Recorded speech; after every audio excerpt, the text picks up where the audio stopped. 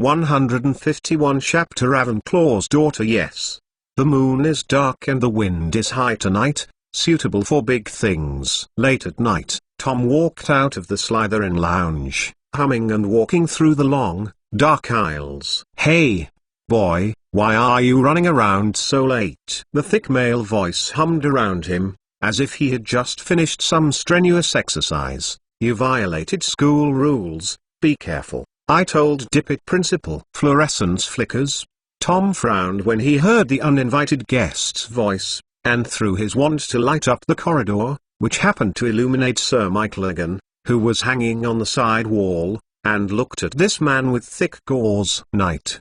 Tom salutes. "Sir, is your injury better?" In the first grade, Tom held his first meeting with his young friends. That night, the portraits in the Slytherin corridor were damaged to varying degrees. Sir McLaggen was the most injured. One of them is different from the restoration process in which the painter fills in with a paintbrush. Sir McLaggen was carried on a stretcher by the residents in the other portraits into the painting frame of Principal Dare Stewart on the wall of the principal's office, where an eye-opening surgery was performed. Even after more than a year, Sir McLaggen is still recovering.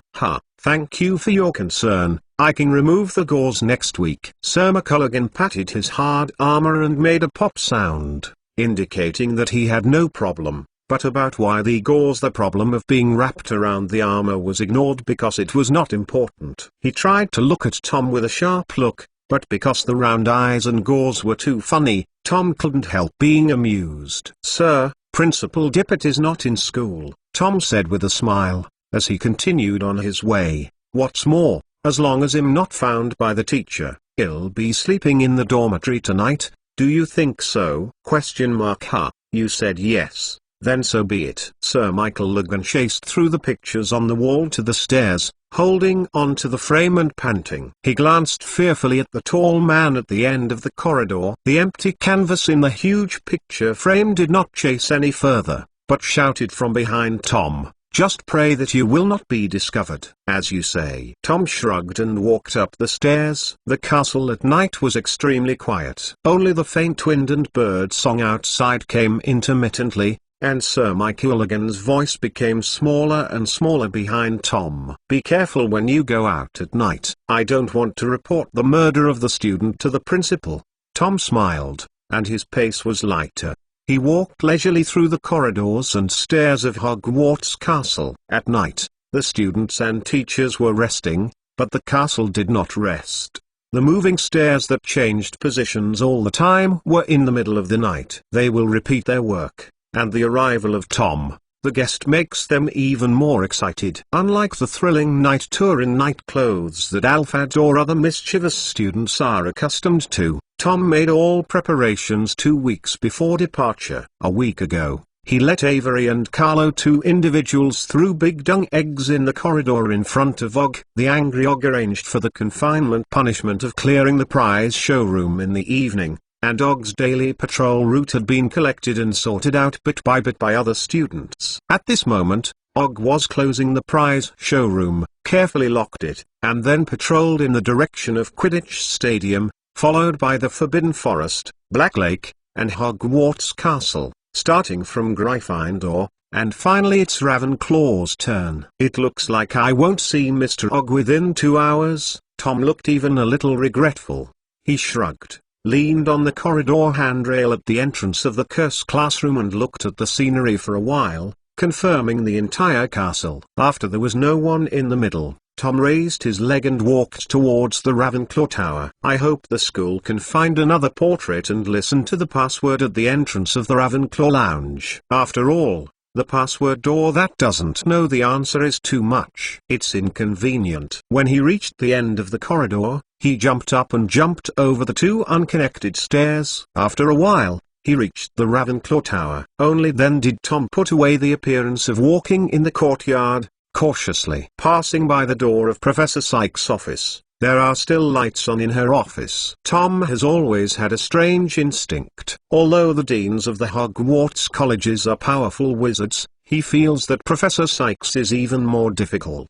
In his heart he even surpassed Dumbledore and became Hogwarts, the role I most want to provoke. I don't know what she is doing so late. Tom tiptoed over, and the entrance to the Ravenclaw lounge was in front of thick solid wood board nailed a finely carved bronze knocker. "Why are you here today?" The door knocker changed to a mysterious question. It has always favored such questions as "Who are you? Where do you come from? And where are you going?" Tom is poking his teeth. He would rather door knockers ask him what the third law of thermodynamics is. I am here to find the meaning of life. Can you find the meaning of life here now? If it is a Ravenclaw student here, it will definitely feel strange.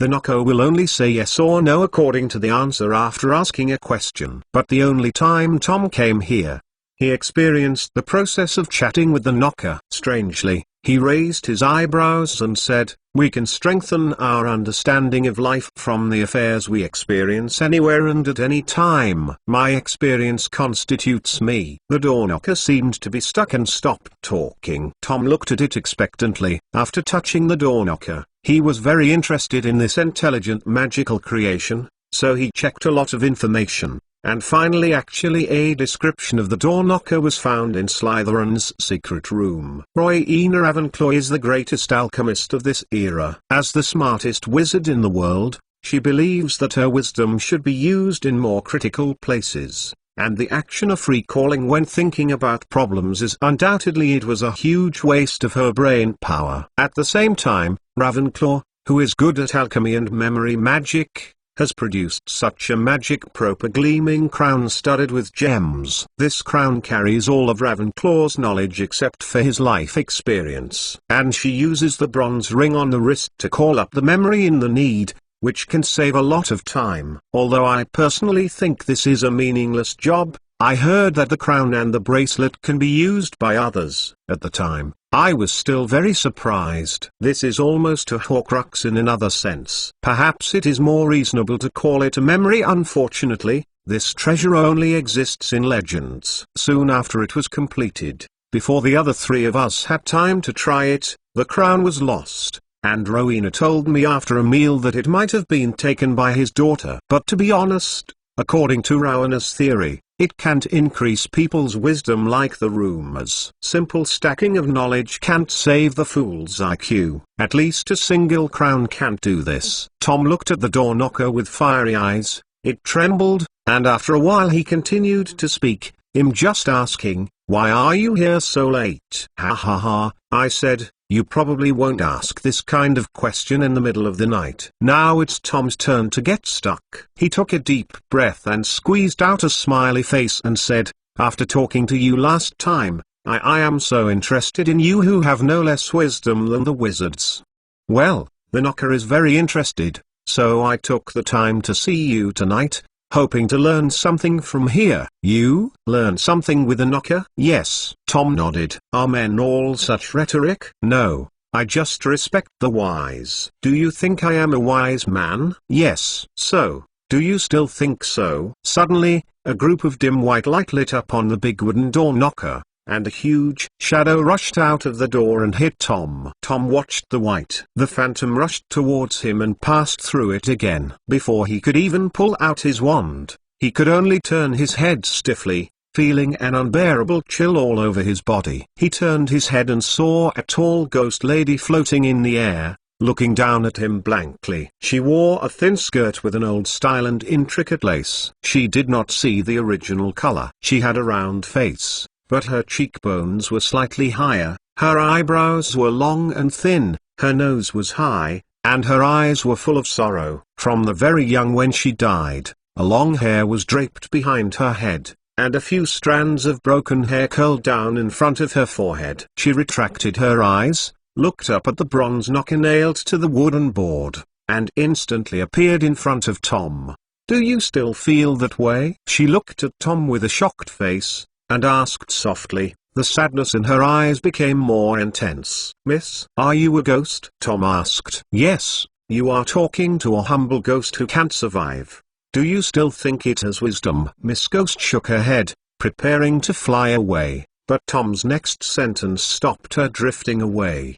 Then it makes sense, miss. I would say that even if a magical creation uses the most subtle alchemy, it shouldn't be so wise. Tom looked at Miss Ghost thoughtfully and complimented. So in fact, you are behind the door knocker, right? This makes sense. Its language is not determined by itself, but with a smart brain like you, it makes sense to say those aphorisms. Miss Ghost stopped and looked at Tom. For thousands of years, few wizards have come back to care about these humble ghosts who escaped from death, let alone the forbidden ghosts established by Hogwarts in recent years. She hadn't spoken more than 10 words to a living person for thousands of years when she came into contact with the little wizard's rules, and hearing such insincere compliments today was enough to surprise her. Do you really think so? Yes, I think so. Tom nodded. He had guessed who the lady standing opposite was. I'm the ghost of Ravenclaw, Miss Grey. My name was Helena Ravenclaw during my lifetime, and hello. Helena stretched out her right hand, looked at Tom condescendingly, and showed her back to him. Tom raised his eyebrows. To be honest, he had only heard of this etiquette. Hello, it's my honor to know you. He lowered his head, his mouth showed a curve, and he ignored the fact that he was facing a ghost. Instead, he held Helena's hand in the air and lowered his head. I put the sticker on the tip of his nose, because the ghost has no entity. Tom only felt that his face was splashed with some extremely cold liquid, and couldn't help shivering. He raised his head, feeling that Helena looked much lighter, and Tom asked, "Are you the daughter of Miss Rowena Ravenclaw?" Helena stared at Tom coldly as if she had been stepped on her tail, and then replied after a while, "Yes, I am Ravenclaw's daughter. Coincidentally, I understand your pain." Tom chuckled. "As Miss Ravenclaw's daughter, you must be suffering? Obviously no worse than your own mother, but under her aura, you still don't have yourself. The name of I know a gentleman whose brother is the hottest wizard now. Everyone said that he would use 20's younger brother instead. His name is always behind the nickname of elder brother's younger brother, so he played it off. My brother's nose." Seeing Helena's face changed, Tom felt a little nervous, ready to give Helena a strong medicine directly, and he secretly prayed that Helena's favorability could rise. "Do you think I am not worse than my mother?" Helena became transparent, and she muttered to herself, "In all these years, except for her, you are the first one I have ever said like this." "People, did you chat with me here last time?" Tom asked rhetorically. "Yes, it's me." Helena nodded. "Then my opinion is still the same as that day." Tom talked freely. "Everyone has something they are good at. Maybe your mother is more famous and knows a lot, but in the field you are good at, you must do it. She doesn't have to be worse. I know you are comforting me." Helena lowered her head, shook her head, showing a sad expression. "Actually, I know it myself. If I really have the same wisdom as my mother, how can I go?" Her voice stopped abruptly. Looking behind Tom quickly extinguished the fluorescent curse in his hand, and Professor Sykes' door suddenly opened. "Please remember the domain name of this book's first publication, Bike's mobile version website, Chapter 152 The Disappeared Pippi Ghost SHHH. Don't talk." Tom only felt a chill in his back. It turned out that Helena passed through her body at the moment when the lighting curse was extinguished, appeared behind her and pushed herself. Although the ghost's touch would not be real, the bitter cold made Tom instinctively pounce forward. Then, his hand pressed the bronze knocker at the entrance of the lounge, and he threw himself on that piece. On the big plank, with a muffled sound of hitting the plank, Tom disappeared in place. Professor Sykes walked out of the office. She wore light makeup. She didn't look like she was going to rest in the middle of the night. Instead, she dressed neatly, as if she was going to an important meeting. She stuck her head out of the door. Looking at the door of the Ravenclaw lounge under the light of the office, I heard the sound of Xisuasu turning his robes, and asked sharply, "What are you doing at the door of the lounge so late?" Helena fell from midair and stood quietly by the knocker staring in the direction of Professor Sykes. Fluorescence flickers. Professor Sykes found her wand, lit the corridor, opened his eyes in surprise, frowned and looked at the translucent woman in front of him, and said, "Miss Gray, can the ghost make a sound, too?" Of course, Master Dean. Helena said quietly in a singing tone, "Listen, I'm talking to you now." "You know what I'm talking about." Professor Sykes raised his wand and shone it into the dark corridor behind Helena. "Don't worry, Professor, I'm a ghost. I can't hide people or anything behind me." Helena raised her hands and shrugged, showing a complicated expression. This one who has lived in Ravenclaw for thousands of years. The ghost seemed to have a bad relationship with the dean of her academy, and even asked sarcastically, "Dean, why do you want to go out for a night tour during the ghost time?" "Phantom time?" Professor Sykes raised his eyebrows and said, "Did you forget? Phantoms are not allowed to contact students. You shouldn't have been here in the first place. 24 hours a day are living time. This is my castle, my tower, my Ravenclaw." Helena clenched her fists and exclaimed angrily, but because the ghost's illusory body could not interact with the outside world, there was no such big movement as a living person's anger, only pale and weak shouts. "Yes, Miss Gray." Professor Sykes walked out of the room, turned and closed the door, tilted his head and said to Helena, "If you are still alive, I might bow to you," but she curled her lips, shrugged at Helena, and said nothing afterwards. Helena watched Professor Sykes arrogantly walk through the corridor, and left the stairs, cursing, "You despicable thief. Sooner or later." "What are you talking about?" Professor Sykes' voice suddenly came from the end of the corridor. Then, a curse flew from the darkness at an extremely fast speed and hit Helena's mouth with precision. She covered her throat with the painful expression on her face. The ground floated in the air, and the ghost's shadow began to tremble violently. Professor Sykes' voice came from the stairwell, which was getting smaller and smaller. "These things are not your turn, Miss Ravenclaw. I hope you can keep your memory long. Ghosts can't help wizards, but wizards have 10,000 ways to punish cowards who dare not face death." Helena squeezed her neck, struggling like a fish stranded on the beach, staring at the direction of Professor Sykes' disappearance with abhorrent eyes. The pain lasted for a long time, until the whole of the bronze door knocker suddenly changed, going dark, a hand holding a magic wand stretched out from inside. The next second, Tom fell to the ground with a puff and bounced on the carpet in the corridor. "Good fellow, it's actually quite tall." Tom got up from the ground, slapped the dusty wizard's robe, looked up at the door knocker above his head, whispered, turned his head to see the grim-faced Helena, and hurriedly ran over and asked, "What's wrong with you?" Helena took her hand away from her neck, pointed at her throat, and shook her finger. "Can't you speak?" Tom asked. Helena squeezed out a voice from the back of the spiritual force and nodded. Tom went around her and asked, "Is this curse a bad one? Is there a cure for it?" Helena nodded. "Can you solve it?" Tom confirmed again. Helena continued to nod. "Is it okay to curse Listip? I can only use this kind of curse for unrestricted curse." Helena nodded like pounding garlic. "The curse stops immediately." Tom waved his wand. Helena's expression eased visually. Seeing Helena's improvement, Tom patted her chest with lingering fear and asked, "Are you better?" "I'm much better." Helena's weak voice came from the side, and Tom turned his head deliberately, not looking at her ugliness at the moment. "Does the ghost also cough?"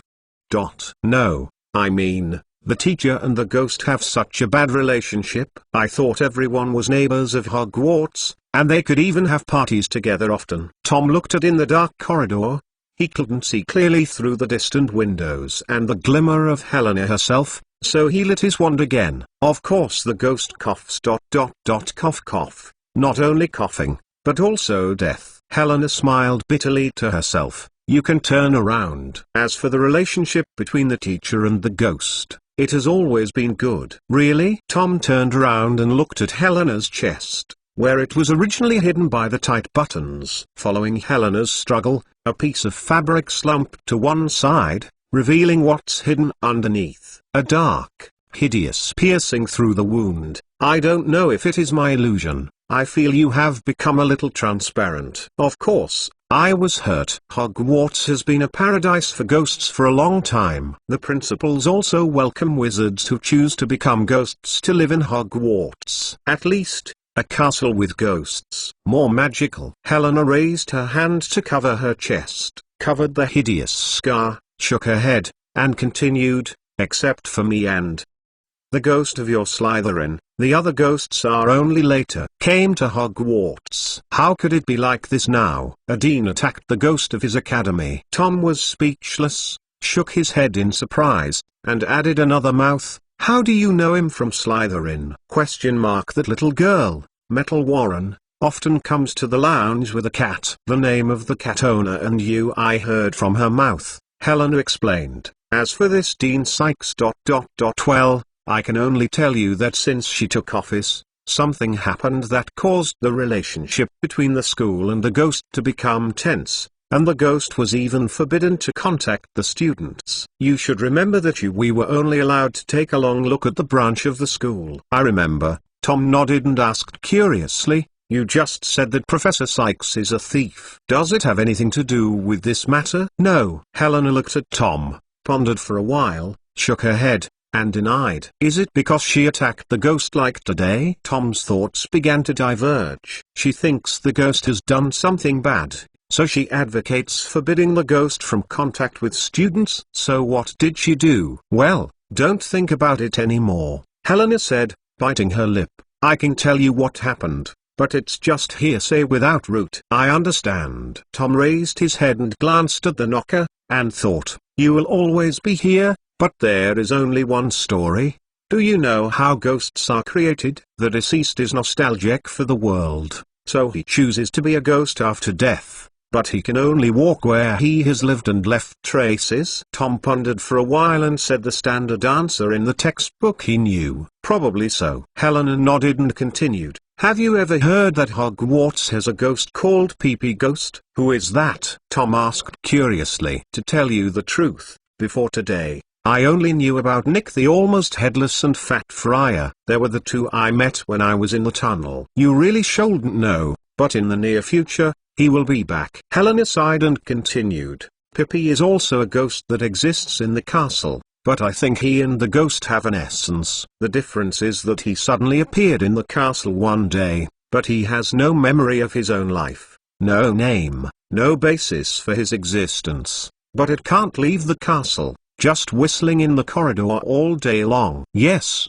Do pranks, mischief? Tom raised his eyebrows. Isn't he a student of Gryffindor when he was alive? We have suspected this, but it doesn't seem to be. Helena shook her head. Each ghost has something to nostalgia for, but it can only play pranks, and there are actually many pranks that are hard to call mischief. It's hard to call it a prank. What is that? Tom gave a puzzled expression. Unscrew the chandelier above the students during the Christmas dinner. By the way, it's strange that it can touch things. Helena showed a look of memory. Many of its pranks are fatal. This made the school leaders think he was dangerous, so they expelled it. Tom asked. They definitely wanted to do this at first, but it didn't seem to be effective, Helena denied. So in the end, they decided to get rid of it. Get rid of? Tom raised his eyebrows. Get rid of a ghost? Yes, they thought so and put it into practice. Yes. In other words, they didn't succeed. Yes. In order to remove Pippi from Hogwarts, the school has planned many attacks against it, spanning hundreds of years. I have no specific memory of these attacks, but without exception, within a period of time after the attack is over, Peppy Ghost will appear in the castle again and continue its dangerous pranks. But what does this have to do with not allowing ghosts to contact students? Tom was puzzled. The most recent attack was more than 60 years ago, Helena said with squinting eyes. That was also the one I remember most clearly. In that plan, the school's wizards worked out their plans and designed a series of targeted magic was used to kill Pippi. But these magic made a catastrophic error and eventually led to the evacuation of the entire school. School evacuated? Yes, but after that, Peppy Ghost also disappeared until Dean Sykes was touring the dungeon 20 years ago, and he discovered that Peppy Ghost liked to use it at Nick's death banquet in Gryffindor. The wrench to screw the screw. Helena pouted. Since then, traces of Pippi's pranks have appeared in the castle one after another, and Dean Sykes used the wrench that no one knows where it came from. So, accusing the ghosts of resurrecting Pippi ghosts secretly. Although this kind of unprovoked accusation is absurd for ghosts who don't even exist, it is undoubtedly for the school that is troubled by conservative Pippi ghosts. One of the best breakthroughs. Do you know what kind of person Dippet is? Sorry, I haven't seen the principal very much. That's right, he has been outside recently for himself. Busy with his own business. Helena realized that she had missed her words and stopped talking. He is a result-oriented man. If you can let the ghost do Pipigui's repeated rebirth is responsible. That's really great. Okay, I understand what's going on. Tom shrugged and saw Helena no longer want to talk about it, so he changed the subject and asked, "Where did you push me just now?" "It's the knocker." "Is it inside?" "I can see and hear what's happening outside, but I can't seem to see me outside." Almost. Helena didn't seem to reveal too much. She explained vaguely, "The principle of the door key, the vanishing cabinet, and the apparition are essentially the same." Tom nodded and asked suddenly, "So is this what Professor Sykes wants to steal?" "No, this knocker is here. It's easy to take it off." Helena's words made Tom very excited. She wants to steal something else. Then, like a close friend, Tom accompanied Helena at the door of Professor Sykes's office, only blocking a pillar and a wooden board, and attacked the dean's character. He was once righteous. Helena needed to persuade him to calm down. "Don't worry, what she got in the souvenir showroom is only the decorations my mother tried to make." Okay," Tom said with staring eyes. "Fortunately, you replaced the thing with a fake." Please remember the domain name of this book's first publication, Bike's mobile version website, 150th her chapter Crown's whereabouts. "That's right," Helena said triumphantly, seeing the sincere gaze on Tom's face and eyes. "I have hidden the real thing in a forest that no one could have imagined." "That's really unexpected." "Who would have thought that someone would hide the antique in the forest?" Tom nodded and thought, "If it was me, I would hide it in Norway, and there would never be a forest there." "I am different. I like Albania." Helena's transparent face seemed to have two red clouds. She raised her eyebrows. It was hard to imagine that a ghost could make such a complicated expression. She said, "I put the crown is hidden in a wooden stake in a virgin forest in Albania, and no one will find it there. You can't let other people take advantage of it." Tom nodded pretentiously, and asked, "I take the liberty to ask, does your death have something to do with the crown?" There was a trace of melancholy in Helena's eyes, and a faint mist turned up in the ghost's body. "It can't be said that it is completely irrelevant. If I tell you, I am the coveted mother's wisdom and stole her crowned man, what do you think of me?" "With all due respect, Helena, your choice like this is not wise," Tom said slightly, with a regretful expression. "Have you forgotten what I said before? Everyone has their own wisdom. Everyone has their own strengths, and your wisdom is no less than that of your mother. Why do you want it?" Tom's words were very rude, but it seemed to hit Helena's heart. She was silent for a long time, shook her head with a wry smile, and laughed at herself. "I have been dead for so many years, and I didn't want to understand. For this reason, even I still believe that Mother is the smartest person in the world." "Most people think so." "I am also most people." Helena put her head against the wall and hid half of her body in the wall, looking a little depressed. "So, can your mother's crown really make people wise?" Tom asked curiously. "I don't know. I only wore it once." Helena pulled her face out of the wall and shook her head, recalling the situation at the time. "I put on my mother's crown, and then my consciousness was memorized by a huge amount of memory. The impact was scattered, but I vaguely remember that those memories were all advanced magic knowledge, including all the fields that wizards knew. I think it might be because I don't have enough knowledge, so it's hard to understand." "That's it." Tom nodded and was secretly delighted. It turns out that the information he has is basically correct, but his expression is still confused, and he muttered, "Maybe it can only allow the knowledgeable wizard to master more knowledge. But such a character will not need the wisdom of others." "I think so." Helena asked back, "Are you interested in the crown?" "Of course," Tom asked, raising his eyebrows. Don't you know its place in the wizarding world? You know I'm not talking about this, Helena asked. I mean the knowledge. Aren't you interested in them? If I'm not interested, then I'm too hypocritical, Tom said with a smile. I just think that even if there is not much wisdom, it is better for myself. If it is magic, I might still feel it, some interest. But if it is wisdom ... not to mention Miss Ravenclaw, even Merlin, I dare not let them into my mind. Am I still me at that time? That's it. Helena glanced at Tom appreciatively, and the expression on her face quickly turned disgust, gritted her teeth and said,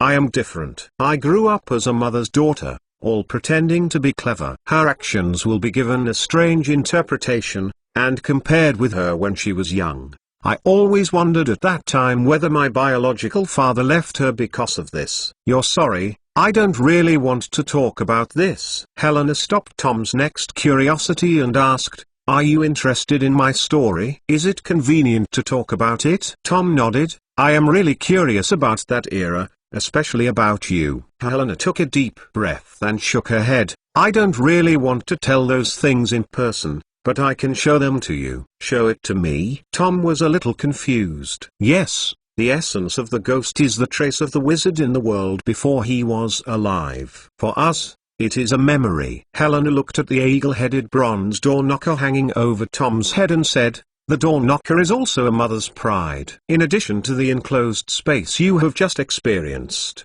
it also has the ability to read and remember somewhat similar to a penguin, such as Dean Dumbledore in Gryffindor. Then what should I? Before Tom finished speaking, Helena walked through his body again, making him fall on the board again. Her forehead hit the door knocker, and Helena squeezed in like a mist halfway through. Hole in the center of the knocker. Tom felt his head sink, and when he opened his eyes again, he was already in a room with a frenzied decor. A little girl was sitting on the bed, staring at him. Tom Riddle, actually I have been paying attention to you since you first came to Ravenclaw Tower. The little girl suddenly opened her mouth and said, Helena's voice, you are different from all of them. I can see the vigorous ambition in your eyes, as well as the hidden cunning, just like the first time I confronted my mother. I know you come to me. You must have no plans. I am not. I don't. Tom denies. He ran here in the middle of the night purely for the knocker who had been in the middle of the night, and the acquaintance with Helena can only be regarded as a surprise, not to mention that she jumped out by herself. Tom even wanted to say, if it weren't for you, I might have removed the knocker. You don't need to deny it, because I don't care. The little girl shook her head and looked into Tom's eyes. Her voice suddenly rose. I'm just a ghost with nothing. I have nothing to lose except the mother's crown. With these meaningless memories, I have nothing. I understand your plot, but your words touched me. I'll hide it in my memory. Go and find it. If you can find it, it belongs to you. The little girl's voice lowered again. The students at Hogwarts are only interested in Nick and the monk. I haven't talked to me for many years. Haha, I don't want to carry it anymore. After all, before Tom could react, the girl lost her brilliance in her eyes, and she lowered her head like a ragdoll. Tom didn't respond to any calls. He realized that the memory had begun. Tom has never had such a novel experience. Reading memories is like sitting next to the person watching a special movie, but it does not need to exhaust the audience's lifetime. In the blink of an eye, he can learn a few months. The story, but the context and plot are extremely clear. Like the descendants of many outstanding figures, Helena has been placed in high hopes since she was a child. People hope that she can inherit the wisdom of her mother and become a witch as powerful and beautiful as her, but she has been mediocre since she was a child. Before was established, Ravenclaw taught her at home personally, but it was not until the age of 7 that she was able to independently cast her first curse that every little wizard learned, the floating curse. This makes Ravenclaw extremely disappointed. The witch, who is known for her wisdom, never thought of defending her daughter in front of others. Instead, she repeatedly expressed herself in front of Helena's relatives and friends. Disappointment. Although those passers-by did not have any special reactions at the time, their attitudes were changing day by day. Soon, the gossip that wise Ravenclaw has a dumb daughter spread like wildfire. although Helena is not dumb canon, even magic talent is much higher than others, but there is no way she is Ravenclaw's daughter. As Helena grew up, this prejudice intensified. Not only did she seem to have not inherited her mother's ingenuity, she did not even inherit her beauty. Even from Tom's eyes, Helena can be called a beauty, but her upright figure and three-dimensional features were not in line with most people's aesthetics in that era, so the phrase "the swan gave birth to an ugly duckling" even became a sentence referring to this kind of tiger father and dog son in that era. As the saying goes, this makes the life of young Helena extremely tormented. After the establishment of Hogwarts, she also secretly wore that sorting hat, but the result was not the Ravenclaw she imagined, but the Gryffindor that her mother would never see. Her most countless stars without stars. At night, Helena always shrank into the empty room on the roof of the Ravenclaw Tower and looked into the distance, longing for the kind of life without a mother, but she never dared to take that step. She was even more at the dinner table than her mother. If you don't dare to move the chopsticks first, how can you dare to escape? Until one day, after a dinner of the Big Four, the gloomy Slytherin called to her and said, "I never think you are worse than Rowena. It is her fame that drags you down if you are not hers daughter, but from an ordinary wizarding family, you may be the next one." Helena doesn't care that Slytherin says she is just the next her. Instead, she is very happy because she was recognized for the first time. A thought that she had never had before took root in her heart, and gradually grew, and eventually grew, become a towering tree. Yes, it is the mother's fame that drags me down. If I could live in a place where there is no mother, it would be great. Helena has never looked forward to freedom like she does now. She plans a route that her mother can't find all day, and the end is the one she wants in her heart, facing the sea and blooming in spring, and more importantly, a place where there is no mother. She expended so much effort on this matter, and even the courtship of the only young wizard who expressed her admiration for her was forgotten. Finally, Helena, who overheard the conversation between Slytherin and Hufflepuff one day, learned that her mother had made a crown that could make people wise, and the vicious words that had been heard since childhood came to her heart again. So while Ravenclaw was in class, Helena took the crown from her room, mounted the flying broomstick, and flew east along the route she planned. Ravenclaw did not know that his daughter had done such a big thing behind her back. There was only one audience for all of this: Sir Barrow, who was the terrifying ghost of Slytherin. He had been facing Halion since he was a student. Now as adored. Helena spent a few days at ease, and Ravenclaw didn't react much to her act of leaving without saying goodbye with the crown. Helena, who had the crown, just as she said, after wearing it once, just because of the impact of a huge amount of memory, was hurt, never tried again. A few days later, Ravenclaw fell ill. At this time, the harsh mother remembered her daughter. She hoped Helena could go back to accompany her, so Barrow offered to ask and take it. The task of finding Helena and taking her back.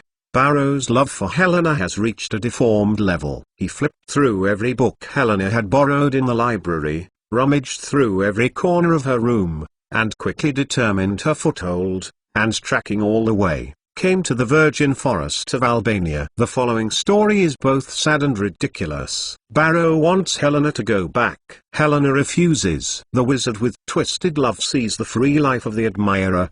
He can't help being jealous, furious, and stabbing him with a knife. Helena died, and when he woke up, he also used the knife to end his life. Tom's eyes widened, watching Helena's life in Albania carefully. He saw Helena built a small wooden house in the forest, set a warning spell around the mountains, and used phantasmagoria to make the roof. It became a scene on the ground. He saw Barrow riding a broom overlooking the entire forest in the air, and seeing Helena, who found Barrow, hurriedly stuffed a grey package into a hollow tree. But the most indispensable things in the forest are trees and tree shapes. Tom's eyes are carefully observed in this fleeting picture, and the scarlet eyes are quickly covered with bloodshot eyes, and they look even more hideous and terrifying. This scene is about to flash past. Tom scanned the surrounding scene anxiously. There were only trees around. After so many years, maybe the types of trees have changed. How can they be found? Until he glanced at the sky above his head, which was tightly blocked by the canopy of trees. As Helena ran, a small gap suddenly appeared there. In the gap,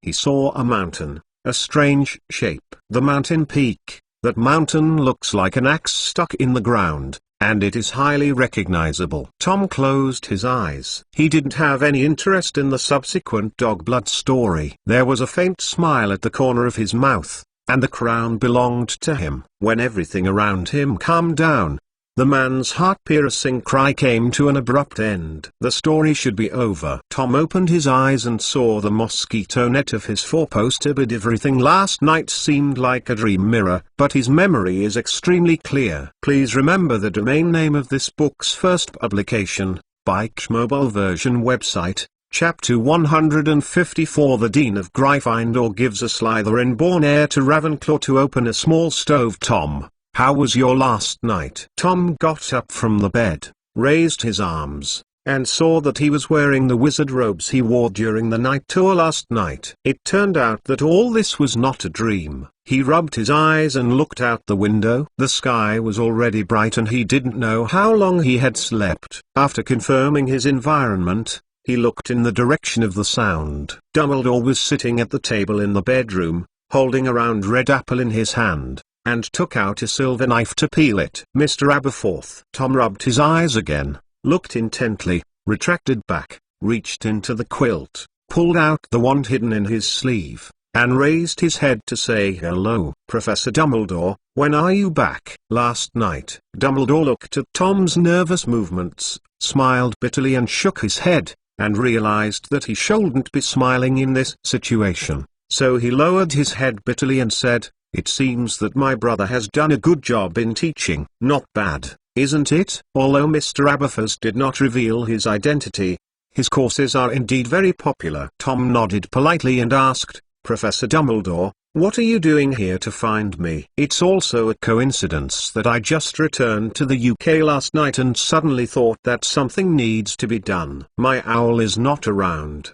so I had to go to the owl room to find one. Dumbledore's blue eyes looked through the transparent half-moon lens. Looking at Tom, he said in a deep voice, "Then I saw a little wizard lying against the wall in the corridor at the door of Professor Sykes." Tom, it was not that I said you, but sleeping on the ground was not only dirty, but also cold. Thank you, Professor, Tom thanked dryly, and he said vigilantly, "Sorry, Professor, I shouldn't go out in the middle of the night and sleep outside." It doesn't matter, Tom. The current Dumbledore professor is Aberforth. I won't deduct points for you. Dumbledore stood up, picked up the alarm clock on Tom's bedside table, and waved it into a there was only a white porcelain tray, and the peeled apple was placed on it. With a light finger with the magic wand, the apple split into several even pieces. He put the plate on Tom's leg and said with concern, "Tom, be careful. Rest. The root causes of the disease I left when I was young have often recurred." "Okay, thank you, Professor," Tom said with a smile on his face. "I have no class this morning. I plan to have a good night's sleep in the dormitory." Night is a time dedicated to sweet dreams. Dumbledore raised his eyebrows. "If you have anything in the future, you can do it during the day. There is no need to stay up late." "I see, Professor." "By the way, Tom," Dumbledore asked casually, sitting on the bed opposite Tom, "I've been away for so long, what do you want to tell me?" "No," Tom replied categorically. He felt that Dumbledore was simply inexplicable, and he asked provocatively, "Professor, do you think I will tell you when I was driven by you?" Seeing Dumbledore's tangled face, Tom was filled with delight. "Then I won't bother you, Tom." Dumbledore realized that he needed to leave, so he turned and walked outside the bedroom. After 2 steps, he turned his head as if suddenly remembering something. "Forgive me for the more talk, Tom. It's not a wise choice to share memories with others, let alone sinking consciousness into others' lives." Tom lowered his head, put his 2 hands into the quilt, and recalled the time when he secretly practiced occlumency with Nelson. Magical power circulated in his mind frantically. Miss Grey is the most tragic ghost in Hogwarts. The age of her life and her legendary identity will always make Hogwarts students' infinite curiosity. It is true that I was in Hogwarts. When I was studying, I also thought about discovering some legendary treasures of the campus, such as Gryffindor's sword, Slytherin's chamber, and Ravenclaw's crown. Dumbledore turned and stood still, staring at Tom earnestly. It looks like you have won the favor of Miss Grey. This is your adventure. As a teacher, I am sincerely happy for you. Thank you. Tom thanked with difficulty. Waking up in bed was enough to make him feel strange. When he saw Dumbledore sitting opposite, he already had a clear answer in his heart. Dumbledore was afraid I already knew what happened last night,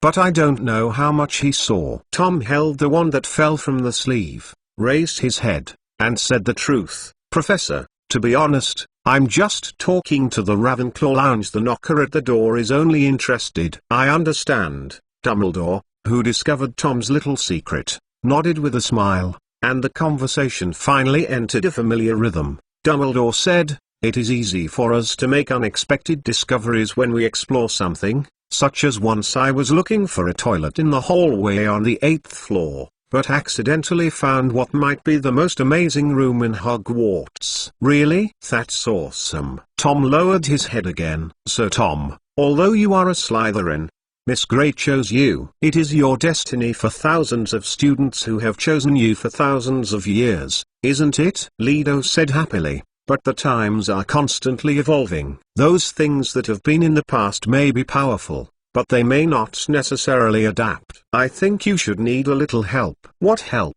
Tom raised his head and asked. I came here this morning to tell you about this. Dumbledore blinked. I have already dealt with things outside of school. I will stay at Hogwarts for a long time to come. In the meantime, Tom, can I invite you to join my special tutoring? What's that again? Although I have always believed that education is equal for everyone, there are some things that can be done more efficiently by more talented people. Dumbledore lowered his head and stared at Tom from above his spectacles. He was silent for a while. Tom, I think you deserve my help. Why? Tom was puzzled. Why me? What do you want to do? What do I want to do? Dumbledore seemed to be stumped by the question, and began to think about it. After a long while, he didn't figure out what he wanted to do. Just for your good, Tom. For my good? Tom grinned at the words, his eyes widened and his head tilted to look at Dumbledore, his face full of disbelief. Do you remember? You said this last time.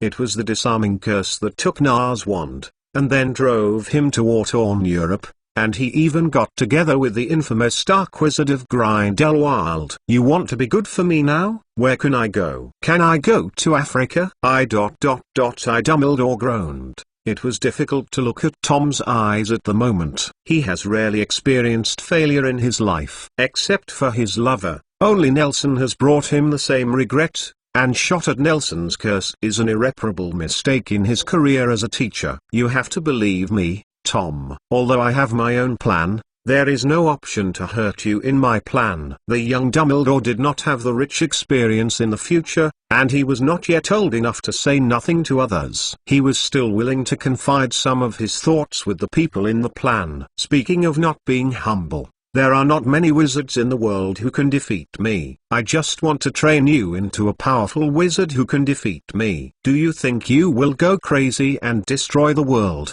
afraid that no one will stand up to stop you at that time, so you cultivate a savior in advance? Tom's eyebrows are almost screwed to the sky, and he takes care of his old age. The man looked at Dumbledore and said seriously, I don't think you have to think like this. Listen to me, Tom, the key to this is not me, but you. Dumbledore thought for a moment and said, do you remember the fire that went through when I went to France last year? Tom frowned and recalled carefully. Only for a moment, he remembered the fire that was about to burst through the door of the room and burn himself into coke. When he packed his luggage and was about to leave, the ball seemed to be alive and conscious.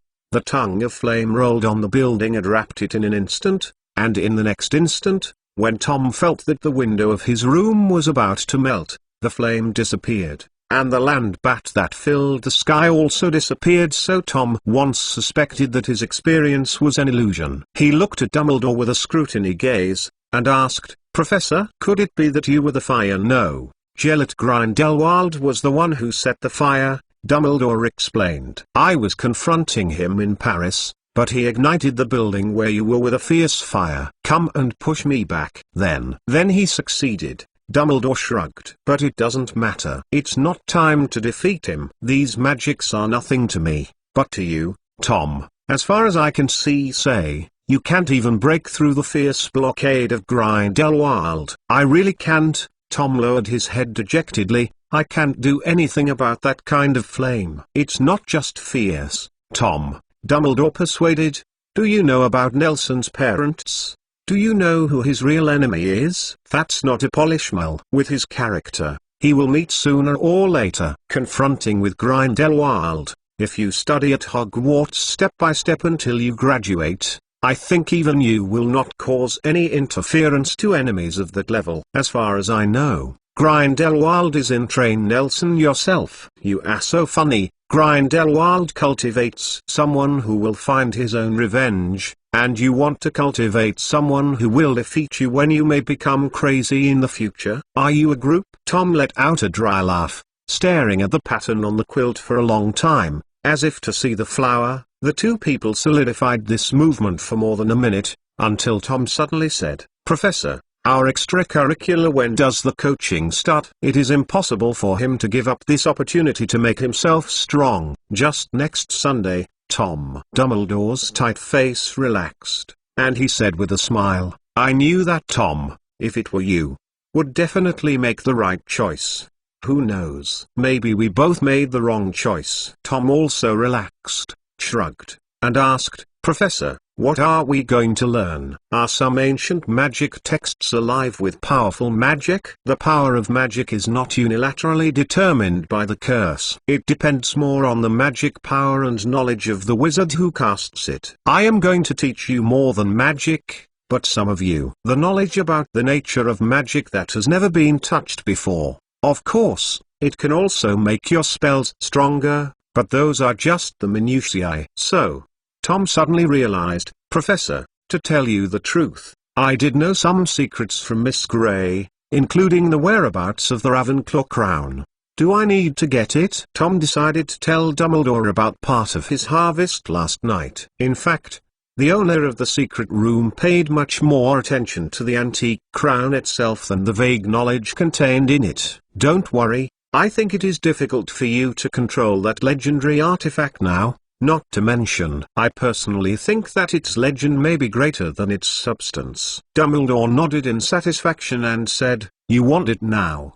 What I did was to study with me. It was also very interesting to think about it." A Gryffindor dean gave a small stove to a Slytherin-born heir to Ravenclaw, so we set the place for the first class in Chiputch's basement. Let the Big Four feel a little involved. It is used to store potatoes in winter and is now empty. "Okay," Tom nodded, recalling what Dumbledore had just said, and asked curiously, "Professor, you just said that it is not the time to defeat Grindelwald. Can you easily defeat him?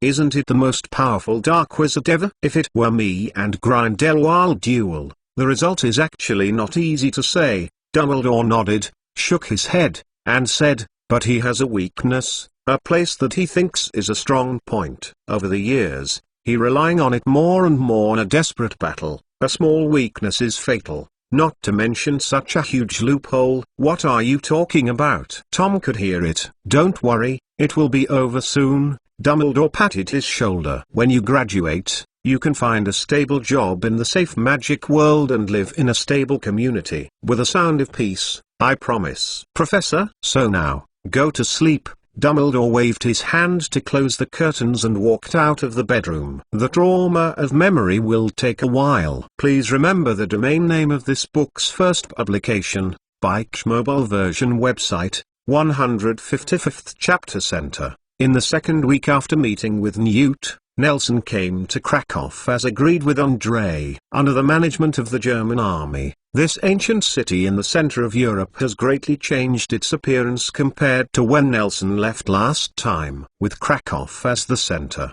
a large number of military camps, research centers, military factories, and concentration camps for political prisoners and prisoners have been established around the city. Among them, Auschwitz-Birkenau is the largest concentration camp and has been victimized by the war. There are also many people. Crazy scientists from Germany have been eyeing this resource-rich treasure land, and have submitted applications to establish a research center. Those vacant buildings are just for them. The scene that the despicable Helbo saw from Pythia's prophecy was happening, and he inevitably forgot the abyss and fell. When Nelson revisited his old place and once again climbed to the top of the mountain where Helbo's remnant soul was hidden, his Mosuo hand held a green title. With a ring like a tailed snake, his mood is inevitably depressed. Mr. Wiltoning, the building over there is prepared for you. It is called the Central. The saints behind him acted as the leader who came to patrol with the spirit of 12 points. As the tour guide,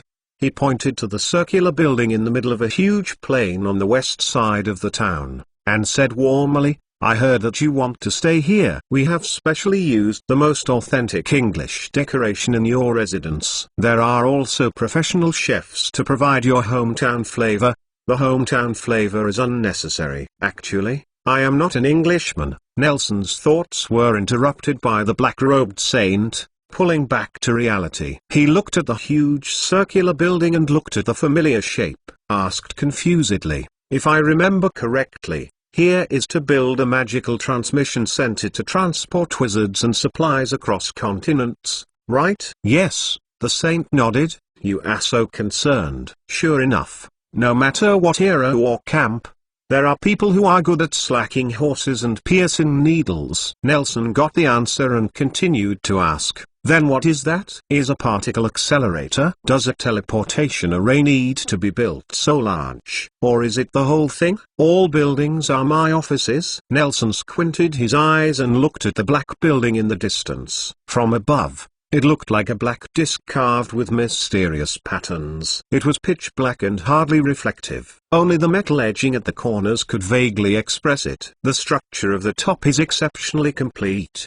and the mark of the saint symbol of the Deathly Hallows is carved in it. Because it is too far away, there is no reference, and he can't see how big this center is, but he can judge only by the area of the disc farther in the field of vision, as large as the newly completed building complex under the mountain. It is definitely not much smaller. Nelson can imagine what kind of urban legends about the hub can be circulated on the internet in a few decades. "Particle accelerator? What is that?" The black-robed saint replied with a confused expression, "Sir, since this is the operation center of the intercontinental teleportation, the area must not be too small. In order to maintain long-term stability, a few are buried underground. Thousands of magic items, this area is just right." "That's it." Nelson nodded, and casually made his own suggestions. "I think lightweight and portability are the general trend of technological development. It can only be done to this extent now." The black-robed saint could not hear any apology in his voice. He seemed to be very satisfied with his results, and just continued to explain, "Mr. Wiltoning, according to Grindelwald at the request of the adults, there is a space specially prepared for you on the top floor of the hub." "What venue?" A question mark slowly popped over Nelson's head. "Isn't it enough for me to come and see it occasionally? Is there anything wrong with me?" "I'm not sure about this." The black-robed saint shrugged and said, "This is Master Grindelwald's order. Maybe he has some considerations. You can go and see for yourself. By the way, will you apparat? "I will." Nelson glared at him, adjusted his collar, took out his wand, and instantly disappeared in place. "I will go to the upper level to see." "Nelson, do you only have this ability?"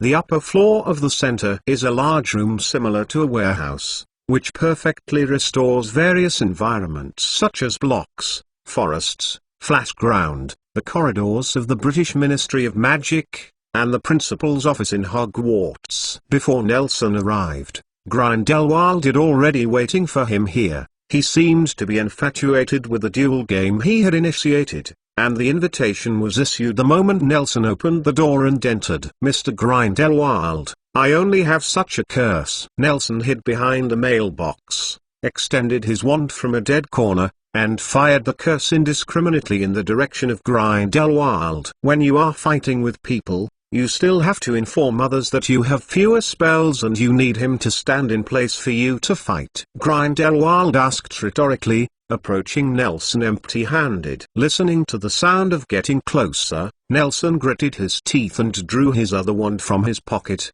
and shot Grindelwald with one wand in his backhand. In an instant, various spells flew in the direction of Grindelwald. Nelson didn't know the situation behind him. He only heard Grindelwald's footsteps and was not even disrupted. He still strolled through Nelson's guns and bullets, and he didn't know if it was Nelson's bad luck or he couldn't aim at this angle. None of the dozen or so spells he fired in succession flew in the direction of Grindelwald. The furnishings in the room were smashed. Yes, you can cast spells skillfully with both your left and right hands, which is very good, Grindelwald said in a steady voice. But why do you shout out the spell every time you cast it? Even if you don't cast it silently, isn't it necessary? Is it possible that a loud voice can amplify your magic power? Is it possible that your 90-degree obstruction curse with a loud voice can hit me? Really? Nelson leaned on the post box, panting heavily, hurrying to regain his strength. Not to mention the consumption of magic power, the string of rap-like curses just now is enough to make a person with poor vital capacity pass his breath. He put the dark walnut wand back into his pocket, took out a handful of small silver balls, picked one of them and threw it behind him, and a huge tiger pounced on Grindelwald from the air. He opened his blood basin and bit his neck. Furthermore, your random use of magic is completely wasting your own magic power. Grindelwald continued to comment on the subject, facing the tiger without panic. Even if you hold the magic wand with your feet, what can you do? I can't hit anyone. What's the difference between 10,000 Dao and 1 Dao? Feeling the blood rushing towards his face, he nodded in satisfaction. He finally drew out his wand and waved it, accompanied by a burst of blue smoke and a bang. The tiger turned back into a small silver ball and fell to the ground. Bounced again, and there was a crisp echo in the empty room. Nice deformation. I like the color of this tiger, Grindelwald said with a hint of appreciation. And then he turned around, but only deformation is useless. I think you should not be stupid enough. In a vain attempt to defeat a wizard with a mindless beast. Indeed. Nelson heard the crisp sound of the ball bouncing and falling on the ground. He was overjoyed, and silently counted down. 5. A wizard who only specializes in a certain magic will not become a real strong. Grindelwald talked freely. When I was young, there was an enemy whose black magic was the most powerful I have ever seen. He once used a Life King spell to solve a giant dragon. Only in this respect, he can be called the most powerful black wizard in the world. 4. Nelson seriously felt the gap in which the ball bounced on the ground, and sandwiched a silver ball in his hand between his 5 fingers. But he died in the end. Do you know how he died? 3. Nelson pinched the time for the ball to land again, and pressed his handful of silver balls to the ground. He was poisoned to death by a South African interner, Grindelwald said with a hint of teasing. Who would have thought that a dark wizard with such a deep black magic could not even understand the 4th grade potions? He carried more than 40 bottles of antidote on him, but he just didn't know which bottle to drink. 2. With the palm of his hand lightly exerting force, Nelson lightly pushed the silver ball in his hand in the direction of Grindelwald. The interner couldn't apply for a deadly powerful poison. It was the dark wizard who used his various antidotes to mix together and poisoned himself. Grindelwald sighed. It's a pity. I wanted to ask him for advice. 1. Nelson saw that the balls had escaped from the back of the mailbox. Before Grindelwald paid attention to them, he jumped out from behind the mailbox, raised his wand and pointed it at Grindelwald, shouting, "Killing curse!" Grindelwald raised his eyebrows, and he raised his wand. It was not that he was afraid of Nelson's death curse. He was just a little worried about what kind of curse this too substandard curse could produce. He waited, only to find that there was no green light from the tip of Nelson's rod. Only then did he realize that the boy on the opposite side looked a little out of sync. 0. Nelson is a humble person who is good at taking suggestions. Before shouting out the extremely non-standard life-threatening spell, he had already cast apparition quietly, and Grindelwald watched his figure change. Unreal, then appeared in front of a container at the far end of the room. He opened the door, walked in, and closed the door with his backhand. Grindelwald shook his heart. He realized that he had underestimated his opponent, so he squeezed his wand and looked around like an enemy. Then, his sidelight swept to the small ball that was turned into a tiger by Nelson at first. Its kinetic energy has been exhausted, and it stopped on the ground at the moment. Cracks quickly appeared on the surface. Grindelwald raised his eyebrows, and transparent shields emerged around him, forming an airtight cover. His eyes condensed on the small ball that was gradually cracking. When the cracks filled the sphere, it exploded from the inside out, bursting out a burst of violent glare. Grindelwald closed his eyes by the white light. In the next second, he heard dozens of small balls bouncing on the ground. They are densely packed, like raindrops, like an army, like a swarm of bees. When the first crackling sounded, Grindelwald chose to apparat directly into Nelson's hiding container. He had a hunch that if he stood there, he might make a notion look. Nelson was holding the cracks in the container door and looking out with relish. There were dull explosions in the distance, and a green mushroom cloud rose from where Grindelwald had just stood. "What did you do?" Nelson felt a hand on his shoulder. He raised his head and found that Grindelwald was also looking out through the crack of the door. Seeing the horror outside, Grindelwald took a breath. He opened the door and looked at the ground that had been completely dyed green. He sniffed the smell in the air, just ordinary dyes. If you are hit, you won't actually suffer much damage, but you will definitely be greatly insulted. "Mr. Grindelwald, those are just ordinary dyes. The last little balls are used for marking and signaling," Nelson explained motionlessly. "If you launch it into the sky and explode, it will be a ball. Green fireworks, used for survival in the wild and okay. Grindelwald raised his forehead. "Then what was the small ball in the beginning?" "That is a small ball that I specially customized. It is hollow, and a one-time powerful lighting technique is sealed in it. I improved it a bit to shorten the life of the light source, but let its brightness greatly increase," Nelson explained. In his heart snorted with satisfaction. "Ancient people, this is called flash bomb. This is called modern warfare." "I understand." Grindelwald nodded thoughtfully. "When I destroy its deformation, it will burst open, depriving me of vision with glare." "Yes, good idea." Grindelwald patted Nelson on the shoulder. "But have you ever thought about it if you don't have these props by your side? Like now?" He took his wand and wiped it on Nelson's pocket, which was sealed. "Mr. Grindelwald, I know this spell." Nelson raised his wand. Bright as day, a white light flashed, and Grindelwald closed his eyes again. He felt that he was empty. When he opened his eyes again, Nelson was already standing opposite the pool of green paint. "You are really clever." He smiled and shook his head, appeared opposite. Nelson picked up half a small ball on the ground, cast a spell softly. A big black bird appeared on his wrist. "I have seen you. Let's take a look at my transformation.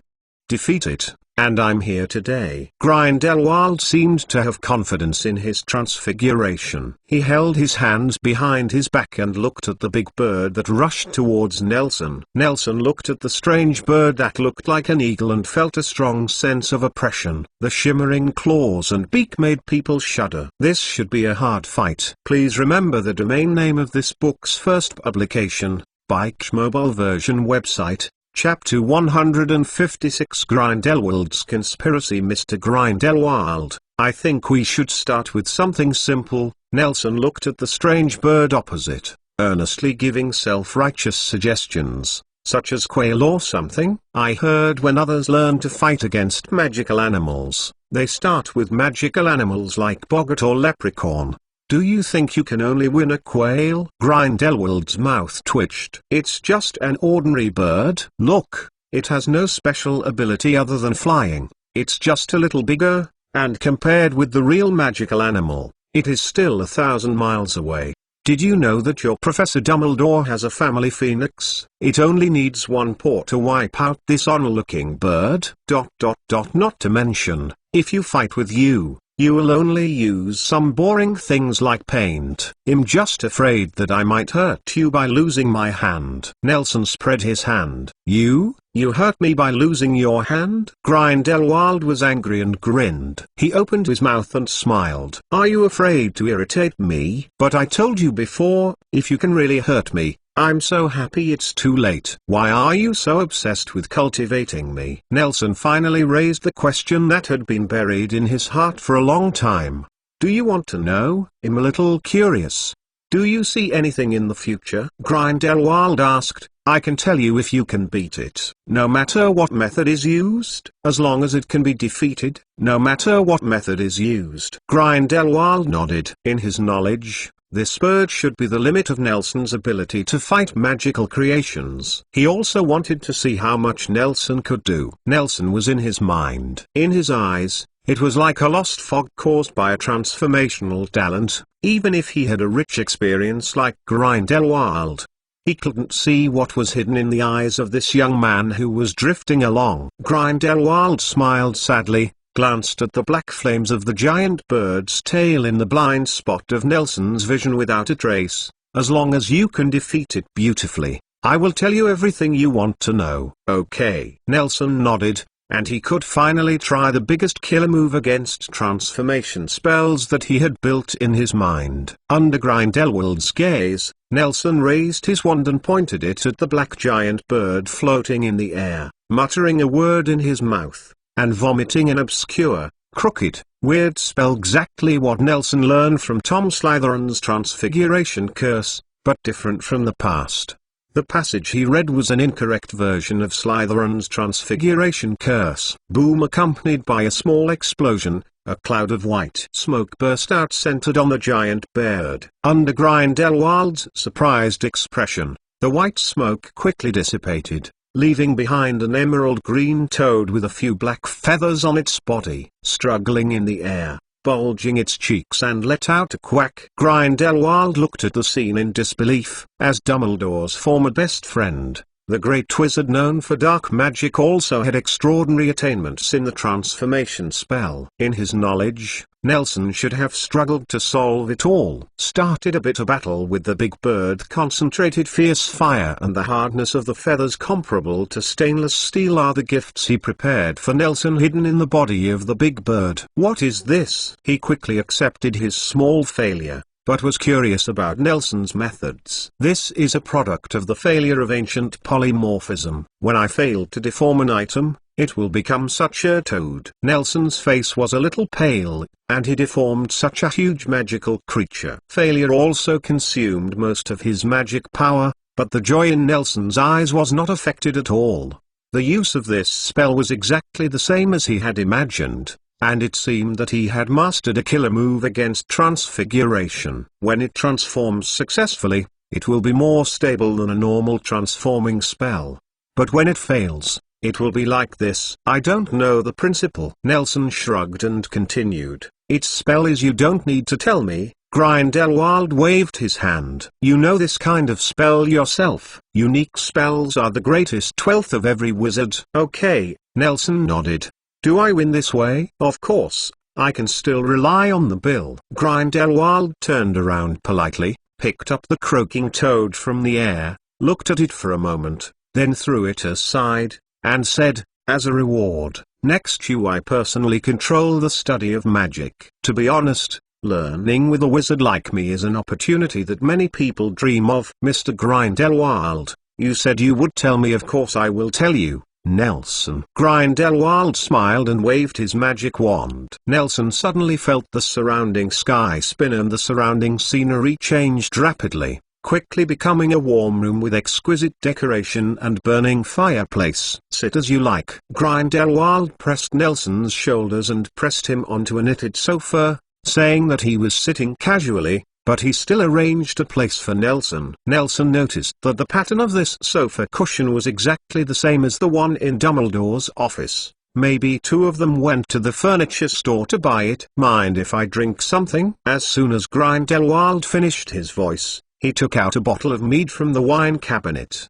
poured himself a glass, leaned against the fireplace, and asked, "You are a prophet. I should understand that sometimes I see some plausible images, and some situations are too bizarre, making me always feel whether I have delusions." "There are some." Nelson nodded, wondering what medicine was sold in Grindelwald's gourd. "I was troubled by thirsty memories when I was young. Until I grew older, I didn't realize that what I saw were real memories." Grindelwald swallowed and said intoxicatedly, "Those are happening in the future. Real memories may come from me in the future, or they may be what the world wants to tell me. But the prediction is actually not accurate." "No, it is absolutely accurate." Grindelwald shook his head and said sternly, "I know that in history, there are many talented guys like you who think they see the illusion, and such people are most vulnerable to fate. I must remind you that facing up to the destiny you can see, this is the most suitable way to deal with this gift." Nelson nodded. In his heart, he always believed that the ones who are most likely to be played by fate are those who believe in fate too much, such as Voldemort,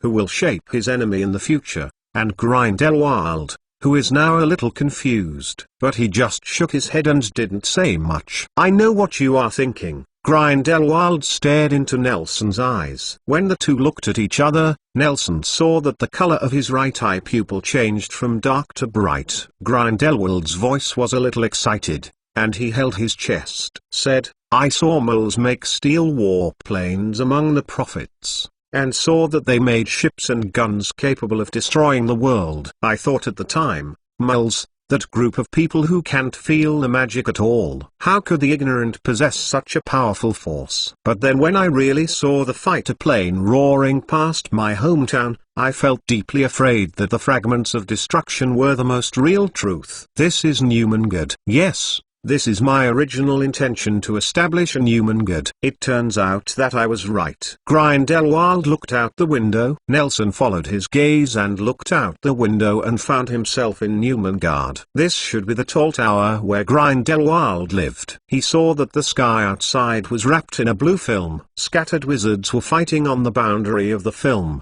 but Grindelwald seemed not to care about the fighting that was taking place. Looking back, looking at Nelson, he said, "So that I became more and more afraid of becoming the kind of guy who was bound by fate. I felt more and more that a pair of shackles was being put on my neck, getting tighter and tighter. Can't breathe.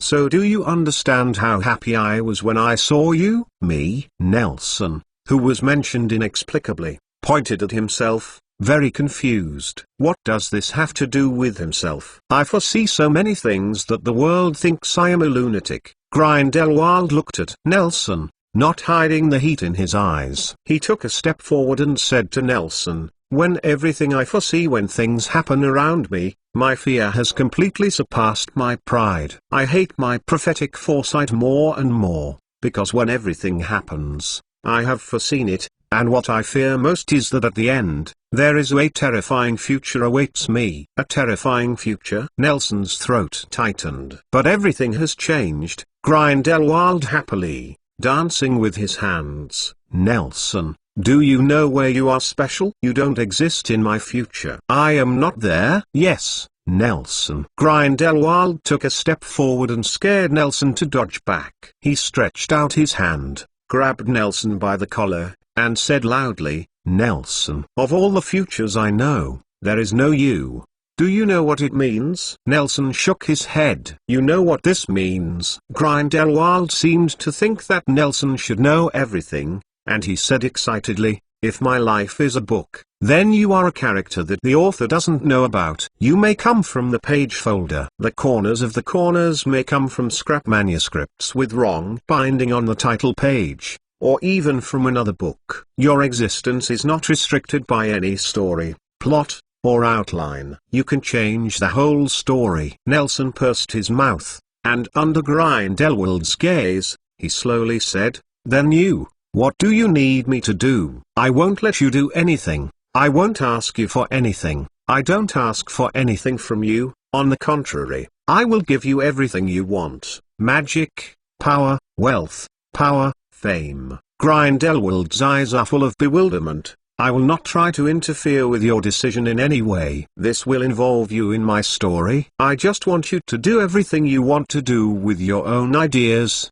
and the horrible ending I fear will definitely be changed. Compared with the overall situation you like Professor Dumbledore, I am more willing to let go. I believe that you will bring me unimaginable surprises. Can this be considered nothing else?" Nelson tilted his face to one side and asked softly, "I give you all the support you want. Think about it. Since you came to Newmangate, do I have any ideas that distort you?" Grindelwald asked rhetorically. "Even if I knew I was yours enemies, don't be stingy about nurturing. I feel a little strange when it comes to this." "What's weird?" "Nelson, are you Nelson Wiltning or Nelson Williams? When I tell you personally, I am your murderer's enemy, I can't even see a wave in your eyes. Sometimes the style of acting is more like a mole, which really puzzles me. What do you want when you follow the crowd?" Grindelwald stared at Nelson's profile, as if he could see the flowers from above. After a while, he loosened Nelson's collar, clapped his hands, and muttered to himself, "You seem to have no attitude towards anything, except for your own friends. I can't see what you care about." This is not a mentality that a strong person should have. "I'm not a strong one." "That's just what you think." "Nelson, do you think you are weak?" Grindelwald retorted. "I can't even imagine how far you will grow in time. So what exactly do you want?" "I don't know what I want." Nelson shook his head with a wry smile. "I came to Europe with a purpose. That is the only thing left to me by my most important elders, but now I feel that with my own strength, I can't do it." "What?" "He wants peace. He's pretty weak, doesn't he?" "Peace?" Hearing these two words, Grindelwald opened his mouth and laughed. "Ha ha, even if you say you want to be the king of the world, what kind of ideal is this? Can't it?" Nelson felt that this age of war was completely different from what he had imagined. "If you want to make a change, even with the help of magic, there is no hope." "Of course," Grindelwald laughed when he looked at Nelson's speechless expression, and he changed his conversation. "If you are allowed to fight alone, you may not be able to do anything after the battle is over. However, with my help, everything will be different." Grindelwald's eyes flashed with confidence. "Under my guidance, you can become the greatest wizard in the world, and you can have the most difficult the power of imagination. At that time, you can do all the things you want." Please remember the domain name of this book's first publication, Bike's mobile version website, 157 chapter commitment. "But what's the use?" Nelson stared at Grindelwald, who was standing in front of him and looking down at him. "Since you believe in fate so much, what is the meaning of your actions? You didn't see me in the future, maybe just because you didn't. It's me. You can't understand everything that will happen in the future in detail. You look down on yourself too much." Grindelwald lowered his head. Their eyes were so close that there were only his two different colored pupils in Nelson's field of vision. He stretched out his hand, grabbed Nelson's hair, and gritted his teeth. Said, 12 years ago, in Paris, I had discovered you. If your mother hadn't hidden you in Mole's home, you would have been trained by me when you were learning to speak. Even so, now you can do too many things beyond my expectations. From the moment I saw you, the future is changing. What you know may not be the real future." Nelson found an invisible fear in the tightly bordered pupils of Grindelwald. He grinned and laughed. "Mr. Grindelwald, you have tried. Have you ever changed it?" Grindelwald's pupils vibrated and his body straightened slightly, as if he would think of something bad. "It looks like you did it." Nelson smiled and stood up on the armrest of the sofa, squeezing a space from Grindelwald. He shook his head. slightly raised his head to look at Grindelwald, and said seriously, "I always think that the future is unknowable. People are emotional animals. You can't even predict the direction a leaf will fall. How can you see through the various unimaginable decisions people make? These strange choices constitute what happens in the next second. Every moment, there is an expected future collapse, and an unexpected future composition. What do you want to express?" Grindelwald squinted. Nelson could no longer guess his psychology by reading his eyes. He paused and asked, "Then what decision will you make? What are we going to learn in our first class?" Nelson walked around Grindelwald with ease, walked to the coffee table, took out a slowly deforming wine glass from his pocket, and held up the mead bottle for himself. "Pour a cup and ask, I am also very curious what the future you foresee is like, and I am even more curious whether the future I am looking forward to can really be realized." Grindelwald looked at Nelson holding up a glass of wine to toast to himself, somewhat stunned. In his eyes, several completely different figures were slowly overlapping, and they were quickly superimposed on the boy in front of him. He shook his head, expelled these strange fantasies from his mind, and frowned while staring at the wine glass in Nelson's hand. "Minors can't drink alcohol." As soon as the voice fell, the mead in Nelson's hand bubbled up and gradually boiled. He felt the glass in his hand heat up, and a cloud of steam rose from the glass with the rich wine. When he lowered his head, "When I looked at the wine glass, I only saw a glass of clear honey water." Cheers. Grindelwald took the wine glass and stepped forward, touched the quilt in Nelson's hand from the wall of the glass, and then took the wine glass and drank it in one sip. "Mead. A sweet thing like honey. The end of the world. How much can there be?" "Mr. Grindelwald." Nelson took a sip from the wine glass, and after a brief taste, there was only a faint sweetness in his mouth. "I think this glass of honey water is very sweet." "Honey water? Of course it is sweet." Grindelwald laughed as he stared at the cup in Nelson's hand. "Tom, relax after studying." Dumbledore took out a bottle of treasured wine from the wine cabinet in the office, glanced at Tom, shrugged, and took out another bottle from the cabinet. "I always pay attention to the quality of my sleep." Tom shook his head. "As a whole Hogwarts, I may be the only person who sleeps with a blindfold." "Why?" Dumbledore took out a towel and wiped the dust off the two bottles, and threw the one that he took out to Tom. When Tom thought the bottle was about to fall to the ground, it wobbled, fly up, shaking his belly, bumping Tom's head lightly, slamming his head against the cabinet next to him,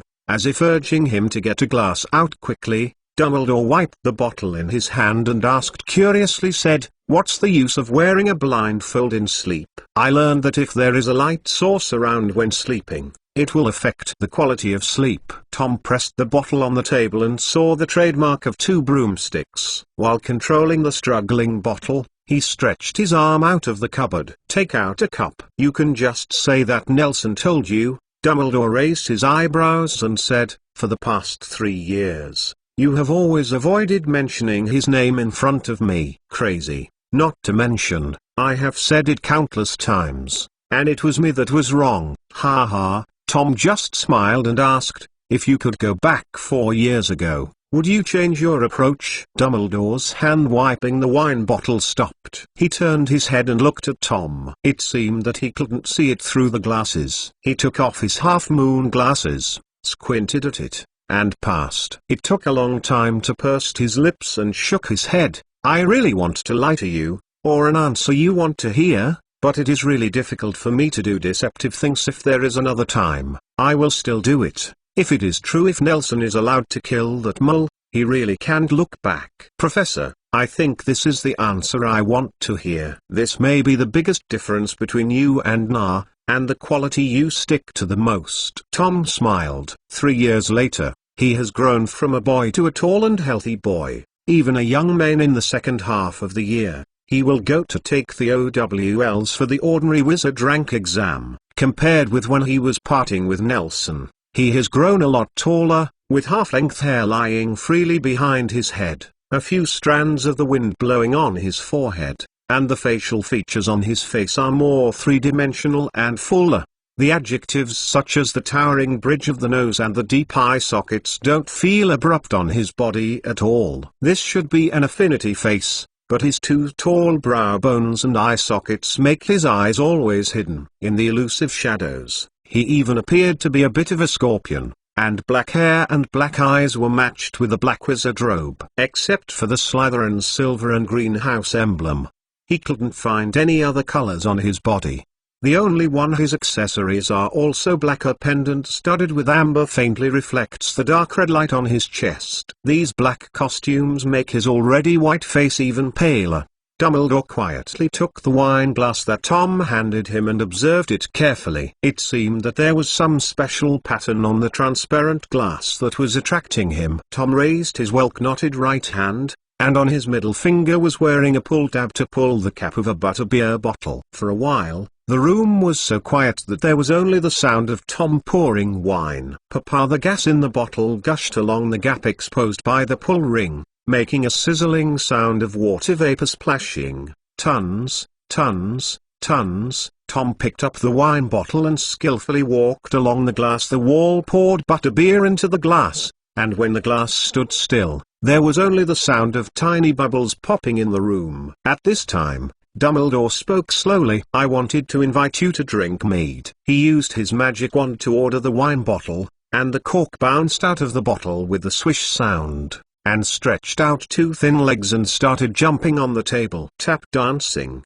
he said while pouring alcohol, but considering that you are underage, as a teacher in the school, I can't take the lead in getting students to violate school rules, so I can only let you drink butterbeer. I really like butterbeer. Tom lifted his glass and shook it. The bubbles attached to the wall of the glass burst more quickly. He stared at the bubbles slowly formed in the turmeric soda, and said, "And I don't like drinking too much. I feel the taste is very ordinary." "Have you drunk?" Dumbledore raised his eyebrows, lowered his eyebrows, and said thoughtfully, "It's more than twice as much as mead." "I didn't say that, Professor," Tom said, shaking his head. "I just don't think that taste is right for me. You know, the person I hate the most is a drunkard." "Okay." Dumbledore nodded and asked, "How is your preparation for OWLs? Are you confident?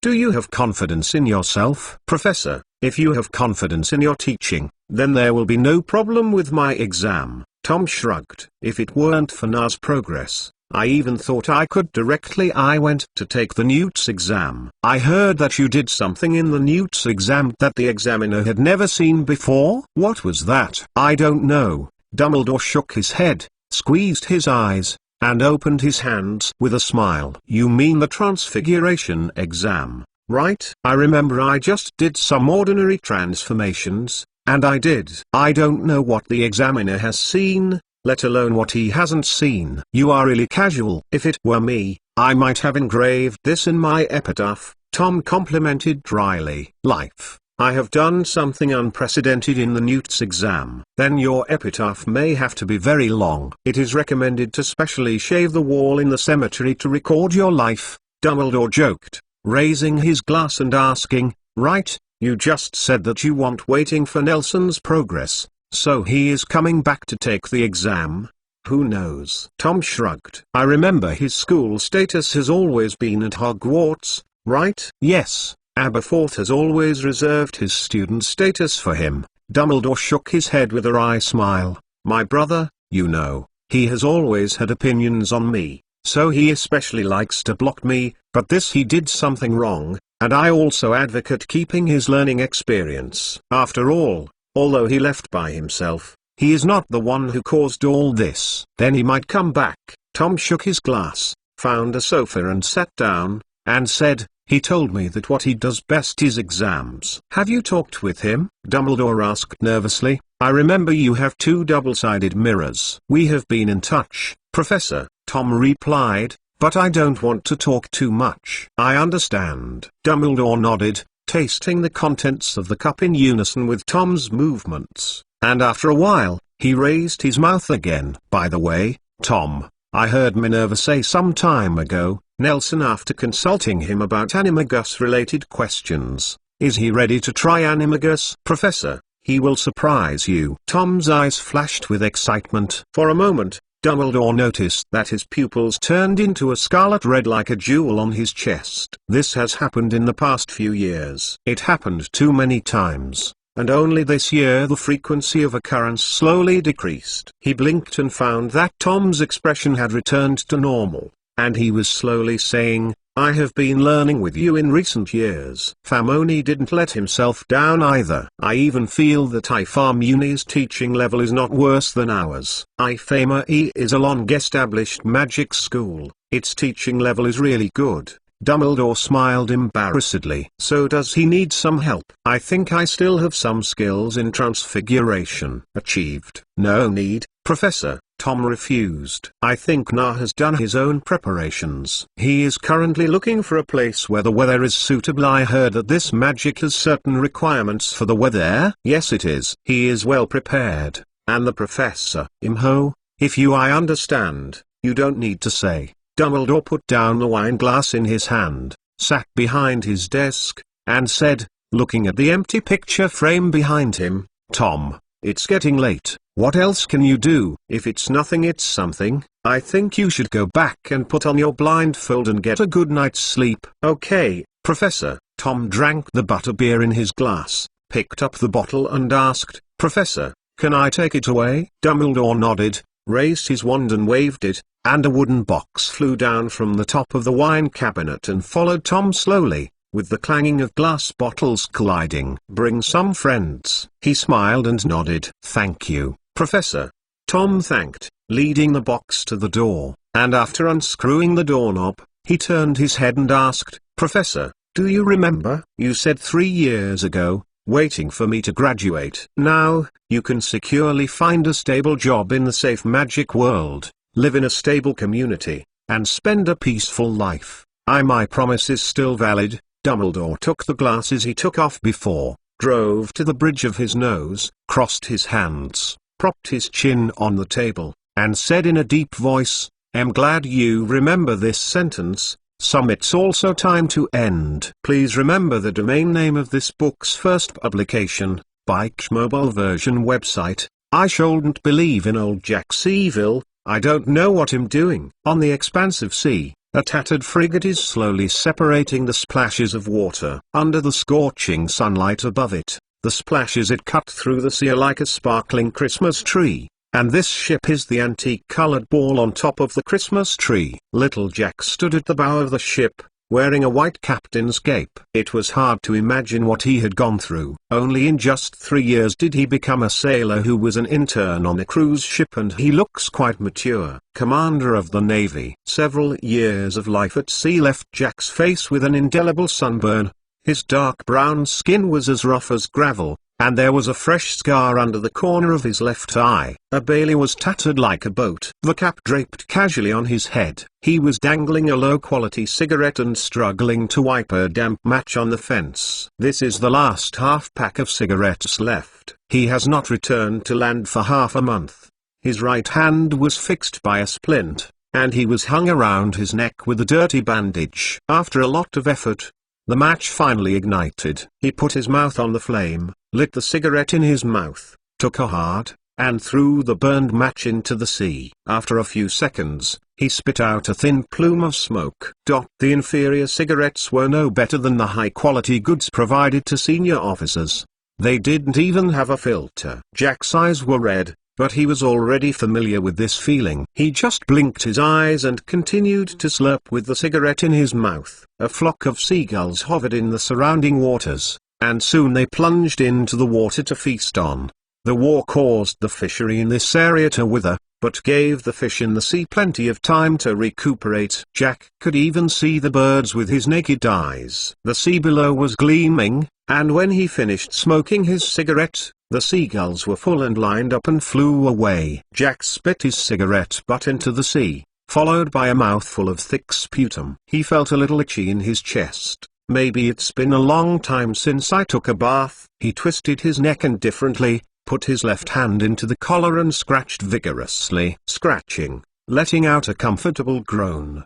His nail touched a hard object. He took out the necklace with the pendant box from his collar, and gently opened the lid with his thumb to reveal the picture tucked inside. A cute girl with a round face is smiling at the camera, smiling like a flower. The Blaney is a River-class frigate. It is poorly equipped and neglected to maintain, but it is still the most trusted friend of the Allies at sea. The River-class ship under Jack's feet has not been launched for a short time, but it is around. It's a legend in its small circle. It has experienced several major battles with heavy losses, but fortunately to survive to this day. The reason is because it has so many minor problems, and it is always overhauled in the dock during wars. Captain Jack is the second commander on the frigate, under the command of Major Doug. Under normal circumstances, his main job should only be to fight hands, but Jack said that he has been on board a ship since the first day. I have never seen the so-called Major Doug, and I can only see the signature of this Major Doug on the report documents when he stops at the dock regularly. I heard that Major Doug's father was a well-known counsellor in London. He arranged his son into the Navy, but he had been taking sick leave to prevent him from entering the most dangerous battlefield. I hope it's syphilis. Jack leaned on the railing, drew a cross with his healthy left hand, and blessed silently in his heart, at least 3 times. His rank was also promoted by the line of fire, because no one really wanted to accept this task to set up mines in the warring seas. On this ship, apart from professionals engaged in mines and a few veterans sailing, other naval forces there are only a bunch of cheap bones left. They don't know one big print, either for the sake of serving the country, or for the generous pension. They boarded the broken ship that didn't know when it would disintegrate on its own. I finally know why the old Jack always wanted to see the fireworks, said Jack into the sea spat, angrily staring eyes of his sun-baked, foul-mouthed, and said, "This is the sea birds in addition to what cannot see, but also why not blow up a boat and show me the fireworks?" God seemed to have heard his prayer, and soon, a water column of 10 meters high suddenly stirred up on the sea several hundred meters away. Bang!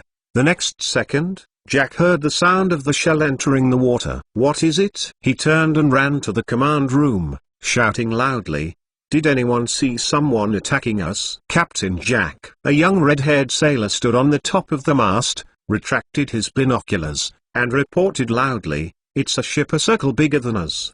"What model?" Jack asked loudly, running under the mast. "Report to the captain." "I don't know," the sea soldier replied confidently, opening the partition under his feet and sliding down the rope, while explaining, "We were pulled aboard a ship less than a month after class. We haven't learnt how to know the lesson of ship models." Jack cursed and pushed away the command room, and roared, "Where's the radar, soldier? Did you go drinking?" "Report. The radar is broken." A yellow-haired kid raised his head and reported tremblingly, "I haven't seen the image of the incoming ship now." "I knew it." Jack rolled his eyes and sat in the position of the captain. He calmed down quickly and gave orders loudly, "Let everyone prepare to meet the enemy. The equipment on our ship is all broken. Try to get close to them!" Needless to say too much by him, the crew knew that this was a moment of life and death. They were doing their own thing methodically. Jack squinted his eyes and saw a fierce mast rising from the arc-shaped sea level in front. "Whose ship is it?" he asked the red-haired marine who had just seen the enemy and was now ready to climb up again. "Did you just see the flag on it?" "I see it." The seaman nodded. "Whose is it?" "Germany?" he asked nervously. "No, Captain. I don't know that flag either." The seaman scratched his head. He was uneducated. How could the low-level British, who had been struggling to hear, read and write, have the time to recognize those dazzling flags? He replied, "But the captain, it's definitely not Germany. It should be a servant army, but I don't know which country's servant army it is. I hope de Gaulle is not sitting on it and sailing by himself." Jack took out the binoculars from the drawer and drew a cross on his chest before raising it to the front, muttering to himself tremblingly, "I hope it's a fishing boat. Sampan board or something." At the same time, on the sea more than a dozen nautical miles away, several behemoths with German flags are guarding a medium-sized cruise ship from east to west in the opposite direction. The flags of this special fleet are not consistent. The bows of the most central ships, A simple black flag is waving in the wind. The triangle mark of the Deathly Hallows falls in the center of the flag, making the hearts of those who know the meaning tremble. Master Wiltoning, a naval battle is taking place in the waters 10 nautical miles ahead. Should we fire a warning, or wait a while before crossing? The cabins of the cruise ship were opened up and transformed into a hall full of bookshelves. In the center of the hall, Nelson, who was sitting at a table reading a book, was disturbed by the sound of people's footsteps and raised his head from the book. There were 2 thick stacks of books in his hand. The farther stack was 1 person tall. Nelson closed the book with the faint green light in his hand, took the silver chain on the table and turned the book around, twisted the ground, carefully put it in the lead box and covered the lid, took off the gloves, raised his head and looked at the person coming. The wizard who came to report now saw Nelson's face. Compared with 3 years ago, his changes were not big, but his facial features became mature, but the boundaries of his appearance were still soft, and his blue eyes were like those outside the window. The sea, but some is too clear, like the sky is out of sight. His appearance is the same, but his temperament is quite different. Compared with his bitter and enmity 3 years ago, Nelson's face always looks smiling. The corners of his mouth are upturned, but his eyes are calm. The black-robed saint stood opposite Nelson, only glanced at it, then lowered his head, not daring to let out the atmosphere. Nelson put away the lead box, fiddled with the crucible that was boiling the purple liquid on the table, and asked, "Isn't it a tacit truce these days? Why is there someone fighting in front?" "It's a British frigate, which seems to be setting up mines. It was discovered by a cruiser of the Polish Navy and is bombing." The black-robed wizard raised his right hand, and the 3-dimensional naval battle was slowly unfolding in front of him. Nelson raised his eyebrows. Every time he saw such a scene, he was amazed, thinking that he was watching a science fiction movie. "Let me see." Nelson raised an eyebrow. "Does Poland still have a navy?" "Yes, my lord," the black-robed wizard replied. "Germany was occupied very quickly, and some remained. Some went to England, and some remained in China." Nelson nodded, stood up, walked around the table to the black-robed wizard. His black long windbreaker pockets made a loud squeaking noise. His actions awakened the alchemist hiding in various corners of the table. People, little white things hopped off the table and left. This scene made the black-robed wizard's hair creepy. "Well, I have been on the shore for the past few years, and I am not very clear about the things in the sea." Nelson squinted, bent down and looked at the 3-dimensional image in the hands of the black-robed wizard, took a breath and sighed. "Awesome." "It's, my lord, what are you talking about?" The black-robed wizard was a little puzzled. "I mean, this boat is amazing. Are these patches made by the big boat?" "No." "Can this kind of ship be launched?" A hint of respect rose in Nelson's heart. "This is goblin technology, right?" "You'll see what happened. I think this broken ship is sinking." He took a small ball out of his pocket and threw it to the door. A bird that was too fast to see clearly disappeared into the air. Compared with 3 years ago, the production industry of the small ball has also improved. It has advanced from the small silver ball to the small silver ball plus, small silver ball pro and some more special other versions. Grindelwald is always right. He was puzzled by his bewilderment of preparing props. In his opinion, if Nelson didn't wear a jacket, he would be at the mercy of others. In order to refute him, Nelson deliberately spent a lot of money to make a magic, and he could summon the jacket anytime, anywhere when it comes to the body. The enclosed space and the phantom shifting prohibition curse are helpless. "I'll go and see." Nelson picked up the trilby that had been worn for 3 years from the table, turned around, the hem of the trench coat flicked with his movements. He buttoned the trilby on his head. The next second appeared on the high platform with the flag of the saints at the forefront of the deck. In a short while, a silver falcon flew from the front like an electric light, rushed to Nelson's chest, and instantly turned into a cloud of silver dust. "Are you an acquaintance?" Nelson nodded thoughtfully, and turned to the wizard behind him and ordered, "Go, sink that Polish ship." "My lord, that is the German servant army, and the German government is our ally. A black-robed wizard was surprised by his order and whispered, "I know," Nelson asked rhetorically with a shrug. "And then I remember I said, don't do things on holidays. Since they don't understand, I think they can just retire," Nelson ordered. "Just aim at the paddles and hit them. The boat will stay where they are and let them go back in a lifeboat." That's right. The Malami dared to disturb us and don't need to save the lifeboat for them. Another saint was winking, and trot to order. "By the way, how about those prisoners of war under the deck? I recently got a little angry eating oranges, so move down and give them to eat," Nelson asked casually, looking at the scene of the sea and the sky. "No problem," the dull saint replied, "the same as before." "I didn't follow before. Where did you all throw them?" "Lost on the high seas. We actually didn't dare to get too close. We drove them to the lifeboat and cast the forgotten curse, so that they would feel that they had escaped by themselves and rowed to England by themselves." "What if you can tell the difference between the southeast and the northwest?" Nelson asked. "This can only mean that their lives are bad." The saint shrugged and said in an indifferent tone, "You are kind to them like this. If you can't run away, I think it's better to just jump." "See." Oh, Nelson sighed and asked, "The people in the concentration camp to the east are almost ready, haven't they?" "When I left, it seemed to be empty inside. Some came out, some died. It's a shame not to stay there anymore. I won't be able to find fault with those garrisons in the future. It's really interesting to put people in front of them." Nelson shook his head regretfully. "My lord, you can come back often." The black-robed saint lowered his head and smiled silently. He has become accustomed to the bad taste of the son's brother. If it were not for the wizard, he might have been shot by the angry garrison.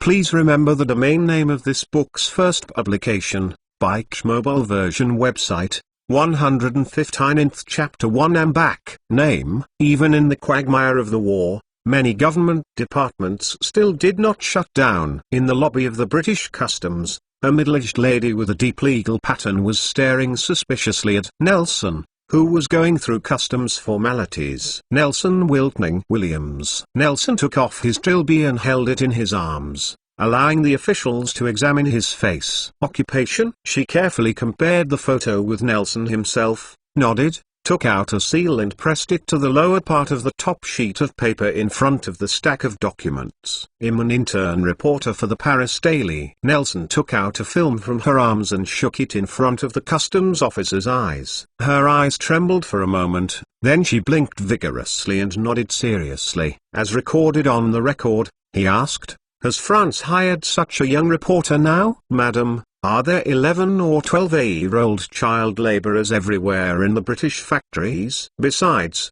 it's messy and messed up. It's not easy to find staff," Nelson explained, in order to prove the authenticity of his profession. He took out a camera from the bag behind him, and took it to the customs officer to take a photo. "After all, not many people are willing to be war reporters in this age." "That's true."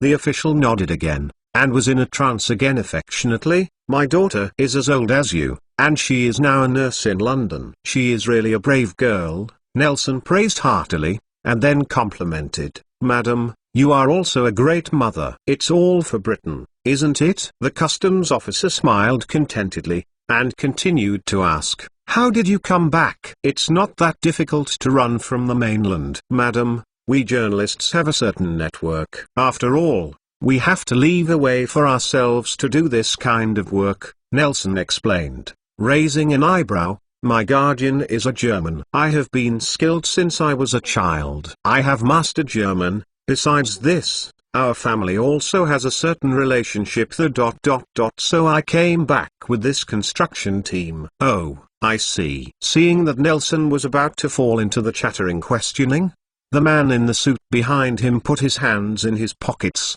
and the customs officer said suddenly, "Go home. Your family and friends may be able to wait. I'm in a hurry, but we must be careful." "Thank you, ma'am." Nelson smiled and saluted, picked up a trilby hat on his head, turned and walked out of the office with the camera. A few serious-faced men in suits lined up on both sides and walked out with him. "My lord, you don't need to talk too much with these muls," a man in a suit rushed forward and said as soon as he walked out the door. "Just leave these things to the people below us." "How can you think that?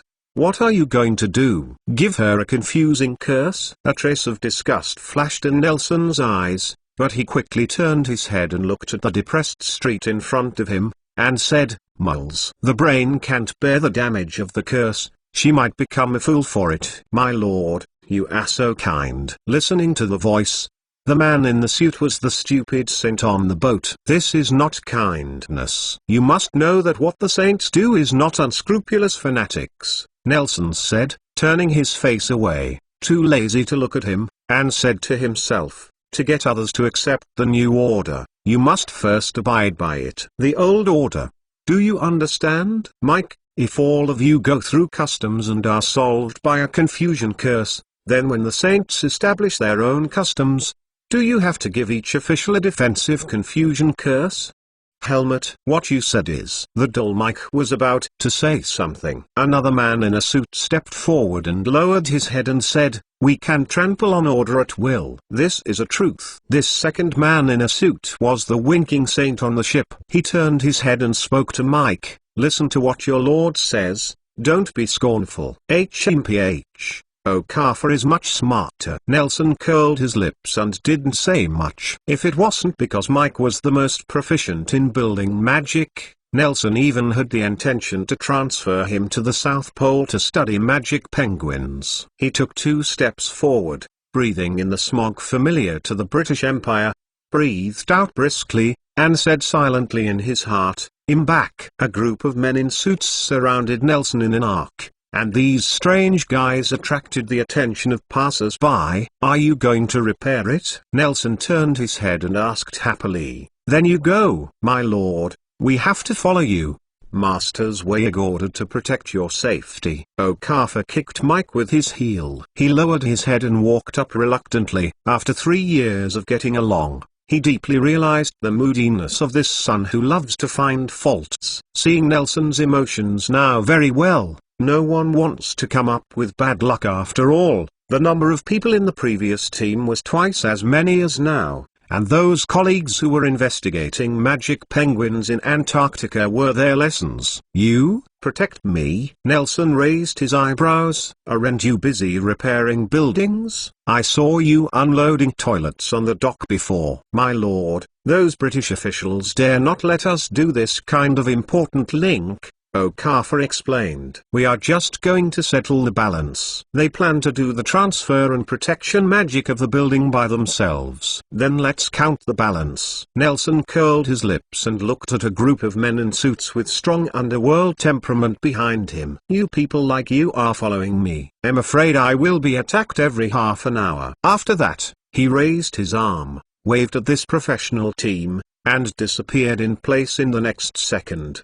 Okafor stood on the spot and waved his hand, looking at the empty ground in front of him, and shook his head helplessly. Thanks to their luck, Nelson's disappearance was not noticed by any passerby. Only an owl stood. He twisted his neck on the pillar on the roof of the customs building, but kept his eyes fixed on the group of people under his feet. "Come on, go to the British Ministry of Magic." Mike waved his hand irritably.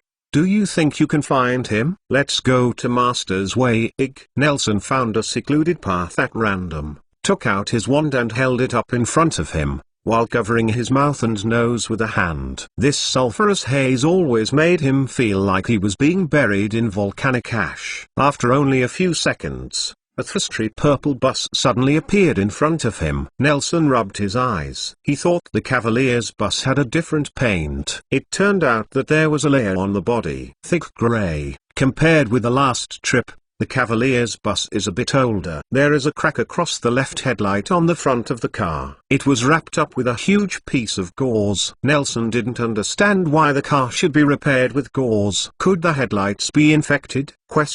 He shrugged and walked in the open car door. "Go to Hangleton." After getting in the car, Nelson looked around at random and found that the young conductor was missing. Only the driver's hoarse voice came from the front. Just put the money in the coin box, and there is a board next to it that writes the price. Ticket. Where's Ern? The wizard who was the conductor before. Ern plan? Nelson took a gallon from his pocket and threw it into the cash box. Give me another cup of hot cocoa and prepare a hot towel. I will wipe my face when I get off the car. There is no conductor in this car, so if you want to pick it up at the restaurant on the second floor, you can just put the money in it. The driver's voice was hoarse and tired. He turned around, looked at Nelson at the door, and asked, "What do you find me for?" Nelson looked at the driver in the front of the car intently and found that it was the former conductor who was sitting in the cab. He was wearing a pair of tape ties, his beard and hair had not been taken care of for a long time, and he was wearing a dirty dress. The dragon leather jacket, with drooping eyelids, could not see the previous anger. "Oh, are you really a driver?" Nelson raised his eyebrows in surprise. "Yes." Ern lowered his head slightly, staring at Nelson from the top of his glasses, and after a while stretched his brows. "It's you? The gentleman what predicted me becoming a driver?" "Yes." Nelson nodded. "Is the prediction accurate?" "Very accurate."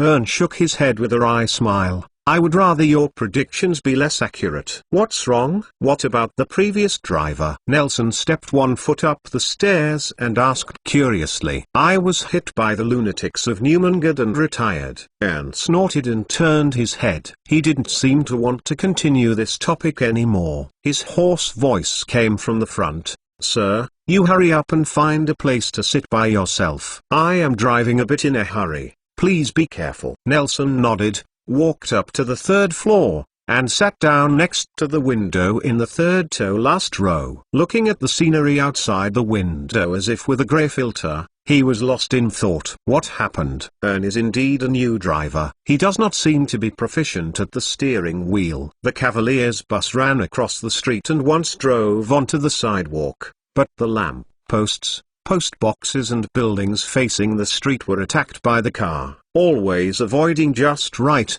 making the driving become unpredictable. But this kind of violent braking, violent accelerator and violent steering made Nelson, who was sitting in the car, nauseous, and after a while, he was groggy and entered Dreamland. "Hangleton. Hangleton is here." "I don't know how long." Ern's hoarse voice sounded in the carriage. Nelson woke up from his dream, feeling dry. He rubbed his eyes, took out a water glass from his pocket, and unscrewed the lid to drink water. He lifted his limp feet and walked downstairs, sitting on the horse stud next to the car door and waiting. Seeing a wizard who wrapped himself tightly was also waiting to get out of the car, Nelson nodded and hit after greeting him.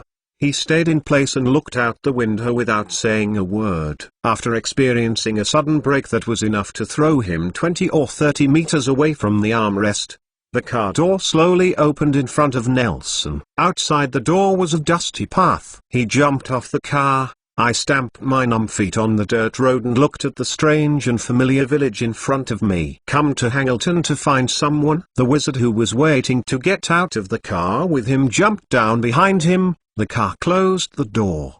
The engine roared, and the catapult started and disappeared in place, arousing even greater smoke and dust in the sky. "Ahem," Nelson replied, covering his nose, coughing and disappearing, standing out of the dust. "Yes, do you live here?" "Yes, I live here." The visitor walked out of the smoke and opened the high collar, revealing a long young face. Nelson silently compared the length of him and Newt's senior, standing 5 meters looking at him from a distance. "Hello, happy meeting." Nelson said hello. "Phantom shifting is very skilled." The wizard raised his eyebrows, and said familiarly, "You come here to find someone?" "The wizards who live here are all mischievous." "Don't you live here too?" Nelson asked rhetorically. "Ha ha ha." The wizard smiled, and when the smoke cleared, he walked on the dirt road and walked in the direction of Hangleton. "Of course I am under 3 abuses, and no one who lives here is not under 3 abuses. Although I went out, I never deny that I came from a place where I was indiscriminately." "You don't look like a bad guy," Nelson said, waiting for the wizard to take a few steps forward before he stepped onto the roadbed and walked in the same direction. "Of course not, because I haven't been back for a long time." The wizard shrugged and asked, Go to Big Hangleton or Little Hangleton? Little Hangleton. Oh, go to the Riddle's family there? The wizard turned his head and asked in surprise. I heard that there was a witch in their house a few years ago. Can't I go find a mole? Nelson asked impatiently. For example, I'm just a mole. Come and talk to a certain mole for business. How can a mole apparat? The wizard didn't seem to hear the sense of distance in Nelson's tone, but said cheerfully, will we go back together later? Then the night bus doesn't have to run again. Nelson stood at a fork in the road, one clean and spacious, and the other bumpy. He walked down the clean road and shrugged. Let's talk about it if you encounter it. Okay. The wizard nodded and walked in the direction of Great Hangleton. When the wizard disappeared in the woods around the corner, Nelson raised his head and looked at the luxurious manor on the hill in the distance. He silently compared it in his heart and walked in the direction of the manor. On the telephone pole at the entrance of the village, most of the missing person notice was torn off, and the rest was blacked out with ink. Nelson exhaled, adjusted his collar and cuffs, and flicked a feather from his shoulder. He stared at he squinted his eyes with the slowly falling feathers and looked at the hill opposite Riddle's house. Please remember the domain name of this book's first publication, Bike Mobile Version website, 160th chapter Ghostface Moth's Pupa. Along the mountain road, Nelson came to the front of Riddle's house, looking at the magnificent mansion in front of him. The well-informed Nelson couldn't help but squinted his eyes. He pulled the bell of the door and handed it a goodbye tie. After a while, old Tom was helped by the housekeeper to the door. Mr. Riddle, meeting for the first time. Hello, I am Tom's friend, Nelson Williams. Nelson stood at the side door of the manor that had just opened, took off his hat, stretched out his right hand, smiled and greeted old Tom. Looking at his familiar eyebrows, Nelson felt that he could imagine Tom now. Old Tom did not reach out his hand for a while, which made Nelson froze. He frowned and looked at the small door that the porter had opened for Nelson. He waved his hand to let go of his housekeeper in front of Nelson, and gave a few words. Immediately afterwards, under the command of the butler, several servants who came with them opened the gate of the manor. With the creaking and groaning of the iron door shaft, the two rusted rollers were running hard along the track. After a while, the door opened wide. Old Tom pushed the butler's holding hand, grabbed the knot of the tie and twisted it, walked out the door and held Nelson's hand. I heard my son say about you. I saw your picture in the newspaper. He led Nelson through the door with a formal expression, while muttering in a vague voice, these stupid ones below. It's a shame to open a small door to a distinguished guest. Ha ha, Mr. Riddle, have you read that report, too? After years of training, Nelson no longer felt ashamed of the report. He let out a hearty laugh, and under the guidance of the old man, he helped him to the manor house in the manor. Nelson could feel the stumbling of old Tom's steps. Although he was trying to control his body, the weight of his body was always leaning against Nelson. His skinny arms were almost skinny, making people unable to feel any strength. Nelson used the rest. Looking at old Tom's profile, the face covered with age spots did not look like a tycoon who was in the prime of life, but rather like a homeless and malnourished homeless man. Seemingly aware that Nelson had discovered his weakness, old Tom quickened his pace, and the two quickly reached the living room. Old Tom was very tired. When he arrived in the living room, he couldn't wait to sit on the sofa by the fireplace and stretched out his trembling fingers to the housekeeper. Although there was still some cold spring, summer was slowly approaching, and the weather in Britain was not so cold, but old Tom still called the servant to add some firewood to the fireplace as if he couldn't stand the temperature. Don't mind if I smoke a cigarette? He took the cigarette that the butler handed him, craned his neck to let the servant help him light it, and let out a long breath of relief, lying limply back on the sofa, and began to vomit. After a while, he was enveloped in heavy smoke. Nelson shook his head without a trace. The damage of the potion to moles was too great. Old Tom was actually not too old, even less than 40, but it seemed that he was already half of his body in the ground. What's the matter with you coming here? You didn't come to see me? Old Tom quickly finished smoking the cigarette, staring up and down at Nelson. seeing him well dressed and not short of money, nodded with satisfaction. "How come?" Nelson smiled and shook his head, took out a beautifully packaged gift box from behind and placed it on the coffee table, and said, "Although there are indeed some things, but the main reason to come here is to visit you." Old Tom looked suspiciously at Nelson's box on the table, as if wondering where Nelson took it out. "I just held it in my hand. You may not pay attention." Nelson saw old Tom's thoughts. He shrugged, and said, "I have long heard that Tom found his relatives in Paris. This time I made a special trip to see. Look, you and Tom really look alike." "Yes, he is almost exactly the same as when I was young." Old Tom nodded, no longer thinking about gifts, and asked instead, "Did he tell you anything about you?" Nelson looked at old Tom's hopeful eyes, shook his head, and said, "I didn't say much." After saying this, he stared at old Tom's face earnestly, trying to observe some special emotions. The corners of old Tom's mouth twitched slightly, but soon there was no other expression. After a while, he lit again, smoking cigarettes, opening the chatterbox, and chatting with Nelson all the time, from world wars to cotton futures, from the paintings on the wall to his own business. Nelson tried his best to answer the conversation, maintaining a polite smile. "By the way, I heard that Christian is your daughter." When old Tom talked about his family, Nelson asked. Although he had learned the news, he was still amazed by the wonder of fate according to what he said. "I know, the future Voldemort does not have any living relatives. If there is no existence of her own, will there be a girl named Christian in London?" He cleared his throat and said, "To be honest, I know Christian, but I didn't expect it to be so coincidental. She's Lola Riddle." A smile finally appeared on old Tom's cold face. He slapped the armrest of the sofa cheerfully, and the soot fell all over the floor. "Now they have no school. On vacation. Otherwise I can ask her to come over and chat with you." "Does Christian live at home during the holidays?" Nelson asked curiously. "Sometimes I go to London, but I don't know what that bad orphanage can do." Old Tom curled his lips disdainfully, glanced at Nelson, and added, "But since you can train him and there are still some merits for such a child." "Mrs. Cole is a great woman." Nelson nodded and continued to ask, "What about Tom? Will he come back to life?" "I sometimes correspond with him."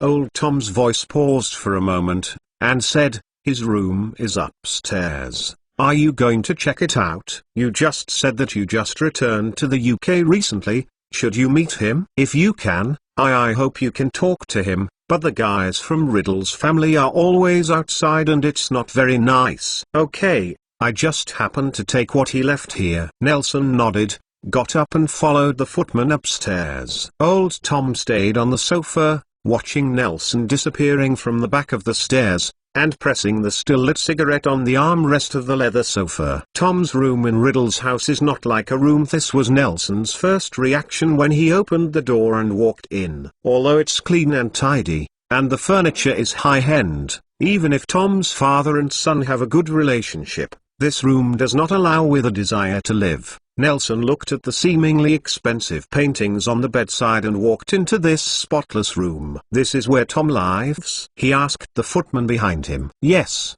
sir," the man replied in a low voice, "but the young master has never lived here normally." "If it were me, I wouldn't live here." Nelson looked at the furnishings in the room. "This is too much like a hotel. I suggest you decorate it warmly." "I will tell the master." "By the way, Tom said what he left here. Where is it?" Nelson asked. "I'm here to get it." "Sir, in the cellar." "Shall I take you there?" "Okay." Aside from being a little bigger, the cellar in Riddle's mansion is no different from an ordinary cellar. Perhaps because it is located on a mountain, Nelson felt that it was much colder here, which reminded him of the basement in the middle where their Heart of the Dark Wizard was stored. He followed the servant through the labyrinth of tunnels and walked to a locked room. Nelson carefully took out a bronze key from his pocket, let the valet leave by himself, and stepped into this chilly room.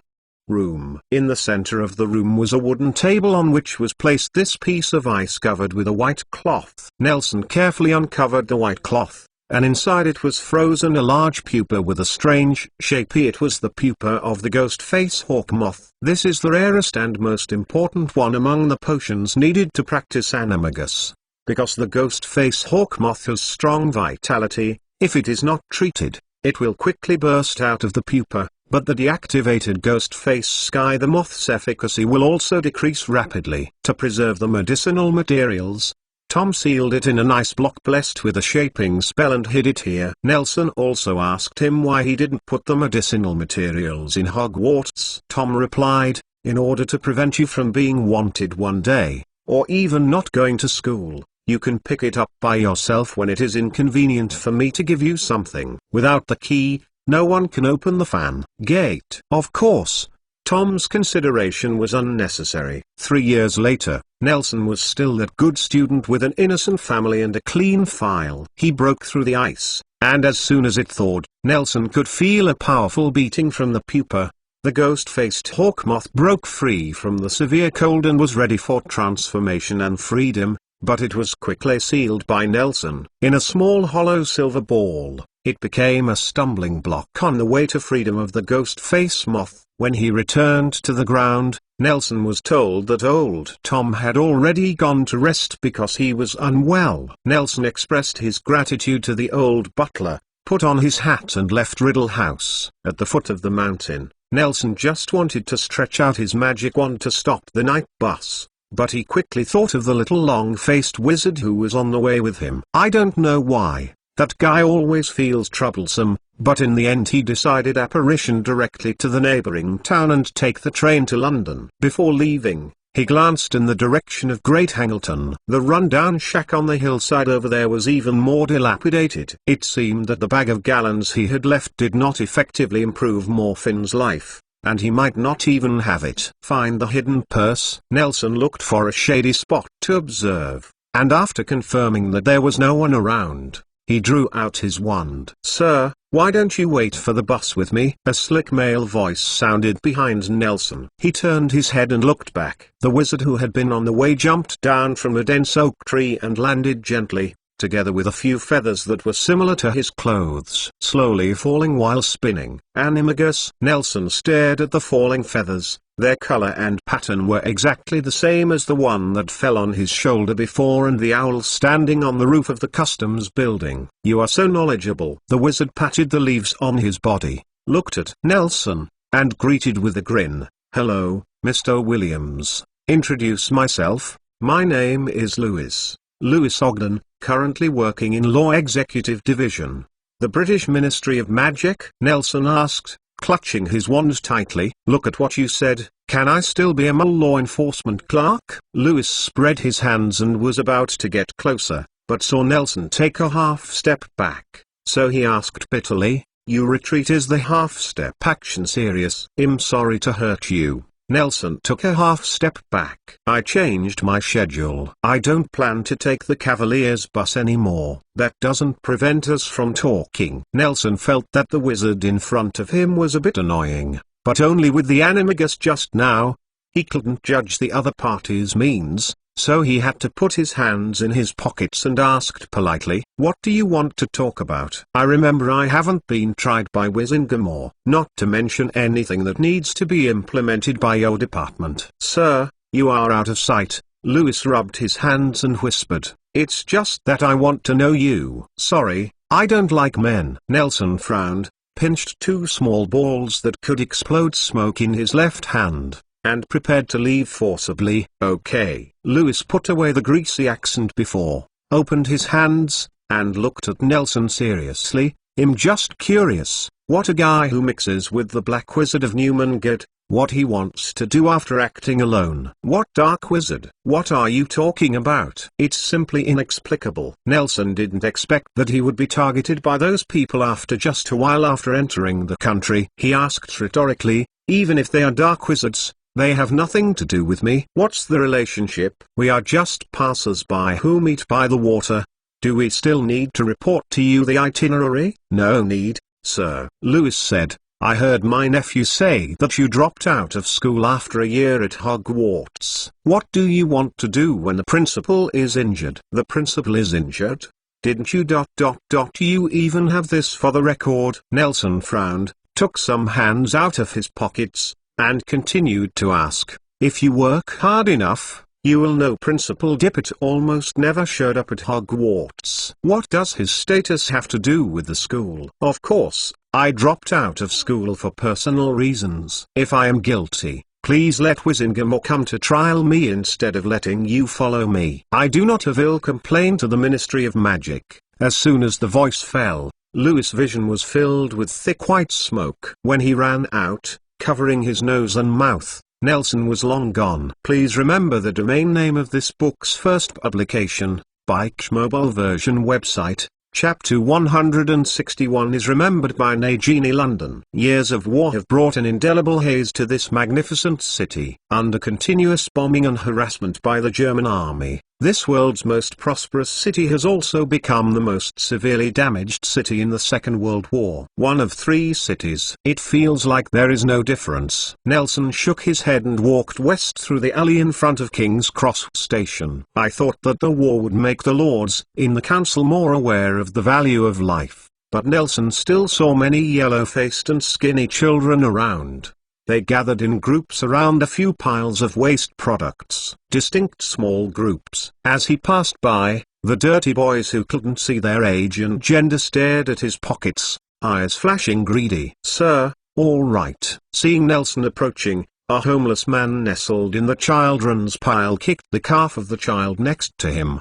The yellow-faced and thin child who was less than 1.2 meters tall slammed forward and lay on Nelson's feet and howled. I shed tears from my nose, and kept crawling forward. Hearing this familiar sentence, Nelson looked a little dazed, and vaguely, he returned to the afternoon when he left King's Cross Station 3 years ago. Sorry, I have no change. His answer was exactly the same as before. The difference was that instead of covering his hat, he walked away quickly. Instead, he approached the crowd, standing in front of the sturdy tramp, looking down at him condescendingly.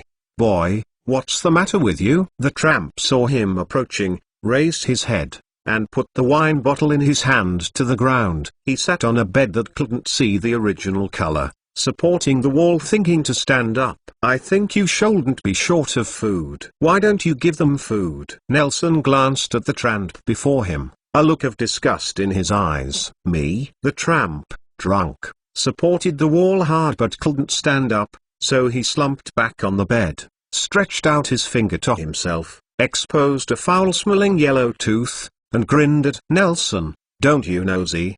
Besides, how can I have any money to buy food for these puppies? But I don't think you are eating badly, Nelson said, shook his head and stared at the tramp's belly. Otherwise, you can't feed you so fat by just lying on a group of street children and sucking blood. As the homeless man opened his mouth, Nelson smelled a fishy smell of alcohol. He raised his hand and fanned in front of his nose, tilted his head and asked, I have been here 3 years ago. Among these guys, there are even some familiar faces. I remember that their head was still a big child at that time. Did you grow up so fast? You mean that stinky and tough kid? The tramp smiled. Do you know him? But you were late. He died last year. Died? Yes, I got a sudden illness. The homeless man seemed to have not chatted with others for a long time. His conversation became stronger and he began to show off the uncommon words he didn't know where he heard from. I don't know if it's cholera or malaria, was later collected by people from the city hall. Did you brothers come to inspect once every 3 years? You know, they are so hungry. Or it's because you came less. Let me see. Nelson knelt down suddenly and reached out his hand to grab the dirty hair of the tramp. The tramp wanted to dodge, but found that his body was stiff and unable to move. Nelson grabbed his hair and stared. Looking into the homeless eyes, he asked, tell me, what has happened in London in recent years? In the next second, he released his hand. The tramp opened his eyes wide and looked at him in horror. He rubbed his buttocks back with both hands and found that he was touching the wall. He closed his eyes in despair, shaking in a low voice, mumbled, you don't want to hit their minds. Don't be afraid, I didn't do anything. Nelson smiled and shook his head, turned to the child who had just fallen under his feet. took out a dozen bread from his pocket like a magic, and put it on the ground with the wrapping paper, then turned to the end of the alley and passed it behind him. There was a neat sound of swallowing saliva. The hungry street children did not rush to fight. In Nelson's aftermath, the boy who got the bread first looked carefully in the direction of the street man, and saw that there was nothing to him. In response, he quickly broke the bread into several pieces and distributed them to the surrounding children, even leaving a piece beside the homeless. Nelson raised his eyebrows, said nothing, and left. It seems that the war did not make capitalists aware of the preciousness of life. On the contrary, it caused them a sense of anxiety, and thus squeezed those poor and white people more and more intensely. Nelson walked through the cleaned-up ruins and surviving buildings for a while, and finally came to the west side. At this time, the street where French immigrants gathered, more people moved in, and even a few French faces appeared in the surrounding streets. Based on his memory, Nelson walked in the direction of his aunt and uncle's house. I feel heavy walking, even hard to breathe. The surrounding refugees looked vigilantly at the faces of the people in this neighborhood. Only some old neighborhoods looked at Nelson's face with a surprised expression. When they wanted to rush over to say hello, they stopped again worryingly. Nelson enjoyed the feeling of being undisturbed.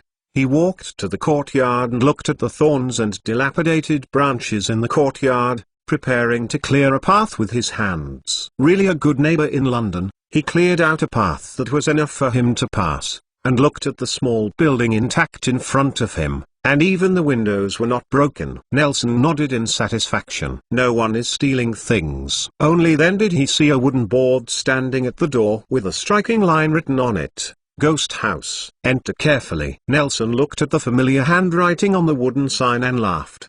The laughter pierced this melancholy street. He pulled out the wooden sign, took out the key and walked into the courtyard. Tom, you really have you. He turned the wooden sign over and inserted it back, and the back of it was the previous house number, Nicholas. As soon as he opened the door, Nelson received the surprise that Tom left him. A slender figure about 3 meters tall, dressed in a torn black robe, and bound by an iron chain, was holding a sickle and slashing down at him. A hoarse voice mingled with snake-like voice came into the ear. Why disturb peace? It's me. Nelson stretched out his hand and pressed the tip of the sickle. It split his arm and swung it all the way down. Everything turned out to be an illusion. Tom, I'm back. I don't know which word in this sentence triggered the mechanism. The slender figure shattered in an instant, and all the lights in the room turned on in an instant. Nelson looked at the living room. The window was clean and tidy, and there were a few plates on display. At the table, there was a hot mist. Why do these and nothing?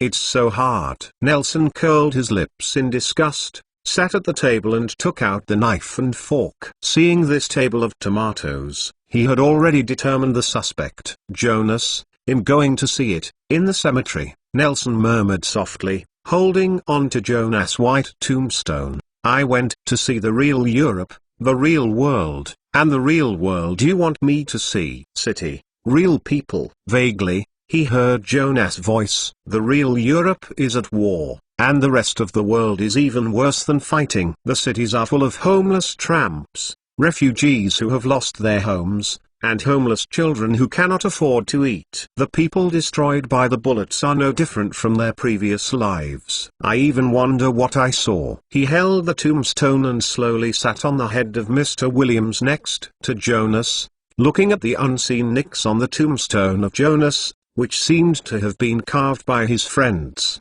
The handwriting of each sentence was different, and they all told a hilarious joke. Nelson looked at the joke and felt much better, and continued to report to his uncle what he had seen and heard. Did you know?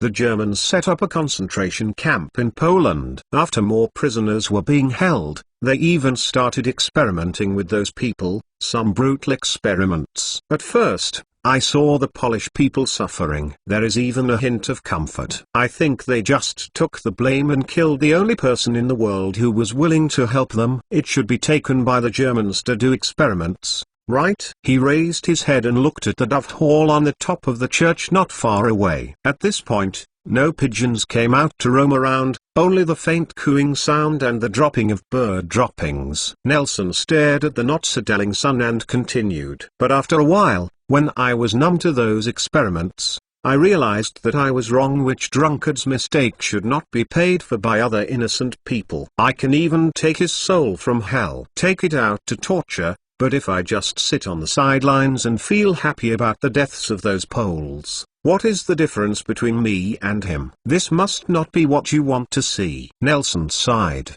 retracted his eyes, and rubbed his eyes. I rubbed the eyes that had been staring at the strong light for too long. But by then it was too late. The damned and undeserved were all dead, and there were even prisoners and political prisoners from other countries that were continuously sent by the freighter. I can only do my best to try to get some people come out. Nelson shook his head with a wry smile. In the eyes of many wizards, I am more like a mole than a wizard, but when I rescue people, I rely on my master wizard status. During that time, I stayed all day. I had nothing to do in Krakow, so I patrolled everywhere to find the fault of the soldiers and officers. If I found the reason, I would destroy the experimental instruments in front of them, and even release the prisoners. Nelson shook his fingers and seemed to be counting the number of people. Maybe because the number was a bit big, he finally gave up. In the eyes of outsiders, I am a moody neuropathy, but because of my special status,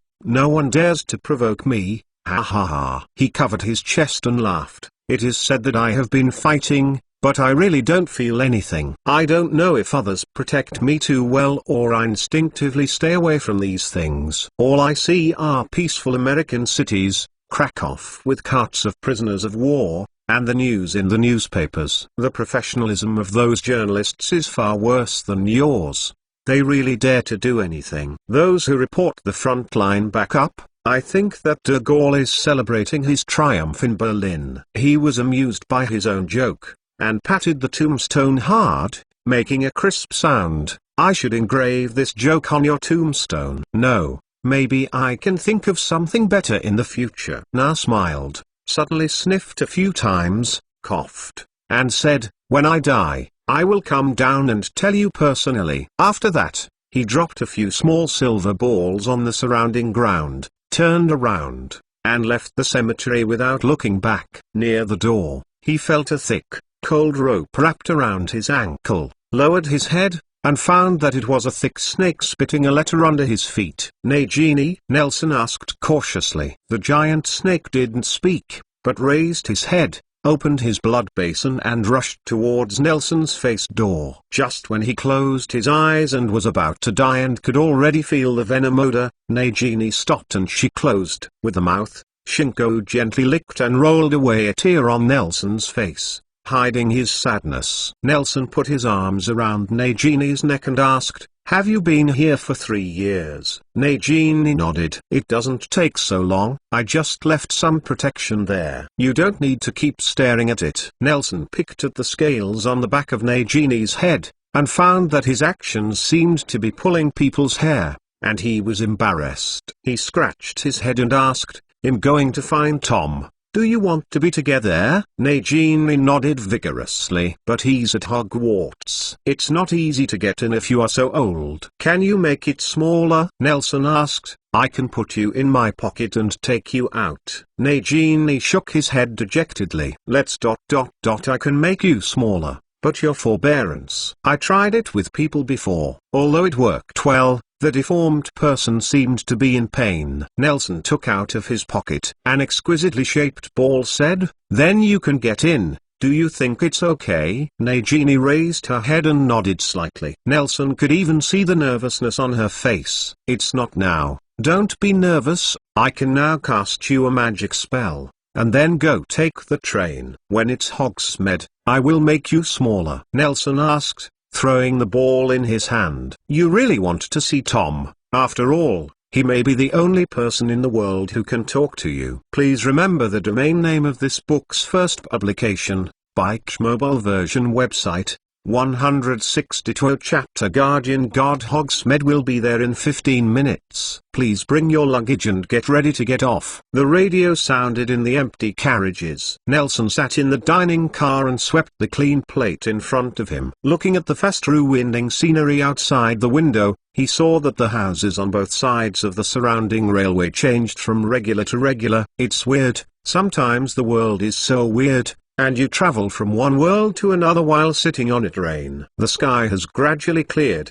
and the inhalable particulate matter in the air has gradually become scarce. The pollution from civilized society and modern industry is far from the settlement of wizards, but from the faces of those nervous pedestrians, you can still see the same as mole society. Yes, the dark clouds of war, and this atmosphere has an even stronger impact on emotions and hearts. Nelson can even feel that a chill is slowly spreading from the soles of the feet to the sky. Wait, the cold chill. The train trembled violently for a few seconds. With a burst of air valve deflation and the sound of the siren that followed, its speed gradually slowed down, and it stopped a little far from the village. The place. Nelson wrapped his coat tightly in confusion, looked around, took out the menu to search, ordered the chocolate on it with a magic wand, then stood up, took a big sip from the cup with pumpkin juice on his hand, and then put it down and walked to the door of the dining car that leads to the front of the car. At the front of the dining car, a box of high-purity dark chocolate was lying quietly there. Nelson grabbed it and left the corresponding value of steel in place. As he moved forward, the coldness grew stronger, and he couldn't help but think of the corpses carried from the cold storage to the crematorium in the concentration camps of the Sents and Auschwitz who had been arranged to travel to the Antarctic. Jonah's tombstone, a sudden semi-trailer, and a blue-skin bald head who wanted to rule the world. All kinds of sights flashed before him, giving him the feeling of a revolving lantern. Nelson raised his wand and opened the car connection. An awkward smell rushed over his face. He held his breath and looked forward across the junction of the car. Several flight attendants who had been hiding in the front of the car before chatting were huddled together, looking at the open door in horror. The dining car is located in the third section of this train. In front of it is the workshop and the locomotive. At this moment, the door connecting the locomotive to the workshop is closed. Outside the open door next to it, a thick and cold grey mist poured into the car from outside the train. A pale, deformed, corpse-like grey big hand was scratching the door of the car. A tattered black robe hung on that thin, green arm, and sharpened twisted grey nails scratched on the iron wall of the car, making teeth. A sharp, irritating sound. Dementor? Nelson asked a flight attendant who seemed fairly calm and clutched his nose. Yes. Yes. The flight attendant seemed to be naked in the ice cave, holding his arms, his teeth trembling, his pupils trembling unnaturally, and his eyes unconsciously glanced forward, seeing the soul. The strange big hand drew back in horror. It shouldn't they be in Azkaban? Well, I watched the news. It is a traditional art for the Ministry of Magic to send Dementors out when they can't stand it. Of course, when a young wizard encounters a Dementor on a train, the old bridge is broken. Nelson breaks. The next piece of chocolate was stuffed into the hand of the flight attendant and asked, "It stands to reason that you should know it. After all, it is a search of the train. How could the staff not receive notice?" In you here. The flight attendant looked at Nelson, okay fellow, with curiosity, but his curiosity was quickly overshadowed by fear. He blinked, 2 lines king tears slipped from the corner of his eyes. It should be reminded of the darkest moment in his life. He resisted his sadness and said, I don't know. I will just say, just how suddenly this job. Suddenly so easy to find. Nelson patted him on the head, bent down and said, have some chocolate, you will feel better. After all, he straightened up and walked forward. Most of the Dementor's body has been squeezed into the carriage. It stands to reason that, in its floating-like manner of action, he should have already inspected the next few carriages at this moment. But it can feel that there are not many rides in this train, and most of them are gathered in the first 2 carriages, so it deliberately slowed down and tasted this little but high-quality fear. There are no criminals on this train. Monsters, Nelson said loudly, standing about 3 meters from the door. Except for the flight attendant, there were only 4 passengers. The other 3 were an old lady with 2 young children. Granddaughter, do you want to scare them to death? Hearing Nelson's voice, the Dementor moved faster. He poked his head in and made a panting noise, like a leaky wind box being fitted with a pull rod 1 size smaller. Nelson also finally saw the full picture of the Dementor. This monster, more than 2 meters high, was like the legendary death god. It was dark under the hood, and the face was invisible. The Dementor has a low IQ, can only understand simple commands, and has greater instincts than rationality. It can only feel that there is a young, hot soul standing in front of itself without emotional breakdown, which makes it salivate. Kai can't control his desire to pray at all. In an instant, the temperature in the entire train dropped sharply, and Nelson could even see ice blossoms blooming on the window. He looked behind him. The flight attendant, who was in a good state of mind, had fainted, and the others were even more so. Unbearable. It was a mess. He turned around and saw the Dementor grabbing the upper edge of his hood with one hand, waving the other hand, and lunging at him with teeth and claws. Humphrey. Nelson snorted coldly and turned sideways. The Dementor's actions were not fast, and his attacking movements were even more sluggish. If the emotions are not affected,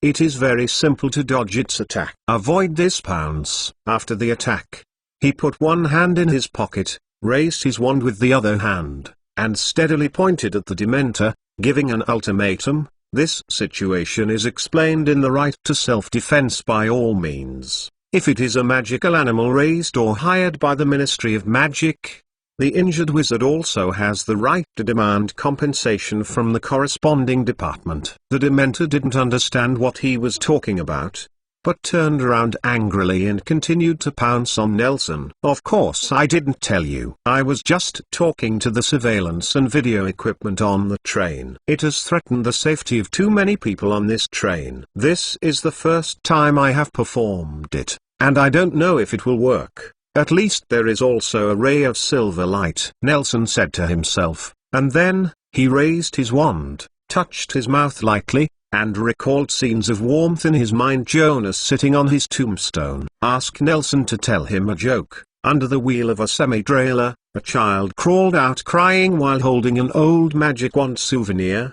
The Transeskin bald head is now having black and beautiful hair, waiting for himself at Hogwarts. Then, he shouted loudly, "Call God to guard."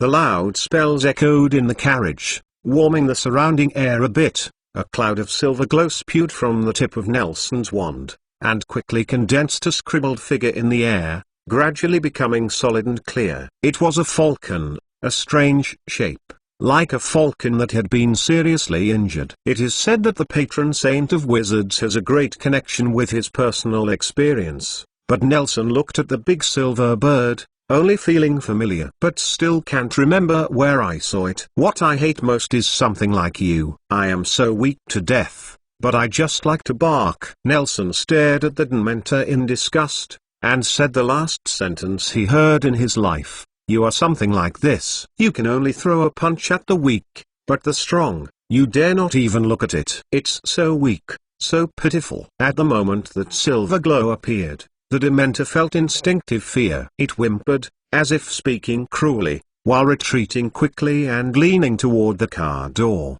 faster than when it got in the car. I knew how much, but it was too late. I saw Nelson's wrist flicked slightly. The silver-white falcon spread its wings, and then slammed in the air. The feathers on its wings shone like steel with metallic luster. Immediately afterwards, his wings swooped, and Nelson even heard the sound of the air bursting, and saw it rushing forward, and then it passed through the body of the Dementor, and when it was about to hit the wall behind him, he stopped the movement extremely lightly, hovered in the air, and looked at Nelson in the distance. It's you? Nelson knew who it was when he saw the silver falcon's pounce. There is a small and ruined church in West London, where Father Crawford managed to support him. He once presided over Jonas's funeral there. The stained glass of the church depicts a dove flying from the abyss, a painting of heaven.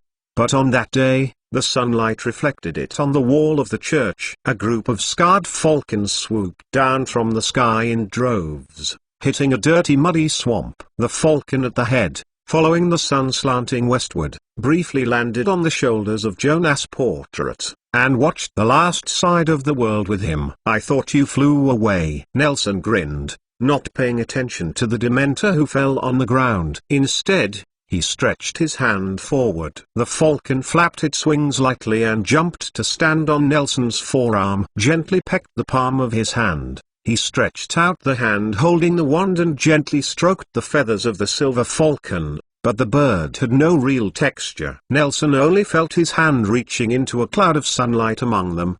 The whole body is warm. He put away his wand, and the light-woven falcon flew away again. But this time Nelson knew that it would come back when he needed it. It is said that the face of a Dementor is one of the most mysterious things in the world, but I want to see what it is. Only then did Nelson think of the Dementor who had been killed by one move. The temperature in the carriage gradually picked up, and the appearance of this monster lying there was really thunderous and raining compared to its oppressive grand appearance. Small.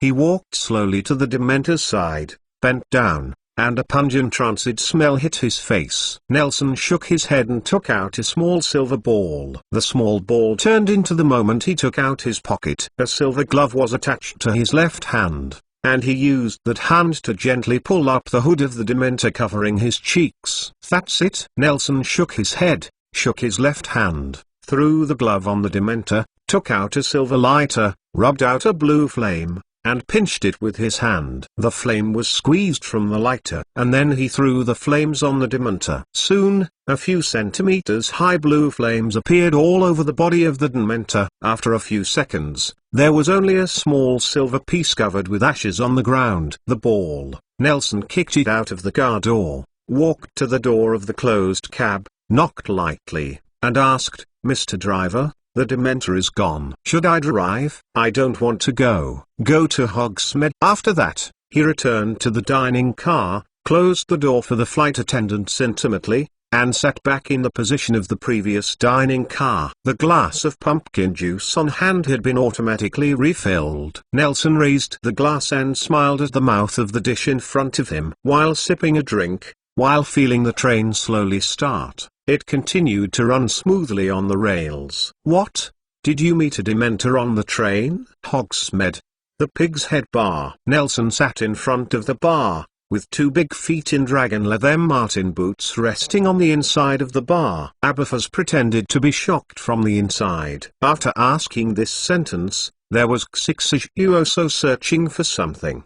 The sound of "yes, but I feel that the intensity of the Dementor is not enough for its special effects." Nelson took out a box of cigars from his pocket and put it on the bar, and said, "I bought it in Central America. I feel like you such a wild boy should like this." "Wild boy?" "Ha ha ha ha ha." Aberfas let out a barbell-like low noise. A paper box flew out of the bar and fell into Nelson's arms. He fixed his eyes and saw that it was a box of chocolates and a chair in the bar. With a creaking sound, Aberfas poked his head out from inside, looked at Nelson, and said, "You will feel better if you eat some of this. By the way, you said it's weak. You won't take pictures. Does the ghost move a second? Maybe I just a little bit it?" Nelson shrugged. Seeing Aberforth's outstretched hand, he raised his head, looked at the increasingly wild-looking wild boy in confusion, and blinked. The eyes asked, "What's the matter? Borrow fire. Aren't you a wizard?" Nelson took out Grindelwald's lighter from his pocket and handed it to Aberfas, and asked, "Or you can't curse flames." "What do you know?" The sound of the burning of the lighter came, followed by the click of the scissors, and a ring of thick smoke floated out of the bar. After a while, Aberfas slowed down. "Speak slowly. This kind of good cigar must be lit with non-magical fire. Please remember the domain name of this book's first publication, Bike's mobile version website, 163 chapters reunion. Ha, that's great." Aberfas took a sip of the cigar with enjoyment, then poked his head out of the bar, and said with a serious face, "Minors are not allowed to smoke." "Don't worry, Mr. Aberfas, I don't smoke. The lighter is just for setting fire." Nelson spread out his hand and said, "By the way, this lighter is also a magical creation. You gave it to me, so this fire is not, it's a non-magical flame." Aberforth's face collapsed immediately, and it seemed that even the cigar had become inadequate in an instant. He immediately changed the subject. "Nelson, by the way, your student registration materials are with me. I will wait. I'll get it for you.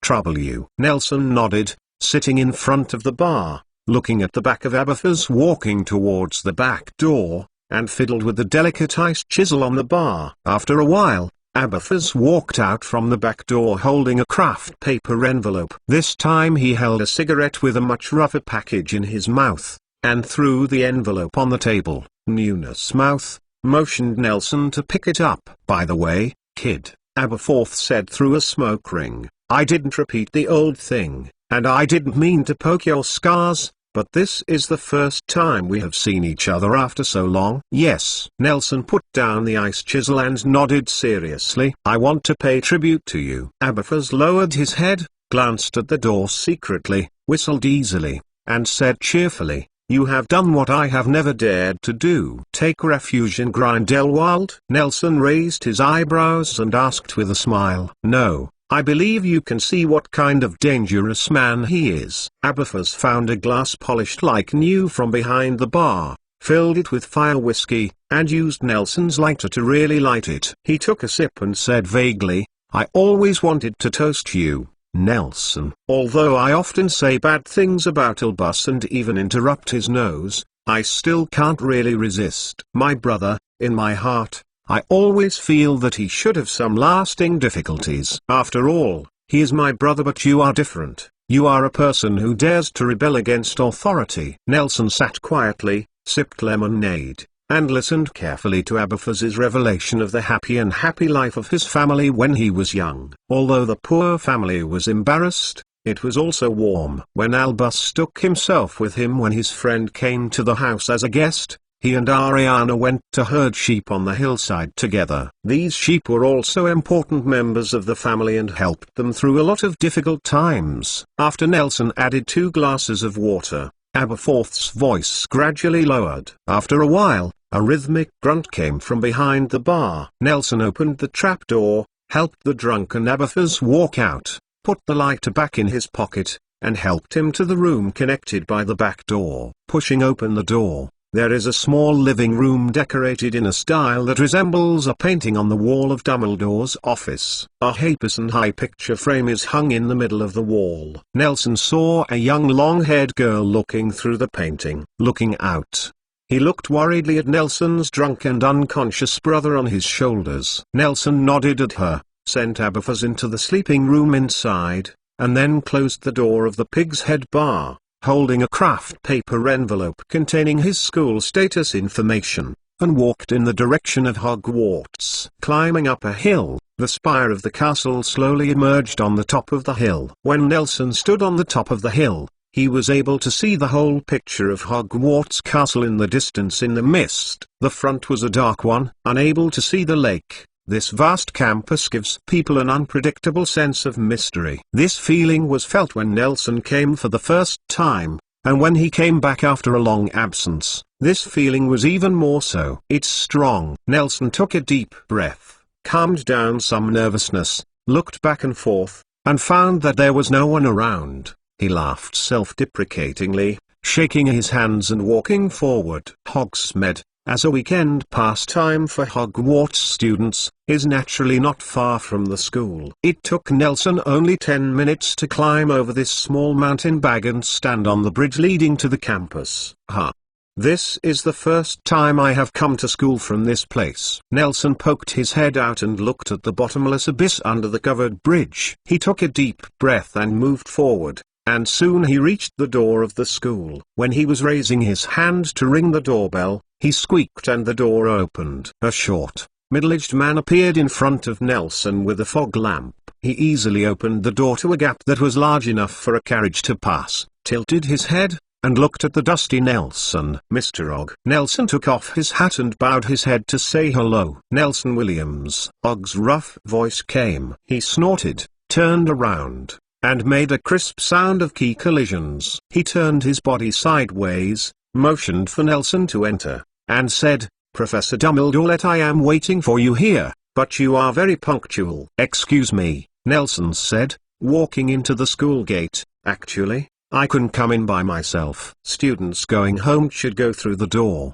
Og still had that cold and rude appearance. He closed the door behind Nelson and put a huge lock on it, nagging, "I personally sent you out back then." The school gate. "I didn't expect to go out this trip and only come back 3 or 4 years later." "I didn't expect it either." Nelson smiled. Og didn't speak until he took Nelson to the Black Lake and brought a long hook to a boat. He grunted and said, "Anyway, just come back." Nelson was stunned, got on the boat and said, "Thank you." "I didn't do anything." Og shook his head, propped the boat close to the castle. Black Lake is getting more and more unstable. As the boat approached, Nelson could finally see the full view of the castle. The 4 towers arched the central main building, and in front of the central gate, several people were standing. Nelson narrowed his eyes and looked at the people. There are 2 girls standing on the far left. One is tall, with long black hair and a beret. The gold and red badges are shining in the sun. The other is a little short and far away. I can't see it clearly. Only a pair of round eyes are very eye-catching. On the right side stood a pair of siblings, except for Alphad's big shiny bald head, which surprised Nelson. The 2 had not changed much in the past 3 years. And among them, surrounded by a black-haired teenager in a black robe, watching Nelson approach, he raised his arm slightly, and suddenly thought that he should be more restrained, so he put his hands behind his back and pointed at Nelson's, nodding lightly in the direction. "Tom." Nelson smiled and called out his name aloud. In the empty campus, the shout was extremely loud, and ripples rippled on the calm Black Lake. Nelson stepped forward and stood at the bow. Og was trying to lean the boat on the pier, but it was still a while away. Distance. Nelson stretched his hand down, and the hemp rope wrapped around the wooden stake in the bow flew into his hand. He grabbed the knot and threw it forward, as if consciously. The rope climbed up to the dock and caught the wooden stake nailed there. When Og saw this, he pulled the rope and pulled hard, and the boat quickly approached the dock. Bang! The side of the boat hit the pier. Nelson jumped onto the pier, and the whole wooden pier shook. He turned his head and said, "Excuse me, Mr. Og." "Go. I'll go first." Og shook his arm, loosened the knot, and swam back on the boat. Nelson nodded, turned around, and walked towards the castle. The Black Lake was very close to the main entrance of the castle, but this distance was too close, and Nelson walked for 3 full years. "Hey, Tom." He stood at the door, standing in front of the 5 people who were welcoming him, his eyes tracing these familiar and unfamiliar faces, greeted one by one: Wahlberger, Alphad, Christian. "Is there ... me tell?" Tom looked at the guy in front of him who had only heard the sound for so many years and could not see him. He bit his fist and opened his mouth to say something. Suddenly, a fat black figure rushed out from behind him. When everyone did not react, he slammed into Nelson's belly. Nelson was staggered, his eyes turned black, and he almost fell to the ground. Tom hurriedly stepped forward and held him. "What is it?" Nelson opened his eyes and saw Tom, who was holding him in front of him, feeling his stomach upset. He lowered his head and saw the arrogant culprit under Christian's feet, a fat tabby cat with a funny question mark painted on his face. He rubbed his stomach and said, "Hello, hello, question mark, meow." The question mark turned his head and didn't look at him, but Nelson smiled and bent down and hugged it in his arms. "Are you okay?" The 1,000 words that Tom had prepared before were not used for a while. He looked at Nelson's stomach and asked in a low voice, "It's okay." Nelson put his arms around Tom's shoulders. "The big deal is for Ms. Joey to get me a golden stomach." Ha ha ha. The joke that only the 2 of them understood made Tom laugh. The people around him stared at him inexplicably. He turned around, reached out and grabbed Nelson's shoulder, carefully from head to toe. He looked at him and saw that the guy in front of him was physically intact. He nodded in satisfaction and said, "Alphad just made a bet to me that you will be late." "Why?" Surrounded by the crowd, Nelson walked into the castle, and he asked curiously, I think I should always have a sense of time. Didn't it mean that the Hogwarts Express has recently been searched by Dementors? Tom shrugged, but couldn't help but patted Nelson on the shoulder, and asked in a low voice, "What's the matter with you? Why are you shrinking?" A question mark slowly got angry from the top of Nelson's head, and the question mark in his arms raised his head. The two question marks came together to express Nelson's doubts. He glanced up slightly, and said irritably, "I have 3 years. You have grown 20 centimeters tall, and your height growth rate is abnormal. I suspect that you have used the bone spirit illegally." HMPH, so you didn't shrink. Tom shrugged, put his arm on Nelson's shoulder, and led him toward the Slytherin lounge. "By the way, I brought you a gift," Nelson said to Tom mysteriously. "You will be pleasantly surprised." After a while, a few people walked to the door of the Slytherin lounge, talking and laughing. Along the way, everyone curiously asked about the anecdotes of Nelson's years of going out, but they tacitly failed to mention the events 3 years ago. Standing at the door of the lounge, Tom began to drive people. "Na just came back. He needs a rest." He nodded seriously, as if there was such a thing. "Well," Wahlberger dragged his brother away, turned his head and said, "Let's see you for dinner. I'll prepare something delicious for you." Christian wanted to say something, but Metal was also taken away. Nelson noticed that she hadn't talked to Tom much along the way. After watching the 4 people leave, he curiously asked Tom, "What's the matter with you?" In argument. Who knows? Maybe the little girl is in the rebellious period. Tom shrugged, followed Nelson to the bedroom, and said indifferently, "But it's not important. By the way, where's your luggage?" "How can this be unimportant? The relationship between brother and sister is still very important." Nelson opened the bedroom door, took out a few small balls from his pocket, and threw them on the bed. Several suitcases appeared on Nelson's bed. He held a half-painted red ball, handed it to Tom, and said, "This is a gift I brought to you. It was originally meant to be given to Senior Newt, but he has that magical box, I think too." "No need for this." "What is this?" Tom took the ball and looked at it in the palm of his hand. "This thing can hold some magical animals that are inconvenient to carry on your body. Well, or blood curse talks." Nelson picked up the water glass on the head of Tom's bed, changed it, poured a glass of water and took a sip, and said, "You said that you forgot to throw someone in the cemetery. She spent 3 years watching the grave there." "Nagini?" Tom looked at the ball in his hand, and then visually inspected the area of the bedroom, put away the idea of putting it here, raised his head and looked at Nelson, and asked seriously, "How are the years? Don't you know? We communicate often." Nelson leaned his back on Tom's forehead. "Did you have a fever?" Tom turned his head to avoid the black hand extended by Nelson, grabbed it, and continued to ask, "Of course I can see that you are healthy. I mean in other respects. You can't make it to OWLs, right?" "That's not enough." Nelson shook his head. "It shouldn't be a problem for me, but some stories may not be finished for 3 days and 3 nights. I really want to tell you a good one." Please remember the domain name of this book's first publication, Bike's mobile version website, Chapter 164 Chapter Secret Talk in the Chamber. "How do you say it?" Nelson said, sitting at the end of the bed, putting the cup aside. "I thought. We came to the magic school from London by train. This incident was already bizarre enough. I didn't expect things to be even more bizarre afterwards.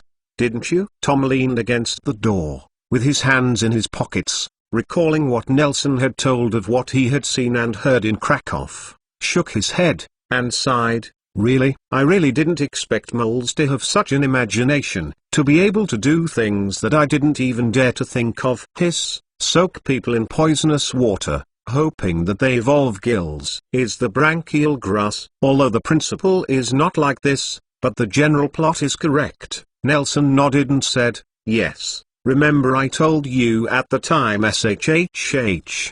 Tom suddenly raised his finger to his lips and whispered, "We will talk about this later." He turned his face and put his ears against the door of the room, red light flashing in his pupils. "By the way, Haven't you finished telling me what the second Salem is? Tom tilted his head and said to Nelson, then turned his head back and pressed his face to the door frame. There was a slight noise from the toilet pipe, and Nelson felt a little strange listening to the abnormal noise. So he sat on the bed and continued to tell the story of the second Salem that Newt and Dina had traced so far. Okay. After a while, Tom moved his head away from the door, raised his eyebrows at Nelson, and said, "I'll take you to a good place where no one will bother you at all." "Where is it?" "Is it Slytherin's SHHH?" Tom raised his finger again, motioned Nelson to silence, and then unscrewed the bedroom door. "What are you afraid of? Will Grindelwald lie on the door of our bedroom and listen?" Nelson looked at Tom speechlessly. He was already like a little boy in a fairy tale who scattered rocks in the forest to lead the way when he entered the door. Similarly, many small balls of various uses were thrown around the school. Nelson had already determined that there was no one at the door and no one was eavesdropping remotely. He smiled, stood up, walked over to Tom and baited it on his shoulder. He said, "I thought that only people like me who have been away all year round would be nervous. I didn't expect you to be so scared when you stay in school every day. Don't worry, there is no one outside. Let's go. You can also go earlier. Let Nagini out, she is sullen in there. I'm not careful." Tom rolled his eyes and led Nelson to shuttle down the deserted corridor, walking downstairs, while explaining in a low voice, "I have mastered the collusion of some professors in this school with outsiders. The evidence here is no less dangerous than the mole battlefield you stayed in." "Oh, who is it?" Nelson raised an eyebrow and asked curiously. "It's not important. I don't think she's play." Tom curled his lips, trotted and felt that a section of the stairs was about to turn, stopped it, urged Nelson to hurry over and asked casually, "By the way, are you sure there are what is human magic? Teach me later." "Can." Nelson followed Tom to jump down the stairs, just talking, but stepped on the empty space. The stairs were evacuated before he stepped on. Nelson fell to the next floor with a bang. He sat on the ground, rubbing his ankles, shook his head speechlessly. "I didn't get a shot in the first grade, but now I was attacked by stairs." "Ha ha ha."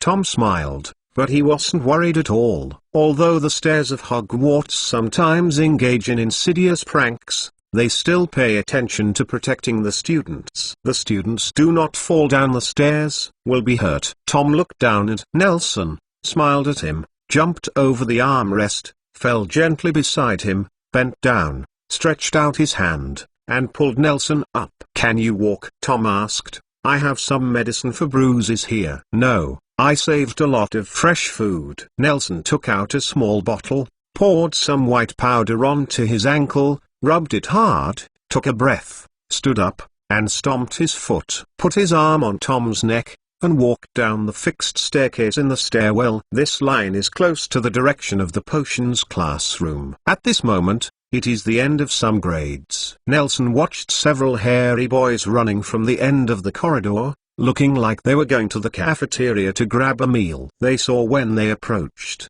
Tom stopped immediately.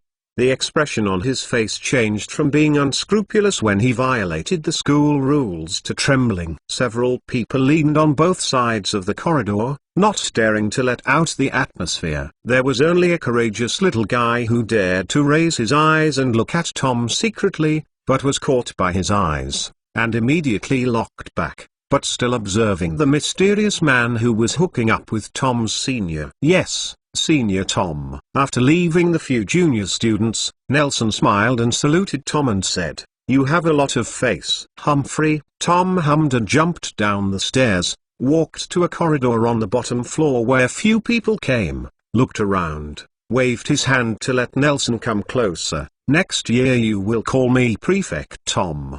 "Yes, Prefect Tom." Noting that Tom's ears were a little red, Nelson raised his voice and laughed softly. "Premier, Tom is taking me into the women's toilet. Slytherin should be blamed for this, and it's not that I want to go to the women's bathroom." Tom muttered and approached the women's bathroom that was barely used. "Is it possible that this is the case?" He looked at the faucet that Tom was dealing with, and said thoughtfully, "When Slytherin himself left the secret room, Hogwarts had not been fully established. After all, it was so long. Well. And then the people who renovated the castle didn't know that there was an entrance to the secret room, so they built a bathroom here. The opening and closing of the snake-like cavity is completely rare, and the scene of the secret room opening is even more shocking. It slowly sinks and makes a huge rumbling sound. A dark hole with a diameter of 2 meters and a gorgeous relief carved on the edge appears on the ground. When Nelson raised his head, Tom had disappeared. Only his voice floated from the hole. Although I really want to admit that what you said is right, even Slytherin himself has no idea about the lost entrance to the women's bathroom, but I can't do it. Because the lock of the secret room is engraved on it, on a faucet. This is the bathroom from the beginning. Nelson grinned, just thinking about being small, and remembering that this is the Slytherin site, and that he is not an heir. So he closed his mouth and jumped out of the hole with a serious face. Unlike the slimy and mossy cave wall he imagined, the inner wall of the pipe where Nelson was falling was smooth and dry, and even exuded a fragrance of mint leaves. He stretched out his hand and scratched it with his nail on the cave wall. Nothing was attached, and he lowered his head. Under the light of Tom's fluorescent charm, he saw that a thick straw mat was spread on the ground not far away, covered with a layer of green flannel. Puff Nelson quickly slammed into the haystack and was pulled out by Tom again. He held Tom's hand and quickly got rid of the shackles of the flannelette. I have always heard that if you fall from a high place, as long as you jump into the haystack, you will be unscathed. Nelson blinked, adapting to the dark underground environment, and said, "Now I am sure, these words are the truth of the universe." "Not really." Tom scratched his head. "I usually put a levitating technique on myself when I was about to land, and I didn't expect anyone to fall directly." "Did you tell me?" Nelson scratched his head. "Am I not okay?" Nelson took a deep breath. The air in the tunnel was just a little moist, and there was no peculiar smell. He looked at the surrounding environment. The ground and surrounding walls were clean, and even the iron fence in the waterway was as bright as a mirror. Nelson nodded in satisfaction and praised, "Although I don't know how the cleaning curse is still effective after 1,000 years, I have to say that Dean Slytherin is really a person who loves cleaning." "He is a clean person?" Tom sneered at Nelson's remarks, and his excited voice echoed in the wide underground space. "Do you know how long I cleaned up these places? Do you know, 3 years ago, this place it is estimated that only rats and giant monsters can slay their feet." "Thank you." Nelson couldn't imagine what the place that rats and trolls hated was like. He rubbed his sore eyes in the dim environment, followed Tom forward, through the door holes that were not clearly visible, and finally reached one side. In front of a wall studded with many precious stones. The gems on this wall are obviously thick and thin, and the snakes carved on the wall seem to have been peeled off by half of the skin. "Why is this place so dark?" Nelson finally couldn't stand it anymore, and took out his wand and released the improved lighting curse he had even won. In that moment, the whole secret room was as bright as 10,000 crystal lamps. He approached the wall in front of him. These turned out to be 2 huge stone gates. Although Tom separated the stone gates quickly,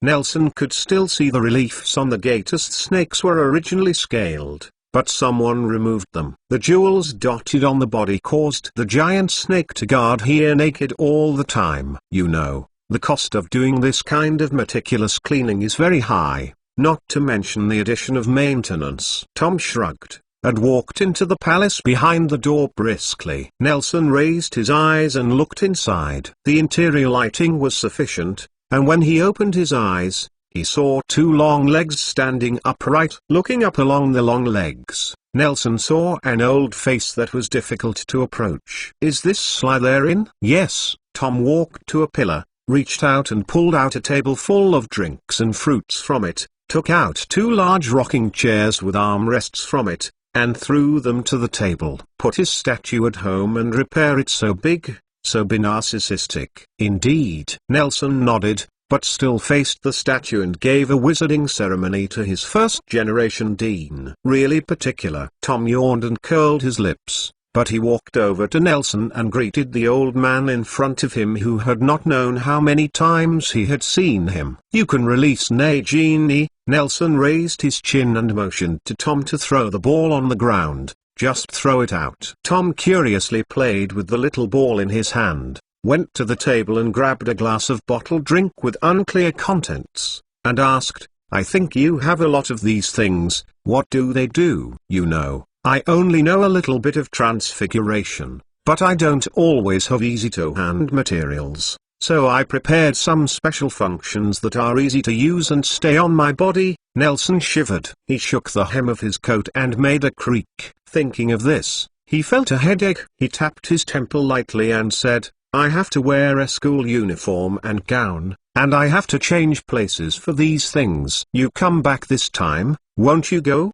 Tom stopped the movement of the Monsieur ball and raised his head, two deep black eyes staring at Nelson's eyes. "Who knows?" Nelson shrugged and said with a smile, "but I have to at least wait until the Newt's test is finished. After graduation, I will always go outside to find a job." "Oh?" Tom's eyes lit up and he threw the ball in his hand to the ground. The ball was hit and split into two halves. Then, very unreasonably, a thick and long black snake emerged from the half-hemisphere that was only a few centimeters wide. She stretched her body and spit out slowly. "Nobuko," approaching Tom's direction, and then, Nagini spread his huge black body and circled him around Tom, covering his legs in the space traveled by the curled snake's tail, and then high. He raised his upper body and opened his mouth to an extent that other animals could not imagine. Venom dripped from the sharp teeth and roared silently at the Slytherin statue. "Very well, you are here." Tom stretched out his hand and gently stroked Nagini's smooth scales. He also raised his head, looking at Slytherin's closed mouth, which seemed to hide countless secrets, and said softly, "Finally I can meet that guy for a while. With you two here, I will dare to face any enemy." "What?" Nelson walked over to Tom and followed him at the Slytherin statue. "Are you saying that this statue will come alive and attack us? Is it because you sold his lamp?" "No." Tom shook his head and explained. "It's a basilisk. Slytherin originally kept it in a secret room to guard against possible enemies, to protect the school and the castle. But it was more than 60 years ago. In an accident, the castle was shaken, and the strong impact made this basilisk lose its sanity." "Accident?" Nelson was curious. "That's not important. I have to do some preparations." Tom patted Nagini's neck, and the black snake released his body immediately. He walked to the table that was just pulled out of the pillar and sat on a rocking chair. Said, "Sit here and drink something." "Where did you just talk about it?" "That day, Senior Newt and I met his old friend in London." "Please remember the domain name of this book's first publication, Bike's mobile version website, Chapter 165. "Tell me." "Great Slytherin, so you mean that old aunt has an admiration for Newt Scamander?" Tom turned his back to Nelson, standing by a pillar in the back, not knowing what he was doing. After listening to Nelson's account, he asked without looking back. "I think so." Nelson nodded, took a sip of the watermelon juice on the table, and smacked his lips, said, "At that time, there were only two people in the United States Magic Congress about 10 kilometers away. One was a vegetable. The other is a blind man." "No, I think even a blind man can see it, and that's the older sister, not the old aunt." "DSK, isn't there another one?" Tom shook his head and teased, "He himself." "That's true," Nelson agreed, and took another sip of the watermelon juice. "You want me to say that you should have given up the sour tomatoes? The watermelon is so good, sweet, and red." "I still think tomatoes are delicious and healthy, isn't it what you said?" "Excessive intake of sugar is not good for health." Tom shook his head, turned around, and threw a small black object on the table. Put one piece exactly on his face, walked towards Nelson, grabbed a plate of small tomatoes from the pillar beside the table, squeezed one, and said, "But how can you tell? Is it because your emotional experience is is it rich?" "Well, I haven't seen Merlin." "Can I still imagine with his beard?" Nelson shrugged and grabbed what Tom had just thrown on the table. By the dim lights in the palace, he recognized it. A pair of glasses. a pair of forward-looking, thick sunglasses with a strong temperament, heavy in his hand. You can tell that the lenses are made of real gems. He put the sunglasses on the bridge of his nose, looking at the black eyes. Tom asked, "What is this?" "A pair of sunglasses." "Yes, the basilisk's gaze can petrify the person it is looking at directly, so I found two very clear black crystals and created these two pairs of glasses according to Slytherin's secret book." Tom nodded, rolled up his sleeves, grabbed the corner of the table, pushed gently, and stuffed the chair into the pillar beside him. He proudly introduced, "I know you must be thinking, see through the lens, does it make any difference? Then I tell you, you are so wrong. I didn't actually think so. Look." Tom raised his wand and knocked on the frame of his sunglasses. The two black crystals on the bridge of his nose suddenly began to spread up and down like liquid, and soon became a dark one covering the entire face. "The mask of the visor is more appropriate." He lifted the visor, and he heard a faintly metallic voice, "This form, it can completely cover your field of vision, and then collect information from the outside world. Imaging inside the mask can even resist some small evil curses with little power. This is a weapon against the basilisk." Standing by the pillar, Tom looked at himself with the smooth and reflective surface, and kept turning his face to his side. At the end he added, "If you sell it outside, it can be worth a few $100 of course. At this price, it's not worth mentioning compared to the magic I used in it." "You are still too conservative." Nelson fiddled with the glasses like Tom, feeling its iffy distortion, looking at Tom's cool shape, and said sincerely, "You can add another 0.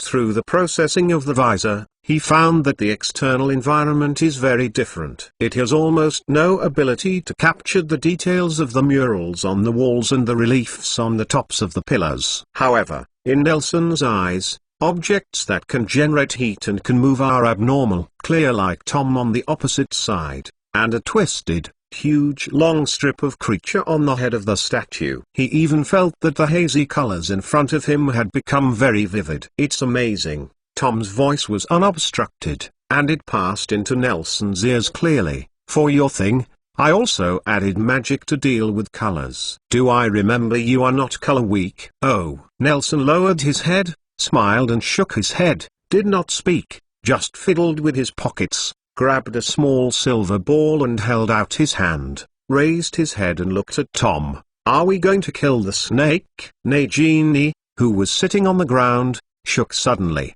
Tom squatted down quickly, soothed her, looked back at Nelson, and said, "Look, you scared people. It's a basilisk." "It's a big difference." "Sorry." Nelson also bent down and touched Nagini's scales. When he straightened up, Tom was already standing in front of the tall Slytherin statue. He took a deep breath and held the small ball in his hand. Throwing to the ground, they collided with each other and bounced in all directions of the palace. Soon, the surroundings became full of the crisp sound of metal balls hitting the stone brick floor. "I want to see what these strange things of you are." Tom turned his head, looked at Nelson who came up to stand shoulder to shoulder, raised his hand to his shoulder, and said lightly, "If we meet again for a long time, we need a magnificent battle to commemorate. I think within the range of Hogwarts, only the basilisk and the squid in the Black Lake are worthy of you. But I can't swim. Not to mention that the squid didn't provoke us." Nelson smiled, raised his arm, and firmly held Tom's hand. "Don't worry, I won't let you down." "I never worried. This little reptile is just an appetizer." Tom raised his head, facing Slytherin's serious old face, raised his other empty hand high, and shouted in a snake-like voice, "Speak, tell me." "The supreme wizard, the great Slytherin." Under the gaze of two masked men who looked abnormal, Slytherin's mouth slowly opened in a strange way. His neck moved, and his eyes glowed with a terrifying glare. The huge palace shining brightly like day. This is the brightness that Nelson's perfect flash bomb should have. With a sour sound of crack, the dust and cobwebs fell on this ancient statue. The faces of the statues that had been shaken down and fell into disrepair for a long time. Pieces of loose paint and stones fell, falling in front of the two, and some even shot at them like cannonballs. Nelson held his magic wand and waved it, and a silver circular shield surrounded the two of them, spreading the flying stones one after another, without a fish slipping through the net. Slytherin's facial expression didn't move much, except that the lowering of his chin made him appear to be dislocated. This way of opening and closing his mouth was almost exactly the same as that of a snake. Wow! One after another, small noises rang from all sides of the palace. It was the snakes and rats who used this place as a sewer. The worms in these gutters felt the awakening of the once king of the secret room and rushed to flee away. They didn't care about carrying their luggage and family members. They just instinctively ruled this space that made them hard to breathe. Soon, everything around them calmed down, until a sharp sound of metal slashing over the stones came out in Slytherin's mouth. Nelson frowned uncomfortably. He raised his arm, and the ring shield around him stopped rotating and hovered in front of them. Another clamor than before came from around the palace and got closer and closer. Getting louder and clearer, Tom twisted his neck and looked around, but saw nothing. When those marching noises approached their extremes, they suddenly stopped. Everything around was silent, and even the basilisk did not rub its itchy skin. In the big place, only the sounds of Nelson and Tom's heart beating. Can you communicate with it? Inside Tom's visor, a drop of sweat slipped from Nelson's forehead. For a person who carries a heavy load and crawls everywhere, there is very little that can be done. Making him so tired, he put down his wand and asked, I remember that although the basilisk is not a snake, it should still be able to understand the snake tongue. You know a lot. Tom raised his chin. To tell you the truth, I have seen a dead basilisk with bones as high as dozens of stories. This one is still young. Of course, it may be that the male eggs are relatively small, or you don't have enough to eat all the time. Tom paused, raised his head, and made an annoying hiss at the Slytherin statue. He was trying to command the basilisk in the Viperian voice. The effect of the snake-like voice was immediate. The basilisk in Slytherin's mouth immediately became agitated and violently hit the inner wall of the passage. The entire stone statue trembled violently with its impact. It's a pity that this thing can't communicate, Tom shrugged, and the visor said it didn't matter. It's a pity. It's been calling for killing all enemies. Maybe it's treating us as its enemies. Maybe the enemy 60 years ago? Nelson asked curiously.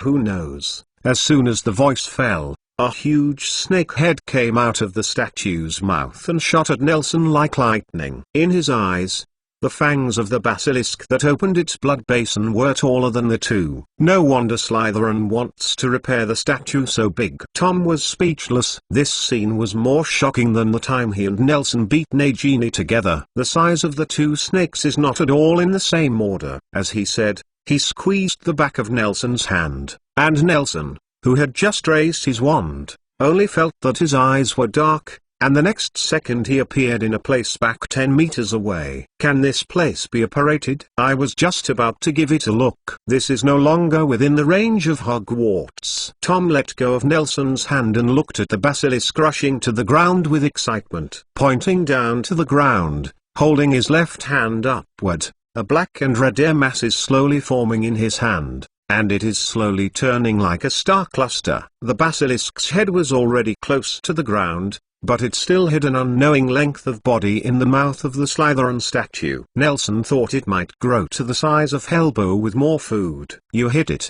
Tom suddenly stopped the curse, and the air mass in his hand stopped turning. Nelson followed his gaze. Although he was taken away by Tom's entourage before, the previous ring shield was not.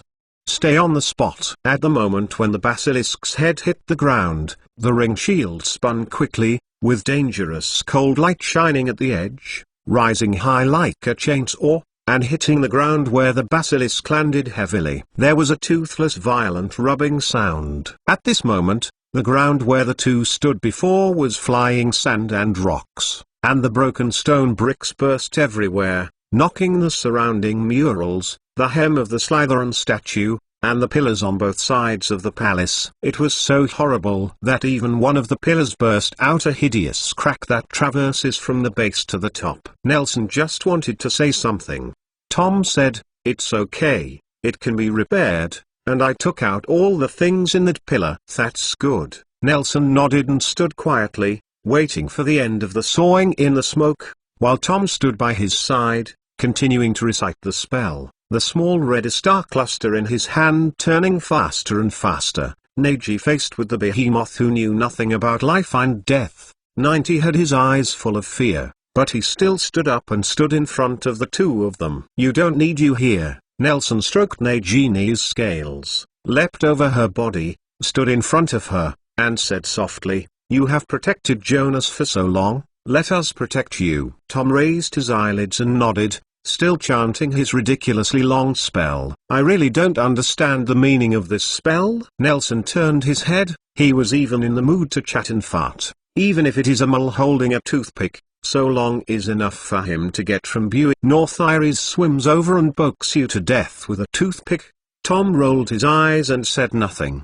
The sawing sound in the smoke slowed down quickly, and after a while, there was no sound. Nelson raised his finger, and a smoothly polished ring shield flew out and hovered beside him. Nelson looked at the edges and corners that were as smooth as a mirror, and couldn't help but be speechless. He praised the basilisk in the smoke and said, "You are really hard." In response to him, a fishy wind rushed toward his face. A huge snake head rushed out of the smoke and dust. Scarlet eyes were full of madness and hatred. Nelson heard a click and raised his hand to tap his face. A layer of fine stone chips fell down, and he nodded in satisfaction, then turned his head and shouted to Tom, "Your mask is really useful." The basilisk's big mouth had rushed to Nelson's side, and he could even ask what it was eating. He turned his head slightly and disappeared in place, while the basilisk slammed into the pillar behind Nelson because of inertia. "You are too slow." Nelson appeared next to the basilisk's head and shook his head. The angry basilisk raised his unharmed head and flicked it in Nelson's direction. Boom! Another pillar shattered, and Nelson walked out from the other direction. "A big guy like you, if you can't hurry up, you might hit yourself to death." Please remember the domain name of this book's first publication, Bike's mobile version website, 166th chapter Gun Forest Bullet Train. Although the basilisk's mental state is a bit poor, its intelligence has not been greatly affected. Even a powerful creature with hard scales like it does not feel good when it hits a pillar with its head. It quickly realized that the little dwarf in front of him did not a weak person who can easily tease himself, but a flexible guy. The basilisk turned his head and stared at Nelson with those big bright yellow eyes full of mucus, opened his mouth slightly, stretched out the letter to lick the ground, suddenly turned sideways, raised his upper body and pounced towards Nelson. "I have already said that if you are still so slow." Nelson shook his head, raised his arms, and appeared under the basilisk's head. Its vision captured the wizard who appeared in his previous position, but because of inertia, he turned helplessly. Throwing to the side, Nelson said in the second half of his sentence, "You still can't hit me." The basilisk that crashed into the stone pillar emerged in midair and hit the stone pillar at a faster speed. Nelson even thought it was completely crazy, but soon realized the cunning of this beast. I saw the basilisk shook his head covered with solid scales with a force enough to sway the sound of breaking wind, and hit it with a decisive suicidal gesture, but the scene of brain flying in Nelson's mind did not happen. On the contrary, the column, which was full of cracks, began to teeter more. The basilisk opened its big mouth in the blood basin, firmly bit the roots of the stone pillars, and yanked hard. A sound of metal hitting the stone sounded from the head of the Slytherin statue. Looking in the direction of the sound, Nelson found this basilisk actually pulled his huge body out of the statue by biting the pillar. Different from the mighty appearance of its upper body with scales and armor, the lower body of the basilisk that had been hidden in the statue before was stained with blood. Several huge wounds with deep bones were dripping with thick water, exuding the stench of decay, and dozens of sturdy roots. The chains were hooked firmly into the flesh of the basilisk wound because the basilisk escaped from the mouth of the statue. At this moment these chains are hanging from the mouth like a Slytherin beard, hanging the basilisk's tail, stretched straight. Hiss! Seeing this shocking scar and feeling the slight vibration of the ground under his feet, Nelson took a breath, and moved to Tom's side, watching from a distance what the bound beast was trying to do. And the next scene didn't disappoint him. I saw the basilisk slowly crawling along the stone pillar that had just been bitten, and entangled himself firmly on the pillar, and the whole body looked like it was about to be pulled by the chain. Then, it stared at Nelson's direction, gritted its teeth and tugged. A deafening explosion came from Slytherin's mouth, and immediately there was a dazzling glare of spells in front of him, the sound of one after another chain breaking in his ears, and the basilisk abruptly took the iron hanging on the body. The hook was pulled down, and the thick tail slapped heavily on the ground, making a loud bang, raising several meters of dust and rubble. The iron chains that seemed indestructible were just like that, and the remains of the basilisk wearing the skin and flesh of the basilisk fell from the sky, like rain, and the stench of blood was spilled everywhere. The pillar that the basilisk had just crimped finally could not bear the huge pressure and collapsed. Nelson and Tom stood far enough away and were not affected, but the ground at the feet of Slytherin was already covered by dust.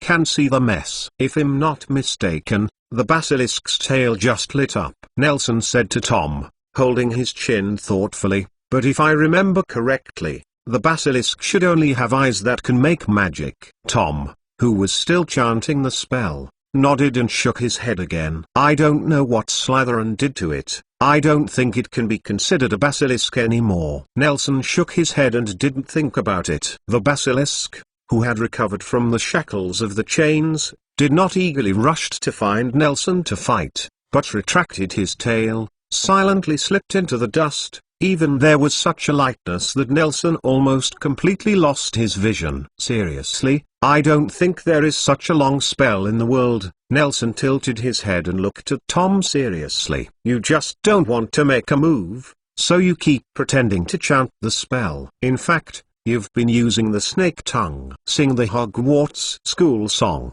right? Tom gave him a blank look, turned his back, and ignored him. Okay, then you look at me. After saying this, Nelson took 2 steps forward with his hands on his back, then turned around abruptly, and happened to meet the sight of Tom, who secretly turned his head. Tom's face went dark, and then he turned his head completely. Ha ha ha. Nelson smiled and appeared on the edge of the sand. The basilisk had completely concealed his voice. Only the red and black blood flowing on the ground proved that a huge creature had just passed by here. In a sense, we are quite alike. Nelson raised his right hand and raised it to his shoulder. The restless voices that had been around the palace a few minutes ago sounded again. In the darkness, there seemed to be thousands of people. The horses lurking, staring at the blood-flowing basilisk. This murderous aura is in essence. The closed eyes under Nelson's visor can see that the hideous tubes are erected, and the bowstrings are on tight.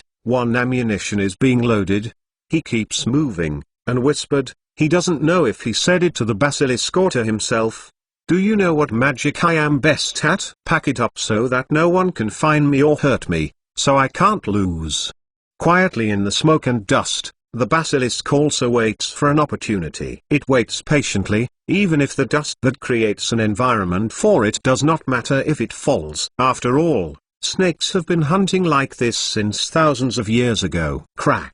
A crisp and incomparable impact sounded in the palace. The basilisk hit a small ball that Nelson had previously scattered. It was bounced under tremendous force and landed on the ground. The second impact did not sound for a long time, but that is quite enough. Nelson pressed down his index finger, and a blasted arrow shot out from the darkness behind him, bringing a sharp breaking wind. The blasting sound of the blasted arrow was so loud that it completely overwhelmed the countless arrows that followed. The arrows depicting magic patterns gleamed with lights of various colors, some shaped like conch, turning faster and faster, arousing a burst of dazzling blue light, some exuding green phosphorescent, bursting open after being plunged into the smoke and dust, and the air and the ground was stained with withered green. Some of the red arrows looked irritable, And the explosion that followed was even more irritable. Puff! A few drops of liquid poured on Nelson's visor, and the visor quickly made a corrosive sizzle sound. Nelson took out a new handkerchief and wiped it. It was a few drops of blood mixed with venom.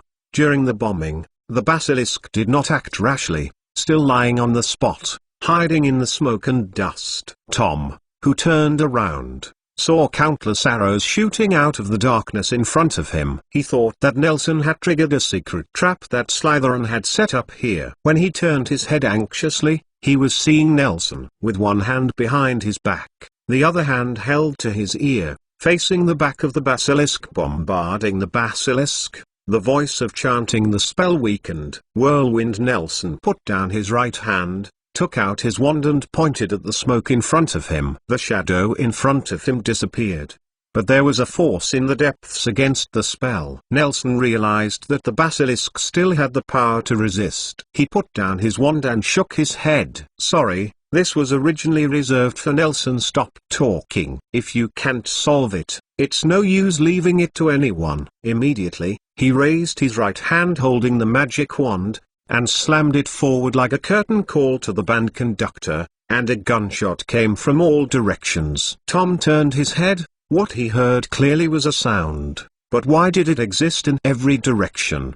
The executed prisoner will only hear one shot before his death, because one bullet is enough to kill him. Nelson's explanation of the basilisk in the distance answered his question. You too. But only because of them? Shot too much. Puff puff! This is the sound of a high-speed object penetrating the smoke and dust. The ring shield that has been scraping the basilisk for a long time is now in use. It floats in front of Nelson and opens to the surroundings to form a wall, which locks Nelson and Tom behind him, protected firmly, and soon, the sound of the ricochet hitting the shield came intensively, and their kinetic energy was too strong, causing the shield to protrude neatly inward. Nelson looked back at Tom. He seemed to have finished chanting the spell, clutching something he didn't know what it was, and smirking happily at Nelson. Nelson walked up to Tom, raised his hand and waved in front of him. You don't really think that a bullet can hurt a basilisk, do you? Tom came back to his senses, teasing. I don't think you would do such a thing. Of course not, I'm a wizard, Tom. Nelson turned his head, listened carefully, and then patted his hands gently. The next moment, a roar that was 100 times greater than the previous sound was heard behind the shield wall. In the gaps, the dazzling white light illuminates the entire secret room, and the backlit Nelson leaves only a dark shadow. When the glare dissipates, the shadow of the shield wall is even left on the ground. Where did you say it? Tom raised his hand and pointed back, and asked curiously, I mean, where did you get so many spellcasting props? I mean, these guns. What is the bow and arrow? These are the little balls that you are curious about. Nelson waved his hand, and silver balls, large and small, flew from all corners of the secret room. The balls exuded heat and some red hair. Hot, they lined up neatly next to Nelson, and they danced dexterously with the movements of his hands, forming a luminous strip like a star ring. I keep them on my body, but I haven't figured it out. The advanced use of cannot completely eliminate their weight. But apart from the important point, there are no other shortcomings. I mean, how come you have so many? Tom raised his eyebrows and stared suspiciously at Nelson. You are not going to do something? How come? Nelson waved his hand. I'm actually quite rich, and people have been paying for me in the past few years. If there are any advantages, do you think I am still a human? Besides, you think they are very expensive, but they are actually a little bit expensive. No, it's just that it's too time-consuming to cast spells for the things in each ball. But this can also be seen as a process of exercising magic power as long as you have a silver mine and an efficient alchemy technique. These tasks are all very simple. After all, it is difficult to build a gun. But when you have magic, it is even easier than knitting a sweater. Leave it alone. What do you think is the effect? Nell, actually, at first, I wanted to see your spell. Tom grinned bitterly, rubbing his hands, smearing the black light from the palm of his hand to the other hand. He squinted at Nelson, He wanted to say something. Stopped again, stopped talking and wanted. After holding back for a long time, he said, "The scene is very shocking, but it is not the same as I imagined." "Yeah, I think my opponent must be hard to think of," Nelson said happily. When he was hit by a bullet, he didn't expect that there was a petrification spell in the bullet. When he stepped on a trap, he didn't expect the trap species arranged a phantom shifting prohibition curse. When he finally blocked a cannonball, he didn't expect that the cannonball was actually a powerful lighting curse that I carefully developed. It's really shocking. I didn't expect it to be such a scene at all. Tom felt a little cold, so he wrapped the pair tightly, just repeatedly emphasized, "But I always feel something weird." "What do you think?" Nelson was curious. Speaking out, "You might think that my imagination is lacking," Tom shrugged and said with a bowed face, "I thought that a deformed wizard like you would turn out a powerful helper to assist in the fight. You know, in the novel it's written like stone giants, giant dragons or something." "Isn't my helper powerful?" Nelson asked with a grin, "not to mention the golem and the dragon. If the battlefield can be arranged in advance, Merlin is standing here, and I dare to give him a surprise." "This is technology." "Powerful, Tom. In the past few years I have encountered several incidents of wizards being killed or captured by mulls with guns." "Are mulls so good?" "Not as weak as wizards imagined. Hundreds of years ago, they might not be as threatening to wizards as magical animals." Nelson nodded solemnly. "But today, no wizard with wisdom still thinks this way." "This is also Grindel. What Woe fears most. So that's why he keeps breaking the secrecy laws." "Want to really rule mulls?" Tom asked, holding his chin, "to prevent being shot to death one day in the future?" "I thought so at the beginning." Nelson nodded and shook his head again. "But I don't understand what he wants to do now." "Please remember the domain name of this book's first publication, Bike Mobile Version website, 167 chapter double kill. OK. Tom didn't seem very interested. He shrugged and walked to the shield wall standing in the distance. He saw Nelson reach out to recall it, and carefully turned it back into a small ball and tucked it in his waist. In the small side pocket, behind the shield wall is a mess. A thick green fog with a strange color replaces the smoke and dust caused by the basilisk. Even now, Tom has not seen the whole picture of the behemoth, and when the shield disappeared, it was faint before. The smell of gunpowder immediately became strong, and he sniffed twice, feeling that the smell was a little overwhelming. "Don't you panic if you put it there." Tom retracted his gaze, and frowned, glanced at some strangely located pockets on Nelson's coat, opened his mouth and wanted to say something, but the thick fog suddenly felt like a heart. Generally, it shrinks a little and then swells suddenly. Tom's ears moved, and he immediately turned his head to look behind him. He squinted his eyes, raised his hands and shook his hands in the direction of the thick fog, and the black light that had gradually dimmed flashed again. "Oh, is this thing so resistant to hits?" Nelson stopped his movements, and stood next to Tom 2 steps forward. He looked at the restless fog with great interest. He looked at Tom's hands quite unexpectedly. He said, "It turns out that I blamed you.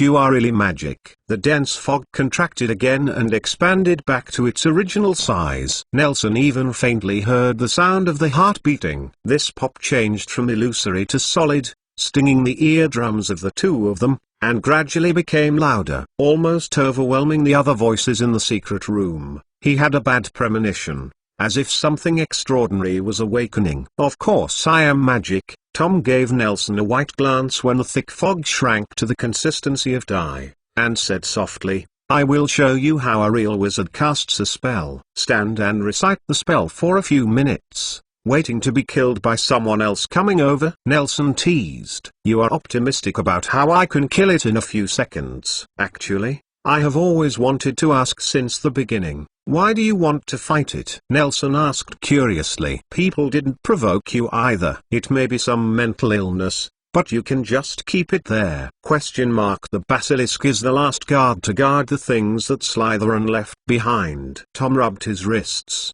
bowed his head and knelt on the ground. His 2 dark hands pressed against the ground, Aren't you curious? At Hogwarts, in the legend, Gryffindor has a sword, Hufflepuff has a gold cup, and Ravenclaw has a crown, but what does Slytherin have? When are you so interested in the history of magic? Nelson recalled, and even took out a book and flipped through it quickly, then replied after a short while, "It's really not mentioned, you really don't say it. This is the first time I have discovered this problem." "Oh, here is. Let me see. As for the relics of the founder of Hogwarts, Salazar Slytherin, as a powerful wizard of that era, why didn't he stay?" There have been divergent opinions in the academic circles about the relics that match its status and strength. At present, two opinions are more popular. The first view is that the Hogwarts castle is the relic of Slytherin. The second type of magic historian advocates Slytherin. Lettering took away his magic items after clashing with the other three founders and leaving school, and ended up living out. Which one do you prefer? I don't know. Tom shook his head. There are some information here, but he didn't write where he put the relic. But Tom closed his mouth suddenly and looked at the dense fog in front of him with a serious expression. The fog gradually solidified, forming a twisted snake shape. He whispered, "There is a problem." "Trouble?" Nelson looked forward, raised his arm again, and said, "Fortunately, I have a lot of things and I can't finish it in one wave. And also, well, that's right." He shook his palm vacantly and waved forward. "Whatever he is, let me shoot in one round." Da. Dense and loud sounds came from all sides of the secret room. The dark corners were filled with blue fire at this moment. Tom could hear the sound of swishes in his ears, and the hot air pillars ran across his face. And the skyrocketing flames in front of him reflected a crazy painting on the surface of his smooth black visor. The apparently thick fog was blasted to pieces by high-speed and dense large-caliber bullets. Nelson threw a brand-new ring shield to envelop the two and the Nagini, who came silently. He looked at Nelson with a strange look. The dense green fog was quickly evaporated by the high temperature, revealing a huge body that was charred and carbonized inside. The basilisk wrapped itself firmly with a huge body like a ball of wool. The exposed body was broken into several sections, every time. Each section has a different appearance. Some are completely carbonized and emit a pungent burnt smell, some are covered with scars, and black poisonous blood is flowing out, and some are like fish that are peeled off and ready to be cooked. Disgusting. After just a volley of fire, the body of the basilisk was even more riddled with holes, and you could even see the reddish warhead still spinning hard, trying to get deeper. The nearby pillars and the ground, even the hem of the Slytherin statue, had become ragged because of the random shooting of the ricochet. Nagini's eyes were even stranger. God knows what this basilisk has experienced in the thick fog that no one has seen before. Nelson even felt that he had overreacted a bit,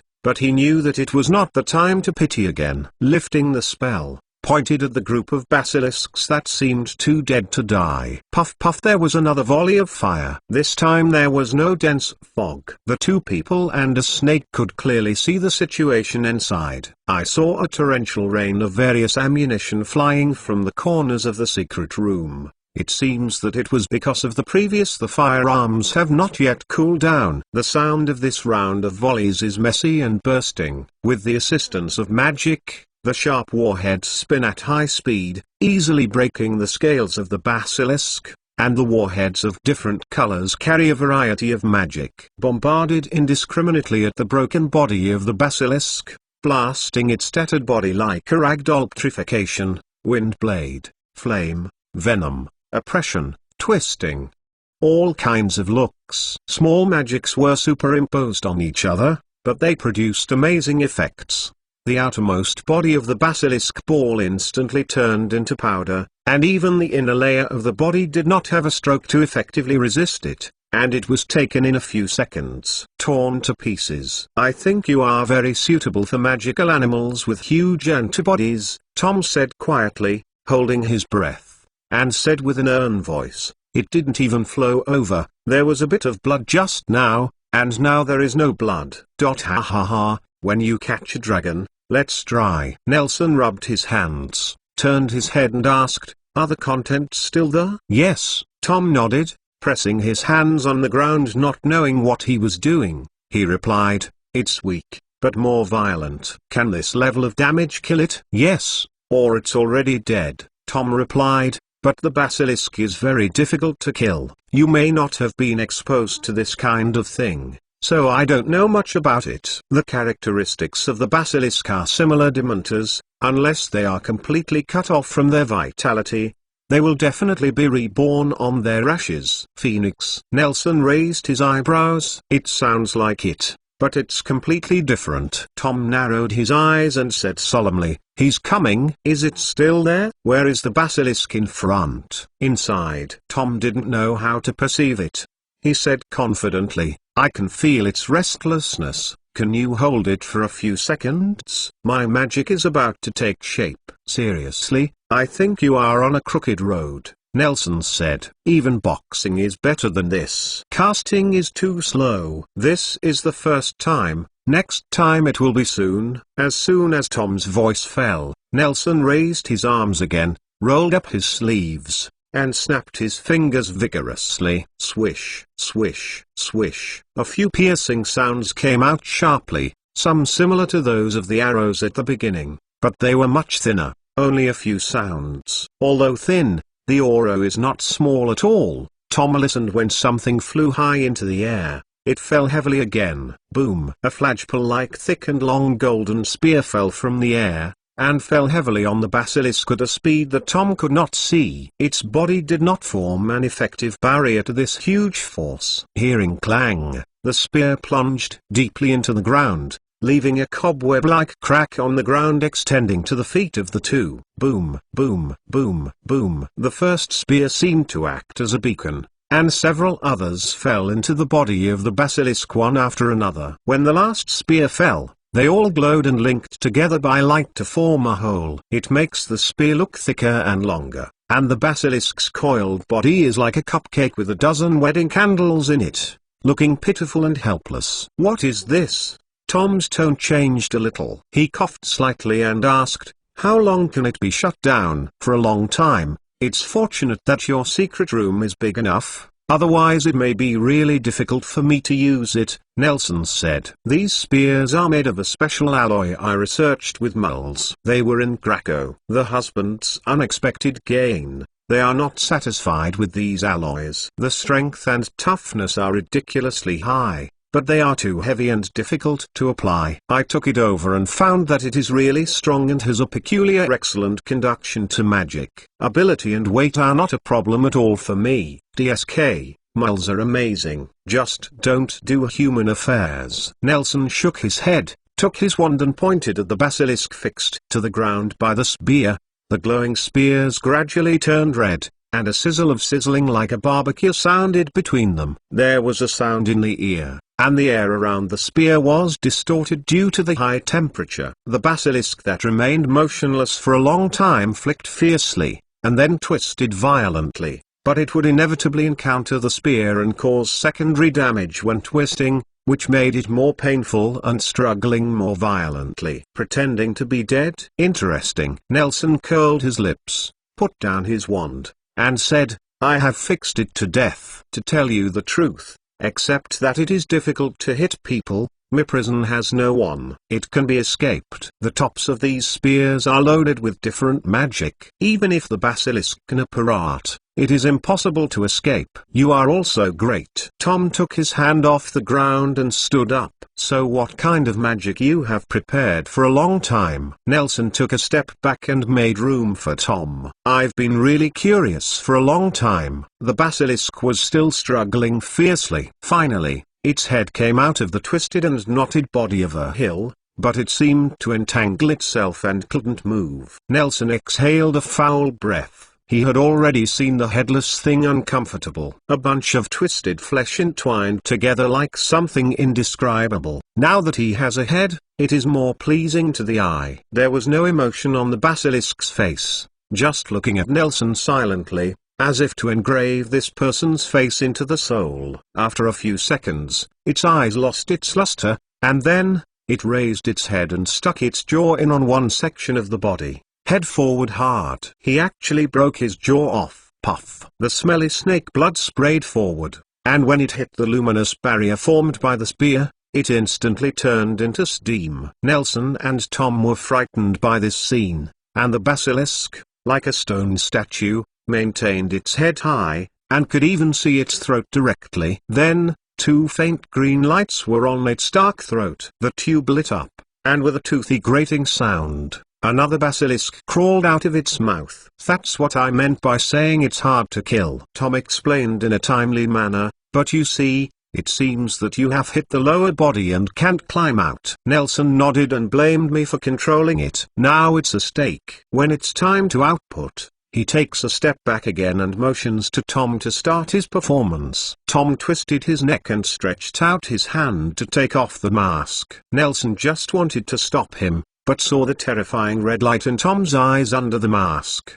He smiled at Nelson and turned his head to look directly at the basilisk. The basilisk's eyes widened, but the wizard in front of him did not respond to his most powerful petrification at all. This made the little basilisk's mind a lot of confusion. It thought its eyes were not opened, but the snake did not open it. "What about not opening your eyes?" I saw. Tom gently lifted his hand, and the black smoke escaped from his robe and immediately dissipated. He slowly flew up, looking at the basilisk condescendingly, raised his dark hands, and directed at the newborn basilisk a grip. The black mist surging on his hands, like entangled with hundreds of restless snakes. These snakes calmed down when he held his hands, but the basilisk's body boiled. Clouds of black shadows that couldn't see their faces flew out of Tom's hands, entangled in the basilisk. The snake has no vocal organs, but Nelson can hear it howling in pain. There was nothing abnormal on its body, but the two green eyes glowing with fluorescence slowly turned dark. Please remember the domain name of this book's first publication, Bike's mobile version website, Chapter 168. The Return of the Dark Lord. Is it dead? Nelson bent down, picked up a rubble that had been collapsed to his feet by the explosion, and threw it on the head of the basilisk. Boom! The stone flew away quickly and bounced away at a faster speed. "It's not dead, but it has become a lot better." Tom squeezed his hand, and the basilisk's eyes turned into a deep and weird pure black, causing Nelson to close his eyes unconsciously. He glanced at the stone to draw the parabola and the distant falling point, pondered for a moment, and said, "Your arm strength is pretty good." "It's about the same as a professional athlete of my age." Nelson nodded. "I have been training hard." The basilisk twisted strongly and weakened, and a black smoke floated from its forehead, slowly dissipating. "It's good," Tom said with a light cough. "Can you remove these spears?" "We don't need to stick them there now." "Oh." Nelson clapped his hands. The spear stuck on the ground gave out a burst of golden light, trembling violently, then rose from the ground, turned into a few streams in the air, and fell back into Nelson's pocket. The basilisk that got rid of the shackles crawled out of the slough under the order of Tom. His body was covered with mucus, and some soft new scales slashed through the shrapnel left on the ground, leaving white scratches. Tom raised his wand, muttering words. The red light in his eyes was more intense, and the same red light appeared in the basilisk's eyes. Two milky white bands stretched from the eyelids, covering those powerful pupils that could petrify everything. Up. Then, like a marionette, it slid in front of Tom in a stiff posture, pressing its huge head against the ground. "This is a sign of surrender." "Seriously, I feel aggrieved by it." Nelson looked at the basilisk lying motionless in front of Tom, and exclaimed, "It is said that the eyes of the basilisk are incomparable, but it is not even used today." "Eyes? Isn't that the way to fight?" Tom said without looking back. He raised his hand and placed it on the head of the basilisk. A cloud of black mist was pulled out by him and held it in his hand. Nelson glanced intently, and the cloud of mist appeared like a snake. The shape. Tom waved his hands. The black light in his palm disappeared with the snake-shaped black mist, but the basilisk who threatened to disappear was still lying on the spot, showing his humblest posture. Tom curled his mouth and walked towards Nelson, saying, "Always there is no evenly matched confrontation. Since we know that its eyes are very powerful, then we will naturally not let it have a chance to use it. Yes, Nelson nodded. Fighting is not the same as a duel. It's not that you beat me and I beat you after saluting. On the mole battlefield, if you see a group of enemies eating, do the first thing. One thing is to immediately take out the machine gun and shoot. I really don't talk about martial ethics. Tom Yin and Yang stunned. Aren't we? Nelson smiled. Okay, it's time to repair the secret room. Tom maintained his master image for a while and immediately collapsed. He patted Nelson on the shoulder and walked in the direction of the statue. Break it. Okay. Nelson shrugged and walked to the other side. The two wielded their magic wands. The fragments scattered on the ground returned one by one. The alchemy villains summoned by Nelson were grouped together separately. That's right, Nah. Tom's voice rang from across from Nelson. You won't be leaving again this time, right? No, Nelson replied loudly. Didn't I say that? This time I will stay until graduation. And I don't want to be a wizard without a diploma. Oh, the secret room became quiet, and the two were engaged in intense restoration work. By the way, Tom, he said in Nelson's voice that broke the silence this time, I went to Hangleton and visited Riddle's house. Mr. Riddle doesn't seem to be in good physical condition. Oh. Tom was silent for a moment, and then said, I checked it secretly once. He was hurt by too many potions when he was young, and it can almost be concluded that he is in ecstasy. So that's it. After escaping ... there, Tom couldn't hear the emotional voice again. He tried many immature maltreatments for the pain of that incident, which caused irreversible damage to his nerves. He has run out of time. Can you know? Tom still couldn't hear any emotions in his voice. He said in a flat tone and extremely slow speaking. I asked Professor Slughorn and Miss Joey. His life was a candle in the wind. He is almost on the verge of exhaustion, and simply treating the illness may make him go to death faster. His weak life can only support such a weak body. Oh, Nelson sighed and continued to ask, I saw you and Kay by the way. Nah. Tom interrupted him suddenly. He didn't really want to talk about Nelson's words. Tom turned his head and asked loudly, did you get that grimace moth? Got it. When are you going to practice the animagus? Tom seemed to have found some valuable thing that had been destroyed, and suddenly kicked something. After taking the OWLs, Nelson thought for a while and said, I want to find a place where the weather is sunny at the beginning of the holiday and will start to rain heavily in more than a month. Yes, it's similar to the information I checked. What information? After I heard about it before, I also went to check it out. I found a place that might meet your requirements. Where? Nelson asked happily. Albania. Tom said lightly. The weather in that place has been fine in June and July when the exams have been completed in recent years, but heavy rains will be frequent at the turn of summer and autumn. Really? It just so happens that I'm going to find something in the forest in Albania. Even if he can't see Tom's face, Nelson can hear his excitement in his voice, so that I can find something to do when I accompany you. No, as for too boring, whether it is a mole or a wizard, destruction is always easier than repair. This battle seems to last a long time, but in fact it only took less than half an hour, and repairing these damaged artifacts took the two of them an afternoon. Nelson was repairing the battle damage while cleaning the battlefield. Nagini crawled round boredly beside Tom. Only the basilisk remained in a kneeling posture, motionless. After an unknown period of time, Nelson took a step back and was hitting Tom's back. He turned around, saw Tom grinning, and smiled. You are so thin, your loot bone pierced me. This is a healthy body, said Tom, rolling his eyes, and looking at Nelson's head slightly on his tipped toes. From the current mainstream aesthetics, height is more important. Humphrey. Nelson shrugged, non-committal. Have you arranged it over there? Tom asked, waving his wand, and a bookshelf full of charred bullet holes flew to the two of them. He stroked the burn marks on the bookshelf, his eyes full of distress. I will go ahead. I've seen the antique shop in Diagon Alley. There is a one that is older than mine and of worse quality. It can sell for more than 5,000 gallons. You know what? Battle damage antiques is more a sense of years. Nelson curled his lip, claws saying, you imagine, when historians found with bullet holes on the shelves.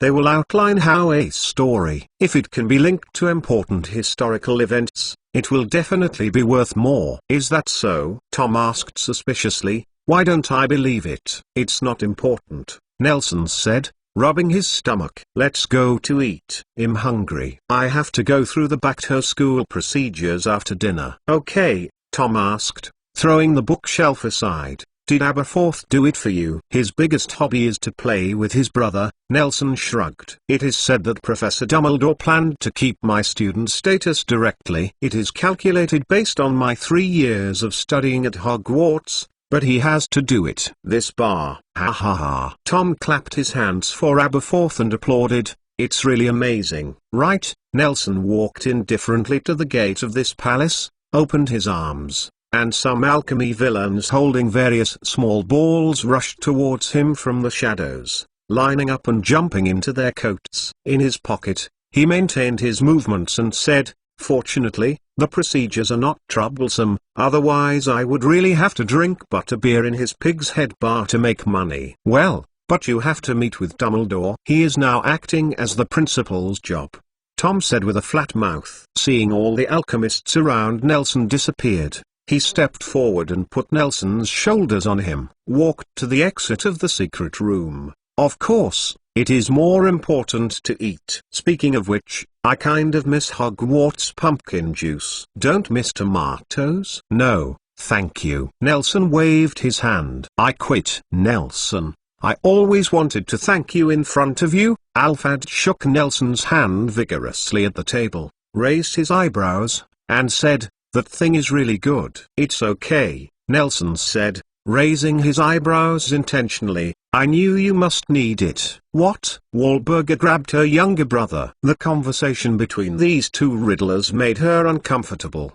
but Uguay felt Tom's gaze. She coughed and gently let go of her younger brother, acting like a lady. Eat small bites of lettuce on the table. After 3 years of growth, Wahlberger got her wish and became the beautiful girl she had longed for. But this pretty girl must not talk to her brother, otherwise she would be exposed in an instant and become a grumpy girl. Magical animals. Alphad's changes are quite unexpected. Everyone thinks that he will grow into a boring macho with curly blonde hair and wheaten skin. Not to mention that he can run horses on his arms. At least he has to raise the statue with one hand. Durr has become a gentleman, wearing gold glasses, handsome and even a little girlish custard boy. I have to say that the appearance of the Black family has never disappointed, but only familiar people know that. He looks like a good baby, and there is so much bad water hidden in his stomach. The Slytherin students around were eating,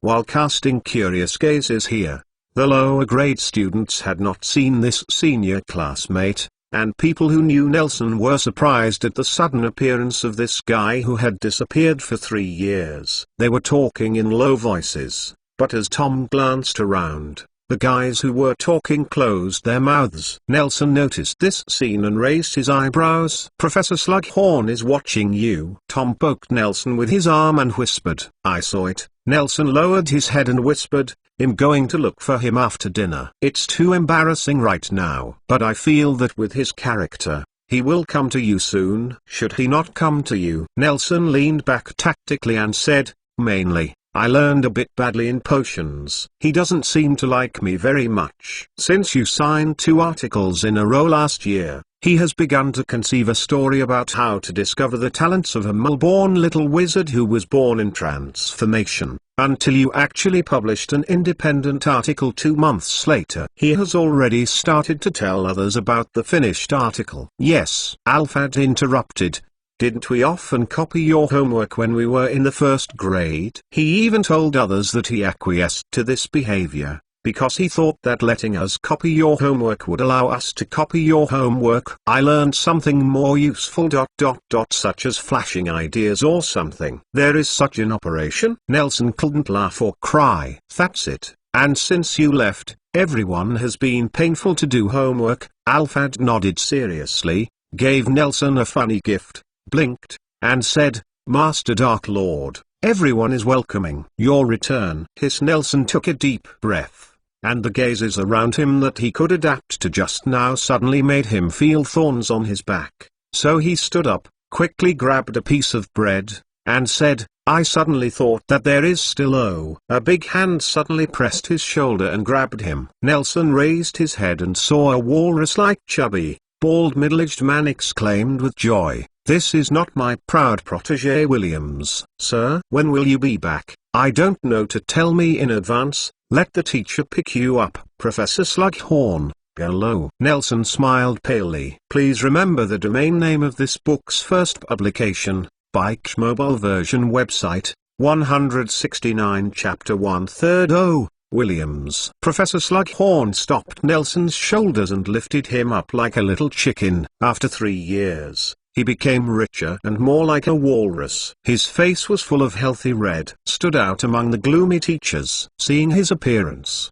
Slytherin's long table immediately became quiet, and all the students bowed their heads and ate quietly. Professor Slughorn clapped his hands, put his arms around Nelson in spring breeze, and said loudly to the little snakes on the long table, Children, some of you in the lower grades don't know him. Nelson Williams, in the 3rd years ago, he was an outstanding student tied with Riddle for 1st grade. The little snakes raised their heads. Their eyes constantly shuttled between Nelson and Tom, then lowered their heads and whispered to their companions around them, while several students who had been acquainted with Nelson whispered to the surrounding students his situation. Before, Williams left Hogwarts because his learning progress was far beyond ordinary people, Slughorn repeated with a smile, far beyond ordinary people. So he chose to leave school in order to pursue more sophisticated spells. Studying abroad. Now that he has achieved success, I finally look forward to him coming back. Williams, it's better to be at home, right? Professor Slughorn's hand pressed hard, lowered his head, and raised his eyebrows at Nelson. Oh. Yes, Professor. Hearing the reason for leaving school that he himself had heard for the first time, Nelson nodded palely. He didn't understand Slughorn's motive for doing this. Abruxas. What are you looking at? Ravenclaw can't see such an excellent role model. Slughorn suddenly grabbed a cherry on the table and threw it to a bald head looking around. On the boy's head. He pointed to the boy who turned around in horror and said, Williams can already turn his desk into a pigeon when you are your age. I heard Professor Dumbledore say that your transfiguration the homework has been left in the dormitory for 3 consecutive days. Forgot to bring it? Teach.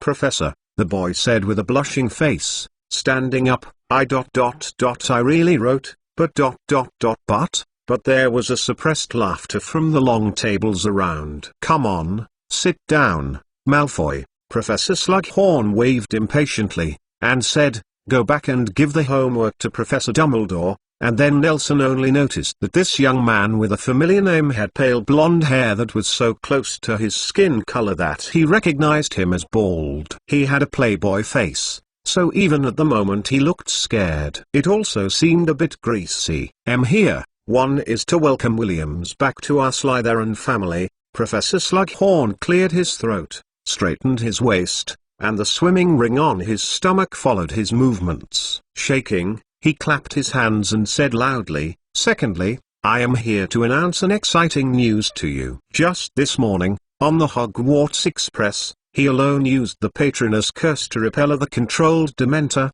This is also the youngest recorded user of the Patron Saint spell. Tomorrow morning, Wisingammer and wizards from the Magic Rating Association will come to him. I won't be the youngest user soon. Nelson whispered. Very humble. Williams. Slughorn let go of his arm around Nelson's shoulder and gave him a chance to breathe. He looked at the surrounding students triumphantly, as if he had taught Nelson's Patron Saint spell. Said in a seductive voice, the Magic Rating Association may waive several OWLs and NEWTs exams based on his performance, so you must study magic well, so you can get a no without the exam, you know. There was an uproar on the long table. There were also senior students from the 3 colleges around him looking at Nelson, and even the professors looked at him. Nelson felt that the embarrassment in his heart had risen to the sky and reached the sole of the foot. 10 toes were unconscious. The ground stirred,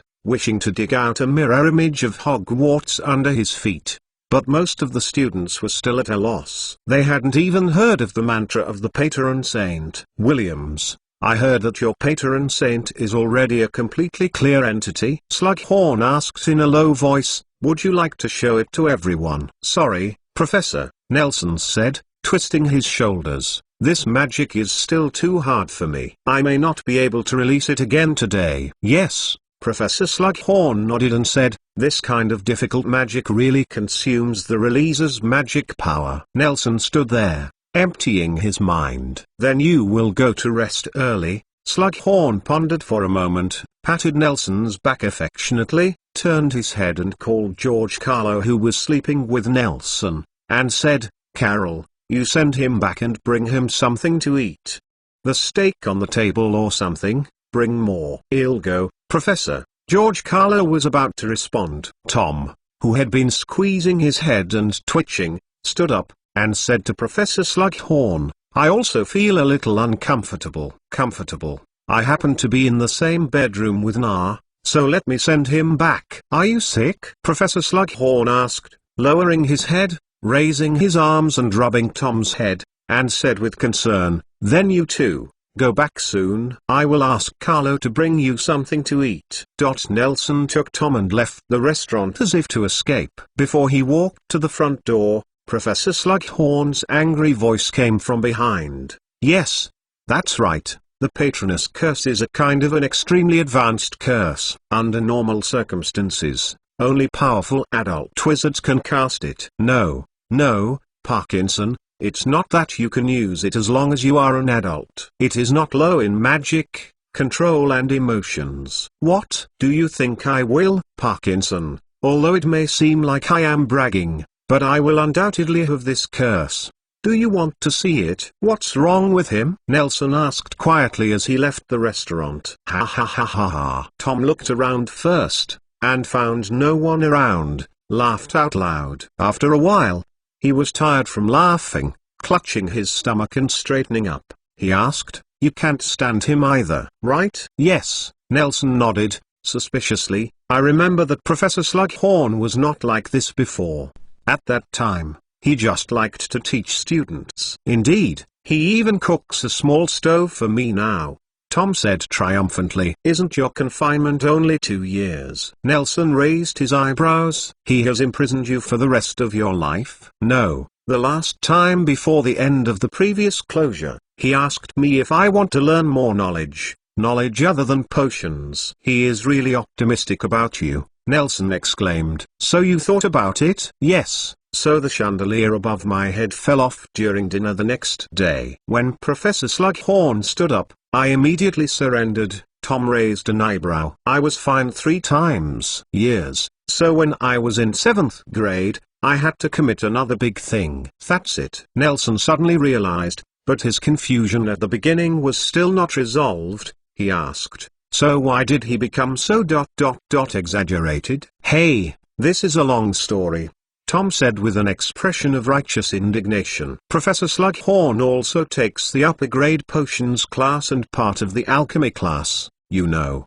these two the materials for the courses become more expensive as they go forward. I really don't know. Nelson raised his eyebrows. Is it expensive? Yes, it's expensive. Tom nodded and said with a toothbrush. When we were in the lower grades, we could make a potion in the last potion class. The materials were not very valuable. Some dry toads. Whatever it is, it will be broken if it breaks. Is it expensive after the senior year? Yes. 6th grade students have started to learn to make advanced potions. A class can last for several weeks or even months. Potions need to be continuously brewed, and the materials used in them are almost precious. That's a lot of money. Nelson was speechless. Yes, last year, Professor Slughorn had a Mulborn student who he liked very much and did not choose the potions class, and his dream was to be an Erasmus must pass the Newt's exam for potions. That's fine. Tom shook his head and said, the reason why he didn't choose courses was simply because he couldn't afford the high cost of materials. So Professor Slughorn wanted to apply for a fund from the school board to fund those students from poor families who are gifted in alchemy and potions. This is a great thing. Nelson even wanted to add, a good thing is a good thing. Tom said, shaking his head with a wry smile. But the school directors don't think so. They rejected Professor Slughorn. Nelson was a little surprised. Much more serious than that, a trace of disdain flashed in Tom's eyes. Those disgusting guys humiliated him severely. So from that day on, Professor Slughorn made the materials I deal with in confinement turned into materials for refining potions for life extension, fitness, or enjoyment. Tom said, he is a man, the real potion master. Through his techniques, Professor Slughorn has made friends with many high-class people in the magic world. High-class people? Nelson lowered his voice and asked, these high-class people are not high-class at all. At least they are willing to give some sponsorship to those students who don't have the money to study potions.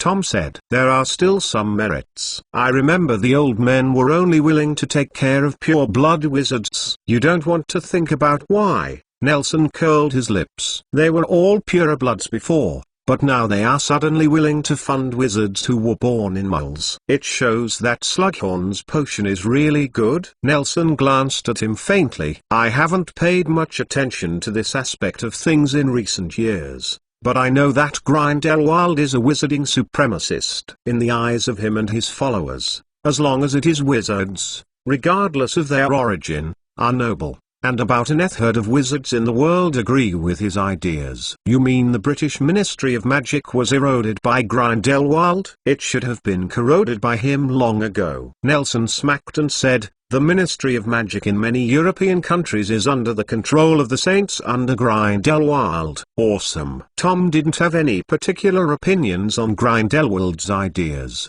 but was amazed at his ability. He raised his head and asked curiously, by the way, you said that a third of the wizards agree with Grindelwald.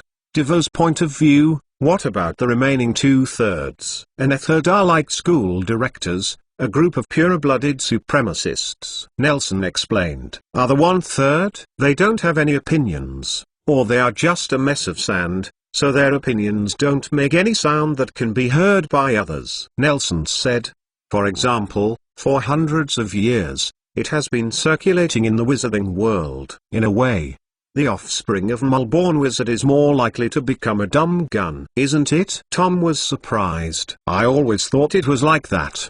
Does anyone list any data? Nelson asked. Have you heard of such reports? How many dumb guns were born in the UK this year, and what percentage of them are children of Mulborn wizards?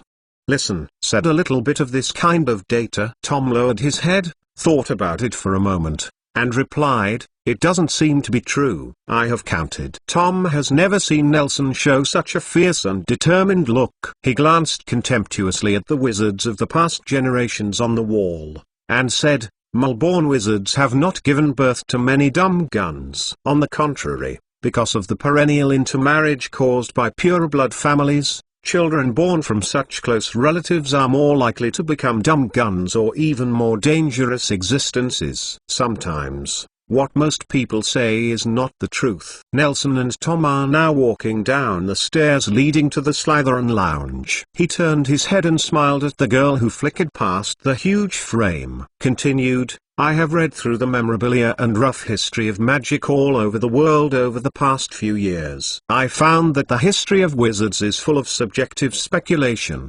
hearsay and nonsense, and the truth is hidden in the books by these people. Back. So the truth you said is in the hands of the remaining third? Tom didn't know what kind of brainstorming he had gone through to connect these two topics together. Nelson was stunned, stopped, and said softly, if you want, that is. Please remember the domain name of this book's first publication, Bike mobile version website, 170 Chapter Lemon Sunday HMPH. Tom was stunned. The red light in his eyes flashed away, and he said with a smile, are you saying that I am also loose sand? That's not necessarily true. Nelson shook his head. Do you know reinforced concrete? It is a new type of material exhibited at their World Exposition 40 years ago. At first, People thought that sand could not be built. So, what is that? Cement is used to mix sand, stone, and water. These loose sand aggregates can form an indestructible structure. Buildings made of concrete are even stronger than stone, faster than brickwork, and taller and larger than a tower. Nelson said, "Sand, this loose mud that can't support walls, is now being widely used in construction." "So you want me to be cement?" The witty Tom quickly grasped the point. "What is cement?" "It sounds like a very magical material. Do you have one?" Nelson twitched the corners of his mouth and said, "The style of painting doesn't need to be so curious. I just want to express that if the scattered sand can be gathered, it will be harder than a rock. I think you can be like this. People, you always do this, knowing what I want." Tom grinned and chuckled, then turned around, opened his arms, and asked, "Nelson, so what about you? What do you want?" His voice reverberated in the empty corridor, changing its tone in repeated collisions with the wall, from the original high to low and full of temptation. "And that I want to know what I want to do. Ha ha ha." "Williams? Sorry, I don't know him very well. I only know that he is Riddle's friend." In the restaurant, the professors left after eating, but many students still stayed in the dining room, looking at their empty plates and inquiring about the sudden appearance of senior classmates, and several Nelson's classmates and even roommates were being asked about it. At that time, he was surprised to find that apart from having a good relationship with Tom, he didn't even have any other deep impressions of this Williams. He always stays with a few fixed people, the ones who just sat next to him for dinner, and are usually very helpful, but they don't like to care about others. "Is he a lonely person?" a freshman yelled curiously when he saw this. "It sounds like he has only Riddle a friend." No, he's not." George Carlo slammed his forehead with his palm, and whispered, "I remembered carefully. He went to every class and participated in every activity. He would go to see Quidditch with us, and even walk the secret road to Hogsmeade, but what? But he doesn't seem to be there." Thinking about it, he doesn't have much communication with us. He is clearly in the center, but he seems to be living alone. Alan Abbott interjected on the side. This gloomy little brother lived with Nelson. The dormitory usually has no sense of existence. He didn't expect his speech to be quite particular. He pondered for a moment and said, "Williams is still very gregarious. Everyone misses him." "Seriously? Our group of first-year cursors, almost all the assignments were copied from the same copy. The earliest version was from the guy Alphad. According to him, all his assignments were copied from Williams. Of course, after he dropped out of school, we did it in our college. The quality of the work has dropped a few grades in an instant. Why don't you ask Alphad? Alphad, are you there?" Someone soon started looking for him, but when Slughorn left, Alphad was immediately taken away by his sister. The man smiled and shook his head and said, "Also, if Alphad is here, he will not miss this chance to show off." At the Ravenclaw table next door, Dwight, who had the same name as Nelson's other roommate, stood on a chair and said happily, "Nelson, of course I know him. He should come to Ravenclaw. I know he is very smart." He picked up the soda by the table, swallowed half a bottle, wiped his mouth, and said happily, "He is a very warm-hearted person." Once that year, he was at the entrance of Ravenclaw's lounge. "By the way, you are in the lower grades. You may not know that Ravenclaw used to have no password. Only a bronze knocker hung on the door controls the opening and closing of the door. But if you want to enter the door, you have to answer the strange questions it asks." "It's amazing," a Ravenclaw freshman exclaimed. "How come it has become a password now? If it's still the same as before, how interesting." "Interesting?" Dwight raised his eyebrows and said loudly, "When you forgot to bring your homework in class, you are anxious to come back to pick it up. When you are in a hurry to go back to the dormitory to go to the bathroom, when you go back to the dormitory at night, you find a dozen people blocked at the door. Riddle and soon became one of them. You won't find it interesting anymore." Then it disappeared. Thank goodness, a portrait was moved in 2 days later. Maybe the school saw the suffering of our Ravenclaw students. Let's move it away. Hearing these words, Metal, who was eating the sundae with a small bite, let out a laugh. Ever since Dumbledore started acting as the principal, lemon sundaes have suddenly become common at the dinner table. Dwight glancing at her strangely and continuing, that night, I happened to ran into Nelson coming to the owl room on the top of the tower to post a letter. I had just finished typing Quidditch that day, and my stomach was very uncomfortable, but the door knocker mentioned another very bad thing. I can't answer difficult questions, so I can only froze there in embarrassment. So you solved it on the spot. A chuckle came from the corner of the long table. How is it possible? Dwight glared over there and said, just as Nelson was passing by. He casually answered the question and helped me out. I think an enthusiastic and clever wizard like him should come. We Ravenclaw. But the Sorting Hat assigned him to Slytherin. Maybe it's just because he's too pure. Dwight curled his lips. Besides that, the Torn Hat is so old. Sometimes it's normal to be unclear, not to mention that it doesn't have a brain. It's really old. Otherwise it won't assign you to our college. A cold girl came from behind him.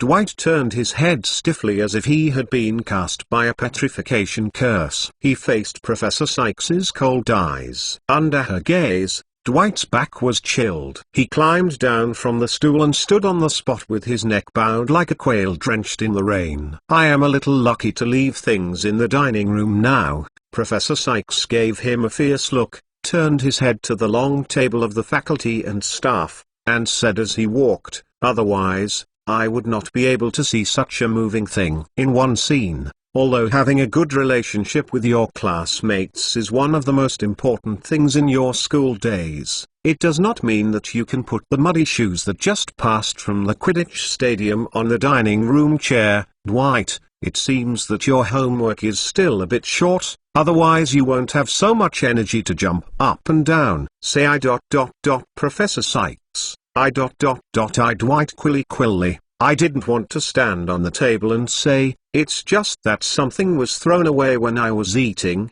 I won't stand. High point. Yes, it may not be found.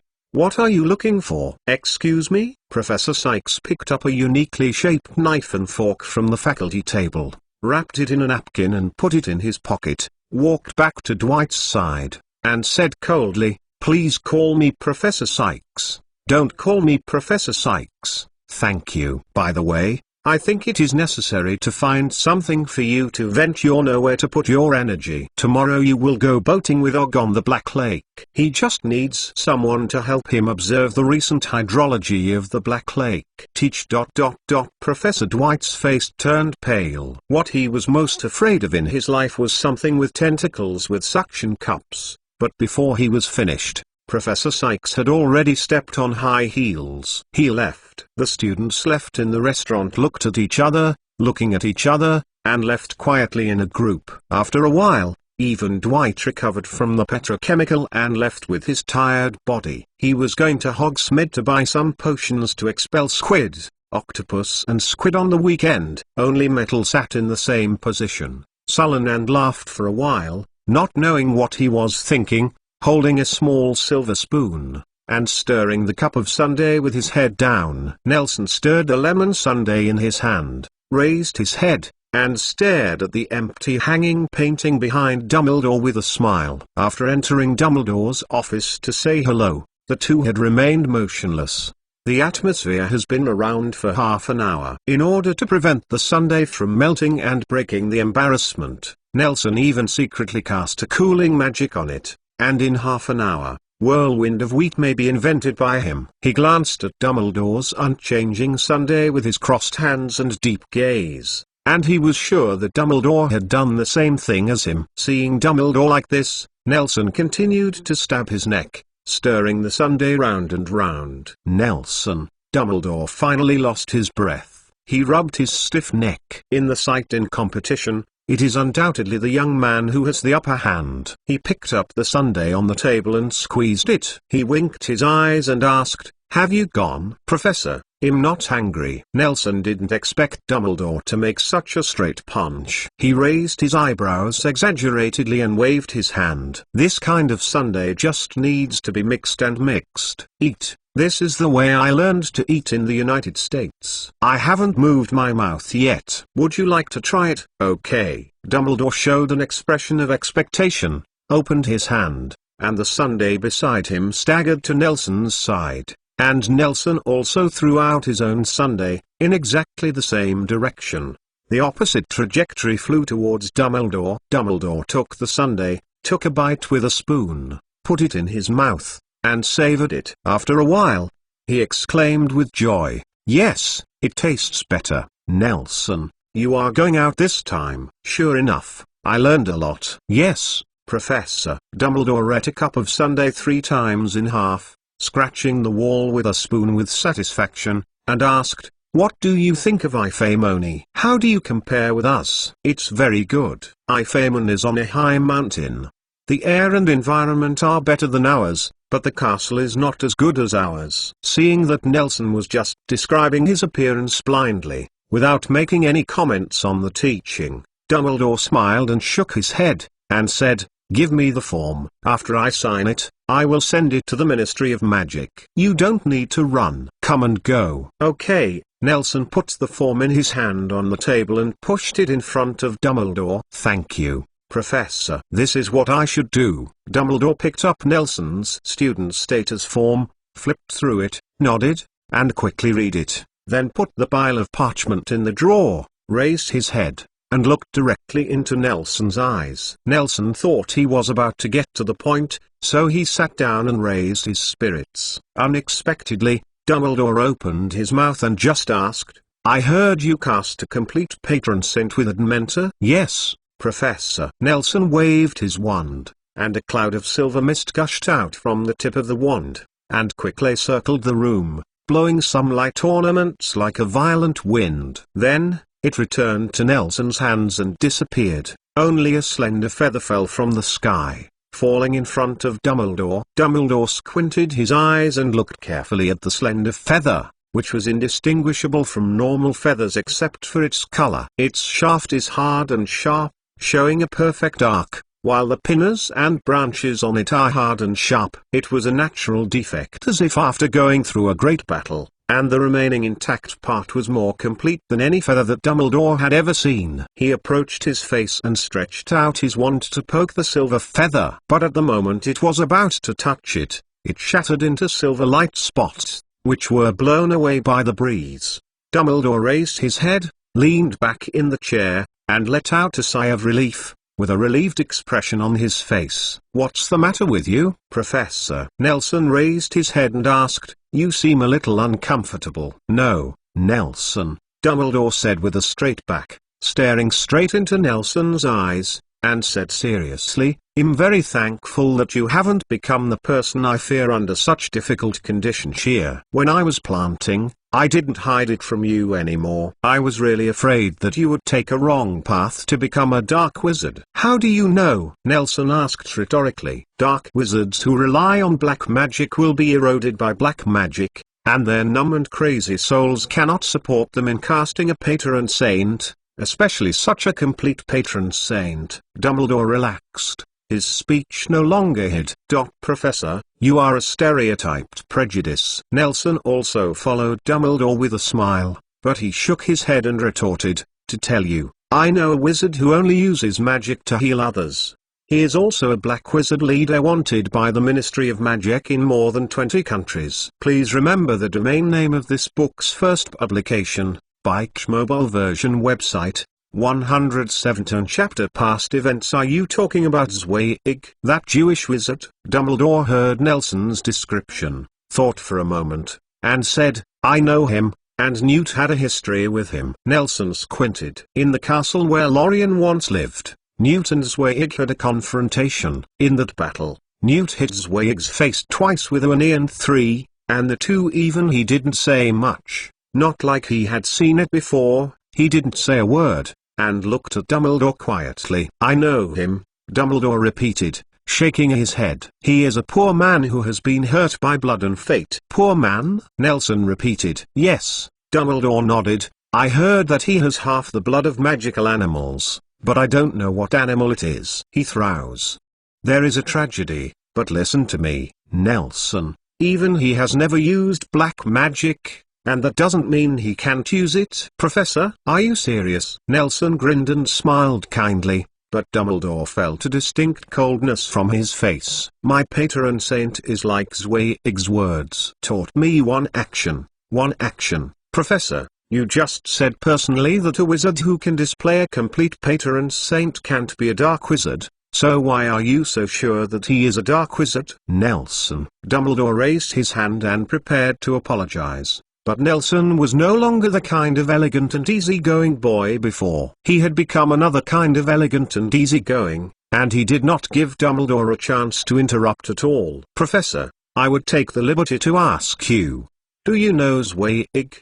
Do you know what magic he can do? You know what he did before he became a saint? I don't even know how you learned from and knew of after a while. What kind of dark magic can he hear in this kind of story? Nelson hugged his hand, leaned on the back of the chair, and looked at Dumbledore calmly. Although he spoke extremely fast, his tone was flat. This sentence penetrated Dumbledore's heart like a powerful spell.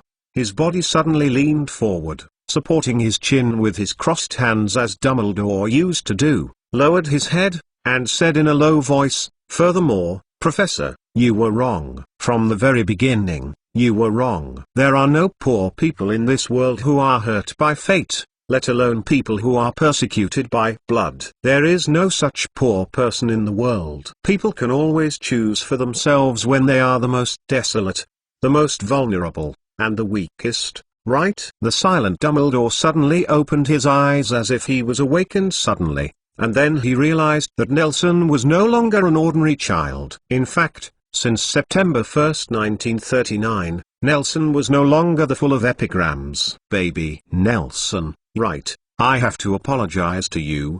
Dumbledore actually lowered his head and apologized to Nelson. He stared into Nelson's eyes and said seriously, people like me stay up high for a long time. I forgot where I came from. Dumbledore smiled bitterly and shook his head, with a trace of relief in his eyes. He held the candlestick by the table and said in a hoarse voice, I thought I had seen a lot, but I didn't expect it to become a murderer that interfered with my cognition. When I came to Hogwarts to become a transfiguration teacher, I vowed to educate every student with all the enthusiasm like Hufflepuff. But I didn't expect that I would be like this in front of my students today. He hastily used stereotypes to define a stranger. Professor. Nelson stirred the glass of lemon sundae in his hand, not knowing what to say. Dumbledore, this man who always seemed to be calm and steady, seemed to have not vented his emotions for a long time. A red flame spreading around Dumbledore, Nelson dodged backwards. It was found that Dumbledore had disappeared in place, leaving only a bird's song echoing in the air. Nelson had to sit still and finished the cup of sundae, but Dumbledore still did not come back. Bored, Nelson got up, walked around the office, muttering to himself, I didn't expect him. Now you can apparat in the school. Nelson propped his chin, looked at the small ornaments in the office, poked at that, and pounded this ... until Nelson discovered that there was a slender cabinet hidden behind the door. And the old but not slender cabinet door was hidden. He seemed to be saying, come on and open me. He walked towards the cabinet as if possessed by a demon. Before he could get closer, the door of the cabinet popped open from the inside, and the cabinet was hollow, with only an old and plain grey stone basin placed inside. Pediatric basin. Nelson shook his head, and suddenly realized that his behavior was inappropriate and weird. The views in his mind were fighting until one side killed the other. Nelson took out a small glass bottle full of flowing silver light from his arms. It was filled with the complete memory of witnessing the battle in Paris, which was given to him by Newt 3 years ago. Nelson picked up the silver wire with his magic wand, carefully picked it out of the bottle, and pulled out a long wire. He quietly lowered his head and looked at the suddenly muddy water in the meditation basin, and poured the memory in. A small whirlpool is generated from the very center, and it turns faster and faster until the water in the entire stone basin turns into the same bright silver as the memory. Nelson took a deep breath, held his breath, and buried his head in the basin. With his eyes closed, his eardrums also made tinnitus due to the momentary pressure imbalance. He almost lost his 5 senses at that moment, and he was dizzy. Nelson's falling feeling hit Nelson, and he tried to open his eyes, and for a moment, the voice in Nelson's ear suddenly became clear. Cries, laughter, screams, glaring red and hot air occupy the 5 senses, and wizards in wizard robes fly around Paris, fighting each other, fighting in a ball, and can't even distinguish between enemy and me. The black gauze covering the sky and the sun was floating around them, guarding the leader standing on the top of the tall building in the center. With his hands on his back, he seemed to be giving an impassioned speech. Nelson raised his hand and looked around and found that he was standing at the top of a tall tower on the outskirts of Paris. He blinked and the 3 tall and thin figures in front of him overlapped. Nelson opened his mouth and was about to say hello, but suddenly realized that he was standing upright. In memories, the 3 tall and thin figures overlapped, and he turned around, holding the suitcase in his hand nervously. That was Newt when he was young. His face was not as long as it is now, and he was very tender, and he was a blue windbreaker. Throwing loosely on her body, she kept chanting something in her mouth. It has nothing to do with me, it has nothing to do with me, it has nothing to do with me. Nelson took a step forward, hearing Newt's incessant thoughts pacing back and forth. His face was tangled, his eyes closed, his nose and face wrinkled together, until Nelson was completely close. Newt clenched his fists with both hands and waved heavily, in a soft but heavy voice, Alas, forget it. He immediately opened the suitcase, and a big white cat with a white body and a huge body came out of the suitcase. It was Zawu whom Nelson had seen. Newt patted its fur, jumped forward over the railing, one by one.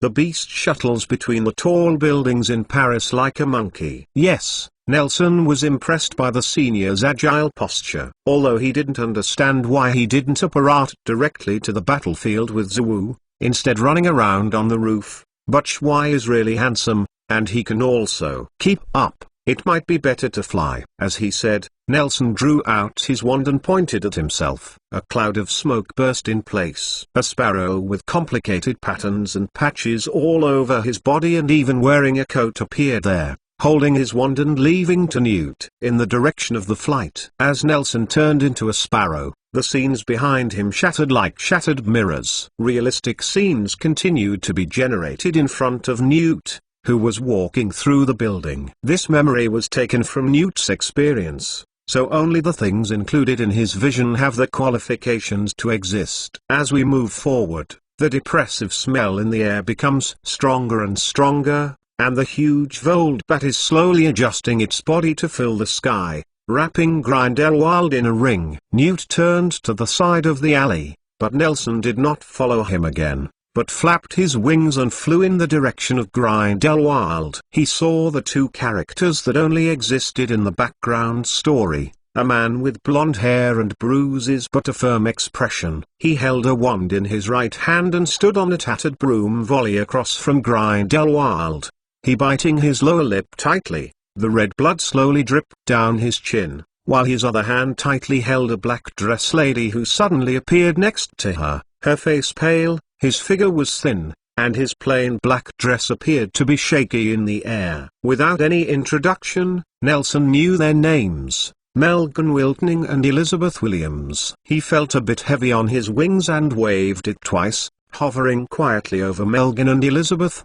Between the 2, Melgan felt the flying broom suddenly heavier, stretched out his hand to grasped a slender, cold hand. The palm of that hand was full of sweat, but the smaller hand turned over the wrist, firmly holding him firmly. Melgan turned his head and faced Elizabeth's bright eyes. He looked at Elizabeth and shook his head reproachfully. After a few seconds, the 2 smiled brightly to each other. Then, Melgan turned her head and looked at the oppressive Dark Lord on the roof with determination. Elizabeth also raised her wand. Although her body was shaky, The hand holding the wand was unusually stable. Fortunately, Grindelwald performed an extremely standard wizarding ceremony. He held his wand to his chest and said softly, "Mr. Wilning, and Miss Williams, it's nice to meet you." After that, he bent down again, looked at the position between Melgan and Elizabeth, did the same thing again, blinked and said, "Good evening." Nelson hovered in the focus of his sight, with mixed feelings in his heart. He really didn't expect that the prophet among the wizards could even predict this kind of thing. He looked up at the sun hiding behind the clouds, and he understood this sentence in his heart. "Good evening is for myself." Melgan only when Grindelwald greeted the two men separately, nodded stiffly, and raised his wand. "Grindelwald," he swallowed, flicked his hair, and said sternly, "How on earth are you willing to leave Paris?" "Interesting." Grindelwald lifted his hand, looked away from the two of them, and looked at Melgan's face with interest, and said, "I have to say that you are the only one I have seen so far." "The enemy who took my life." "I'm not your opponent, Grindelwald." Mel confessed his inferior skills dryly, but he said appreciatively, "Although I can't beat you, I have the confidence to hold you back. I believe in Paris. The people will save themselves, and your abacus here won't work." "I can't agree more, Mr. Wilning," Grindelwald said with a shrug. "But we have to try, right? Although we are leaving Paris in 15 minutes, I still can't help it. An opportunity to compete with a powerful wizard like you, Wiltoning by the water. This is a name that resounds throughout the world. I will accompany you at any time, but you might as well take these saints with you first." Melgan played a careful eye. "Mr. Wilning, why don't you let Miss Williams next to you leave first?" Grindelwald looked at Elizabeth and said sincerely, "Is it your child that you sent away just now? You can't live without a mother if you are so young. And it looks like you are a little weak, so I'm somewhat invincible." "It's okay." Elizabeth's acting style is as capable as her black ponytail. She poked her hand forward, and a blue electric light rushed out of the tip of the stick, rushing to Grindelwald's face fiercely, and shot green. Dvor suddenly thickened again. She maintained the beam of light and continued, "We are 2 to 1, it doesn't matter." The electric light condensed into a thick beam of light wide and wide, instantly vaporizing the railing in front of Grindelwald, completely wrapping him up, and continuing to rush back. In almost an instant, this beam of light reached the horizon, shattered the surrounding clouds in an instant, and shot farther into the sky. Almost all the surviving conscious people in Paris looked at the sky and saw this road more than sunshine. Bedazzling light. "I hope I inherited this." Nelson flapped his wings and looked at the huge hole in the sky that was difficult to close. "Ladies first, this is completely in line with public order and good customs." Finally, Elizabeth stopped the supply of magic power, but the curse passed. Although everything on the roof was melted, Grindelwald stood still intact, and he touched the railing with molten iron, nodded, and said to the air, "Let you see the battle of the strong." Please remember the domain name of this book's first publication, Bike mobile version website, 172 chapter long. "Mr. Wilning, it's your turn," Grindelwald said with a pleased gesture. "I have seen the magic of Miss Williams. Even if I have to avoid the edge, then you have what unique skill can please me?" "Grindelwald, my wife is by the side. Please don't say such misleading words," Melgan said helplessly, spreading his hands and putting his hands behind his back. "You may not know, our family she always has the final say, because I can't beat her." "I look forward to your performance, Humphrey." Elizabeth glared at her husband and snorted coldly. Taking advantage of the gap between the two of them, she raised her hand and shook her hand. A few centimeters long mini thunder dragon suddenly rushed out of its sleeve. It looked a bit like a Hungarian hornet, but it is much more delicate. Those parts of the barbs that should be growing are surging with terrifying electric light. It rises into the sky, expands rapidly, and then spreads its wings, supported by a pair of huge wings full of blade-like barbs. Opening, the strong wind that brought up the buildings on both sides tottering, covering the sky, like a god descending from the earth, Elizabeth stood under the wings of a thunder dragon, with thunder in her eyes, the knots of the horsetails scattered, and a blue silk danced under the agitation of static electricity and the strong wind. Grindelwald was so scared that he took a half-step back, and couldn't help but say, "Good fellow. Good fellow, good guy." Nelson also flew higher. She raised her right hand, pointed at Thunder Dragon, and said with a grim look, "Grindelwald, don't be hypocritical in there anymore. You didn't hide the curse just now, Miss Williams." Grindelwald quickly recovered his composure. The expression on his face was blue and white by the lightning of Thunder Dragon. He nodded and said, "I actually apparated away just now, just you haven't seen it. If I don't hide, maybe it is my ghost who is talking to you now." "That's really great." Elizabeth curled her lips and stopped speaking. The three of them fell into a weird silent stalemate. The wizards at her feet were still fighting like a raging fire, but Grindelwald didn't even want to watch them. At a glance, even Melgan and Elizabeth seemed to have lost interest in the safety of Paris, not caring about the blazing fire around them. The longer the silence, the more depressing the atmosphere, and the dull air makes it hard to breathe. After a while, the clouds that had been pierced by Elizabeth slowly closed, and the sky over Paris gradually became cloudy with the squally gusts induced by the low pressure. Boom! A dull thunder sound came layer upon layer from the sky, and Grindelwald raised his head, feeling the restless moist air. A drop of rain fell from the sky and landed on his head. "It's not a good weather," Grindelwald murmured. Countless puffy raindrops smashed to the ground, and there was a relaxing rustle around them. "This may be a good weather for Paris," Megan said suddenly. Grindelwald looked down at him and smiled. "This kind of natural raindrops can't extinguish the fierce fire, and can only help it burn." After that, he raised his head again, paying attention to the thunderous west. It was too late to say that it was fast. At the moment Grindelwald raised his head for the second time,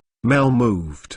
His hands on his back did not stop for a moment. In the time facing Grindelwald, he never stopped. After stopping to cast the spell was completed at the moment, and the dark clouds above Paris changed color with him as the middle, like a drop of lake blue dye in a drop of clear water, the refreshing blue quickly spreading outward like a wave of water. So, even these later dark clouds are all from the handwriting of this prestigious young wizard. Grindelwald reacted and immediately raised his wand and lowered his head to say something, but only to see Melgan raise his hands and waved down suddenly, like a conductor leading the orchestra into a stormy climax, composed of heavy rain. The water curtain hit Grindelwald's head fiercely. Grindelwald only had time to raise his eyebrows, and was submerged by the jet of water falling from the sky. Melgan kept giving orders to the sky of Paris. Soon, following his actions, a column of water flowing in the blue magic of the lake protruded out of the dark clouds, pounced in the direction of Grindelwald, forming in a cobweb-like water current cage. Ordinary water is useless to a great wizard of Grindelwald's degree. It may wash off the wax on his head at most, but Melgan's in the rain contains the prohibition of apparition. More than 40 anti-curses, including the curse, the wizards who were caught in the heavy rain, whether the error of the French Ministry of Magic or the saints who came to destroy, they stopped their magical movements because they found that they were soaked. Rain's wand seemed to have become an ordinary wooden stick, unable to conduct the spell anymore. Even the vigorous and spreading fierce fire became precarious and weak under the blue rain curtain of the lake. Water wilting by a stream, Grindelwald's cheerful laughter came from the water column in which he was being held, and he spit out a bubble from time to time, grumbling ... but the power doesn't seem to be enough, no. Grumbling. Melgan did not speak, but Elizabeth beside him could not bear it. This woman who had not been in a good mood since she was pregnant squeezed her fists hard, and the thunder dragon on top of her head raised her neck high, with a clear dragon chant. Let the rain stagnate for a moment, and then, the thunder dragon headed toward the sky, and the lake blue rain clouds covering the entire Paris quickly thinned down, and the magical power that flowed into the thunder dragon body was condensed into lightning. It was a big circle, screaming in pain, and then its body shook, and the huge body burst out with strong electric light. Everyone who was witnessing all of this lit up, and then it went black. This thunder dragon, which was several times larger than before, has returned to its original size. The scales on her body have become more solid, and Elizabeth has become paler against the electric light. She has a bloodless face, waving her magic wand, and the thunder dragon is in it stretched its body gracefully in the air, and it made frequent and strong bangs when in contact with the air. Then, it fluttered its wings and plunged into the rain column that bound Grindelwald. The interlaced rain pillars lit up one after another. Thunder Dragon sacrificed himself and awakened his companions hiding in the heavy rain. The tops of the twisted, rush-shaped rain pillars lit up with wind and rain. Thunder's eyes, with dragon horns and fangs outstretched, staring at Grindelwald, who was entangled by themselves, and then twisted more frantically. Is this actually a transformation technique? Nelson Sparrow's body trembled and said, as a wizard who specializes in transfiguration, he could tell at a glance that this water column, which looked like an oriental flood dragon, was created by transfiguration. Melgan's magical power would affect all of Paris. The water vapor condenses into clouds, and roughly skips the process of forming rainwater by condensation nuclei, and directly turns the overwhelming, oppressive dark cloud into a torrential rain, which is poured onto the ground. The dark clouds in the sky have disappeared, which means that all the water vapor is condensed in the bodies of the violent water dragons. The sky in Paris is extremely clear, as if it has been washed by people, and all the dust that escapes in the air is changed into water vapor. Guarding his city under Melgan's wand. Although flowing water is tough, it lacks power. Elizabeth's magic is like a natural creation. Although Nelson can't understand what it is, its tyrannical energy and powerful destructive power are still obvious. The thunder dragon scattered itself, draped the scales and armors for those dragons, and gave them the fastest speed and sharpest fangs. Nelson could see that Grindelwald, who was still strolling in the courtyard before, was trying his best to support the dragon's body. A circle of transparent barriers are erected. It is not only being eroded by the running water all the time, but also being constantly bombarded by the thunders wandering in the water. Their results are even more impressive. The cracks show that Grindelwald's defense is at stake. Is this a martial arts fusion skill? Nelson smacked his beak, piercing through the body of the dragon, and he could only hear the constant cracking burst of thunder in his ears. He saw this formation. He really thought that Grindelwald was really going to be done here. But the future Grindelwald will live well after all. Crack. Finally, under the successive attacks of dozens of lightning dragons that glowed like meat grinders, the protective cover around Grindelwald shattered. He held his wand high. A hot black flame rose from behind, condensed into a majestic human figure. It stretched out two huge hands and waved vigorously, burning the body of the dragon. In the transparent body of the dragon, suddenly, it was filled with scorching black inflammation. Megan and Elizabeth looked at each other, nodded, and raised their wand at the same time. The twisting dragons stopped at the same time, guarding the prison that held Grindelwald in the middle, and their bodies lit up at the same time. A gleam of light, a desolate dragon chant came from these flood dragons, and the spirituality in their eyes dissipated. Then, cracks appeared in their bodies, and white light that was unstable like atomic fission shot out from the cracks. Except for the flood dragon that held Grindelwald, everything else soared into the sky neatly and quickly disappeared into the sky. Melgan held Elizabeth's shoulders, manipulating the broom under his feet to retreat quickly, and ran away in the blink of an eye, and Grindelwald squinted his eyes, raised his head, and continued to impose protective spells on himself, arranging as if he was facing an enemy defensive stance. Immediately after that, a bolt of lightning struck Grindelwald straight above Grindelwald's head. Before he could react, dozens of water jets wrapped in electric lights fell from the sky. They were so fast that they seemed to land at the same time. Boom-ding! Nelson's ears were clear, only a single noise was left, and a piece of whiteness in front of him. Even in memory, he was also affected by the aftermath of the battle. When he recovered from his blindness and deafness, Grindelwald's weak voice came in his ears. Arrogance is really the enemy of wizards. Nelson raised his head and found that Grindelwald was hovering in the air on the body of a Volter, a bat. The condition of this magical animal that shades the sky is a bit miserable at the moment.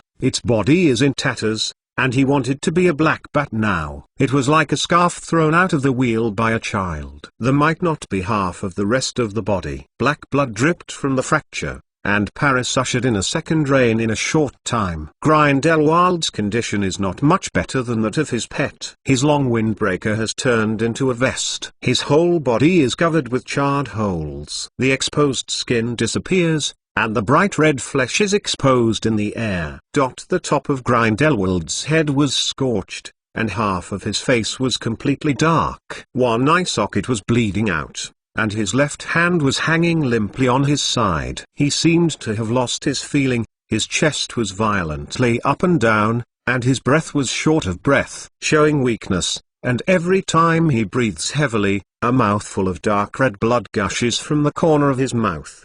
Behind Grindelwald, a mushroom cloud was blooming, and the building that was stepped on was no longer visible, and the surrounding blocks were turned into dust, leaving only a large black pit, and the broken pieces in the pit. The stone was scorched red by the heat, and the black flames of Grindelwald and the thunder of Elizabeth fell to the ground, covering the ruins of the wall and continuing their mission of destruction. Melgan and Elizabeth flew from a distance. They interlocked their fingers, and stopped in front of Grindelwald. Arrogance is really the natural enemy of wizards. As if afraid that Melgan and Elizabeth hadn't heard it, Grindelwald repeated it again, with black smoke coming out of his mouth. This sentence moved his breath. He coughed violently and shook his head while vomiting blood. "I couldn't agree more," Melgan said with a wry smile without continuing to do it. "I didn't defeat you with that blow, and I have no chance of defeating you again." "Ahem,"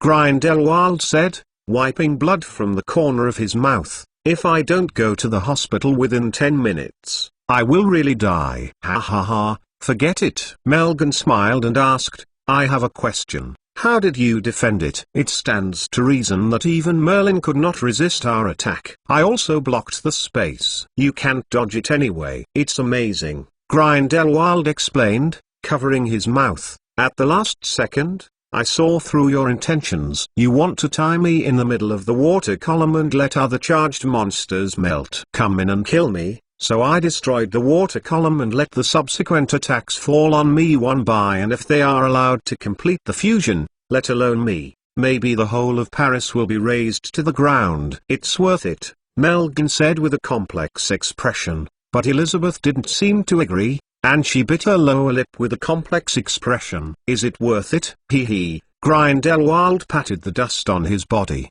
raised his wand. Even if he was vomiting blood in his mouth, he had to fix his clothes and hairstyle, so suddenly, his movements stopped. To be precise, the whole world was frozen. Dumbledore's voice rang in Nelson's ears. "Nelson, I'm sorry to break into this memory of you. I thought you were missing in my office." "Professor Dumbledore." Nelson turned his head and saw Dumbledore sitting on a crumbling scorched black street lamp. "Mrs. Wiltoning, tomorrow's stars in the French magical world, alas." "But do you really think this is Newt's memory?" Dumbledore pointed to the distance and said, "He is at LeMay's house a few miles away. Do you think he can really hear this conversation even if it really happened?" Please remember the domain name of this book's first publication, Bike's mobile version website, 173 chapters. Suspend what? Nelson showed a confused look. This was the first time he had entered the memory of others, and he had no experience. The mechanism of the meditation basin is not like the mind-taking. Dumbledore leapt from the street lamp, glanced at the embarrassed Grindelwald with a complex expression, retracted his gaze, and said softly, "When we travel in other people's memory, can only follow in the footsteps of those who have witnessed him, experience everything he has experienced, and see the scenery he saw in his memory." Have you found that when Newt moved forward, the scenery behind him was shattered? Didn't he see this battle? Nelson asked, although he is far away. "But if this memory of yours was given to you by Newt's commander," Dumbledore groaned for a moment, and said, Then I saw it, and I watched it with him. At that time I just stand by the window over there." Dumbledore pointed to an inconspicuous hut in the distance, but it was very conspicuous at the moment, because it was in the shockwave of Melkon's magic, and it was the only building that stood firmly in the circular ruin below his feet. "You mean this memory has been modified?" Nelson raised his eyebrows. "Then green no."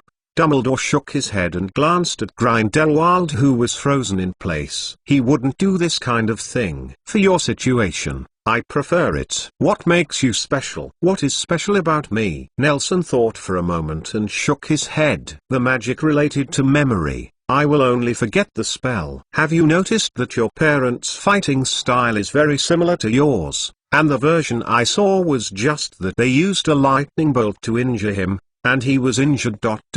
not so badly." "According to mine, judging from experience," Dumbledore said, narrowing his eyes, "I think it's because don't waste your brains." "Albus," another voice squeezed in. "You don't understand." Nelson looked back, and Grindelwald, who was still, actually moved. He winked at Nelson, and his clothes were cleaned up. Grindelwald appeared in front of Nelson, blocked him, and Dumbledore looked at Dumbledore on the street light with a smile, and said, "What do you want to do to my students?" "Your student?" Dumbledore's voice was trembling. He shivered and looked weak, but he recovered in the next second. He looked back tit-for-tat and sarcastically said, "Gellert, you can't teach such a student." "Really?" Grindelwald shrugged and said indifferently, "You can continue to feel that way." "Mr. Grindelwald, how did you get here?" Nelson's confused voice sounded, and he still didn't understand the principle of this matter. "I found something in the illusion." Grindelwald turned around, winked at Nelson, and said, "Your tactics are very effective. Your parents didn't beat me so badly back then." "Illusions?" Nelson nodded thoughtfully. "This strange space is full of mists, and the essence of these mists is the memories left by the people who passed away. What has been studied based on these massive memories? The new magic is not far-fetched, it has the entrance to the illusion." Even if Grindelwald has developed any Dream King technology, Nelson is not surprised. "Yes, illusory realm." Grindelwald looked very happy. He said, "I discovered that memory may be more than memory. Just now, I felt myself in the illusion of Newmangard. It turns out that there is an independent world here, but you can do more than I thought. Even if you entered the memory of others, your unique fog can erode it into your own thoughts. The most important story. When you read it, it is no longer someone's memory." "Erosion." Nelson nodded. "In the past few years, he has learned all kinds of magic with a group of powerful wizards, but he hasn't developed much of his own natural things." Although Grindelwald got into Newt's memory, it sounds strange, but it undoubtedly opened up new ideas for Nelson. Dumbledore stood under the street lamp, silent. When he saw Grindelwald's conversation with Nelson getting deeper, he finally couldn't help but burst out. He stepped forward and squinted at Grindelwald, said every word. "Why do you dare to appear next to him, in front of this child's parents? Gellert, how dare you?" "Child? Do you treat Nelson as a child?" Grindelwald asked back. "Oh, yes. You even prevent him from doing the last thing for his most beloved person. You even have to help him with this decision. That's why he pushed this child to the most dangerous, evil, and craziest black wizard in the world." Dumbledore's face turned pale. He glanced at Nelson cautiously, and then quickly withdrew his gaze. Every word of Grindelwald plunged into his heart like a barbed blade. He retorted, "How dare you?" "Why don't I dare?" "What are you talking about?" "Albus, there seems to be something wrong with your mind," Grindelwald asked rhetorically. "What are you referring to? Did I kill Nelson's parents?" "I never have avoided this kind of thing. I even encouraged Nelson to avenge me." "Why?" "Because I have a clear conscience. I am willing to pay for what I have done." "But do you dare?" "You dare to let me say why only the two of them came over?" "Sent to death." "You know, that deadly curse really came from me, but am I really the real murderer?" "You never shy away from such things." "Then why did Nelson only dare to look at Newt's memory when he came back?" "Really interesting, Albus. Are you under the imperious curse? Is it your boss Dementor who controls your body now? Grindelwald sneered, not forgiving at all. Because of him never asked me, what should I do? Did he suddenly appear when he was eating donuts one morning and tell him the details of his parents' deaths? As for why he had to go back to school to watch Newt's memory, don't you know it yourself? Grindelwald exhaled and continued. Albus, do you feel so proud to own an antique? Who doesn't know that there is only one meditation basin in the world, and it's in Albus Dumbledore's office? Why? Are you going to let Nelson drink the memory? Grindelwald had a double happiness today. He made some unexpected discoveries while doing research in the illusion, and when he broke into here, he ran into Dumbledore. At this moment, he was refreshed and full of energy. He felt that he could eat more for dinner. Bowl. Nelson, I still said that. I will not hurt you, and I welcome you to come to me for revenge, but I think there are some things you need to be clear about. Grindelwald turned around and grabbed Nelson's shoulders with both hands in a deep voice. He said, your parents have little combat experience and they were indeed defeated by me, but have you ever thought about it? Why are they only two of them dealing with me? Why are there no reinforcements for such a long battle? They were betrayed. You may not expect that the person who betrayed them is as close as yours. Shut up. Grindelwald, Dumbledore exclaimed. Enough. Is it interesting to say this? Are you going to continue to cut his wounds? After all, Dumbledore disappeared in place, and a mirror-like crack soon appeared on the boundary of the memory world, and Grindelwald smiled and greeted Nelson and left. Only Nelson was left here. The cracks spread from the periphery to the inside, and gradually crawled to his side. There was no Grindelwald or Dumbledore. Nelson took the last time to look at the two men holding hands on the broomstick. A mixed emotion surged into her heart. The focus of Elizabeth's eyes only followed Melgan's profile, but Nelson felt she was looking at herself. He opened his mouth, but didn't know what to say.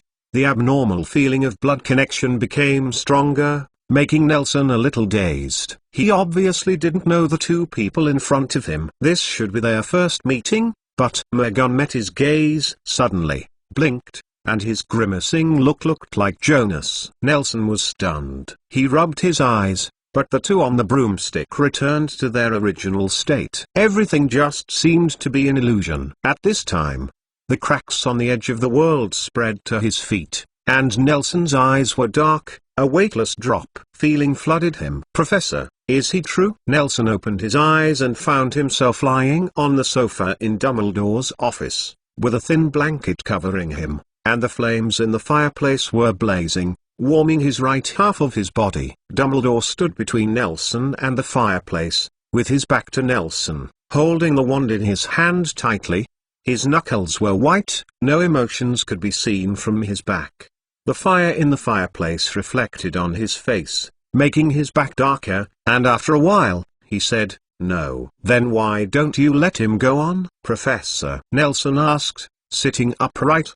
Because he is best at using this kind of words to confuse young wizards like you, Dumbledore said with a halt. You are still young, and you may not understand. Some things he said are indeed the truth, but for anything, change another. Permutations and combinations, or pick and choose, may represent completely different situations. So can you tell me, what was the situation? Nelson asked. Since you think he will lie, you should tell me the truth. Well, I'm sorry, I always thought of you as a child, Dumbledore said with his back to Nelson. I'm not even as good as Grindelwald at this point. Thank you, murderer. Who else but Grindelwald? Your mother, Elizabeth, is a very good witch. Dumbledore answered the wrong question and began to tell the story of Elizabeth. Nelson did not interrupt him, sitting on the sofa and listening quietly. She is Clothspatton's best student. When I first came to teach at Hogwarts,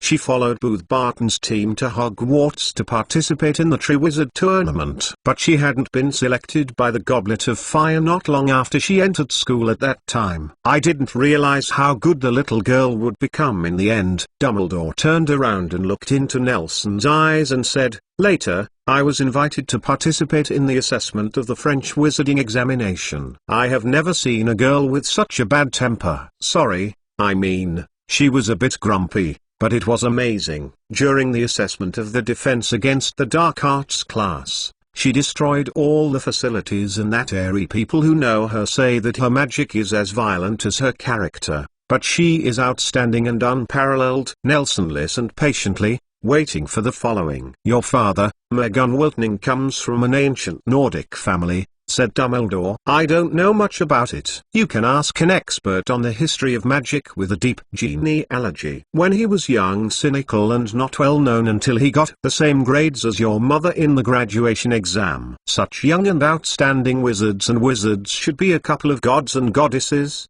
but their love has not been blessed. Because of my origin? Nelson asked lightly. Actually that's right, yes. Dumbledore paused for a moment, and finally admitted, he said, your father's family has always lived in France, but the population is declining. At that time he was the only one left, and your grandmother's family, that is, your great-grandmother's family is still prosperous in the UK, so for a long time, he was taken care of by this family. What family? Have you heard of Gorshak? The builders of the Cavalier's bus and the Hogwarts Express. They are a bit old-fashioned. This is why your mother still calls herself Williams after marriage. I see. Nelson nodded and stood up. So what did the Gorsak family betray them? I think that can't be called a betrayal. Dumbledore turned around and said, the situation of the war is changing rapidly. At that time, Britain was also being attacked. Even if the old Gorshak did not oppose it, there might not be any. The wizard had time to support Paris. I understand, thank you, Dumbledore said vaguely, but Nelson already understood what had happened, so he stood up and said goodbye. Thank you for filling out the student registration form for me. That's what I should do, Dumbledore said as he watched Nelson walk to the door. Those people in those days are dead. I know. Will you seek revenge from him? Dumbledore said suddenly when Nelson opened the doorknob. Actually, you can wait. These shouldn't be things you need to solve. Not now, Professor. I'm too far behind. Nelson shook his head and left without looking back. Please remember the domain name of this book's first publication, Bike's mobile version website, 170 for chapter bias Tom. Here is an empty copy. Do you have any other books on herbal medicine? One is enough. No, you can stuff this book there. Well, you can just put it next to the ladder together. He'll come down and take it later. In the secret room, Nelson stepped on a ladder to crawl on the wall directly opposite the Slytherin statue. When he went to find Dumbledore, Tom remodeled the secret room and built a huge wall on this wall. His bookshelf was piled with books to be stacked next to him. Although he kept saying that this was necessary sorting just thought of, careful Nelson discovered that these books had already been sorted out. Tom said, they were displayed like this when they were taken out of the Slytherin column. Is the history of Lyhan Bookstore so long? Nelson grinned and picked up a book with the receipt of Lyhan Bookstore from the pile of books, and stuffed it into the top of his head. Maybe this is what Slytherin bought at Lyhan Bookstore back then. Tom shouted, standing behind Nelson. I found out there are a few books on transfiguration here. Go on. Exchange good books and follow the VX public account. Pay attention now to receive cash red envelopes. Nelson turned around and hooked his leg to the ladder leg. Tom was holding the belt and tossing a stack of new books wrapped in craft paper. When Nelson turned around, he took the belt and threw it away. Wow! Nelson reached for the stack of books, swung it twice to ease the momentum, and carried it into his arms. My intention was actually to let you take it with a floating spell. Tom's expression was a little subtle, and the weight of the stack of books was unclear. I remember Felius said that we are wizards, not baboons wielding a magic wand. Too lazy to move. It's good to be a carefree baboon. Nelson shrugged, tearing open the wrapped craft paper and taking a look inside. It turned out to be a set of magic tricks of how to use transfiguration to simulate the Irish leprechaun. Long's banned book. Is this kind of books really sold? With a twitching corner of his mouth, he stuffed the stack of books into the bookshelf, and Nelson muttered, No wonder it's wrapped in craft paper. It's not clear. These books wrapped in craft paper are all waste paper prices. Tom shrugged and said, I went to Knockoff Alley to buy at the time, and the boss said everything would be packaged and sold to me. Anyway, I thought about it. It's not valuable. If you can't see the book, it's great to use it as a spellcasting material or to start a fire. You can always find some treasures in such strange places. Nelson climbed down the ladder with a book in his hand, jumped down when there was still some distance from the ground, then landed lightly, clapping his hands. Dust, looking at Tom, who was a little tired and wiping his sweat, walked over and said, Actually, I think it is necessary for wizards to exercise more. I found that most of the black magic and defense against the dark arts have a very small attack range, even only one ray. If you can dodge it, then no amount of powerful magic will help. Tom hummed and took the 2 drinks that Nagini had rolled with a snake tail, handed one to Nelson, took his own breath and drank half of it, and said, I'm a wizard, am not here. The baboons rolling around on the ground. I didn't learn magic to be pushed around by others. That's true. Nelson was pleased. He nodded and said, pointing to the bookshelf, if you can learn the magic of the Irish leprechaun, you can even conjure up a lot of gold coins to bribe your opponents, thus directly avoiding a game. Fighting. Little dwarf. Tom continued for half a cup, and asked curiously, don't I know that kind of thing well? Is that kind of green villain? They also have magic. You are prejudiced. Nelson shrugged and took a sip of Tom's drink. It tastes good. Is it grass juice? As a magical animal, the little dwarfs must have magic. They even have their own society, language and text. It's really prejudice. Tom thought for a while, then nodded. When I was wandering in Knockoff Alley, I met a wizard who wanted to steal money from an old lady, and then their house elf suddenly appeared and took the wizard. After a beating, I always thought the house elves could only cook and wash clothes. The magic of house elves is not weak at all. Nelson nodded. Newt and I said that there are many magical creatures. They all possess the wisdom and magic power of wizards. But wizards seem to have failed. They take it seriously. Last year there was a class on the history of magic. I lost sleep. I heard from Professor Binns that the Goblin Rebellion posed a great threat to wizards. At the beginning, it was because the wizards did not work in Gringotts without magic wands. Greedy little dwarf takes it seriously. Tom talked freely,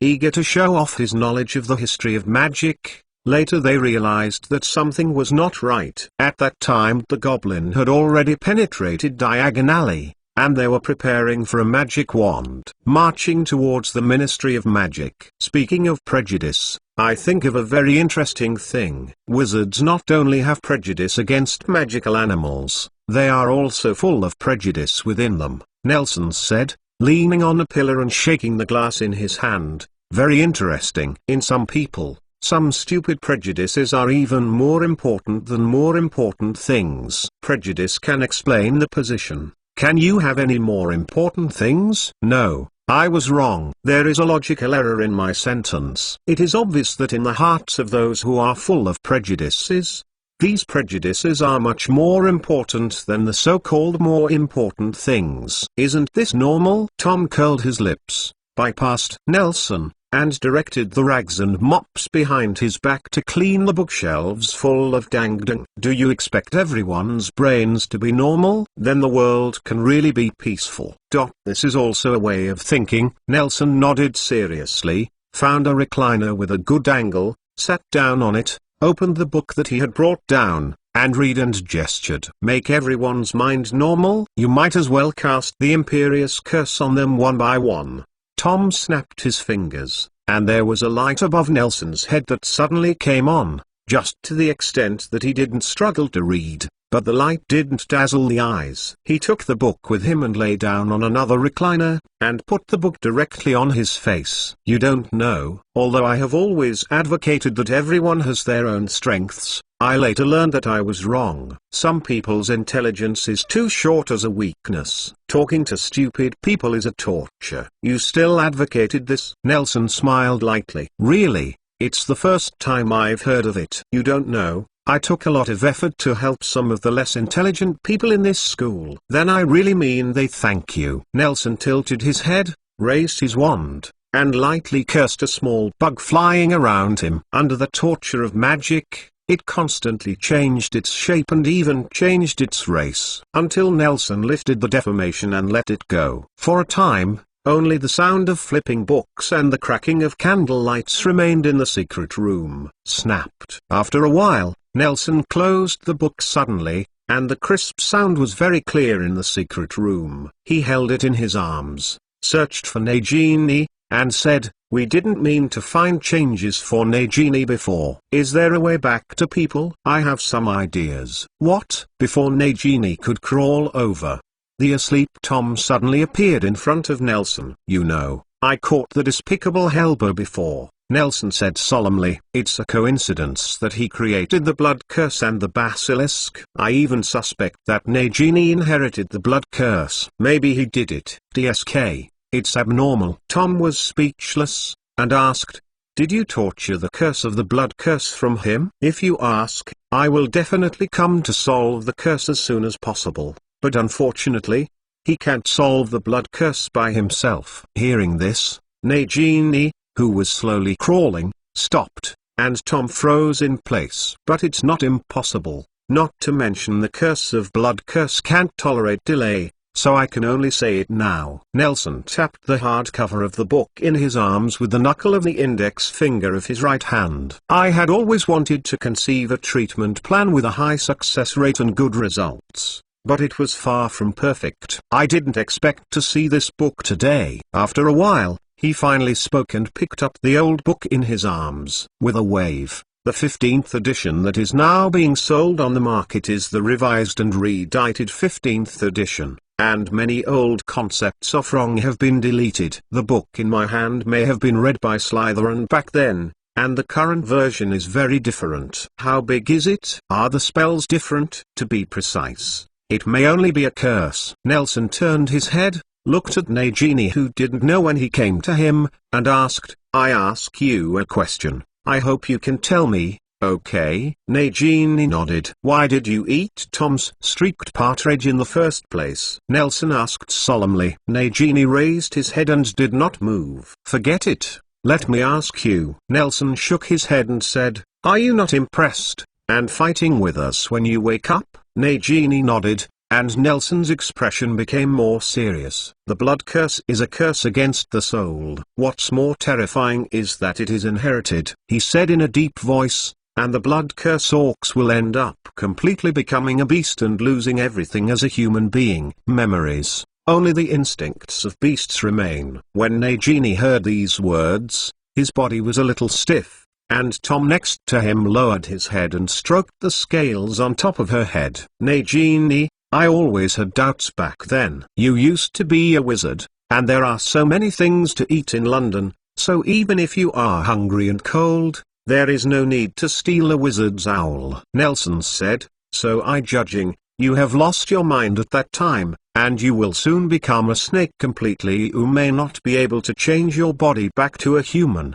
but even your soul will change later." "Nall, don't scare her," Tom said reproachfully. "This is not a fright. I calculated it. The day when Nagini is completely transformed into a snake is getting closer and closer. I think, even if we have nothing to do, we must try it when the day approaches." "So is there a way?" "How to get into the blood curse?" Tom was anxious. "Aren't you going to force a confession?" "Let me do it." "The blood curse cannot be lifted." Nelson shook his head. "The blood curse talk looks deformed, but it only looks like this in the flesh. From the perspective of the soul, it is more like assimilation or fusion." He took out the ring inlaid with the resurrection stone from his pocket and put it on his hand. A thick white mist quickly surged outwards, centered on him, quickly enveloping Tom and Nagini. Stepping on the ground made of white mist, Tom saw Nelson standing beside him thinking, and Nagini lying on the ground struggling,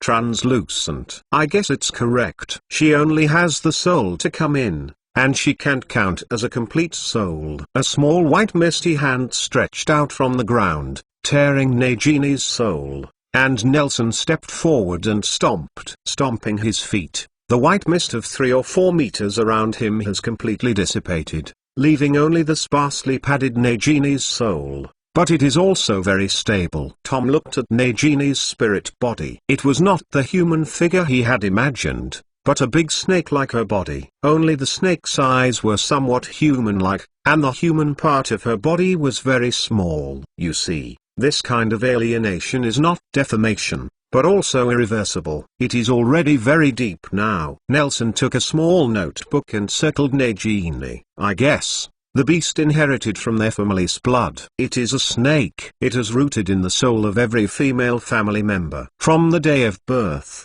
it has assimilated their souls non-stop. Can it be changed back? Tom only paid attention to the most fundamental questions. My thoughts are like this. Physically, I find that the blood curse talk is like a natural animagus. I think that since she has human rationality and thinking, it is also feasible to learn animagus. I am going to help. She practiced animagus and turned from a beast to a human. Nelson said, if it fails, the human body will be deformed enough to solve the problem. What about the soul? Tom grasped the point. The most difficult thing for a blood curse orc is the soul. We have to find a way to separate the snake from Nagini. Today, when I was in Dumbledore's office, Grindelwald gave me an idea. Nelson said, holding his chin. In the illusion, without the protection of the body, Nagini's soul can be directly presented in front of us. Her soul hides a snake that cannibalize and assimilate her. The former wizards were most afraid of the blood curse pulling the host to death.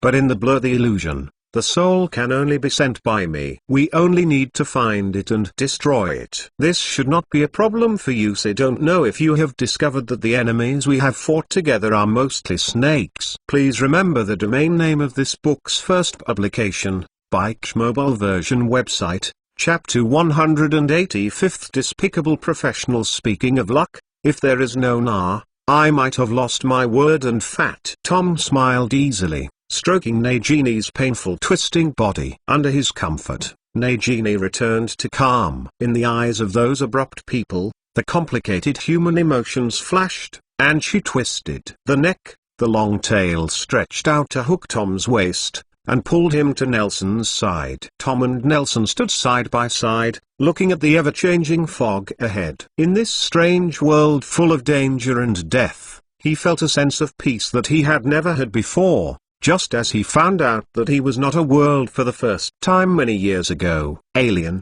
he turned his head eagerly, smiled at Nelson, and said confidently, let's get started. There is no need to be in such a hurry. You look at you. When you hear the snake, you get excited and startled. Nagini. Nelson rubbed his chin and said, let's make a sure plan first. Animagus figured it out. Aren't you ready to practice animagus? Tom curled his lips. You are not good at it. I can't. I know everything about animagus, Nelson said, hammering Tom's chest lightly. The wizard's animagus. I understand. The blood curse talks are still different in shape. After all, from the appearance of animagus until now, I have never heard of magical animals transforming themselves. Nagini is not a magical animal. That's true. Nelson nodded, took out his wand and tapped it lightly. A transparent bubble floated from the tip of the wand, enveloping Nagini's soul, and led her toward a path that was divided by the fog wall. Let's go.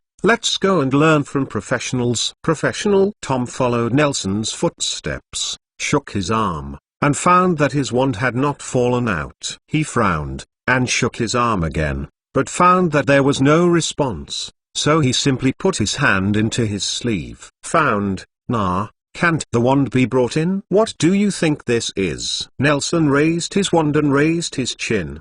Didn't I say that this is my world? And only I can bring my wand in. He raised his wand braggingly, and the fog walls on both sides of the path surged and separated to the two sides. Pillars made of fog stood upright. Under Tom's gaze, a pure white King's Cross station platform appeared. In front of him, he even heard a whistle sound from a distance. After a while, a row of pure white Hogwarts quickly stopped on the rails in front of the two of them. Let's go. Let's take the train. Nelson walked into the carriage, which seemed to be a dining car. He picked a window seat and beckoned Tom to sit down. Tom scratched his head stiffly and sat down opposite Nelson. Nelson saw his appearance and smiled. "Are you now regretting that you could fly when you bought the wand?" "I regret?" Tom hardened his mouth. "I can fly. Did you know? Much more handsome than the guys on the broomsticks."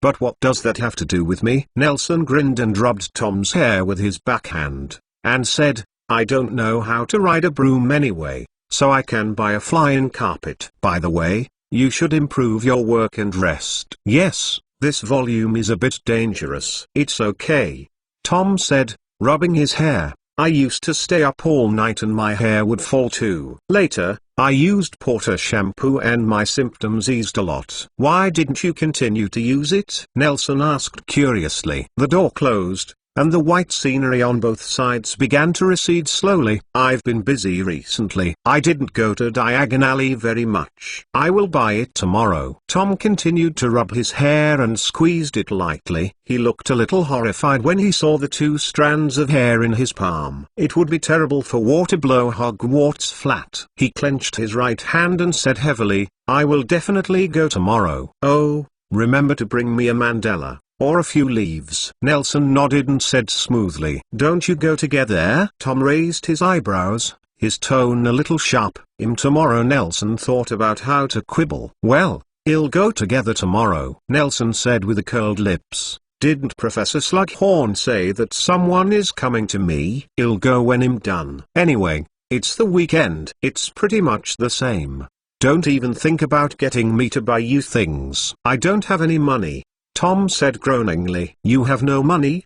Don't think I don't know why the secret room is so dark." Woo-oo-oo. Just as Tom tried to explain something, the siren rang. "Let's go. Let's find a professional." Nelson took off the Gunter family ring, put on the green Ouroboros ring, put it on his little finger and turned it gently with the other hand. He stood up and took Nagini to the car door. "Can you even change the railway system to get there?" Tom was behind Nelson, and he was more interested in the sound of the siren than the professionals. "No, not even the wheels of the train will turn." Nelson stuck out his tongue and picked up the wand hidden in his sleeve. "As for the slowdown and the whistle, it's just to suit the atmosphere." The two walked off the platform, and the train behind them slowly collapsed. The white mist soon merged into the endless fog wall. Soon, the fog wall behind them closed, leaving only the huge space in front. A black inverted high tower extends downward from the top of the head where the head cannot be seen,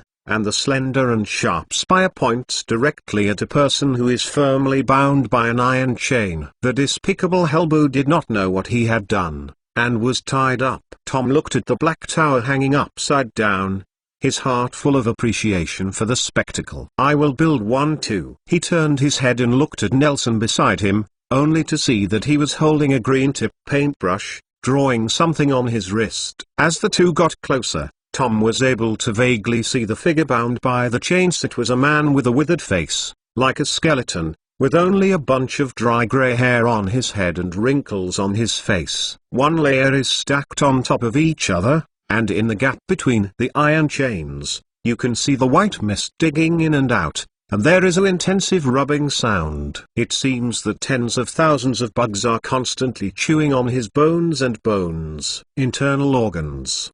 "What are you painting?" Tom asked curiously. Nelson did not answer him, but Helbo, who was bound by chains, answered the question. "Great master, your painting skills are getting more and more exquisite." His voice was weak, but the flattery in it was not lacking. "No, Helbo." Nelson curled his lips and continued to paint on his hands without raising his head. "I remember the last time I drew better. After all, you can hook you who had already been recruited once again. Attack me." "My benevolent master, your painting skills are so superb." Helbo repeated his compliments like a broken phonograph. "Aren't you learning the protective spell last time?" "Your humble servant's original intention was actually to help. Check the results of your study." "Your humble servant knows that a person as weak as dust can never hurt a single hair of his powerful master." "Is your condition serious again?" Nelson looked at Helbo in disgust. "Over the past 3 years, He has often come to the illusion to practice magic or hide something, even if Helbo has clearly understood that he can control the fog, and the fog has a food chain for a wandering spirit like him. Restrained, but he still sharpened his head and launched a number of unremembered attacks on himself in 3 years. He stretched out his hand like a virtual grip in front of him, and the chains slowly retracted, sending out a burst of soreness. Cracking sound, he said coldly, "What are your new symptoms? Can't you even use the first person?" "I was wrong, wise master. Look at your stupid servant, you can't even speak." Although Habo's tone was full of pleading, it fell into the ears of others, always feeling a strong ridicule. Tusk, Tom stood by Nelson and pointed. As a young wizard with a keen interest in dark magic, he knew very well about the despicable Helbo. He rubbed his chin and asked, "You tied him here, is it?" "Yes," Nelson nodded. "Don't worry. A Horcrux master with a crippled soul like him will never die." "I'm not worried about whether he will die or not." "Seriously, I thought you would crush this extinct creature to ashes." Tom pouted. "I'm just surprised. Such a powerful dark wizard. It would end up like this." "I thought that a wizard with a Horcrux would be immortal." "You are right, he is not dead," Nelson said in the direction of Helbo. "Look, he is still alive, but the Horcrux error tolerance rate is a little low. So you have to guarantee that you won't be affected by others. If you defeat it, you will not be sealed." "Noble master, what you said is that I have fully realized the harm of Horcruxes." Habo's voice came again. "If there is a chance to come back, I will definitely not make Horcruxes again." "Yes, you tell me the location of the remaining Horcruxes, and I will help you destroy all the broken ones." Helbo was silent. "It's boring." Nelson released his hand, and the chains that bound Helbo also loosened. He fell to the ground with a bang and moved half of his body to the ground under Nelson's feet. He threw it in disgust, shaking his foot.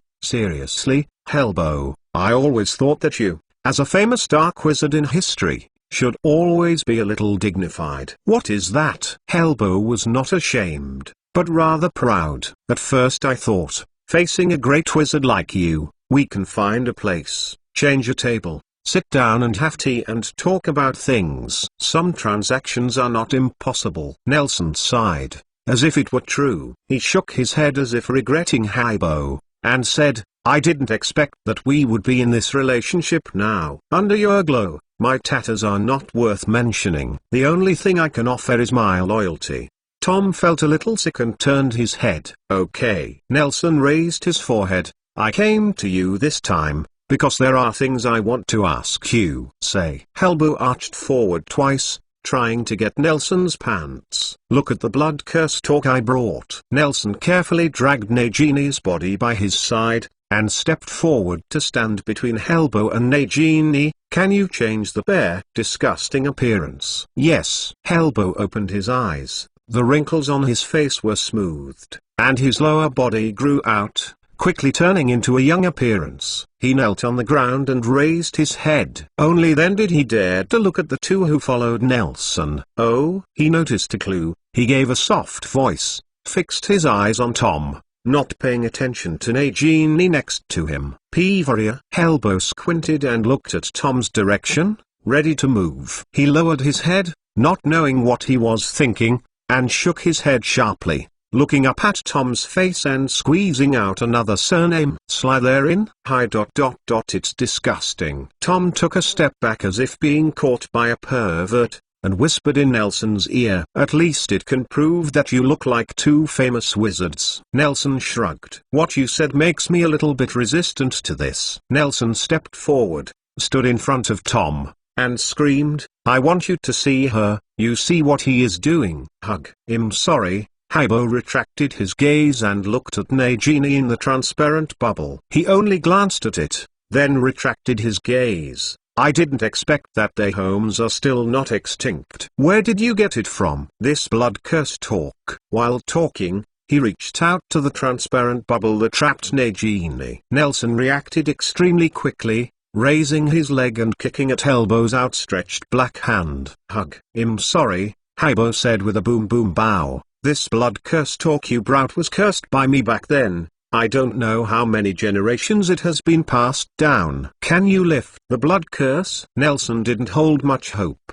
Hug. I'm sorry, I can't do it. Helena fell on the ground and said, if she was just born, I can, but now, if she is separated forcibly, she will die. The blood curse is what I call from the East. The inspiration found in the medicinal materials of cordyceps. The blood-cursed beast soul is a parasite that lives in the wizard's body. It will continue to swallow the host's vitality until it completely replaces. Still useless. Tom shook his head disappointedly. It's still useful. Nelson turned around, raised his arm, and an iron chain flew from behind Helena, entangled his ankle, and dragged him back. At least we know the blood curse. The principle is now.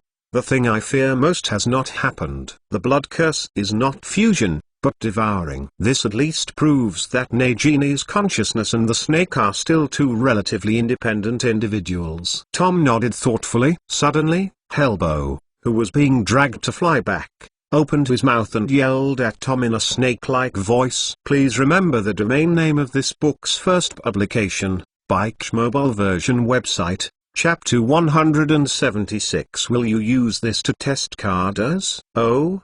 Tom stopped, turned his head, and looked at Helena who was being dragged by the chain. Upon seeing this, Nelson put down his hands and loosened the chains that bound Helena. He fell to the ground from midair and lay on the ground, yelling in snake language that Nelson couldn't understand. Listening to Helena's noisy shout, Tom turned his head and twitched at the corner of Nelson's mouth, lifted his chin in Helena's direction, and signaled Nelson to decide on his own. I think his spirit is worthy of recognition. Nelson stretched out his hands and motioned to Tom to start his performance. At least this kind of will to survive is something that many people don't possess. At least as a human being, I think this is a precious quality. HMPH. Tom curled his lips, stepped forward, and said without looking back, I think his brain is broken. This symptom is a standard ambiguity. Nelson did not speak, and took Nagini to the side, sat on a white chair that suddenly appeared,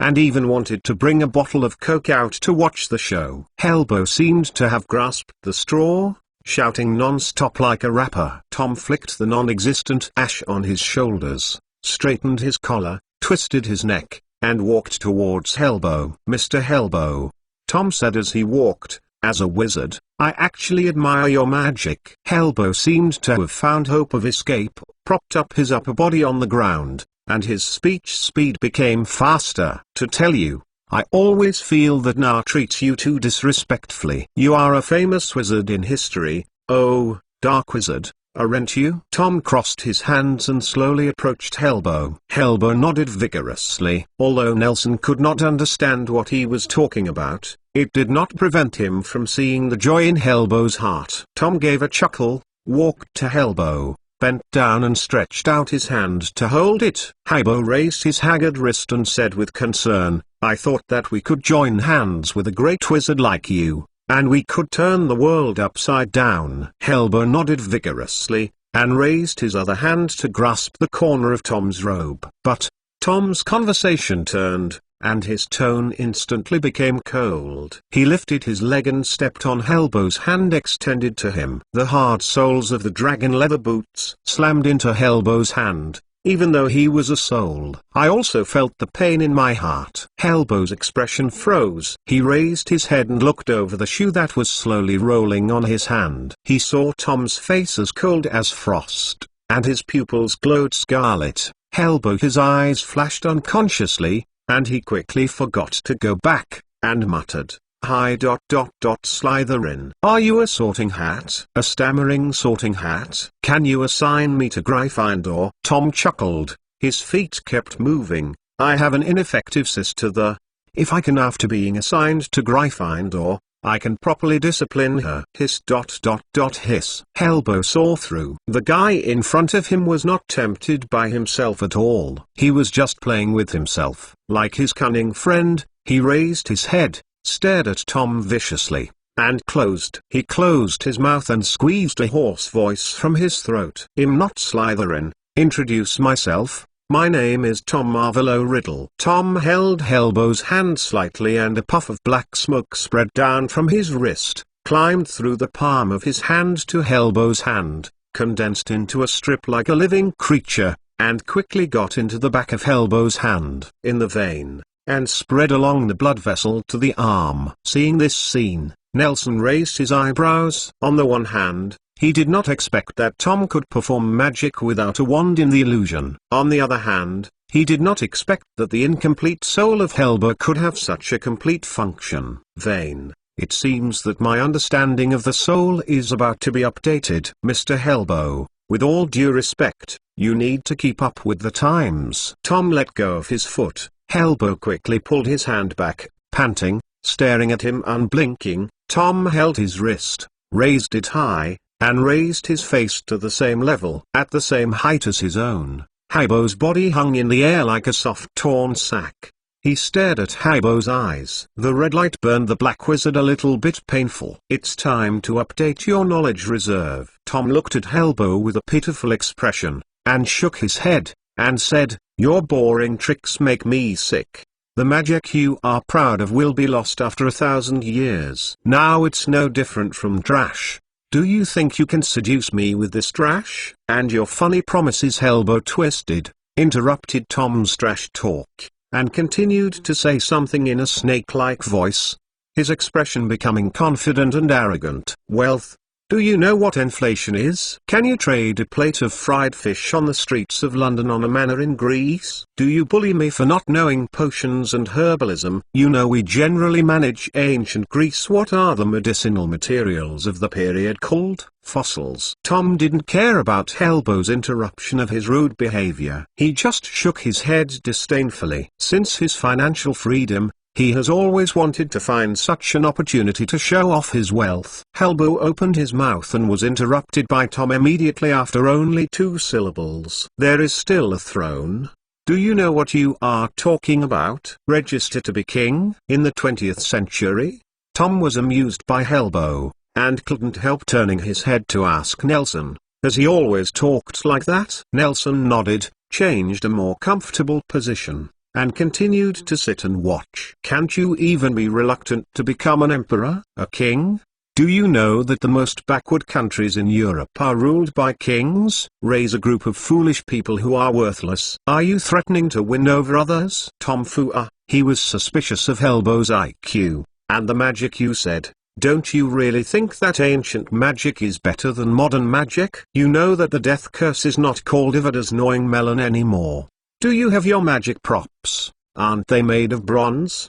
Helbo was confused by Tom's chase, raised his head in a daze, and opened his mouth not knowing what he was talking about. During the millennia that he was exiled in the illusion, countless excellent wizards have explored here and communicated with him. Most of those wizards have heard of his once prestige, and he can get what he needs from the careful wizards, and even succeed. Bewitched. Even Grindelwald wouldn't dare to be so scornful of him. But facing the brothers, he was only left deflated. Nelson didn't get in, didn't listen to him at all, and the mode of getting along was also very irritable, and he just didn't agree. Hanging up and hitting, and the Slytherin descendant who had met for the first time made him even more disgusting, and there was a burst of trash coming up. And he even felt that he was going to be destroyed by Tom. Don't you believe it, Mr. Helbo? Tom asked curiously. Seeing that Helbo did not respond, he placed his left hand on the right hand holding Helbo's wrist, and a restless mass of red and black magical energy penetrated Helbo from his palm. Tom raised his eyebrows somewhat proudly and said, let you see the wizarding level of the average academic education. Nelson was still sitting in the chair, propped his chin with his hands, and looked at Helbo's eyes that were still calmly closed under the appearance of pain,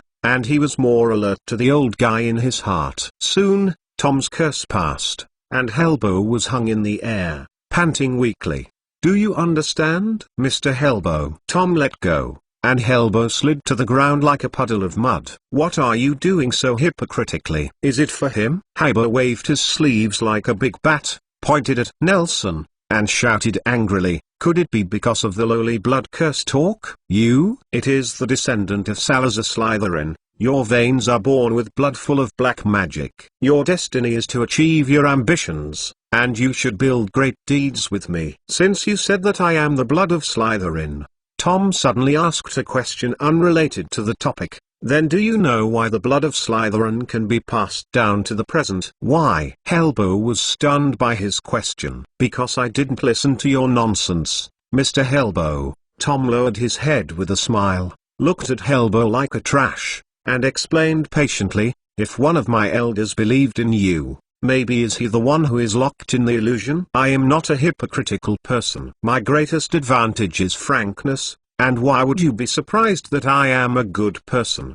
Tom squatted beside Helbo, patted his face, and put his hand in disgust. He rubbed his robe and said, can't it? I choose to be a good person for others. Since a good person and a bad person make no difference to me, why not? Helbo lay on the ground, simply turned his head to the side, and began to play dead. Just because you want to confuse me? Tom chuckled, stood up, and walked towards Nelson. Nelson got up from the chair, put Nagini in his hand, and happily ran to Helbo, and asked seriously, Helbo, do you say that the venom of the curly-winged devil can divide the soul body? After saying this, he grabbed Helbo's hair and raised his head, staring into his turbid and dull eyes. After an unknown period of time, Helbo's eyes rolled and he was about to answer. Nelson was already there. After getting the answer he wanted, he dropped Helbo's head, lifted his wand to separate the fog wall, and stood on the platform with Tom, who was already impatiently waiting for the train. Helbo finally came to his senses, realizing that he had completely offended his master this time. He hurried forward and hurriedly crawled forward. Nelson raised his wand to his shoulder and pointed back. Those few were gaining momentum. The chain that was about to go rushed towards Helbo, and several of them even penetrated his body. Nelson turned his head, chuckled, and leaned his hand towards the bubble that wrapped Nagini. He sucked a small green snake into his hand and crushed it gently with his fingers. He slowly pushed the scattered green debris, looked at Helbo playfully. Helbo stopped abruptly and hurriedly lay down on the ground, with an awkward expression trying to quibble. When he raised his head again, there was only a wall of fog that made him terrified. Tusk, I really didn't expect it. Tom did not know where to find a few ropes and tied a hammock to the column of the secret room.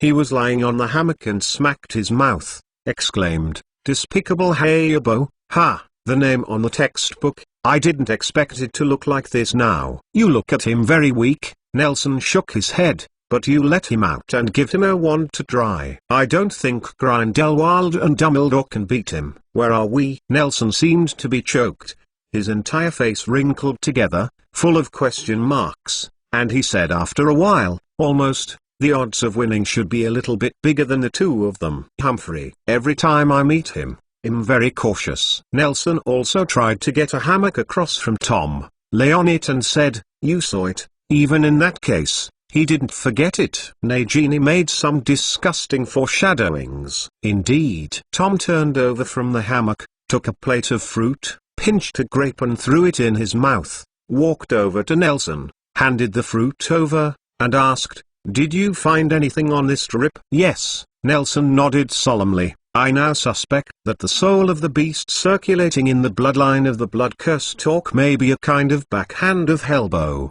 although I don't know the specific principle. But just now during the meeting, Nagini's priority with him was always higher than ours.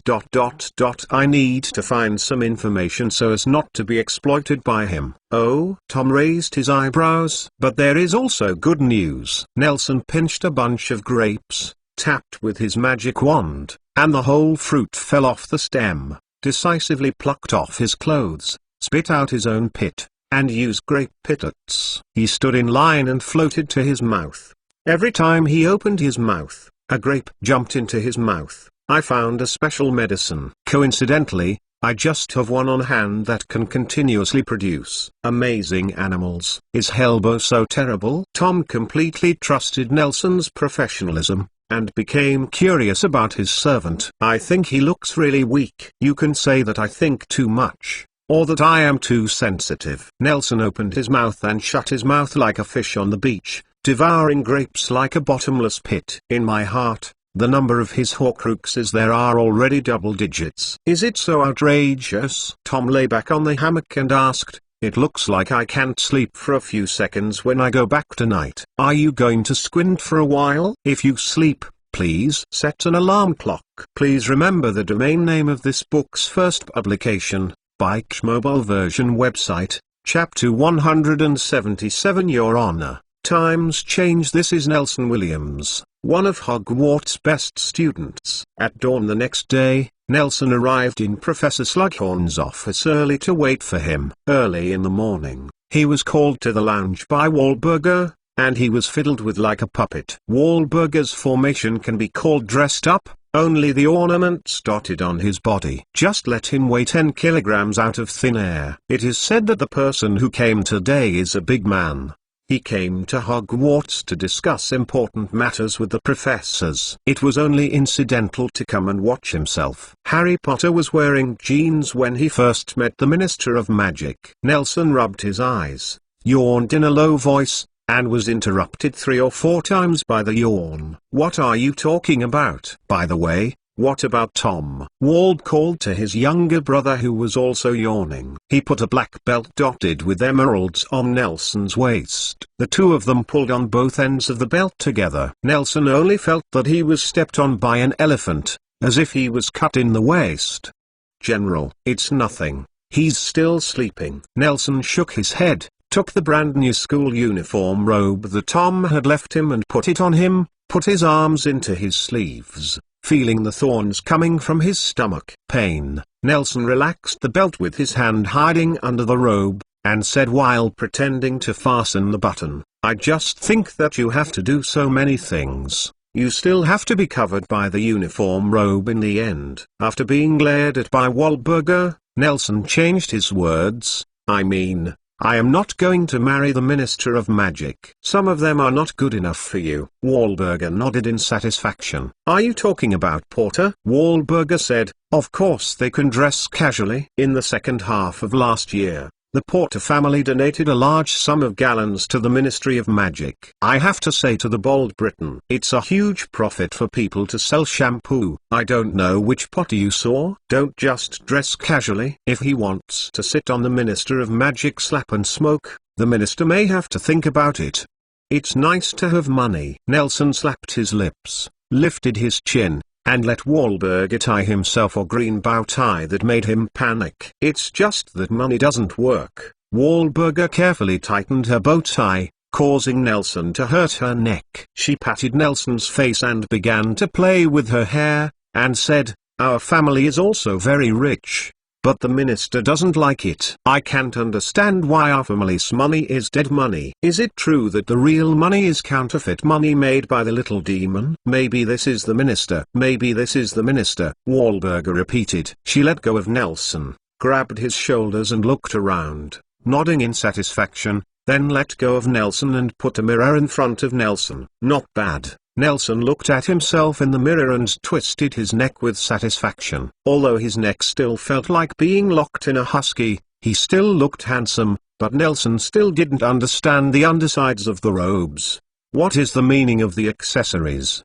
He admired the handsome guy in the mirror and said admiringly, "Wahlburger, I didn't expect you to have this hand." "My hands are still too much." Wahlburger raised his eyebrows triumphantly, pressed down the bunch of upright hair on Nelson's head without leaving a trace, and said, "My curse is the best in my class." "Okay. I modified a paste spell so that it can be shaped permanently. Does it mean that after sticking something on the wall, it will never be taken off?" "Yes. Merlin can't even take it down." "It's amazing. Morgana should ask you about this magic so that she can stick herself behind Merlin. I am going to draw a few portraits in the future. When I die, I will use this magic sticker on the wall, one on the door of our house and the other on the door of Slytherin." Wahlburger broke his fingers and imagined that he would become famous. In the following scenes, Nelson's hair was twisted around his fingers, and he showed a perverted smile, Presumably the little guy in the future already wants to exchange magic with such a good witch like me. Nelson shrank her neck and thought of a terrible scene. An old lady with perverted white hair glared at everyone who entered her house and yelled at everyone, and her son would spend half of the money every day. Strengthen her to cover her with curtains. They will. Nelson nodded, as long as she didn't scold herself. Okay. Wahlberger finally got the hair on top of Nelson's head. She clapped her hands with satisfaction, appreciating her achievements, and nodded and said, "It's so handsome. I bet you, if there is no more than today, if someone gives you a love letter, I will cover your food for the rest of your life." It's not necessary. It's said that staying with good-looking people is easy to be affected and getting handsome. Why is Alfred still so disgusting? She now sees how her younger brother looks unpleasant. I think Alfred looks good. Then you go and spend time with him. Take him away from Black's house. Wahlberger glared at the direction of the girl's bedroom, rolled his eyes, and said, "The child has your last name." "Oh no. He told you any surname is fine." "Is it too fast?" "I haven't met my uncle and aunt." A Slytherin girl came down the stairs with a slice of bread in her mouth, greeted Wahlberger, and laughed. "Booga, congratulations, for harming all Slytherins. There are still people who want to believe in you." "Scourge." Wahlberger snorted and turned Nelson, who had not figured out the situation, over. "Look at sorry. I think Professor Slughorn may not be able to wait." Nelson broke free, opened the door and ran away. He didn't even have time to eat breakfast, which is why he got to the office even earlier than Professor Slughorn himself. "Nelson, it's really early." Professor Slughorn was stunned when he saw Nelson, but he quickly reacted, stepped forward and put his arm around his shoulder, and introduced him to the two wizards accompanying him.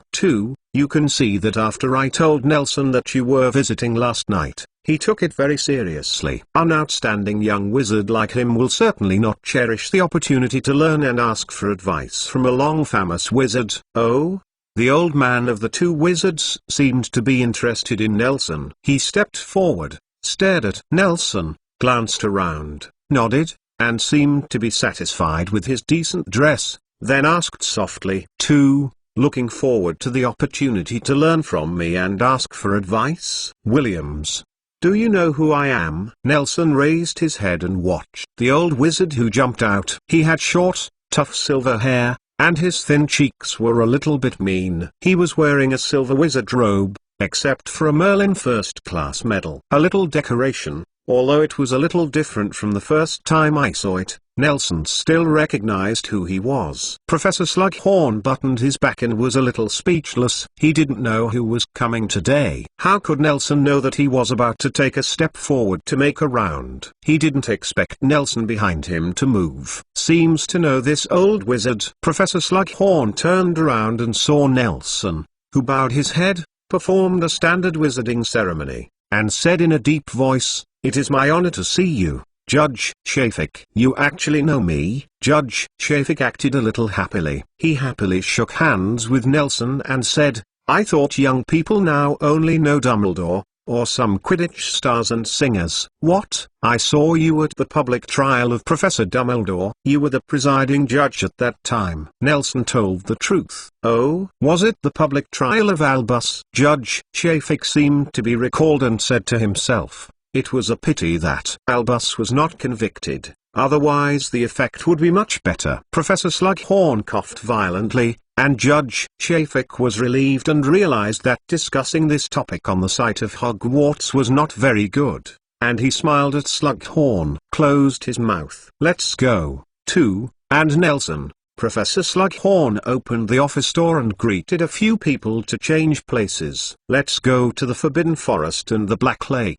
I cleaned up a piece of ground on the lawn where they meet. You can bear whatever tests you want." "Ha ha, Horace, it's not necessary." The young wizard followed Slughorn out of the office and followed in his footsteps. "This is a patron saint curse, not a dangerous high-risk curse." Nelson and Judge Shafik stayed in the office. Shafik took a deep look at Nelson, but Nelson, who had not looked at him, seemed to feel the line of sight. He turned his head and looked at Shafik at each other. After a while, He made a pleased gesture. Judge Shafik nodded and walked out behind the young man. Nelson closed the door and hung behind and approached the Forbidden Forest. The students passing by were all curious about this strange combination, but looking at Slughorn, who was looking serious in his new clothes, no one dared to stop Nelson and ask what was going on. When you walked out of the castle, the closer you were to the Black Lake,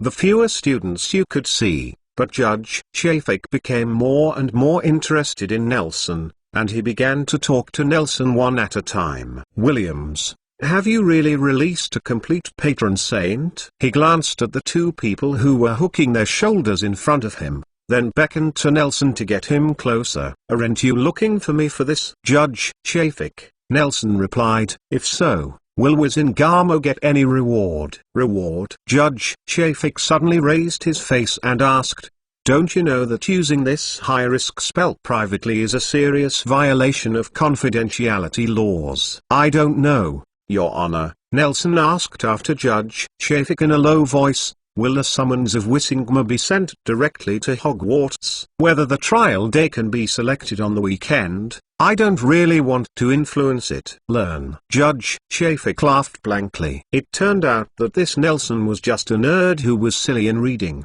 which made him happy. Judge Shafik's thinking even began to diverge. When Nelson cast the patron saint curse, what was in his mind was not your own perfect score.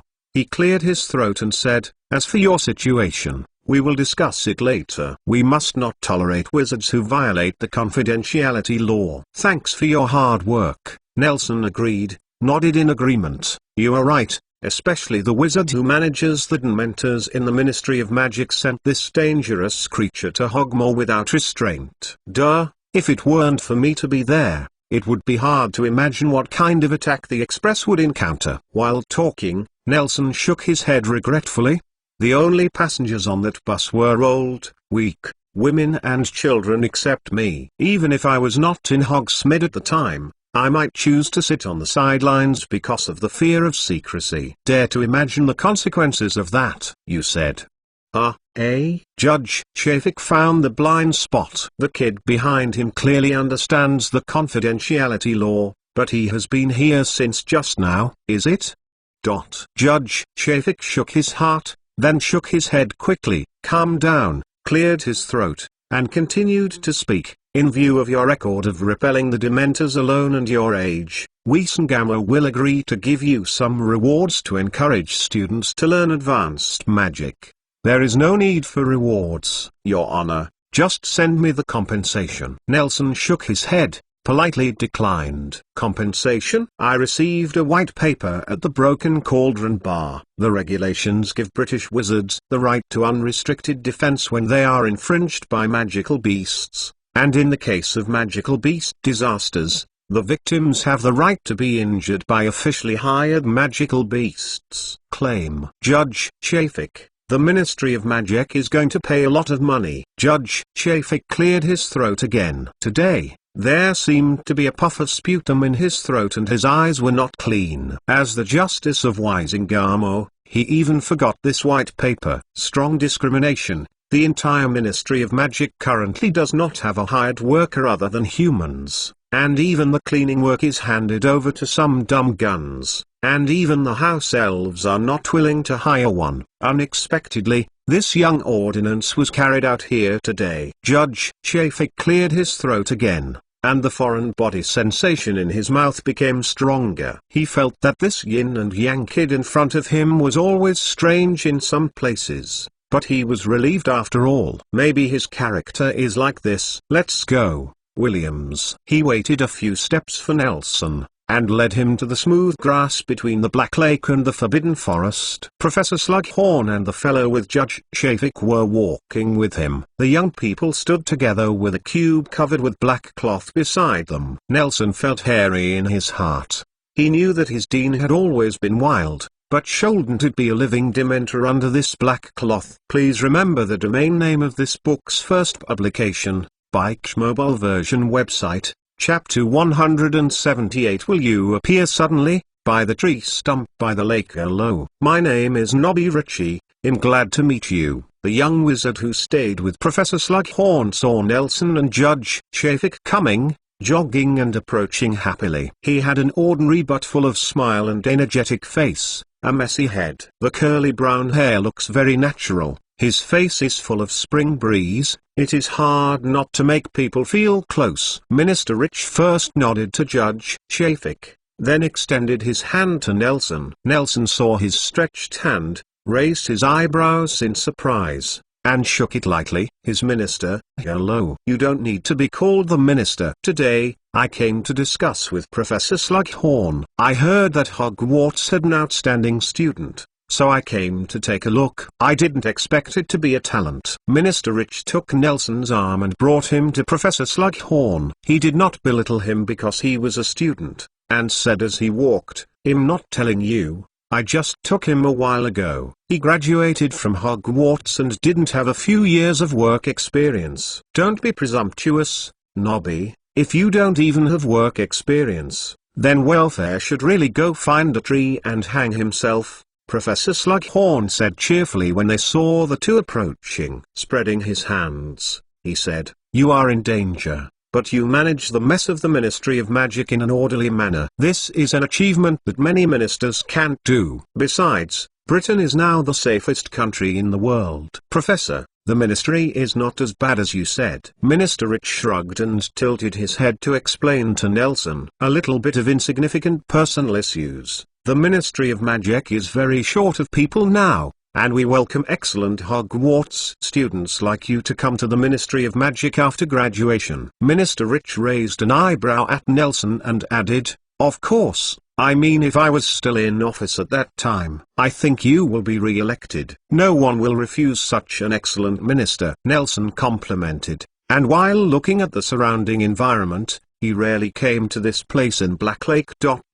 until he saw a familiar tree. Stakers tats where McGonagall likes to squat after turning into a cat. His eyes stay there, but his mouth is not idle. After all, even a student like me who doesn't care about current affairs knows your deeds. I think other wizards have no reason to be blind with their eyes open. But the tree he liked most about lying down and sleeping was gone, and Nelson kept licking his mouth, but he couldn't help sighing in his heart. You can really speak. Minister Rich was comfortably photographed, nodded, and imperatively said, I think you can consider the law enforcement department after graduation. I used to work there before I just heard about you and Sharfie Lord's chat. Nowadays wizards only know about duels, which is too impetuous. There are really too few people who know how to protect themselves with the law. Isn't this the meaning of the law? Nelson replied with a rhetorical question. If there are few people or protect? Minister Rich was stunned, and shook his head quickly. What was said from a student's mouth needed such a complicated interpretation. He patted Nelson on the shoulder and said, sure enough. Okay, boy. Nelson stayed in place obediently, waiting for the old judge to approach. Cough cough. Judge Chafik walked for a while before he finished these steps. He coughed as soon as he stopped. It seemed that the foreign body in his throat had not been cleared. Rich came forward and gently stroked on the judge's back. His symptoms eased a lot. He glanced at Nelson and asked, Nelson Wiltning Williams, are you ready? What are you ready? Although Nelson had some guesses, no one told him what he was going to do. Very well ... Huh? Judge Chafik pulled Minister Rich, asked a few words in a low voice, cleared his throat, and said solemnly, according to Wizardmore's regulations, every wizard who masters difficult magic all need to be registered to facilitate the management of magical disasters in the UK. Does the Patronus charm also need to be registered? Nelson asked with an expression of disbelief. Isn't it only Animagus who needs to register? Huh? How do you know the topic we are discussing? Judge Chafik glanced at him and explained, that's it. We also think this kind of regulation is a bit inefficient. In fact, I think it only needs register those magic with high risk after all. The patron saint can't hurt others. Nelson nodded in approval. That's it, Minister Ritchie explained. This rule was established hundreds of years ago. At the same time, registration is required for those difficult to master or innate, such as distortion magnus, animagus, and prophecy. High-level magic, For example, the Guardian God Curse. It is too difficult to learn this curse. Even the era of the Ministry of Magic may not have all mastered it. At that time, it was the Dementor Chaos. In order to deal with the Dementor disaster more quickly, so that wizards can ask for help when encountering a Dementor, the Ministry of Magic has established this rule. Dementor ... Is it messy now? Nelson asked. Haha, those are the old calendars hundreds of years ago. Minister Rich smiled. Azkaban's guards are Dementors. They can never rebel. So the meaning of this rule now is provide an opportunity for those wizards who have mastered advanced spells to show themselves. After all, even for famous wizards, this is a great honor. Minister Nelson wanted to interrupt, but he couldn't do it. After all, the bonus is 500 gallons, and Wissingimer will also issue a Merlin Knights Level 3 medal to the winner. In addition, we will also give the award-winning wizards work, housing, and life issues with certain preferential treatment. Minister Rich, like a salesman who was afraid that he would be slow and there would be no customers to take care of him, he finished the long string of words in a brain, and finally took a deep breath and added another sentence. Of course, before coming, I have discussed with Master Shafik. Since you are a student, learning this level of curse is sufficient to prove your learning ability, and we will exempt you from one of the Newt's exams. Should I recite the curse now? Minister Rich looked at Nelson and found that he had already drawn out his curse and was ready to go. Of course, they won't let you cast spells dryly. Professor Slughorn stepped forward and waved his hand. The black cloth covering the cube disappeared. Nelson saw that one was covered in tattered black. Bus thin and tall figure was shrunken in a slender glass box in a weird posture, standing upright, staring at himself with big eyes. Professor Slughorn proudly introduced. It's also very lucky to say it. It's been a long time since a wild Dementor appeared in the UK. I didn't expect to bump into one last night. This Dementor without a race was a little weak and happened to be caught by me. Wild Dementor? Nelson raised an eyebrow, his tone full of suspicion. Yes, Nelson. You don't know this creature. Almost all Dementors are dressed in simple black rags, Professor Slughorn explained patiently, pointing to the Dementors in the glass box. Look, this Dementor also has a silver metal ornament on its body, which is enough to explain the difference between it and other Dementors. Nelson looked at the silver ornament and put his chin back to its original place. For a while, he didn't know what to say. That silver metal ornament was what he had kept on his body as a material for transfiguration. The small ball, he still remembers, was the small ball he made specifically to house the corpses of the enemies that might be produced, and sometimes it can be used to store garbage or seal difficult enemies. Nelson's shock at the moment is hard to describe in words. On the one hand, he was surprised at the wizard's sloppy scientific research methods. A metal ball created a race. On the other hand, he was very concerned about the Dementors who had not died after being roasted for so long. I feel admired for his vitality and will to survive. What's wrong, Nelson? Professor Slughorn asked with concern, seeing the students a little strange. Nothing. Nelson looked at the Dementor, then at Slughorn, swallowed, and said, I was still a little shocked when I saw the Dementor for the second time. This is normal. When I first spotted this wild Dementor, I was no less shocked than you. Professor Slughorn stepped back and made a pleased gesture to Nelson. Minister Rich and Judge Shafik also stepped aside, preparing to enjoy Nelson's performance. As for Nelson, he could only bite the bullet and walked forward, thinking about quickly putting off the damn curse, and then fleeing from this embarrassing place. He secretly vowed in his heart that he must develop a spell called Calling the Plague God in the future, and the casting material is to recall the most embarrassing moments in this life. Nelson believed that this kind of spell was developed, and then matched with it. I will be invincible after this experience. Professor Slughorn asked loudly, Nelson, are you ready? I'm ready. Nelson stood in place like a quail, digging the sole with his toe. Professor Slughorn waved his magic wand. The four sides of the glass box opened, the Dementor's shackles were released, and he raised his wand. ready to deal with the possibility of the Dementor getting out of control. What puzzled Professor Slughorn was that the Dementor that used to see people rushing upwards unexpectedly floated in place without any other actions. It just used the pair hidden under the hood. Staring at Nelson, Professor Slughorn could feel the hostility and malice it exudes. But its behavior made him confused, but he immediately became excited. This wild Dementor was different from its lack of reason. The same kind of abnormal behavior is enough to publish a paper on his own, gaining fame and earning a lot of money at the same time. Hushin. Guard. Nelson raised his wand and pointed it at the Dementor who stayed there. He tried to recall the happy moments in his memories, but he failed. At this moment, his heart was filled with embarrassment, and the tip of the wand gushed out.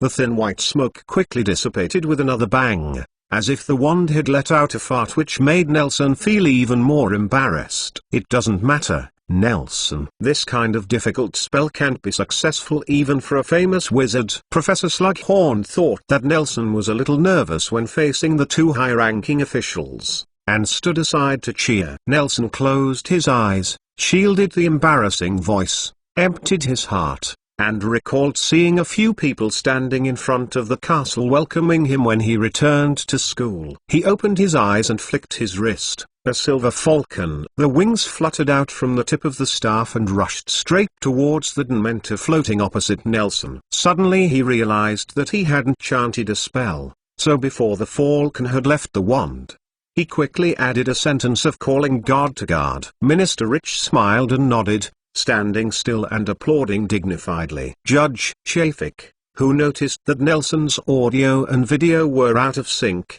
raised his eyebrows, but also quickly clapped. Professor Slughorn's focus was different from that of everyone else. He found that the Dementor showed complex emotions comparable to humans when he saw Nelson's patron saint. This emotion includes but is not limited to helplessness. Speechless, it doesn't matter, it feels like the whole Dementor is empty. It seems to be emptied of happiness by another Dementor. It becomes depressed and painful. The silver falcon uttered a long, sharp and clear sound, pierced through the chest of the Dementor as quickly as lightning, and shuttled back and forth at a speed that the four wizards in the scene could not see clearly. Soon, the black rag covering the Dementor's body it became full of holes, and the frustrated Dementor fell to the ground with a poof.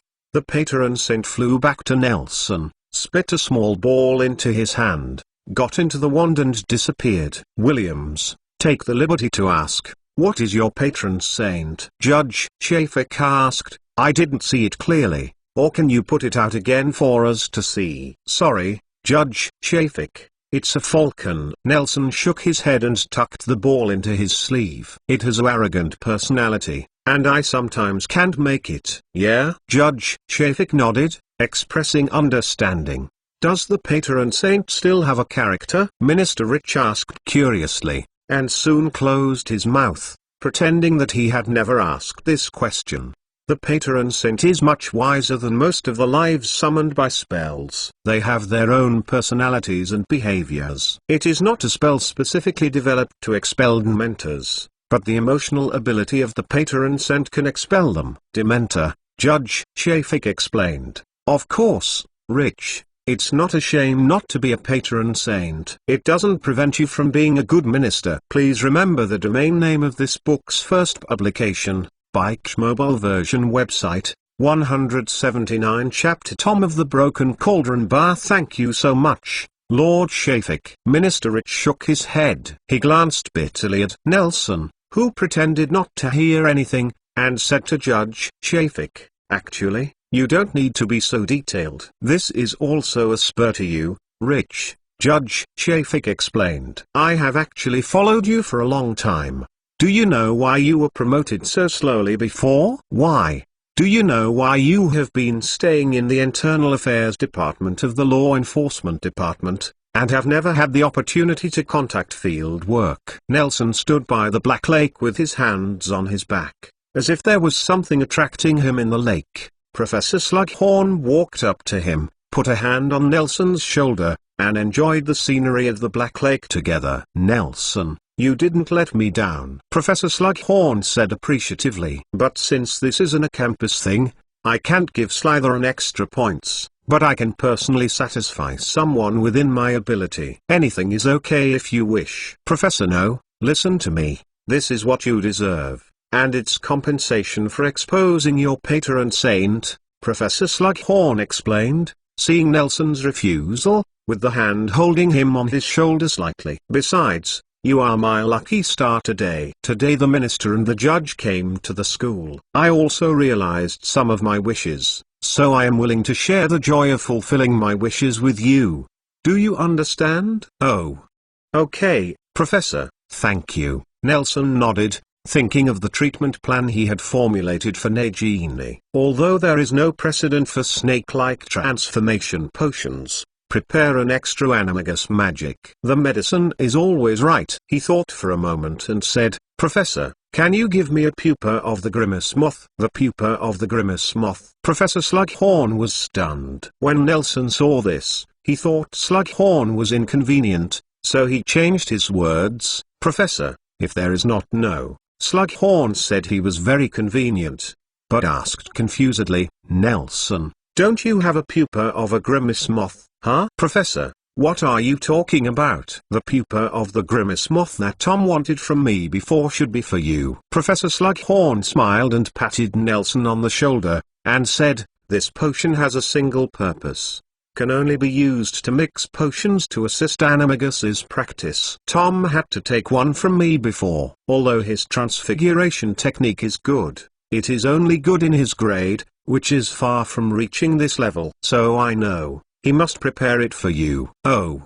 It's like this." Nelson's mouth curled up, he almost didn't laugh, and quickly tightened his expression. Sure enough, the teacher at Hogwarts didn't have a fuel-efficient lamp. Tom thought he didn't do a good job leaving traces. I didn't expect that Professor Slughorn would have seen it long ago.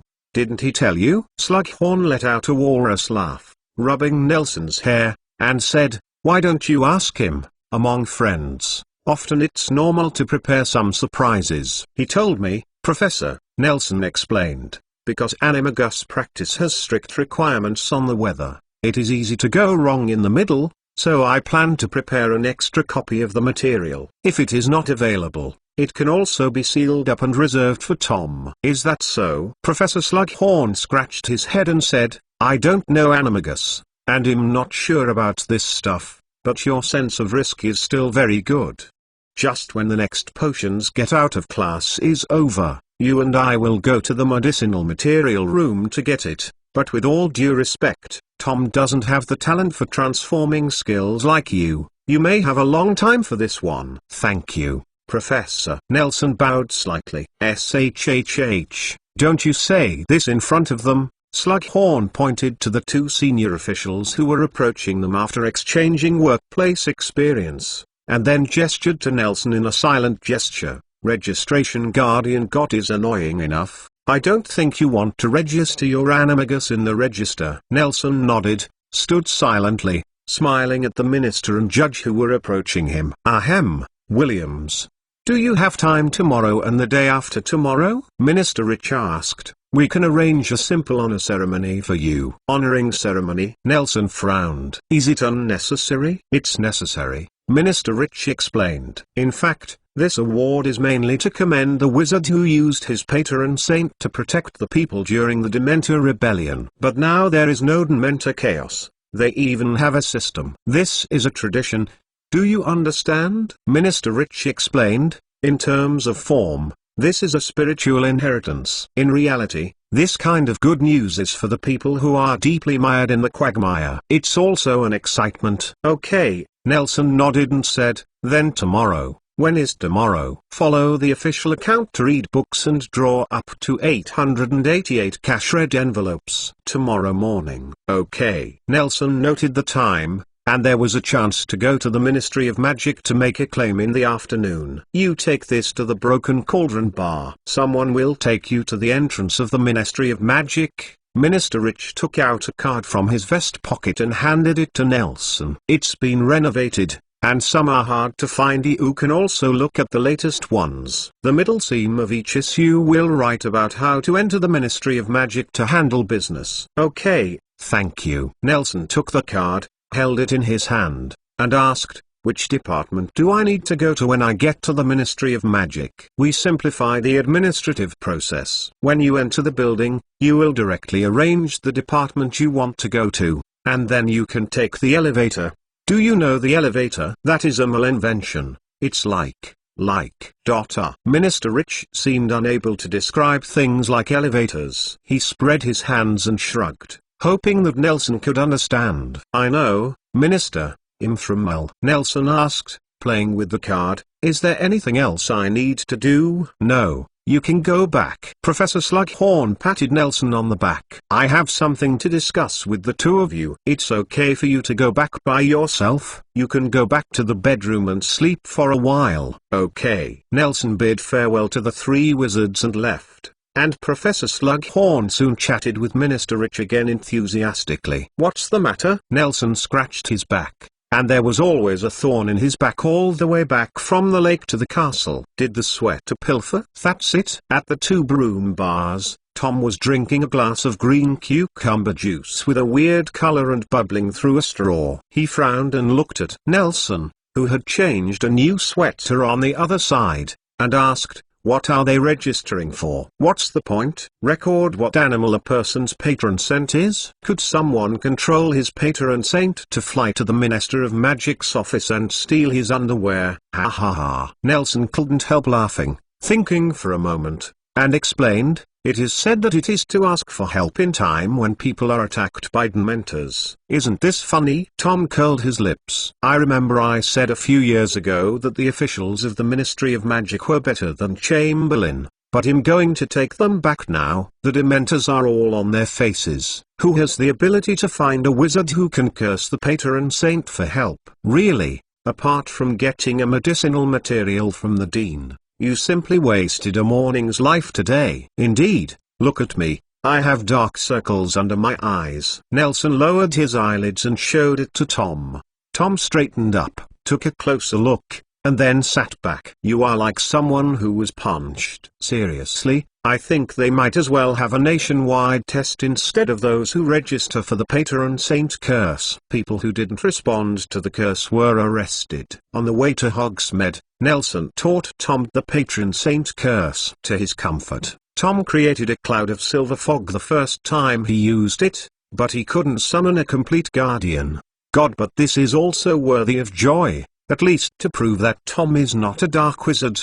What if the wizard caught up is not a dark wizard, but a poor man who can't feel happy? Nelson quickly discovered his blind spot. It's more to be caught. Tom shook his head. Street Mungerly sees his illness, lest he thinks the world is not worth it. Seriously, if I become Minister of Magic, I will check all wizards across the country. Once again, that efficiency is higher than asking her to investigate the case. So I don't know where it is. Indeed. Nelson looked at his watch perfunctorily. Don't look, I just saw it. It's our turn in 10 minutes. I suggest you order a glass of cucumber juice and taste it. It has a very good inhibitory effect on your dark circles. Tom waved his hand. It's too far to take a train to London and then to Diagon Alley. Recently, 2 broomsticks have opened a special flu network line to the Broken Cauldron Bar. This way of travel is undoubtedly a lot easier. He sipped cucumber juice and said, let them award honors. You might as well ask Grindelwald to present you with a Grindelwald Art Award.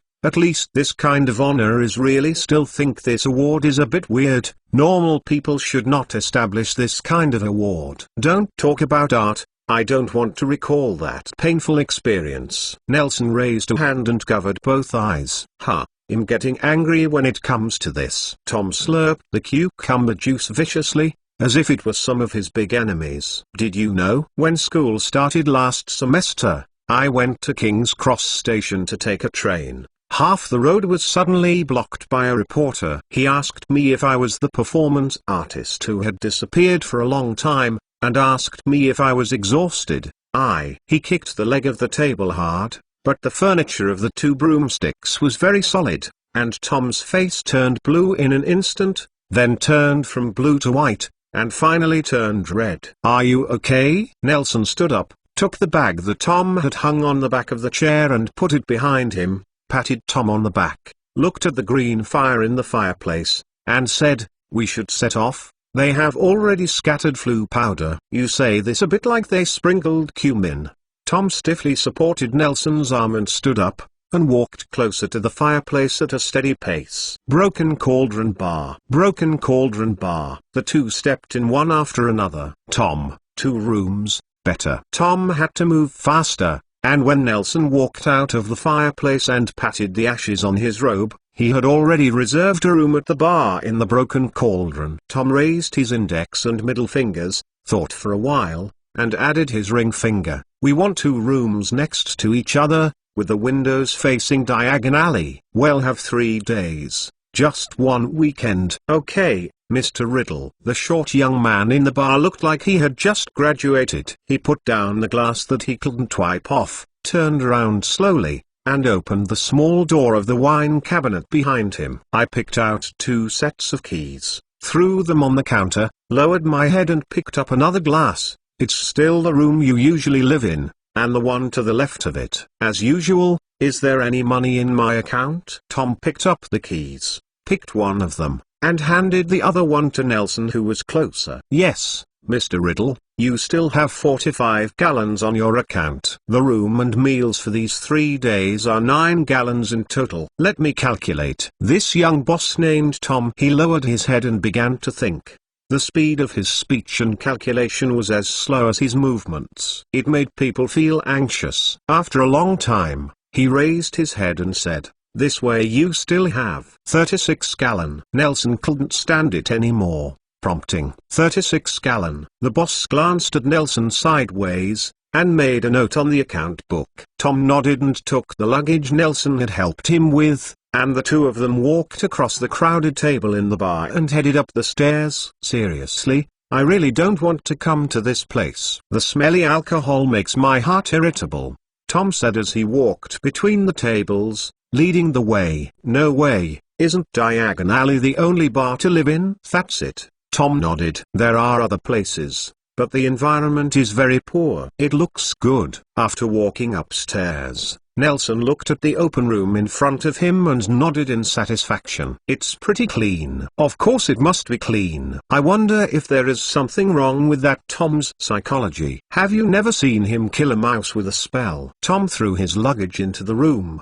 closed the door with his feet, and went to Nelson's room. Walked. "It's fun to say, I originally hated people who have the same name as me, but this Tom is quite interesting. Look at him, slowly, like a snail." "Are you familiar with this place?" Nelson asked curiously. "Of course, you know, I do a little business and come here often." Tom raised his eyebrows mysteriously. "I bought a good thing, and I will show you it later." "Please remember the domain name of this book's first publication, Bike mobile version website."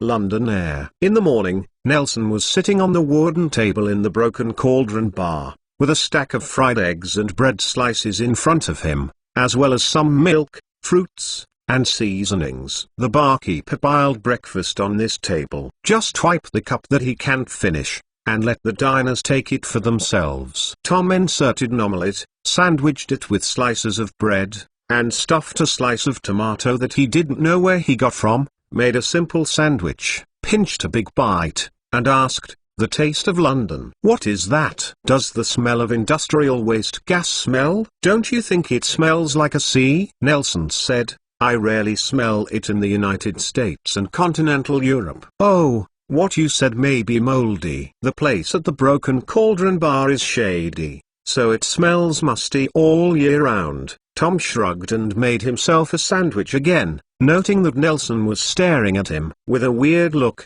he put the sandwich on the plate and pushed it in Nelson's direction. "What's wrong with you? Are you going to eat it?" "This is for you." "No, thank you." Nelson drank the last sip of milk in the glass and declined. "I'm just curious, where did you get this tomato?" Non-mark stretching curse. Seeing that Nelson didn't want to eat the sandwich, Tom grabbed it, took a big bite, and said vaguely, "Isn't it what you taught me? This magic works really well." Nelson didn't know what to say, and got up from the table, put his hat aside, and said, "I'll get 2 shopping bags. You will wait for me here." Go. Tom went to fight breakfast without looking up. "Where shall we go first?" Passing through the brick wall at the back door of the Broken Cauldron Bar, Nelson stood under the awning at the entrance of Diagon Alley. To the wizard who had been wandering for many years, all the sights in Diagon Alley seemed so strange and unfamiliar. He saw looking at the tallest spire studded with a clock in the distance. He raised his hand somewhat happily,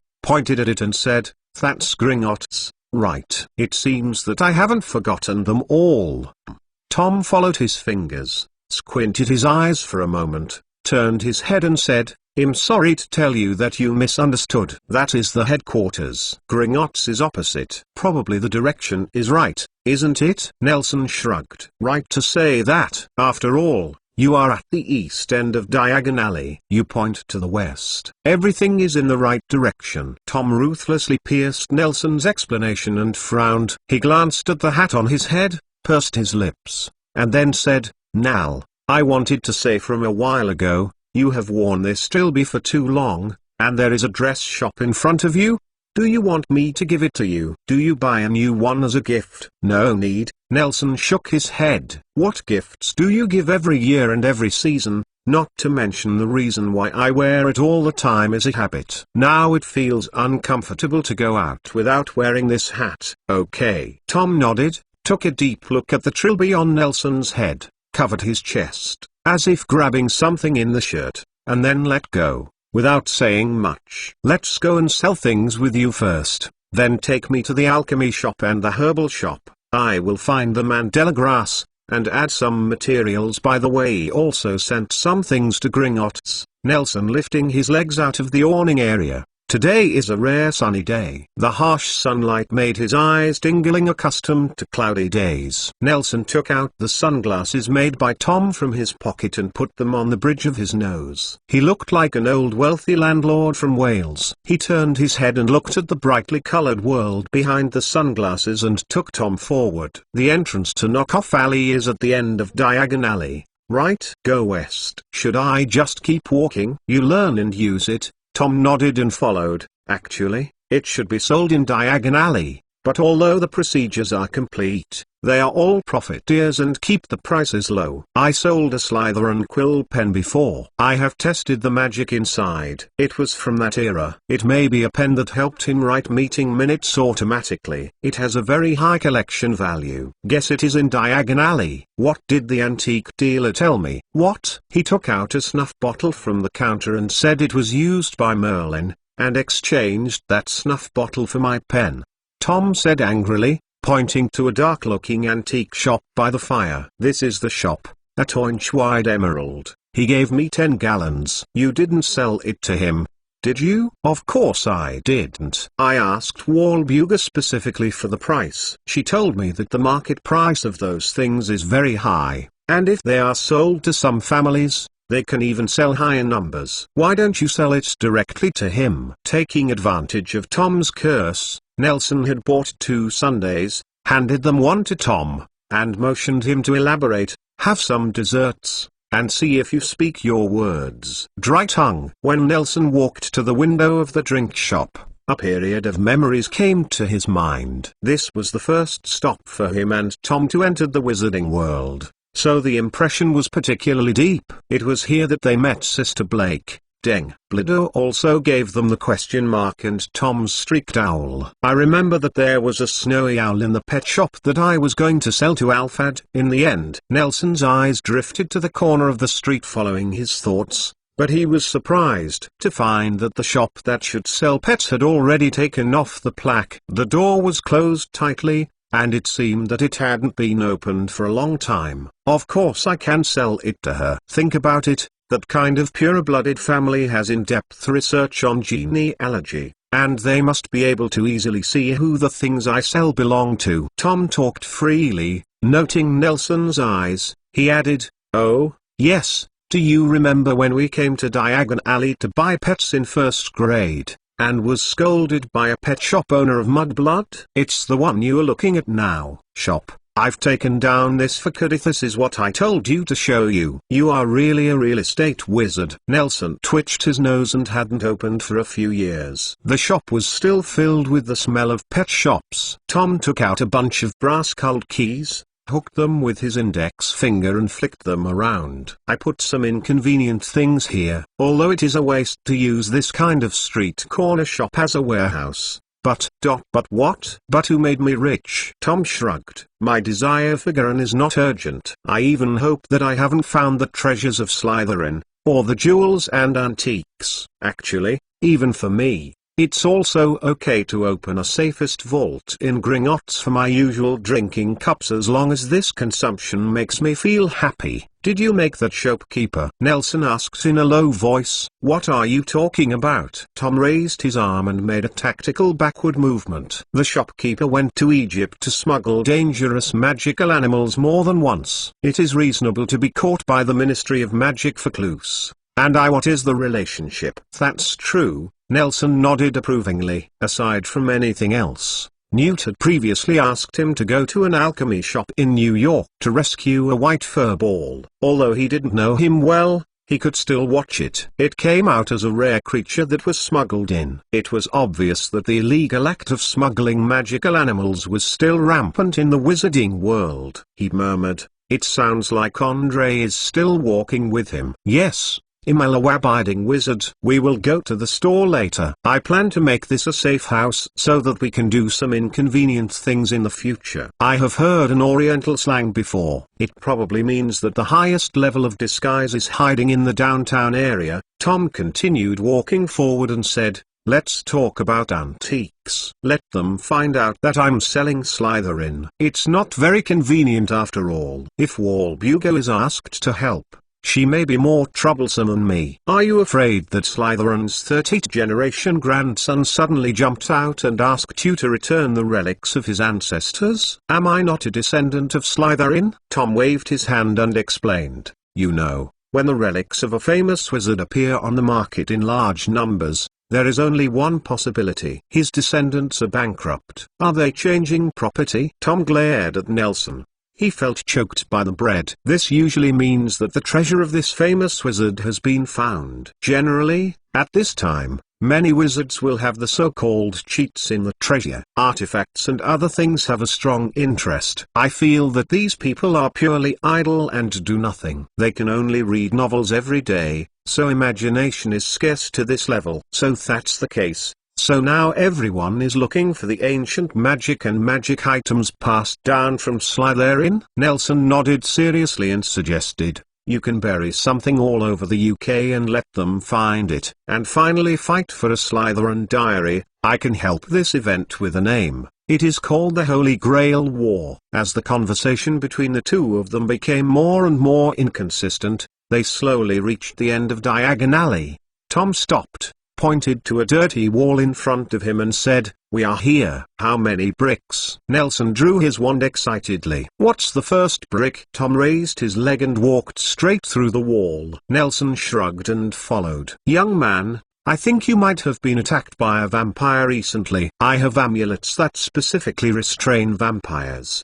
They only sell 5 kalong." Just after walking through the door, an old-fashioned witch grabbed Nelson's sleeve and started to sell it. Own counterfeit and shoddy products. Nelson always felt that her voice was a bit familiar, but he couldn't remember where he had heard it for a while, so he had to speed up, follow Tom in front of him, walk through the crowd, and shake her off. Walking to a relatively empty intersection, Nelson looked at the environment of Knockdown Alley. Compared with the fairy tale-like Diagon Alley, this place is more like what the wizarding world should have. The terrain of Knockoff Alley is like spider webs. Between the main roads that extend in all directions, there are densely arranged dark alleys, and special businesses that are exclusive to these alleys are happening all the time. Some rushing, seemingly suspicious wizards treat themselves. The package is tight and solid, hidden in hidden corners. In this kind of place, the most noticeable are the clean and tidy, bare-faced wizards. Although it is close to Diagon Alley, the whole of Knockdown Alley is filled with a gloomy atmosphere, which makes people involuntarily wrap their clothes. The architecture here is even more indifferent. The wanton backlog of space above the street makes the entire block looking very dim. Nelson came in from the bright Diagon alley, and was not used to the light here. He was about to take off his sunglasses and put on another disguise. Tom's hand interrupted his movement. Put down the mask. It is not convenient to show your face in this kind of place. Hearing this, Nelson spread the sunglasses on his face. Despite the strange shape of this black mask, its style unexpectedly matched the temperament of Knockdown Alley. Why this place is so dark? Don't they know that they can do those pickling businesses under the sun? Be careful, everyone is dead in this place. Andras don't bother to investigate, Tom warned. Recently those useless antiques are almost sold out, but some people notice me. So you must be careful. It's okay. Nelson patted Tom on the shoulder, relieved. These wizards can only be regarded as bugs. The scenes I have seen are much more exaggerated than this place. Read books and get cash. Pay attention to each public account cash point currency waiting for you. Nelson lowered his voice, and he could see that he still gave some respect to the Dark Wizard in Knockoff Alley. And it's easy to get lost in this place. It's hard to find the way. Don't get lost. It's okay, you take this. Nelson stuffed a small ball into Tom's pocket. Let's go. Let's sell your things. This place is weirdly cold. We'd better make a quick fight. The shop where I often sell is right in front. It's run by the people of the Bock family. It's still a bit credible. Tom led the way and put a hand in his arms. Today only sells some gems and a bookshelf. It doesn't take much time, but I always feel that they are watching. It's okay, they also have a blog in our hands. Nelson laughed hee and asked, is the bookshelf you mentioned the one that was broken by us? It was broken by you. Turning the corner, Tom turned up a few inconspicuous steps. At the top of the steps was a more inconspicuous little door. Tom pushed the door in and shouted roughly, Bock, I'll bring things here. Up, Mr. Chamberlain. You are here. A smiling little man ran out from inside and greeted him loudly. His smile froze when he saw Nelson, who entered the door afterwards. This gentleman. Let me take a look. Don't worry about me. Nelson turned around, touched off an inconspicuous broken wooden sign hanging on the door, picked up a red eyeball on the shelf with a handkerchief, and examined it carefully. My name is Karkaroff. Please remember the domain name of this book's first publication, Bike's mobile version website, 181 chapter Bojin Middle. Bock. He came with me, Tom said in a low voice from under the mask. He reached into his robe and said impatiently, let's take a look at the goods first. You may have to wait a while. The little old man raised his hands, gestured a little bit distance, and put his hand on his head again, straightening his hair, not knowing the palm of his hand. Something touched. The hair that was touched immediately became neat and backward, but there was a disgusting glow. There are some things we may need to discuss. Didn't you say it last time? Tom slapped the counter rudely, turned and quickly walked towards the shopkeeper behind him, stopped close to him, and said condescendingly, you only need to inspect the goods and give the money. Enough. Mr. Chamberlain, Caractacus Bock, put his hand down, rubbed awkwardly. His voice was as greasy as his image, and said openly, you can rest assured, we must have the payment in place. But there are indeed some things we don't understand. Ask you. You don't want to give money anymore, do you? Tom winked at Nelson, and walked outside the shopkeeper, calling his name unceremoniously, Caractacus. I think you are good business for the sake of credibility. You always come here to sell things. It seems that you don't want to do my business anymore. Bock Magic Store is the largest and most famous shop in Knockdown Alley. The shop is full of dangerous items that have been cast with dark magic. Caractacus Bock, this one looks greasy and unbearable. The little old man is one of the owners of this shop. The items in the shop are enough to keep him in Azkaban until his next life. But he has been living well and has never even delayed doing business. Why? Don't worry, what we do in business is just word of mouth. Caractacus slipped to the side like a loach, blocking Tom's way without a trace, and said, the other owners in our shop. It's coming soon, you might as well wait. We want to talk to you about a bigger business. I have something to do today. Leave a mailbox address and we will write to discuss it in detail. Tom pushed Caractacus away and walked straight to the door, where Nelson had already opened the door, and Tom waved his hand impatiently. Said, I won't sell this thing today. It's really unlucky to run for nothing. How can Mr. Chamberlain make a trip for nothing? When Tom was about to walk to the door, a shiny leather shoe stepped in from the door. Nelson raised his head. On top of the shoe was a straight bright yellow striped trousers. The newcomer had long legs and was aesthetically appealing. Very shameful. Nelson only felt his eyes flashed through the sunglasses. He looked up along the trouser legs. The yellow trousers were covered with a green dragon skin vest, and there was a bright red flower in his chest pocket. Rose's strangely dressed wizard was like a traffic light, which had a strong mental impact on Nelson. The next moment, he walked into the shop, revealing a young face that was as greasy as Caractacus. He leaned against the door frame, held the doorknob and smiled at Nelson, then raised his hand and touched his hair. Soon his head was as shiny as Caractacus. Begin, this is the Mr. Chamberlain you have always wanted to see. Caractacus stopped Tom and pointed to the new young wizard and introduced, this is Boginbok, another owner of the shop. Boginbok? Tom raised his head and smiled playfully. So is he the real owner of this store? That's not it, Mr. Chamberlain.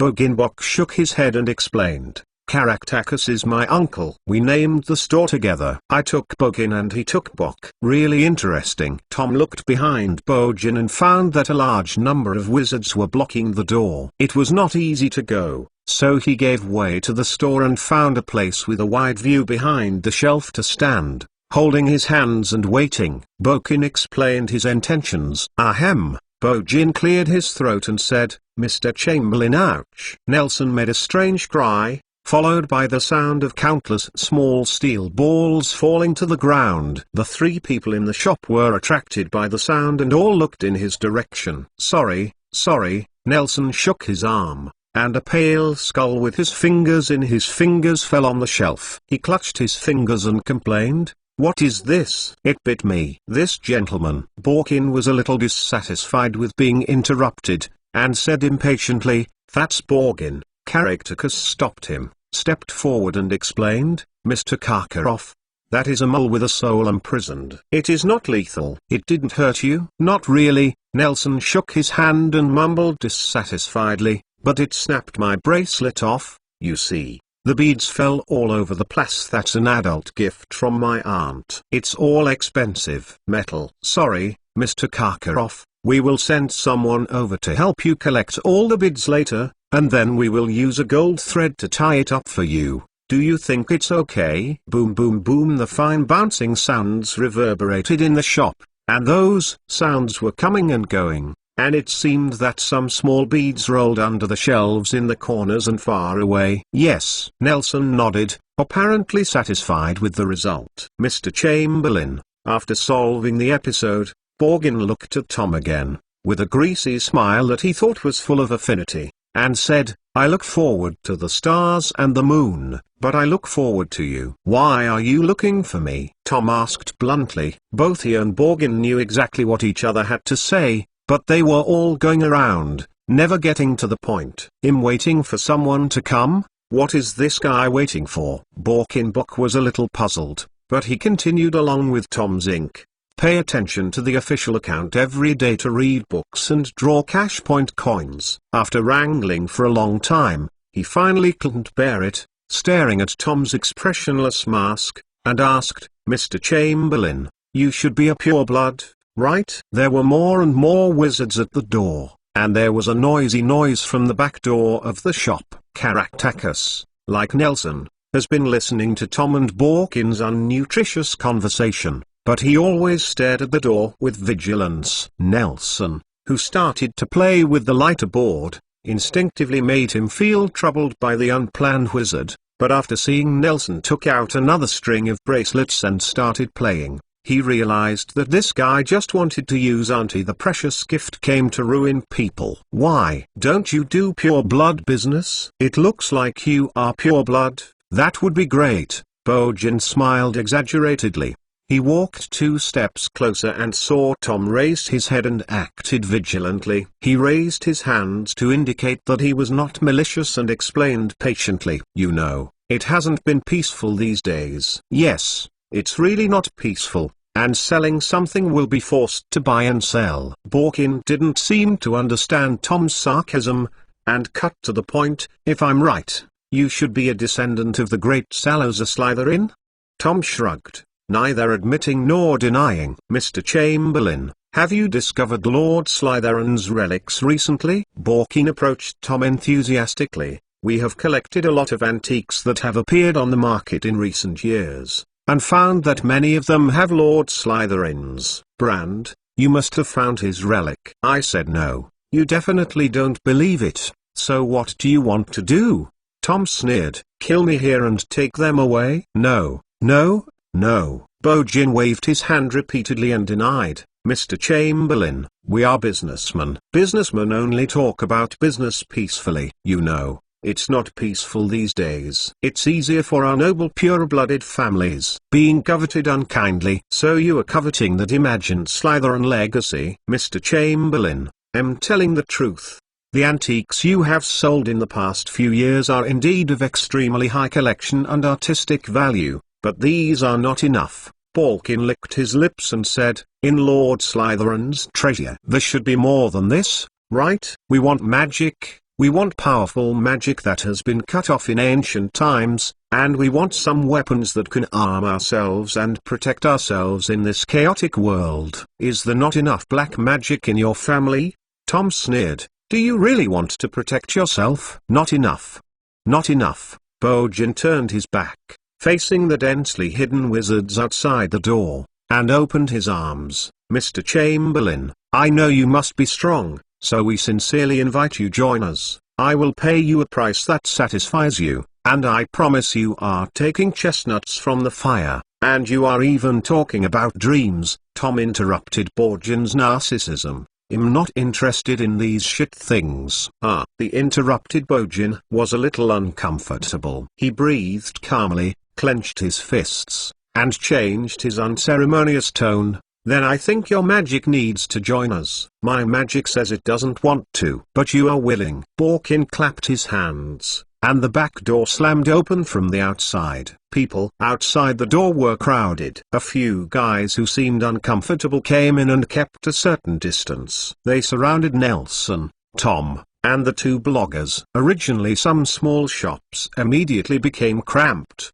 and Bojin tilted his head, looking like he was holding the winning ticket, and said to Tom, Mr. Chamberlain, we will give you a reasonable price. Do you want to take it by force? But I didn't bring it. Tom tilted his head. In Bokin's eyes he was completely confused about the situation. You can let this friend of yours pick it up. Borkin pointed to Nelson, who closed the lid of the lighter, and then to the wizards behind him. Or tell me where I am and we will send someone to take it for you. Don't think about running away. The whole shop has been enveloped by the anti-phantom shifting curse. Really professional. Tom was speechless, shaking his head. It seems that you must have done a lot of killing people and selling goods. Don't you think you are ridiculous? Are you so sure that I have something to do with such an imaginary thing? Lettering's magic? Even if there is, you think you can learn it? Aren't you afraid of the kitchen magic I got? I'm pretty sure. I also have evidence. There was no smile on Bojin's face. He was disdainful of pretending to be himself. He took out his wand and pointed to Tom with an unkind expression. I gave you a chance. I will be tortured later. I hope your mouth can still be as hard as it is now. You seem to be afraid that others will not know your stupidity. Borkin turned his head and saw Nelson straighten up on the door frame. He just wanted to open his mouth and scold him when he saw Nelson crush a small ball on the ground with his toes. Feeling faintly uncomfortable, Bojin took a step back, raised his wand and shouted, Iron armor accept your weapon. Caractacus moved faster than him. A red light shot at Nelson, but a shield suddenly flew out from behind him, blocking the curse, and the refracted beam hit the door. A tall wizard in. He seemed to have been hit by a car, and flew backwards. A stubby wand flew towards Caractacus. He caught the wand and sipped. Whose is this from? What a waste. I hope that when you lie on the ground later, you will be as confident as you are now. Nelson shrugged and snapped his fingers crisply. Guardian. Bojan's iron wall appeared around his body, but he was not attacked by the imaginary curse, but the scenery in front of him changed. The thick fog that made one's hands suddenly appeared in the shop, and there was a burst of noise in the shop. Almost all wizards were frightened by the sudden appearance of the mist, and stood still, not daring to act rashly. Is this Slytherin's magic? Borgin became even more excited when he saw this. He cast an obstacle curse in the direction in which Tom was standing in his mind, but only the sound of the shelf collapsed. Bojan, there are too many people in the shop. Don't use magic. Karaktakus' voice came from not far away, and he shouted, beware of hitting your own people. People outside are optimistic. Don't let them. I slipped out. Hearing a definite answer from outside, the old man raised his wand again and yelled, sweep away. A gust of wind blew into the shop from outside, and under the continuous scouring, the fog that had not been deliberately maintained gradually became thin and riddled with holes. Opposite Bogin, Tom was squatting behind the shelf and was vigilantly imposing a protection spell on himself. Suddenly, a hand was placed on his shoulder. He twisted his shoulder, patted the hand, and whispered, you have a relationship with the wizard. Have you ever fought? You may be better at dealing with big guys, but you still have to learn from me when dealing with wizards. Tom raised his wand and waved it hard, and a sharp red light lit up, reflecting the fog in the store into a red. The red mist illuminates his cold-faced face, and a trace of suppressed blood flashes in his two black eyes. Please remember the domain name of this book's first publication, Bike's mobile version website, 182 chapter Greed book. Greed has destroyed you. Tom's voice floated faintly from the red mist, unable to distinguish the direction, accompanied by a mysterious spell like an ancient ballad. Boginbok only heard the sound of puff and puff in his ear. The sound of objects landing. His five senses were obscured by Nelson's magic, so that these sounds were so subtle that they seemed to originate from a battlefield thousands of miles away. He felt that he was in a situation of isolation and helplessness, even if he knew his allies were there.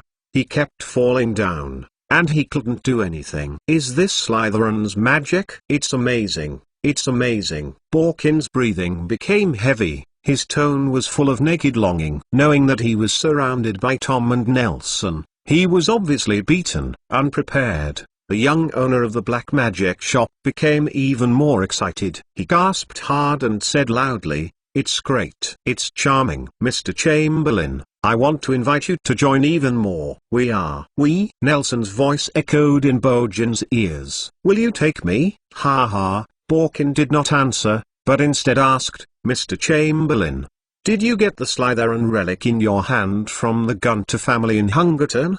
Tom squeezed the magic wand in his hand tightly. He didn't understand where he was exposed. Since Borgin said straightforwardly, he didn't plan to keep his hand anymore. Hiding in the fog and fumbled in Borgin's direction.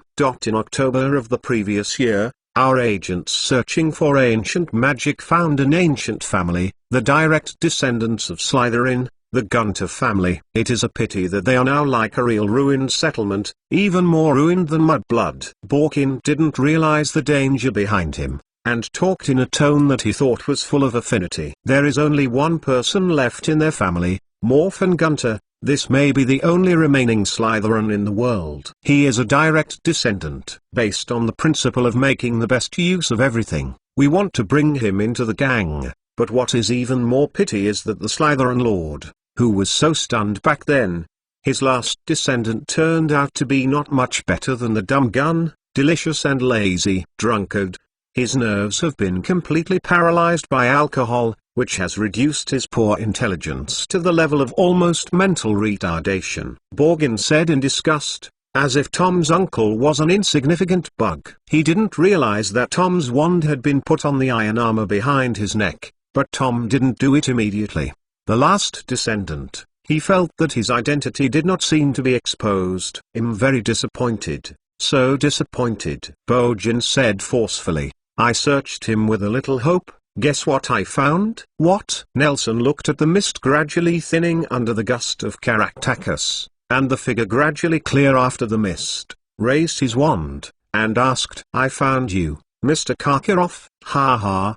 Didn't you expect it? Borkin smiled, as if he thought he had made a funny joke. He turned his head and saw Nelson standing not far behind him, and Tom, who was clinging to his back, didn't know where he was. He turned around, walked a few steps in Nelson's direction, spread his hands, and said with a smile, Mr. Karkaroff, at Moffin Gun in Tnaz poor brain, I found a somewhat sloppy memory that was modified, which made me very curious. You are wondering why the memory of a shabby settlement is modified. Is there any good thing that is directly hidden on him? Nelson said the problem for him. He waved his hand, and the fog around the two was squeezed to both sides by an invisible wall. This allowed the two to face each other unobstructed. Nelson raised his wand to his chest and said playfully, I hope you haven't found anything you shouldn't have discovered. Of course, Mr. Karkaroff, said Borkin, seeing Nelson dispelling the fog,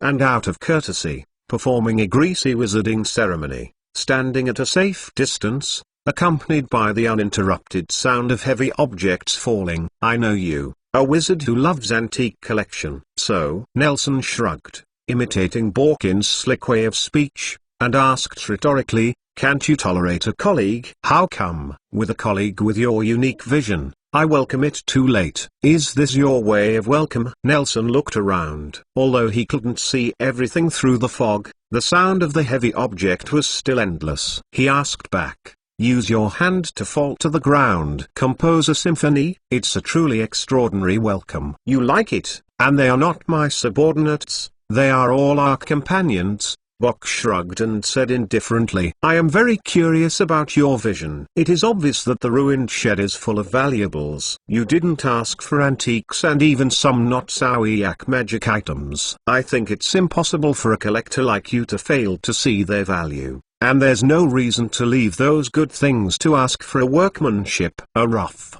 precious ring. So I came to a conclusion that its value to you is higher than the total of the shareholders of that house. Even because you didn't even look at the antiques, its value is much higher than them. I was right, is it? Bojin said excitedly, speaking faster and faster. Originally you only appeared once, and this even turned into a headless case, but today you and Mr. Chamberlain came to my shop. I finally figured it out. What do you understand? Nelson saw half a small silver ball spinning out from behind Bojin in his peripheral vision. It was a secret sign agreed upon by him and Tom, and it meant that he needed to continue to delay for a while. Could it be? Does Tom think this shopkeeper named Boginbok is a bit tricky? The sound of the surrounding heavy objects falling to the ground became longer and longer. Nelson shook his head and continued. You are still standing with fewer and fewer companions. It doesn't matter, for opponents like you and Mr. Chamberlain who have Lord Slytherin magic, I didn't expect a few people to stand. You are very confident,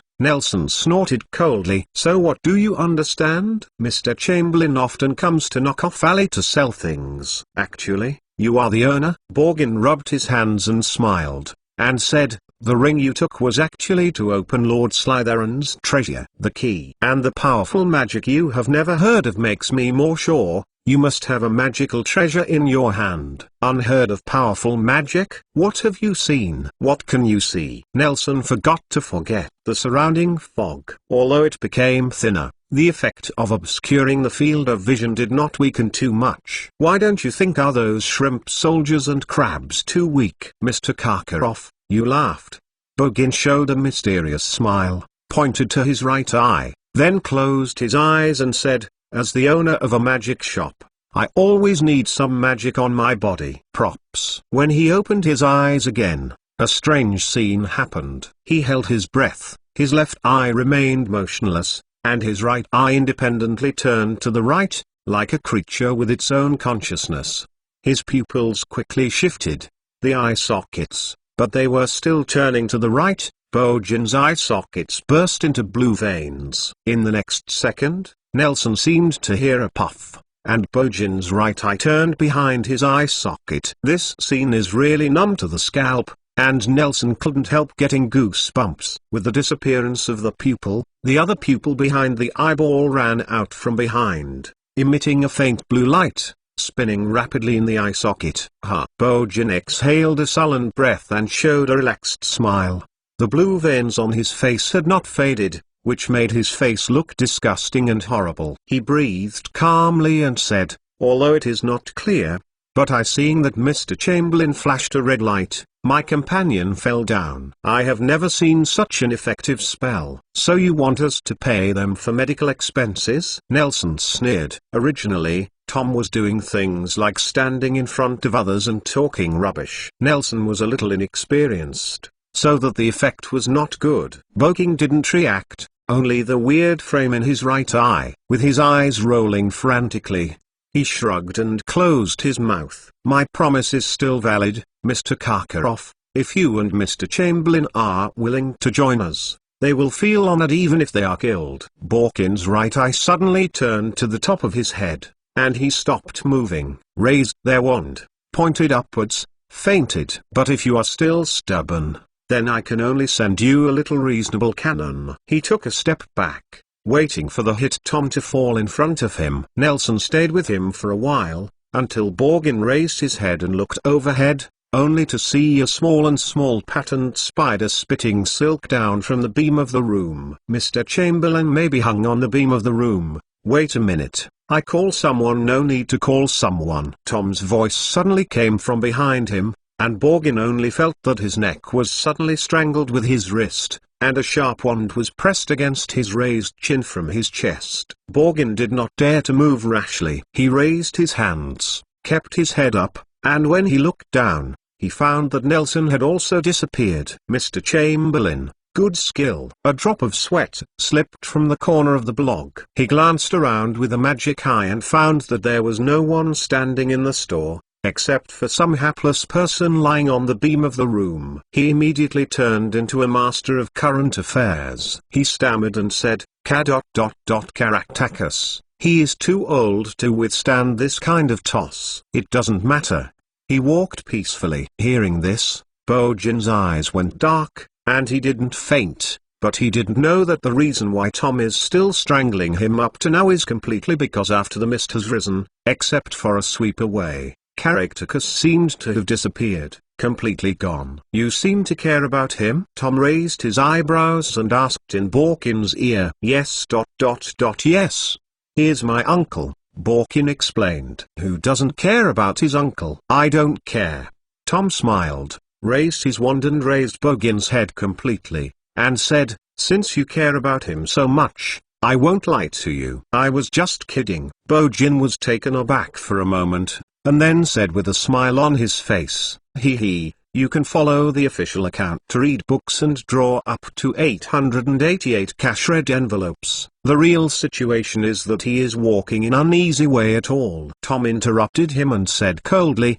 The magic wand in his hand was slightly hardened, and a sentence of obscure snake talk came out of his mouth. In an instant, the tip of the stick gushed out a small black thread, like a snake. Without he climbed up and pierced Bojan's neck with great effort, burrowed into the blood vessels in his neck, and disappeared in the blink of an eye. Borgin understood that Tom was humiliating himself, and his entire face flushed red. Then, the blood vessels in his temples turned black and slammed like a heart. The next moment, the blood vessels in his whole body appeared and the temples appeared. The same situation. As if the whole body was covered with striped black tattoos, they twisted, making the whole person look incredibly hideous. "Tell me if you." Bojan didn't feel the abnormal state of his body. He dropped his hand and said nominally, "Why didn't you say it earlier?" Tom shook his head and said regretfully, "If you were like this at the beginning, we would have completed the transaction happily. I made my money, but you made more money instead." "Huh? 5,000 gallons. I don't know the fraction." "All the cash in Bojanbok Magic Store is in the counter." "You are a little confused about the situation." Tom chuckled. "Do you think your life is worth a bit of gallon?" "My life can only be worth this little gallon." Borkin smiled bitterly. You may think him laughing, but that's the truth. "Wait!" A black filament jumped out of the blood vessel of Bojan's head and fell on Tom's hand. He seemed to notice something. and loosened his hand that was holding Bojin's throat, and covered it to Bojin's forehead. Greedy destroyed me. Borgin was still thinking about it. Your soul ... Why is there only one eye as big? Tom asked suspiciously. What are the other parts? What are you? Ha ha. Bojin turned his head and smiled bitterly at Tom. There were countless fine cracks on his body, and it instantly became hot. Strong wall and blockade. Tom, who had mastered the silent spell, yelled out the spell loudly, enough to see his nervousness. Outside the door, Nelson, who was making the prisoners who had just woken up to tie himself up, heard Tom's shout, turned his head, and saw the roof of the Bogenbock magic store rising to the sky, and the four walls shattered into pieces to the surroundings. Bength went out, and then, the deafening explosion sounded along with the scorching flame waves. Please remember the domain name of this book's first publication, Bike mobile version website, Chapter 183 Horcrux. Mr. Karkaroff, greed has destroyed your friend. A little old man walked out of the crowd secretly. It was Caractacus,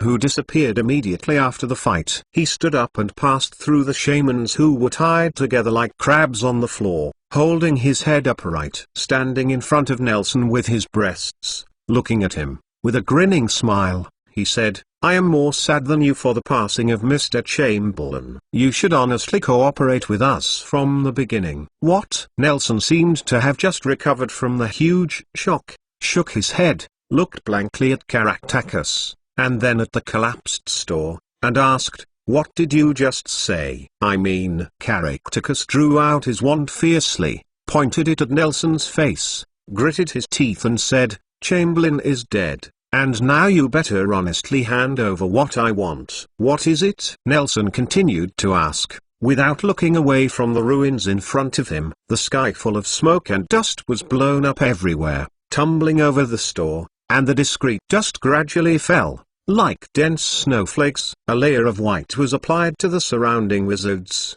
and the dust that hugged the same kind slowly gathered and opened a huge mushroom cloud in the air. Nelson looked at the mushroom cloud above his head and muttered, it's so powerful. Of course the power is great. That disgusting, the one who got into the eyes of the money, the humble guy. It has been blown up to ashes. Caractacus yelled in front of Nelson, half showing off, half jumping. You guy, it's no use pretending to be crazy and stupid. There is no ash left. Caractacus' roar finally succeeded in awakening Nelson. His pupils returned to focus, and he laughed. Did you not figure out the situation? You Caractacus just wanted to say something, but he choked back immediately. His expression and neck became stiff, and the stiffness spread throughout his body. He quickly raised the wand like a robot. The hand holding the wand, and the hand holding the wand began to tremble. Caractacus' back head clearly told him that a wand was reaching there. What are you? Tom's vain voice came from behind Caractacus, and then, a gleaming, scaled and armored figure stumbled from behind him. Impossible. Caractacus turned his face slightly, and caught a glimpse of a black mask exactly like the one on the other side. He shook his head frantically and repeated, impossible. Impossible. How did you survive? Tom gave a light spit, and a small electric light shot out from the tip of his stick. Caractacus convulsed for a moment, and immediately became honest. This is what you are thinking of. The magic treasure that Slytherin left behind. Nelson tilted his head and walked around Caractacus to see Tom behind him. His body was covered with layers of silver armor, but only the outermost layer was blown out with a few holes and hit it. Some burnt black. It seems that before the impact of the explosion hits the armor, something stronger is blocking the explosion. At this moment, the layers of silver armor were gradually shrinking, curled up into small balls and fell to the ground. Boom boom boom. After the impact of the sonic boom swept through, the crisp sound of metal hitting the stone road was the only sound left on the street at this moment. Soon, all the armor on Tom's body fell off. When the last metal plate in the way was put away, his robe was finally freed, and it swayed gently in the breeze of the aftermath of the explosion, without staining a bit of dust. After getting rid of these heavy objects, Tom was finally not so weak. He turned sideways, met Nelson's eyes through the mask, and joked, Have you considered the levitating curse or the weight loss curse? These things are too heavy. The heavier the protection on the body, the better the protection in the heart, and the thick armor will give people a sense of peace of mind. Nelson shrugged and walked straight forward. After not taking a few steps, his chest stood upright against Caractacus' wand. He could even feel the violent trembling of the old man's wrist in front of him. Nelson stretched out his hand from the side. Holds Caractacus' wand. He tried a little bit, and the old man's hands shook harder, but he didn't succeed in taking his wand away. Do you want to resist, with the back of your head held by a magic wand? Caractacus did not speak.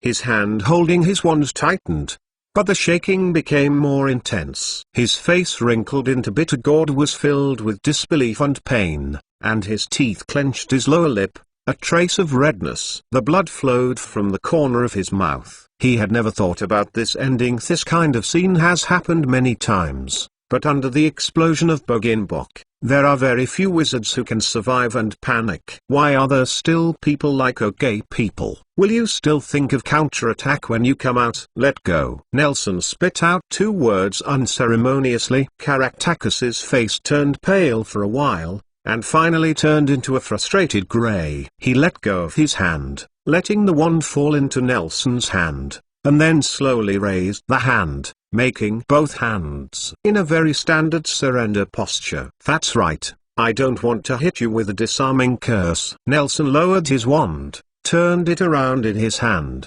then nodded at Tom, and went to the side to continue tying the crabs. This time the tying work. It was even more strenuous. There were still a few awake crabs who could help, but because the explosion stunned them all, Nelson had to do it himself. Caractacus raised his hands, letting Tom go around him and look around. Mr. Chamberlain, do you have any interest in me? He extruded a smiley face and asked flatly. This smiley face was so familiar that Tom couldn't help wondering whether the Bock family was a descendant of Helbo. After a while, Tom stopped and stood in front of Caractacus. He put away his wand, but the old man still did not dare to move rashly.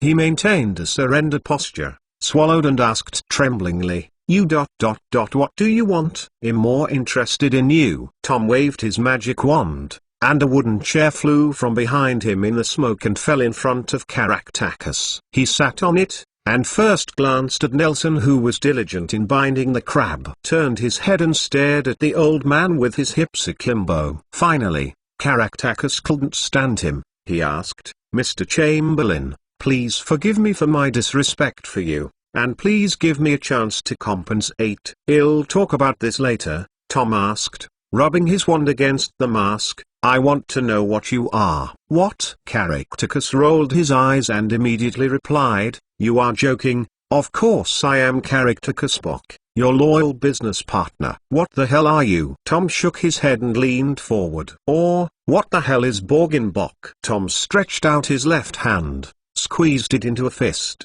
and let go of his fist. 2 small balls appeared in his hand. When he fixed his eyes, they turned out to be 2 eyeballs. An eyeball has 2 pupils at opposite positions. One of them is glowing with a faint blue light, which is spinning around in Tom's hand. The other eyeball has no substance, just a grey mist drawn by black silk threads. It is the most common shape of a spirit body. Under the gaze of Caractacus, Tom threw the eyeball that turned aside, pinched the soul-shaped eyeball with 2 fingers, and exerted slight pressure on both fingers. Caractacus' eyes widened, and everything in front of him made him unbelievable. Normally, a wizard can't directly touch the soul. That eyeball can only pass through Tom's palm and fall directly to the ground. Under Tom's squeeze, his eyes went flat. Ha ha.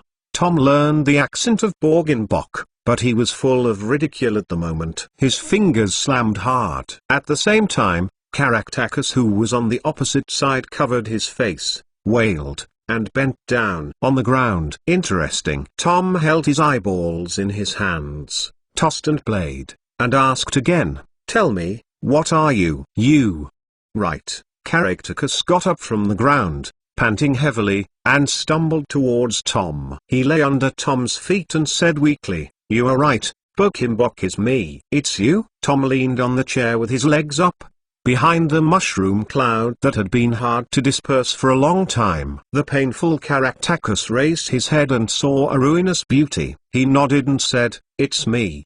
It's me." "What's the principle?" Tom asked curiously, holding his eyeballs in his hands. "This is the Horcrux, the ultimate magic that all dark wizards dream of, and I am willing to dedicate it to you." Caractacus raised his head and looked at Tom with scorching eyes. Caractacus Bok, a wizard who was obsessed with black magic since he was a child. One day in the 18th century, he pulled out a magic book that was said to be handed down by an ancestor from the secret compartment of his home study in the 18th century. This ancestor read it doesn't look like a good person. The book is full of countless evil magics. Among them, the most attractive one is the Horcrux. The magic that he saw in the preface of a certain book in his student days finally appeared in front of him in its entirety, and Caractacus completely forgot the cost and side effects of making Horcruxes. "Hello everyone, our official account will find gold and red envelopes every day. As long as you pay attention to it, you can receive the last benefit at the end of the year. Please seize the opportunity of the official account. Soon, I will be someone immortal like Nicole LeMay." Caractacus thought. He stole his father's treasure of the two magic eyes inlaid in the eye sockets of a crystal skull, and attacked a mole girl crying by the beach on a clear night. He didn't care about this girl, whether she has a family member, why she cried at the beach in the middle of the night. She didn't care whether she cared about anyone, and she didn't care whether anyone was thinking of her. Driven by desire, he tortured her in the cruelest way he could think of, and then tortured. As a sacrifice, the magic gave him the greatest response. He successfully packed half of his soul into that eyeball. From then on, he was immortal. The wicked Caractacus fled the family, living a solitary life, studying black magic while living a leisurely life. But the Horcrux was not exactly the same as he had imagined. Caractacus, who had lost half of his soul, became weakened in magic, and even his body became weak. It is true that he will not die, but he will grow old. He is gradually becoming old, even older than the oldest person he has ever seen. His skin is wrinkled, his bones and hair are brittle, making it difficult to move, but it is immortal. This quality of life makes Caractacus think of other ways to prolong life and fitness, but the sinful souls that split the Horcrux can no longer accept normal magic, only the darkest and most evil sorcery. It can take effect on him. Gradually, Caractacus, who had collected a lot of black magic items, returned to the wizarding world after all his relatives passed away, under the pseudonym Bogenbok, and opened a magic shop in Knockdown Alley. At this time, he was surprised to find out that it was because of the special eyeballs or the problem with the Horcrux version he was learning. The part of the soul trapped in the eyeballs was watching through that magical eye all the time at him. It gradually became sober and began to try to communicate with the other half itself. In the end, under the instigation of the soul in his eyeball, he killed a pickpocket who came to the shop to steal in the middle of the night and pressed the eyeball in the eye socket of the corpse. The body that stood up again named himself Bokenbok and appeared in the shop as Caractacus' nephew, and Caractacus was finally able to be himself again. After discussion, Borgin learned countless killer tricks of the same death, and helped Caractacus solve a lot of difficult guys. Their business is getting more and more prosperous. The same death is nothing for Borgin, as long as the eyeball is still there, and he can be resurrected again if he only needs a corpse. In recent years, Caractacus has felt a wave of weakness that has hit him again. He wants to find the legacy of an older and greater wizard, and completely solve his own problems. It happens to be entangled with a kind of party feathers and speculation. He saw an opportunity from the chaos brought by Grindelwald. In Caractacus's perception, a noble wizard like himself should sit at a higher place. As long as you are willing to help, and if you are willing to lend me a study of Master Slytherin's magic, I will definitely be able to improve the Horcrux without side effects. Caractacus doesn't care whether the word Horcrux is illegal or not. In order to save his life, he told the story vividly. The story is very vivid, Tom nodded and slapped his lips. You can consider writing it as a novel, but I have a question. Since you have lived for so many years, why don't you think about improving the magic? Is it because you are stupid? Tom sneered, raised his wand and waved his hand. A man crawling out of the ruins instantly flew out and smashed in front of Caractacus. One of his eyes was shining with a faint blue light. Tom raised his foot and stepped on the man's head, and said with a chuckle, "Your story is not very original." As soon as the voice fell, the ground of the ruins moved as if boiling, and a strange body crawled out of the cracks with the broken walls, their eyes flashing the same blue light. Tom was attracted by the strange situation, and when he lowered his head again, Caractacus, who had been lying there, had disappeared. Please remember the domain name of this book's first publication, Bike mobile version website, 185th chapter. Yin Corpse Army. Today is your death date. I don't know how many distorted human figures speak at the same time. They are male and female, old and young, far and near. These words are spoken from different persons, stacked on top of each other and staggered, making the listener unconscious. The heart is frustrated and the reason is collapsed. It's disgusting. What is this? Tom took a deep breath, and Nelson put down his work and stepped forward, standing next to Tom, staring at each of them slowly from the smoke. Climbing out of the body. Imbok. The first person who climbed in front of the two of them was a man with pale skin and a rag, like a drowned ghost. This man did not have a single hair on his body. One eye frame was empty, but the other eye was irritating. With the blue light of the soul, his joints were weirdly bent in the opposite direction to that of ordinary people. He pressed his elbows and knees against the ground, crawling forward like a spider, and appeared in front of them in the blink of an eye. He lowered his body, and then with a hard kick, he jumped into the air towards Tom. With an expression of disgust, Tom raised his wand and pointed it forward. A black phantom glowing with red light flashed past, until Nelson could not see clearly, and the man disappeared in place, not knowing where he had gone. There was only a pile of black ashes left on the ground, which was quickly blown away by the wind. When the ashes dispersed, only a blue eyeball remained in place, still turning without stopping the body. Turn 2. Nah, there are a lot of ghosts behind. Tom stomped that eyeball with one foot, narrowed his eyes, and looked at the ruins of the shop in front of him. The mushroom cloud and the gathered smoke have dispersed for most, and after the smoke has dispersed, countless twisted bodies are holding their heads high, with disgusting saliva or mucus flowing in his mouth, staring at Tom intently. Imbok. This time it was a child who jumped out, his upper body naked, and a terrifying hole in his heart, with a scorpion tail full of bristles sticking out of it. He took off much farther than the previous bald head. After a tune-up with both hands and feet, he flew with a frantic laugh, spread his limbs and hugged Tom's face door. In the next second, he slammed into a transparent wall. It was knocked to pieces like a doll that fell to the ground. From the sections of the limbs, small black shadows flew away, leaving only a blue eyeball bounced in front of the two of them. Are the little balls you had before you still there?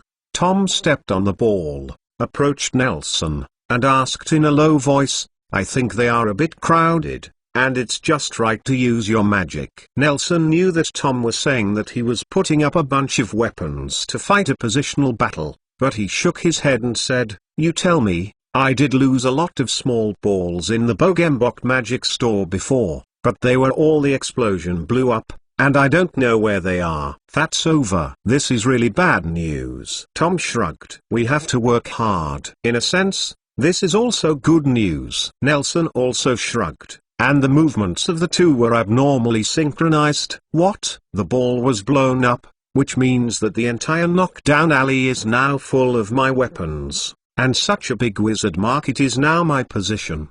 Tom breathed out, it's so cool. It seemed that Tom and Nelson had been chatting for too long, and the bodies crawling in the ruins felt offended. They raised their heads and shouted, we are Borkinbok. Okay, I know that you are Borkinbok. Tom raised his wand impatiently, and a small red light slowly flew towards the center of the crowd, and he released several of the same spells one after another. Small particles of light lined up and flew to the opposite side. One sentence tossed and tossed and tossed and tossed back and forth. Don't you feel sick? Or do you only know this sentence? We are Borkin Bork.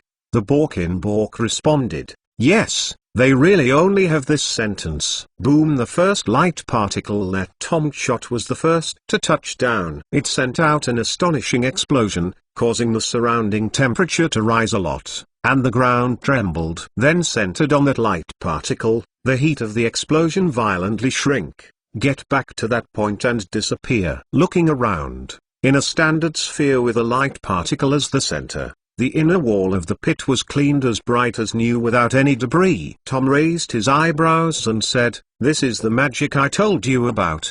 Curse. Even a crappy wizard can blow up the curse of a street. Nelson looked at the curse in amazement as the effect of washing the ground, and watched the line of light particles follow the strong pavement. Boom boom boom. A series of explosions happened before his eyes, and the original ruins had completely disappeared. Only a few neatly arranged round and smooth pits were left on the ground, and Nelson was shocked from ear to ear. Is it costless? Can you throw it so often? Of course not, Tom shook his head. But you can save them up and throw them out all at once, just like now. These Boginbok should be gone. As he said, he stood on tiptoe, looked at the rule pothole in front of him, found the problem again, turned his head, and asked Nelson worriedly, let's be killed. Are they? We're not going to go to Azkaban to go to jail, will we? No. Nelson shook his head, raised his wand, and knocked away a sneaky wizard who wanted to touch him. He said sternly, these things are corpses. The corpse? Tom immediately retorted when he heard this. The corpse can't speak. Indeed, the corpse really can't speak. Nelson looked at the rows of potholes in front of him, and suddenly felt a faint tremor coming from under his feet. He pointed his wand lightly, and a little thing that fell to the side flew. Come, hovering between the two of them. That is a pale little finger. There is no trace of blood on the cross-section of the little finger, Nelson explained. The corpse really only listens to simple commands, and its actions are not so flexible. But you see this finger. I have seen the corpse. It is in exactly the same state as the corpse. I think the reason why they are so flexible and they can talk has a lot to do with that eyeball. After all, Nelson threw the little finger aside, and a cluster of black flames fell from his fingertips to the ground, climbed onto it, and burned it to the ground. After it burned out, the flames continued to crawl along the ground, looking for its own fuel. Hey, it's disgusting. Tom scratched his forearm. You don't have to go to jail. We have to send Mr. Caractacus to jail. With so many corpses, we don't know how many people he killed. Nelson felt the vibration at his feet getting stronger and stronger, and Tom felt it too. The two turned their heads and looked at the rows of potholes, only to see pale arms slamming out of the pit wall and scratching the pit again. The wall dragged himself out. Trouble. Tom raised his wand. These newly appearing corpses are not as inflexible as the previous ones. They have complete limbs and good health. They even look the same in height and body, and their expressions are more flexible. As soon as the voice fell, the corpses hanging on the wall of the pit turned their heads, staring at Tom, showing a weird smile. We are Borkinbok. The closest Bogembok had his arms tight and shook with force, and immediately jumped up like an ape. A dozen figures followed closely, and attacked Tom. After jumping up, they looked like the first one. Like that Boginbok, there were fine cracks in his body, and a wave of violent energy wanted to rush out of his body. This was almost a dozen bombs. These later corpses were too flexible, and it was more than a little bit more difficult to aim at them with the spell. Tom pursed his lips, glanced at Nelson sideways, and then his heart was crossed, raising his arms. Use those black magic at the bottom of the box. But Nelson suddenly stepped forward and held Tom's hand. He raised his sleeves, held his wand forward, and waved to the sky. A high wall made of black flames appeared in front of them instantly. It was like burning ice, absorbing light and heat, and the entire knockdown alley was darkened. For this wall was completely improved by Grindelwald. The fierce fire composition is easy to control, more concentrated, and more powerful. The flame is the nemesis of the corpse, let alone the fierce fire. The few corpses sliding in the air saw the wall of fire suddenly appeared in front of them, and even humanized expressions of fear appeared in their eyes. They widened their eyes and slammed straight into them. On the wall of fire. Aren't you good at dealing with people? Nelson took Tom's arm and said very quickly, go, find Caractacus. These corpses are endless. It is difficult to end without finding their owner. I am here. Tom nodded, opened his hand, and two peculiar eyeballs throbbed in his palms. Bug-in-box prosthetic eye and bug-in-box soul. He looked at the wall of fierce fire that Nelson had called, and swallowed. Spit, said, I might have to use some inconvenient magic. I understand. Nelson nodded, took out the silver lighter from his pocket, rubbed the fire, a faint red flame faintly glowing in the transparency. Gas from the cotton thread of the lighter. I saw Nelson point the tip of his wand at the flame. Quickly, the flame slowly climbed up along the wand. It burned with its magical power, but it didn't lose any of the wand. Gradually, the whole wand was burning, and even the hand of Nelson was ablaze. Nelson's face was a little pale. He gritted his teeth, drops of sweat dripping from the corner of his forehead. Seeing the pain of Nelson being burned by the flames, Tom clenched his wand tightly and squinted his eyes. His eyes were completely bloody. He couldn't wait to pull Caractacus out. Under the control of Nelson's spell, the flame on the wand gradually deepened, turning to the same black as the wall of fire. Nelson knelt on the ground, raised their wand, and plunged into the ground with the magic wand as the center. The four thick black pillars of fire rushed toward the south, east, north and west like four ferocious dragons. After reaching a distance of about 2 blocks, the pillars of fire were divided into 2 clusters, spreading to both sides, and quickly adjacent flames are connected.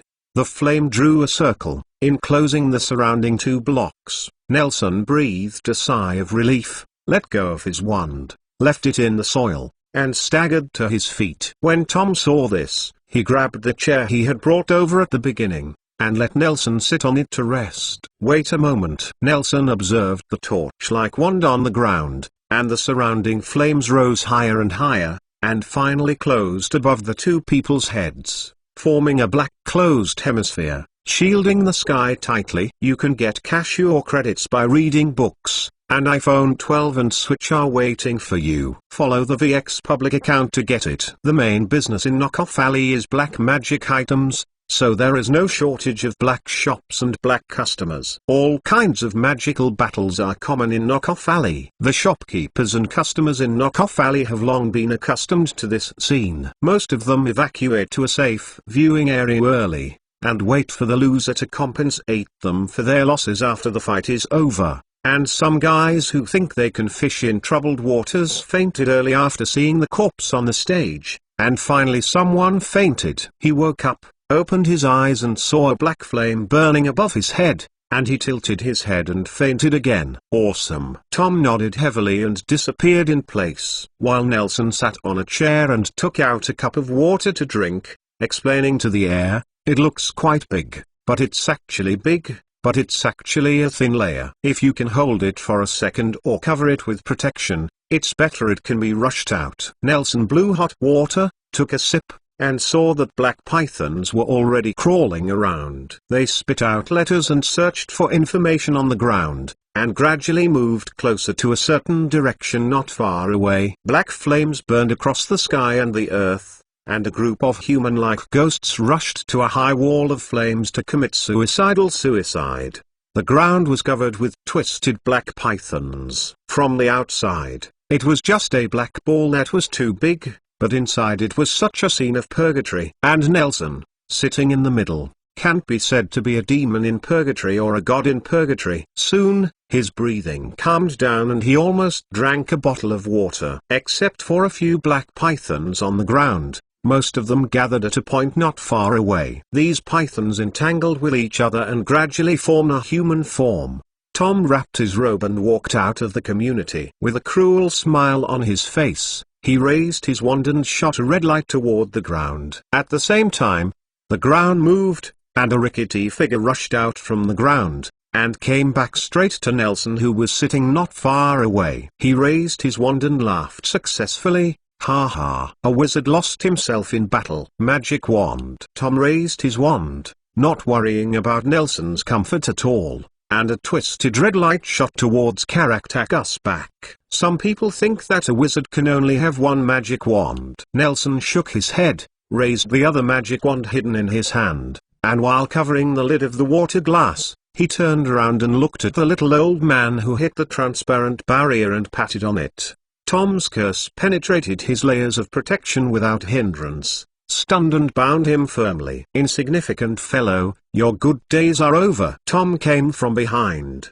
grabbed Caractacus by the hair and lifted him up. The corpses who had committed suicide at the wall of fire instantly lost their movement and limp on the ground one by one. What about these corpses? Tom threw Caractacus at Nelson's feet, looked at the corpses lying around, and asked with a headache, please remember the domain name of this book's first publication, Bike's mobile version website. For such a big scene, I guess the people from the Ministry of Magic will come to wash the ground after a while. Indeed, their police dispatch efficiency is always so high. Don't you have anything to say? Nelson got up from his chair, walked to Caractacus' side, squatted down, poked the back of his head with a magic wand, and the old man, who had been in a fainting state, woke up faintly, showing innocent eyes, blinking and scanning back and forth between Nelson and Tom. I've dedicated it to you, Caractacus hurriedly said, then put on a flattering expression and complimented, two adults, I have lived for so many years, and I have never seen such a powerful person. Wizard. Nelson looked at Tom. The two showed the same toothache expression. He shook his head, sat back in the chair, and leaned down to say to Caractacus, you know what you look like, reminds me of an acquaintance. It is an honor for me to be similar to your acquaintances. Caractacus laughed. Your attitude makes it hard for me to believe that you have any desire to survive. Tom approached Nelson, leaned down again and grabbed Caractacus, and lifted him from the ground alive. The old man's hair was not so dense. His legs were dragged on the ground, and his arms were slumped weakly. Except for the areas where his hair had no use, Caractacus showed an expression of pain. His eyes showed strong plea, and looked at Nelson. In his opinion, the Karkaroff's armor was relatively kind. The breathless old hair shouted hoarsely like a broken bellows, I am willing to dedicate everything to you, as long as you can keep me a horrible life. It's really getting more and more like it. Nelson shook his head and got up from the chair again. He looked around, observing the dead bodies around him in various strange poses, and said to Tom for a long time, if the pure-blood wizards in the Ministry of Magic are all this virtue, I don't think these corpses need to be left. Speaking of which, if not in the UK, I can call some acquaintances to come and deal with them. But Nelson shrugged, showing the you-know expression. So shall we keep them? No, let these guys sleep peacefully, after all.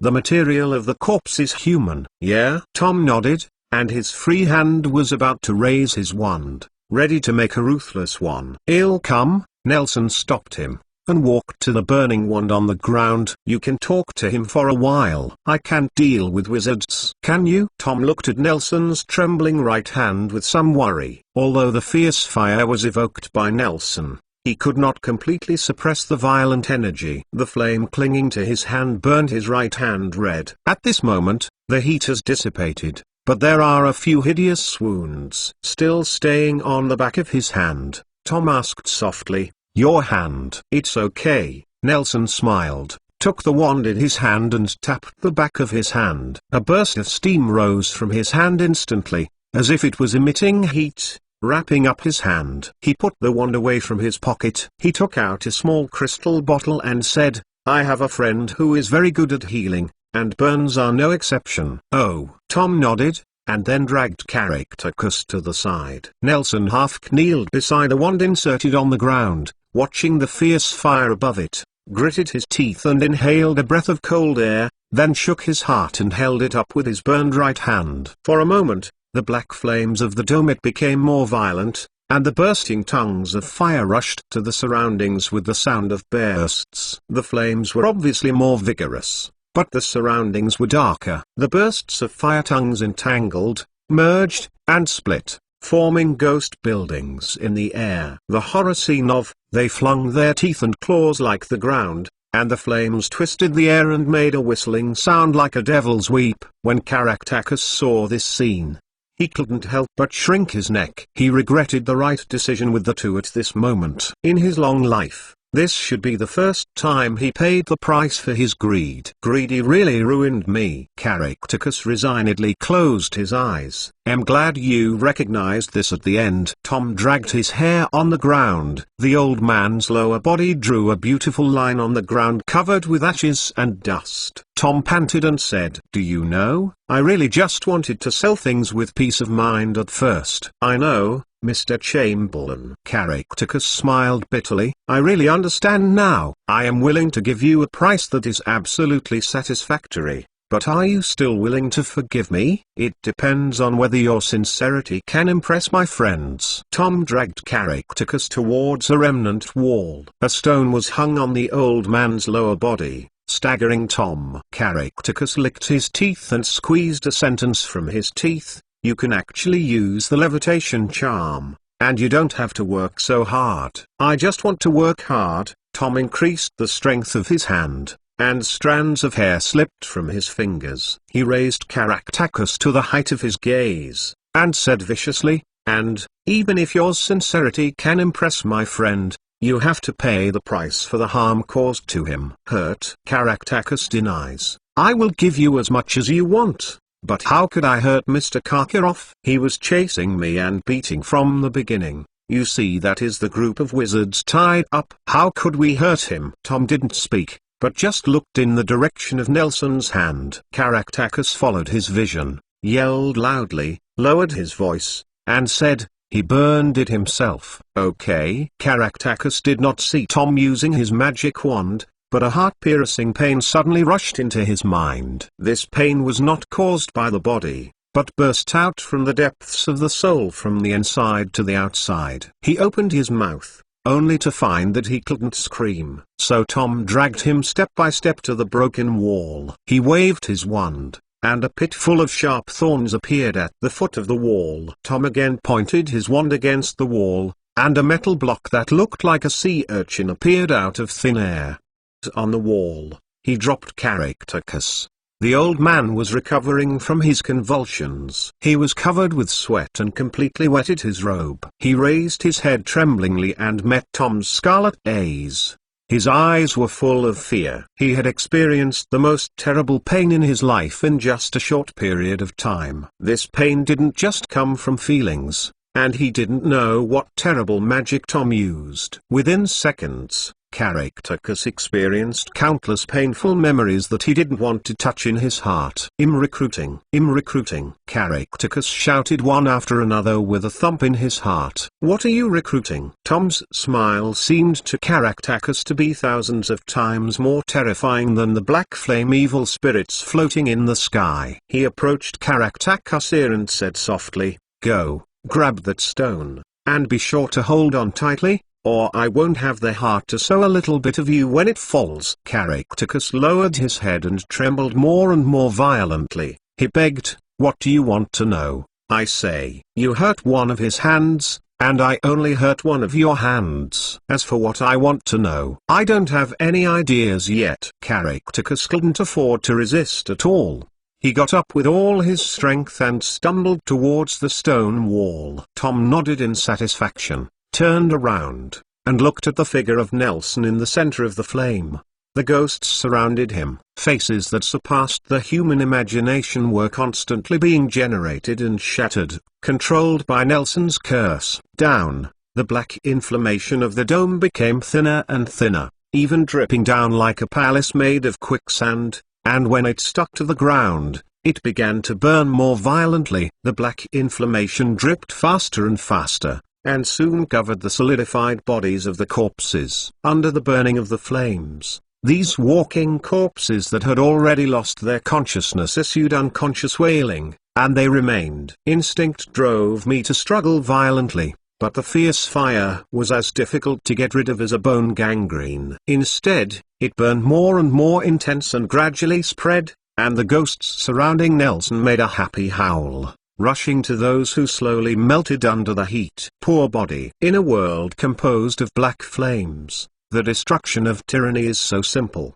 and turning into ashes may be the best destination for those who are made into corpses. A special rain appeared in Knockover Alley, the dome shattered, the sunlight from outside penetrated in, projected from the gaps of various shapes to the ground, and struck beautiful sights in the air still filled with smoke and dust. The beam of light, the fragility of the nature of these corpses made it difficult for them to hold on for too long under the fierce fire, and soon turned into ashes, and the black flames even clung to the ashes and burned, trying to squeeze all their energy. Nelson frowned, and the relief smile on the face of a burning corpse broke his understanding of this vicious black magic. As a tool of the wizard, their souls should have been wiped out. Nelson's heart moved, and the lost fog appeared next to him. After he stopped controlling, this thick white fog slowly rose, fitting onto the crack exposed by the falling fire on the dome, with unbelievable gazes. These mists that were out of control were born in the air and tore an entrance connecting the world to the illusion. Clouds of blue smoke rose from the corpses that were turned into ashes. They were weak but tenacious. Nelson even saw the complex emotions of a single human from the midst of these informs. They slowly floated into the air and hovered over Nelson's head. After a few laps,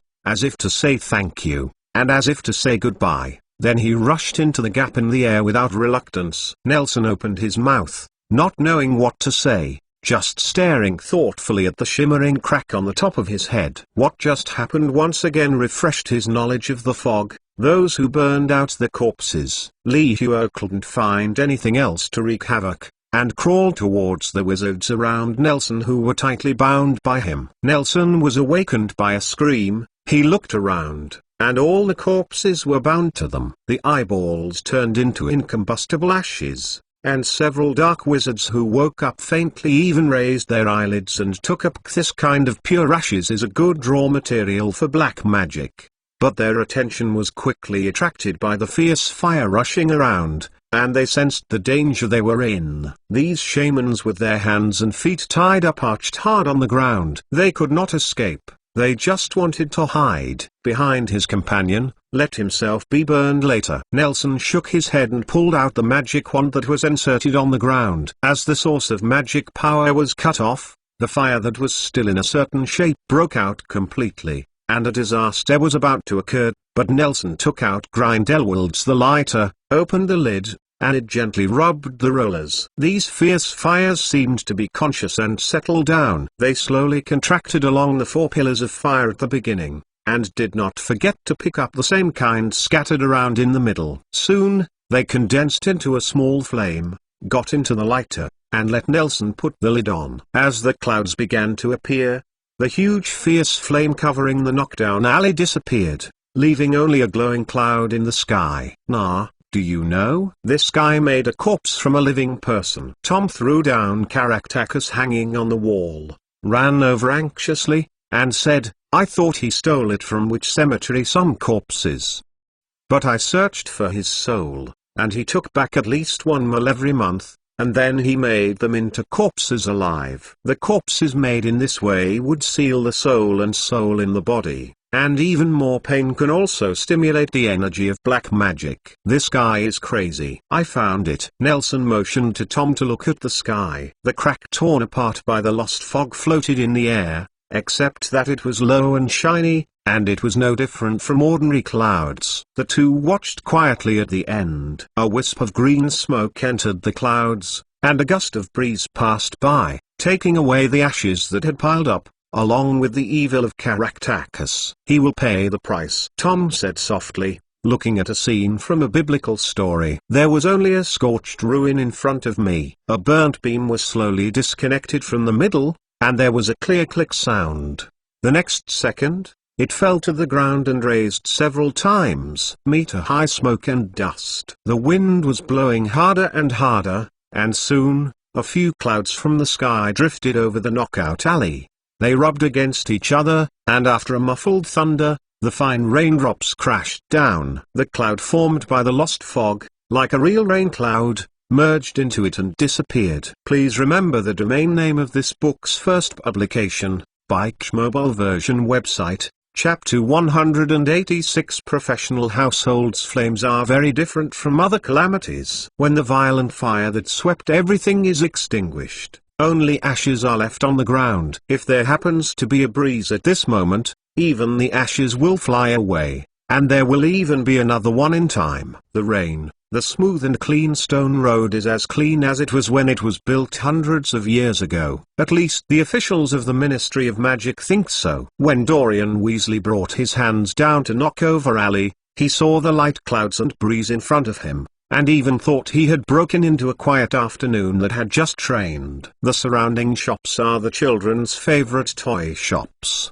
and the down and out wizards who are tied up and sitting in rows are the children brought by the teacher. They sit together and play like throwing handkerchiefs. Some kind of game. Did someone report a false police? Dorian muttered to herself, hoping that his subordinates could give a little affirmative response. Almost everyone in the Ministry of Magic knew that there were two distant relatives in the Bock family who didn't know where they came from. This shop specializes in ugly things. Every item in the shop can be classified in the Ministry of Magic, but he has been at large for so many years. Dorian belongs to the field department of the Department of Magical Disasters and is not interested in these things. But he has also heard of some passionate young people wanting to open a knife to the Bogenbock magic shop to rectify Knockdown Alley. But these heroes' story often ends without a problem after just writing the beginning. If things go on like this, everyone in the department knows that Caractacus Bock is a tough one to provoke, so he has to let his magic shop open just like that. But today, Dorian was shocked by the sight of the underground in the air.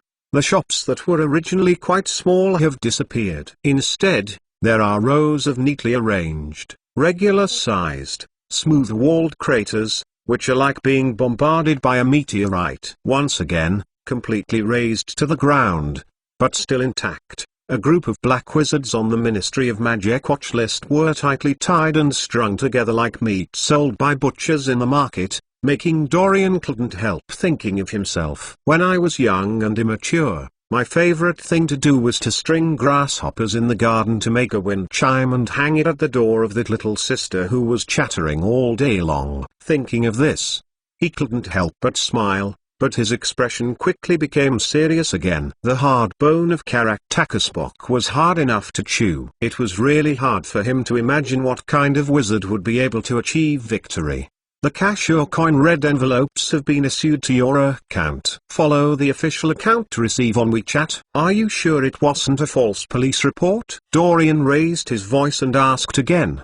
But his subordinates still didn't respond at all. If they can tell that this is indeed a false police report, they don't need to waste it under their own hands. Dorian shook his head, clamped his broomstick with his legs, and led the team to the dark wizard that Nelson had tied up to land not far away. Seeing the official of the Ministry of Magic descending from the sky on a broomstick, Nelson took out a small ball and squeezed it lightly. A silver glove covered his burned right hand. Then, he raised his wand and tapped it lightly. After knocking on the glove, it immediately turned into an ordinary leather, and the fingers could move flexibly. A bald man in a suit stepped down from the broom with difficulty and shivered. Instead of checking the scene immediately, he squinted his eyes, turned his head and stared at the belated subordinates, and seemed to be considering whether to move from the guy who is wearing a thicker coat strips off his jacket. Nelson greeted him. After a few years, the on-air-sided Mr. Weasley became fatter,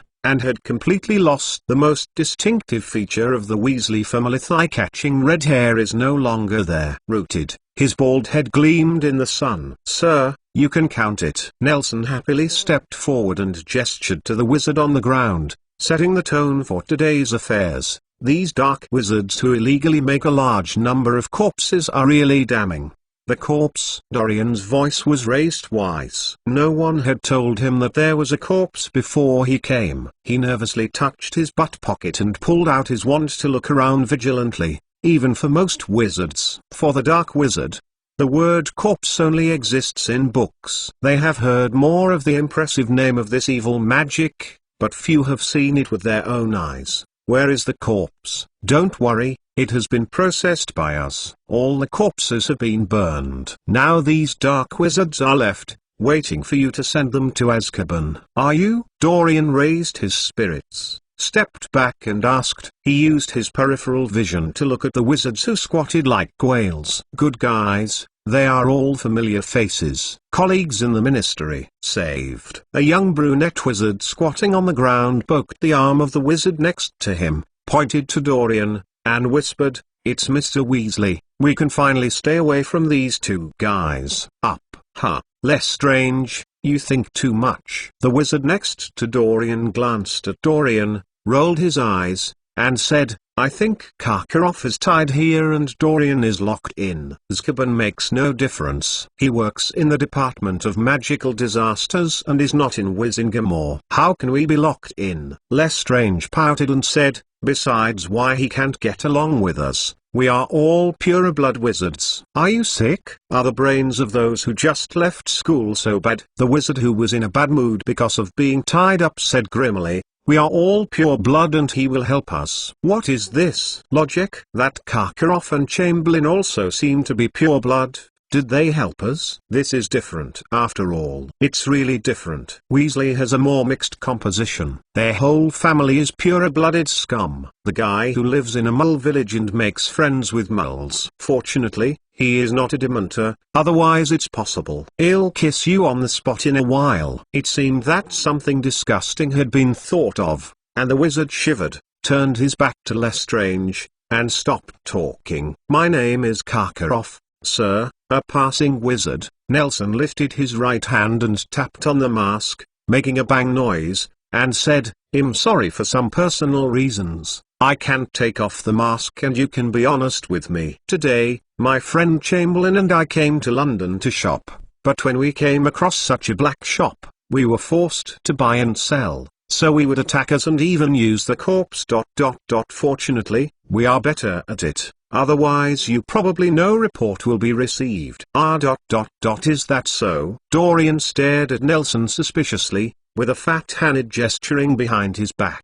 Although his men did not wink, they were not low-level wizards, and their intelligence was normal. Above the level, seeing the gestures, one after another approached Dorian, spread out, and slowly surrounded Nelson in a huge semi-arc. Dorian pondered for a moment, and asked, "Then, what? Where's the corpse?" "That's right, you should let him come and talk to you in person." Nelson nodded, turned and walked towards Tom. He was surprised to see Caractacus nailing himself to the wall and asked in a low voice, "How did you do it?" He's a smart man, he knows that nailing himself to the wall is the most comfortable and relaxing thing. Tom grinned and smiled. "Don't worry, I have a sense of measure." "Put him down." Nelson stepped on the ground lightly, and the spiked hole under Caractacus was immediately filled up by the mud that appeared out of thin air. Tom waved his hand and the sea urchin on the wall retracted. Caractacus, it fell softly, with a muffled sound of puff, arousing a cloud of smoke and dust. "It's boring." Tom looked at Dorian and his group, who were in the preparation for battle in the distance, and asked them, "The people who wash the floor are here? Can we go now? Shall we go later? Take a look at the safe house I bought." Nelson nodded, and Tom saw it and kicked Caractacus, who was pretending to be dead, on the ground, and said angrily, "I walk over to explain the crime. You must explain it clearly. Understand?" Ming. Understood. Caractacus opened his eyes, took a peek at Tom and then retracted his gaze, nodded vigorously, and then quickly got up from the ground and ran towards Dorian, not at all like a receiver. The injured person. Tom looked at his escape from the desert, spread one hand, and put the other hand on it in the shape of a small person. When Caractacus was about to run in front of Dorian, he raised his index finger. Immediately afterwards, Caractacus raised his left leg strangely, his body weight leaning forward, uncontrollable, and finally shoveling forward in front of Dorian in a split position. He secretly looked back and saw Tom staring at himself and smiling. He immediately retracted his head. "How did you do this?" Nelson raised his eyebrows and asked. "I said, I'm better at dealing with wizards than you." Tom glanced at Caractacus and saw that he was standing upright in front of Dorian, not knowing what he was talking about, looking like he was reporting his own situation. Turning his head to Nelson and said triumphantly, "This is a branding magic that I developed myself. Dumbledore taught me a magic to send messages 50 distances. Based on it, I combine the principle of lettering's soul magic strengthens the strength of a new way connections, and can even achieve a certain degree of control. I haven't seen you cast a spell. The preparation time should be very short. Do you want to learn? I teach you." "No, I don't have that much energy," Nelson said quietly, shook his head, and said tiredly, "I have been a little weak lately." "It's okay to give yourself a holiday," Tom advised. "You are not the kind of wizard who needs hard work to learn a spell. Always learn more." Dumbledore was already famous in 5th grade. "Can you guarantee that you can beat Dumbledore at this age?" "Actually, there is no need to treat him as an imaginary enemy. He shouldn't." Tom thought about Dumbledore's 3 years of teaching, his performance, pondered for a moment, shook his head, and said, "But you have to take the initiative. Better than passivity is good, isn't it?" "Okay. By the way, you were very resistant to my use of this magic before, but now you want to use it a little bit." Tom raised his eyebrows and said with winking eyebrows, "Have I never used the heart drill?" Nelson retorted, chuckling, and said,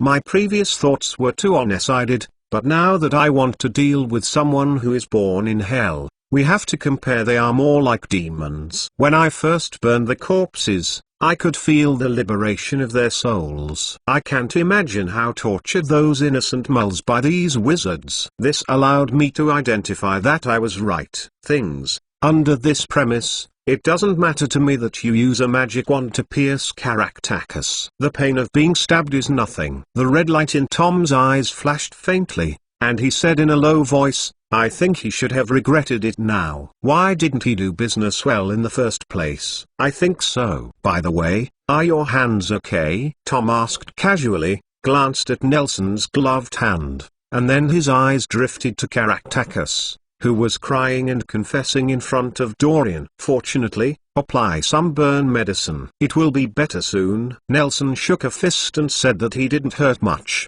and explained, "It sounds funny.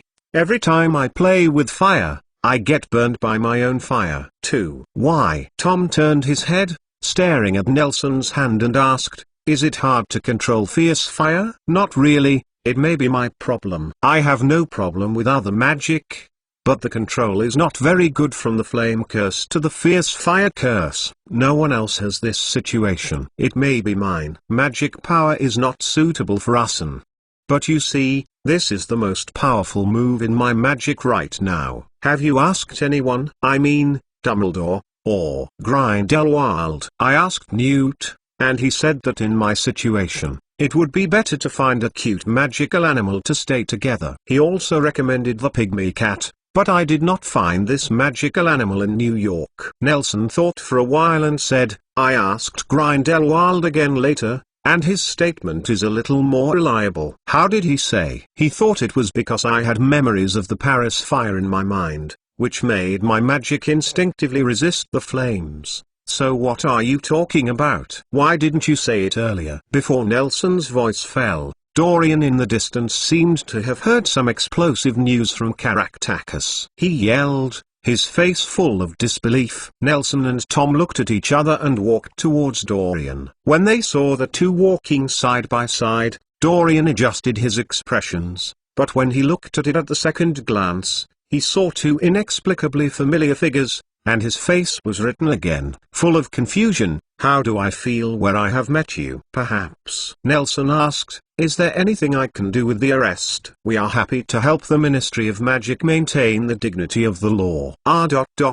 No, I have already called for reinforcements from the Ministry." "Then we will retire first." Nelson nodded and looked at Tom. Before Dorian made a sound to stop the two of them, they disappeared in place, and Caractacus was agitated when he saw Tom's disappearance. With eager expression, but he swallowed immediately, fear covering his previous emotions, and honestly reached out his hand to let Dorian tie himself. Please remember the domain name of this book's first publication, Bike's mobile version website, Chapter 187 Clues to the Locket. Hello, you guys, come over here. Dorian turned his head and waved his arms like a grumpy old hen. He called a few people who were collecting evidence around. After arranging the work, he turned his head to look at Caractacus, waved his wand, and whispered, "Close your earplugs and listen." Dorian's ears suddenly fell silent, and then he bent down, put his face close to Caractacus, and whispered, "You can be more specific. Those two are the most powerful dark wizards you have never seen before." "What, in Britain? When did such a character come out? Don't you know how to watch it yourself?" Caractacus shook his head with a wry smile, lifted his chin to the black wizard, and said, "Or are you just trying to understand and pretend to be confused? Think about it, too personally, after defeating so many of us. Can't you see their level?" Caractacus lowered his head and sneered. In his opinion, the reason why the two guys could put themselves down was completely dependent on the sneak attack and the fog that Karkaroff called. As soon as the gun was on the ground, none of his allies had a weak hand. Among those frustrated guys, there were many famous and powerful wizards. Before they even had time to show their magic, they drank hatred under Chamberlain's sneak attack. "A bunch of trash." Caractacus gritted his teeth and murmured, "Bok, what are you talking about?" Dorian asked. "Nothing." Of course Caractacus wouldn't tell Dorian what he thought. He wished that the entire Ministry of Magic felt that the two men were as dangerous as Grindelwald, so that they could at least cause them a lot of trouble. He closed eyes, thinking about the details of the battle, and soon he felt that he had learned his lesson. Those Slytherin magic cannot be learned, but Karkaroff's trap-like props are worth learning as a master, the owner of the magic shop of the black magic props. The most important thing he lacks is these things. Caractacus secretly made up his mind that when rebuilding the store later, he must arrange sufficient institutions to prevent his own territory from becoming someone else's position. After a while, he raised his head and said seriously to Dorian, "I strongly recommend that you start to confront that. Two people are wanted, they are too dangerous. If they are allowed to move freely in the UK, a law-abiding wizard like me will have trouble sleeping and eating." "You, a law-abiding wizard?" Dorian sneered. "Don't think I don't know your details, Mr. Weasley. I respect you, your veins are filled with noble blood, but this doesn't mean you can slander me at will." Caractacus seemed to have figured out something. His back straightened, said, "The adults in Wisingamo specify that they want to be different from you. Even if there is no such thing, the contraband in your store is enough for you. Huh?" Dorian turned his head and suddenly realized that it was not only the Buggenbock magic store that was razed to the ground, but the black hidden in it. The magical items also exploded into dust. He was surprised to find that even now he was very sure that all the people who were tied up were black wizards, but there was no evidence to convict them. He stubbornly said, "You just confessed your guilt to me. These can all become evidence. Mr. Weasley, I suggest that you help me untie them now and take me to Street Mungo. By the way, I just seemed to hear that you were the man who called Mr. Macmillan. I know him very well. To tell you, his nephew is over there now." Caractacus raised his head and smiled. "Hey, he is being treated rudely by your men. I think Mr. Macmillan must not want to see this scene. As for the evidence you mentioned, the two thugs were on the scene at that time. I was just being persecuted, and I can't count them. Poke, everyone knows what you are." Dorian didn't want to care about this mess, but the person who reported the crime at the beginning declared that it was a magic disaster. After arriving at the scene, he understood what it was like. A magical disaster. Dorian was also prepared to handle it with care like a colleague in the ministry, and ended in a hasty, but Caractacus' attitude successfully angered him. He gritted his teeth and grabbed the old man by the collar. Said, "I will send you to Azkaban, I promise." "This is not your guarantee." Caractacus supported the ground with his tied hands and stood up with difficulty. standing arrogantly on the spot, not going to see Dorian. Reinforced wizards suddenly appeared on the street. Dorian secretly said bad luck. He has never resisted the arrival of his colleagues like today. Except for some small shrimps, most of the bound wizards are from the oldest and richest masters, the most powerful pure-blood family. They watched these Ministry of Magic employees confiscating their wands without fear. After a few days, they didn't even have to send them to Azkaban. In the temporary prison in Wisingamo, they may be going home with the family. You are still too young. Looking at Dorian, who hurriedly greeted his colleagues, Caractacus smiled sullenly. He said, "We were young." Tom and Nelson, who have come to Diagon Alley, are sitting in the window seats of the Shelton cold drink shop, each holding a bowl of shaved ice. In this kind of sultry weather, eating shaved ice is the most enjoyable thing. Tom suddenly put down the spoon, raised his index finger, held his temple, and listened. After a while, he raised his head and said to Nelson with a sneer, "I said, he should be taught enough. Can you hear what he is thinking?" Nelson was stunned before he understood what Tom was talking about. He asked, "Why does he think we are young? Is there anything exposed?" "What do you mean?" "Nah." Tom curled his lips, lowered his hand and said, "He has lived for hundreds of years. Can anyone be younger than him?" "Nicole LeMay? Do we look like an old man whose joints are brittle and can hardly walk?" Tom rolled his eyes and continued to eat the shaved ice. "Also, there is only one person in Nicholas, we have two. He shared the elixir of life with many people, and I also visited his former residence in France." "Former residence? Isn't he still alive?" "I mean, I went downstairs in their house and took a walk." "He shared the elixir of life with many people." "Do you think we can buy it?" "Why do you think you can buy something from someone who has a little bit of gold? Is your money as big as a newspaper?" When I went downstairs to their house, LeMay was not there, but there was a dog that almost I took a bite. As far as I know, that dog has also taken the elixir of life. "Forget it. I don't eat anything that dogs have eaten." Tom curled his mouth and put his hand over his ear. "Do you think this Caractacus has a bad brain? He is now planning how to treat the two of us, to make the reputation of Karkaroff and Chamberlain bad." "Karkaroff is not well known and I won't say anything. Chamberlain should be the most famous person in Britain now." "Look, isn't this interesting?" "Interesting? They are going to be acquitted." "Isn't acquittal a traditional art of Wisingmao?" Nelson had finished eating the shaved ice in the bowl. He turned the small glass bowl. A crystal ice flower slowly emerged at the bottom of the bowl. He mashed the ice flower with a spoon, poured some fruit on top, and stirred it with a spoon, and said, "We can wait and see what the little old man can do." "Well, he is already thinking about how to torture you. Huh? Wait." Tom suddenly stopped, his whole figure froze in place, and his eyes lost focus. "Hello, what's the matter with you?" Nelson stretched out his hand and waved in front of Tom. After a while, his eyes recovered, and he asked with concern, "What did you see?" "I saw." Tom unconsciously picked up the shaved ice and swallowed a spoon. The sweet and refreshing freezing point at this moment tasted like chewing wax. His mouth moved perfunctorily, and he swallowed the shaved ice in his mouth, and then he put it down. Xiaoan.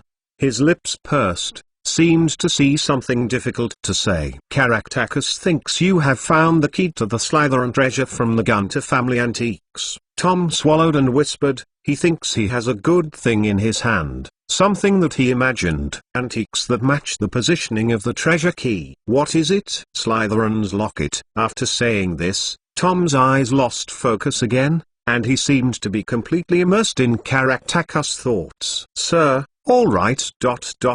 You can give it as much as you like." On a stormy night, Caractacus lit his lamp and read novels in the store. Wow! The door suddenly opened. The sound of rain from outside poured into the shop, and the temperature dropped a few degrees. The disturbed Caractacus raised his head impatiently and looked towards the door. No, what is not long. However, he quickly regained his spirits. Generally, the guy who can come to his store in this bad weather must have something urgent to sell. He has some good stuff in his hands. He adjusted his expression and showed a picture. The smiling face, who thought he was friendly, pulled himself out of the recliner, rubbed his hands and greeted him at the door. "This guest, you are welcome to come to the shop. No money to read novels. Give you cash or points to receive within 1 day.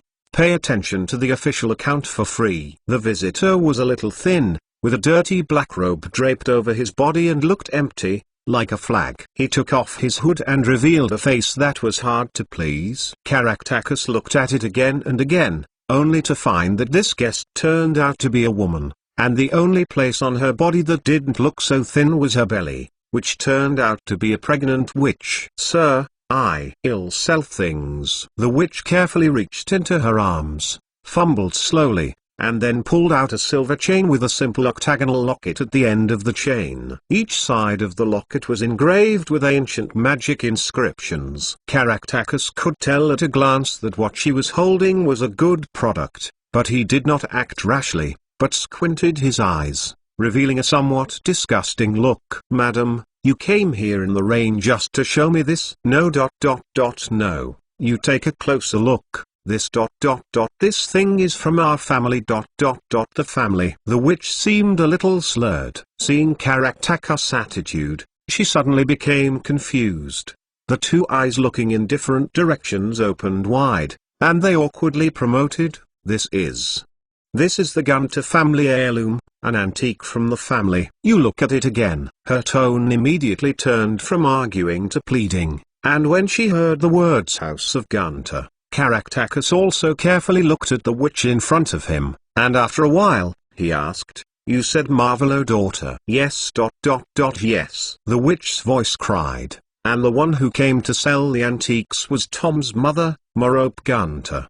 Didn't he just sell a magic book some time ago?" "Why?" "The money was spent so quickly." Merope shook his head and didn't speak. He didn't usually go out, and he didn't hear the news of Merope's disappearance. "Little girl, you look embarrassed. You are still pregnant with a child." Caractacus tried his best to make himself more friendly. He pretended to squeeze out 2 tears and said, "I really want to help you, but it's very difficult for me to buy a local stall." "No, it's not." "Is this Marvolo giving you?" Caractacus asked. "Yes, I stole it." Merope nodded timidly. The witch who could catch old Tom for love and drugged it, but looked so helpless when facing the wizard. "Oh, kid, listen to me." Caractacus sighed, counted a few silver coins from the counter, and placed them on the table, beckoning Merope to take it. "Take it and buy something to eat. Make you hungry.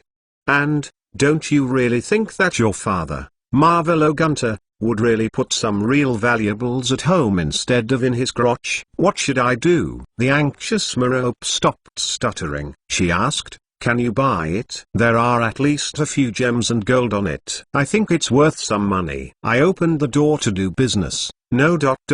Oh." Caractacus pretended to wipe his face with his sleeve, then bent down, and counted 5 gallons from the counter. Take it and buy 2." A thick dress. Merope stepped forward and threw himself on the counter to protect the gold and silver coins. Caractacus looked at her, smiled and shook his head, like a soft-hearted old man, counted out 5 gallons and pushed them to Merope. In front of him, he said, "I'll make up 10 gallons for you. Take the money to eat something good, go take a hot bath, and change into clean clothes." As if afraid that Caractacus would go back, Merope threw the locket into his arms, grabbed the money, turned around and rushed into the rain, leaving Caractacus standing on the counter. Then he smiled with a successful conspiracy. He walked slowly to the door, spit out sputum, then locked the door, put the locket on the table, and studied it carefully. "Hello, Tom." Nelson's voice pulled Tom out of this seemingly illusory scene. Tom woke up and left the cold drink shop without saying a word, pulling Nelson's sleeves. "Go to the shop I bought this Caractacus. I really have a lot of fate with me." Tom's expression became richer after he recovered, and he gritted his teeth and said, "I found something." In the alley by the fireside, a sloppy man stood in the shadow with a dull expression, peering at the passing pedestrians. "Im Borgenbock," he said suddenly without beginning and end, as if he hiccuped suddenly, and startled the tramp next to him. Please remember the domain name of this book's first publication, Bike's mobile version website, 188th chapter Safety House. This is what you said about the safe house. Ahem. The closed pet shop finally opened its door after many years, but apart from the rats that were overwhelming, there was no one animal here. Nelson approached the shop and a smell of damp and rotting dust rushed over his face. He covered his mouth and nose. I found an iron cage that looked fairly clean and brushed it gently on the top. When a thicker cloud of smoke rose up, Nelson finally gave up the idea of finding a place to sit. I feel quite safe, especially under certain extreme conditions that I expected. I believe no one would think of us hiding here. Tom shrugged. And by the way, a transparent layer was erected around Nelson and himself. After the barrier, he took out a broken cabinet from the door, opened the door, raised his wand and pointed at the store. The whirlwind is swept away. A strong wind comparable to a hurricane swept the corners of the store. All the dust was lifted up, and the air in the store instantly became turbid. Using dirty things in the air cannot describe the degree of filth in the store at all. Another way of saying it, there is wind in the dirt. Fortunately, Tom put up the barrier in advance, otherwise he and Nelson might have to soak in disinfectant water for a few days. I mean, it doesn't seem to be very safe on its own. Nelson saw that several dirty rats were also caught in the wind,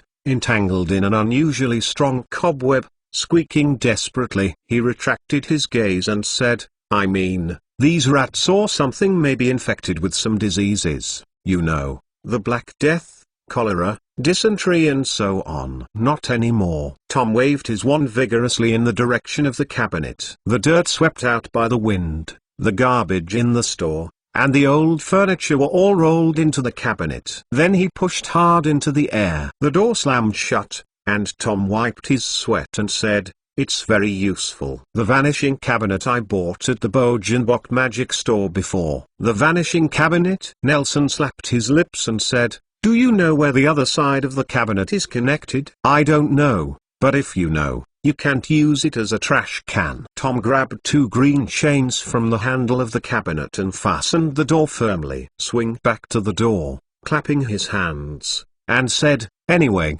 I lock it up every time I throw out the trash, and I can't find where I am on the other side. Good way. It's really convenient to throw garbage like this. Nelson didn't know what to say, but hoped that the other disappearing cabinet would not be placed in some hapless kitchen. Well, we can renovate the safe house. Said it was decoration. In fact, Tom had already prepared all kinds of lamps and furniture. With only a light command, they each completed their mission. The chandeliers nailed themselves to the ceiling with screws, and the candles bounced around. Climbing into the recesses of the chandeliers and wall lamps, the long rod in the closet looks like a leader, gesticulating and pointing at other furniture, seeming to calibrate their direction and position. Tom removed the dust barrier. I didn't know where to get the two small benches, took out 2 more bottles of butterbeer, and handed Nelson a bottle. Nelson sniffed, and the air was much better than at the beginning. He pulled the tab on the glass bottle,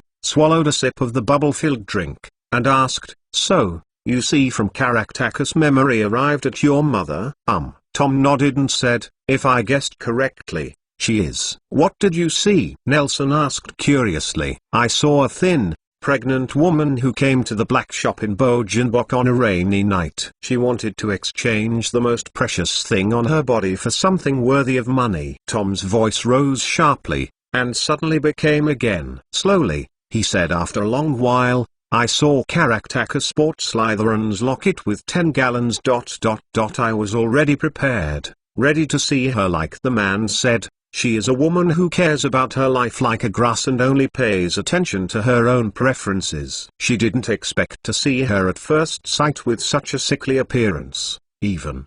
It seems that she will be alive within a few days, relying on 10 gallons. I don't even know how I was born. Nelson opened his mouth, not knowing what to say, and finally suffocated. Is the purchasing power of 10 gallons so strong back then? Ha ha, you guy. Tom was amused by Nelson's words, smiled and shook his head. The first time I saw my parents, They were also very downhearted. Nelson shrugged and said, the two of them were fighting Grindelwald at that time. In my opinion, the probability of their victory is ... very good. Vague. But I think no matter what kind of person your mother is, since she can drag the sick body until you are born, then she must hope that you can grow up healthy. Of course, I don't know how many times this kind of nonsense I have said. And you have indeed grown up healthy. Yes, Tom nodded and said, don't worry, I don't have so many fragile emotions. I don't have any reason to have feelings for a person who has been dead for so many years. Those things have long been lost and disappeared. The cabinet is gone. It's good to be used to it, Nelson advised as a comer. Fate always likes to make jokes with us. In fact, Tom was already prepared. He was willing to accept the truth that his mother he had never met was a worthless mediocre wizard or a evil black wizard. In the communication with his cold father, I have already sketched the image of a witch holding a potion bottle, with a black viper wrapped around her body, laughing wildly and waving a magic wand to release black magic. But God made a big joke for him. This woman is completely different from what she imagined. She is too mediocre, too pitiful, and too difficult to look directly at. Maybe only a hard-hearted guy like Caractacus can face him before his death. When Leopold still had the mind to drill the camp, no matter what big people or bad guys meet, Tom can do everything. But he will be at a loss when facing such a poor bug. What makes him sad is that Merope was already ashamed when he entered the Bogembok magic store. Look, she completely lost her expectation for life, but she wanted to replace some of the money to make a living. She kept holding her belly. Even if Tom was dull, she would understand that she was only for the purpose of allowing herself to be born into this world. Tom lowered his head and was speechless for a while. He was even a little grateful that Merope had passed away prematurely, so that he would not have to face this humble and miserable woman at the end of his life, and he realized that he could not think like that. Is the child glad that his mother died early? He buried his head and scratched his scalp vigorously. Nelson stretched out his hand to comfort her, but for a moment he didn't know what to say, so he withdrew his hand, walked silently to the side, and took out some large ball plugs. Enter the corners of the shop. I don't know how much the old fellow Caractacus made. Tom suddenly raised his head and gritted his teeth. He was terrified of the weakness he had just shown, and found a target of empathy in good time. The whole body's resentment vented to the target. I must make him pay. What's the price? Nelson asked without looking back. Manipulating a bird turned into a candle head, flying to the ceiling and throwing the ball in his mouth into the chandelier. Seriously, I feel this old man is sluggish. Of course he is stunned. Cheating a pregnant woman's money, cheating a dying pregnant woman's money. This is something that humans can do. But also, people who can make Horcruxes are already ghosts. Tom angrily said. He was very regretful at the moment. Why didn't he directly reward Caractacus with a killing curse before in Nocturne Alley? This way, it is undoubtedly much more difficult to trouble him again. But he himself may not have realized that at this moment. He did not consider what Merope did not consider whether she was to blame for her fate. He just stood on Merope's side for no reason. It may be as a compassionate bystander, or as a son whose mother has never met. Nelson stood under the chandelier, watching the white wax bird flying around, showing an unconcealable smile. Nah, what are you laughing at? Have you thought of a good idea? Follow VX to recommend your favorite novels and get cash red envelopes. I just feel a little happy. Nelson smiled and turned his head. The little bird was burned and melted by the candle on the chandelier, and finally turned into a puddle of wax, dripping on the ground, and quickly solidified. Speaking of a good idea, I really thought of one. Do you think Caractacus is very similar to Helbo? I even think Helbo is his ancestor. You mean let Helbo deal with him? Nelson scratched his head. I didn't think so. I just thought it must be interesting to keep them together. But it's okay to let Helbo deal with him. I'm also looking forward to it. too faceless and skinless. What kind of sparks of passion can be rubbed by the old immortality? But can you promise to control Helbo? Tom expressed his concerns. He is much more difficult to deal with than Caractacus. We can change the method. Borkinbok of Caractacus has provided me with new ideas. Nelson reached into his pocket, fumbled for a moment, then clenched his fist to Tom, and Tom looked curiously. I saw Nelson stretch out his hand, and a blue eyeball appeared in his hand. Unlike those of the corpse, this blue eyeball has only one pupil, and the texture is more rock-like, like a handicraft made of crystal. Shining in the light, Nelson threw his eyeballs into Tom's hands and said, I have studied it. Roughly, this thing has the ability to transmit thoughts, and it is very practical for the spirit body of Helbo. Oh, this is not the same as those? Yes. The fire won't burn, it'll bring it back. Are you sure? There are no things that are completely certain in the world, Nelson said, but I can guarantee that even if a complete Helbo appears in front of me, as long as he is indeed the once infamous Dark Wizard, he will be impossible to defeat. Don't know why. Many of the magic that Grindelwald has taught me in the past few years are related to the soul. I think he might have foreseen something.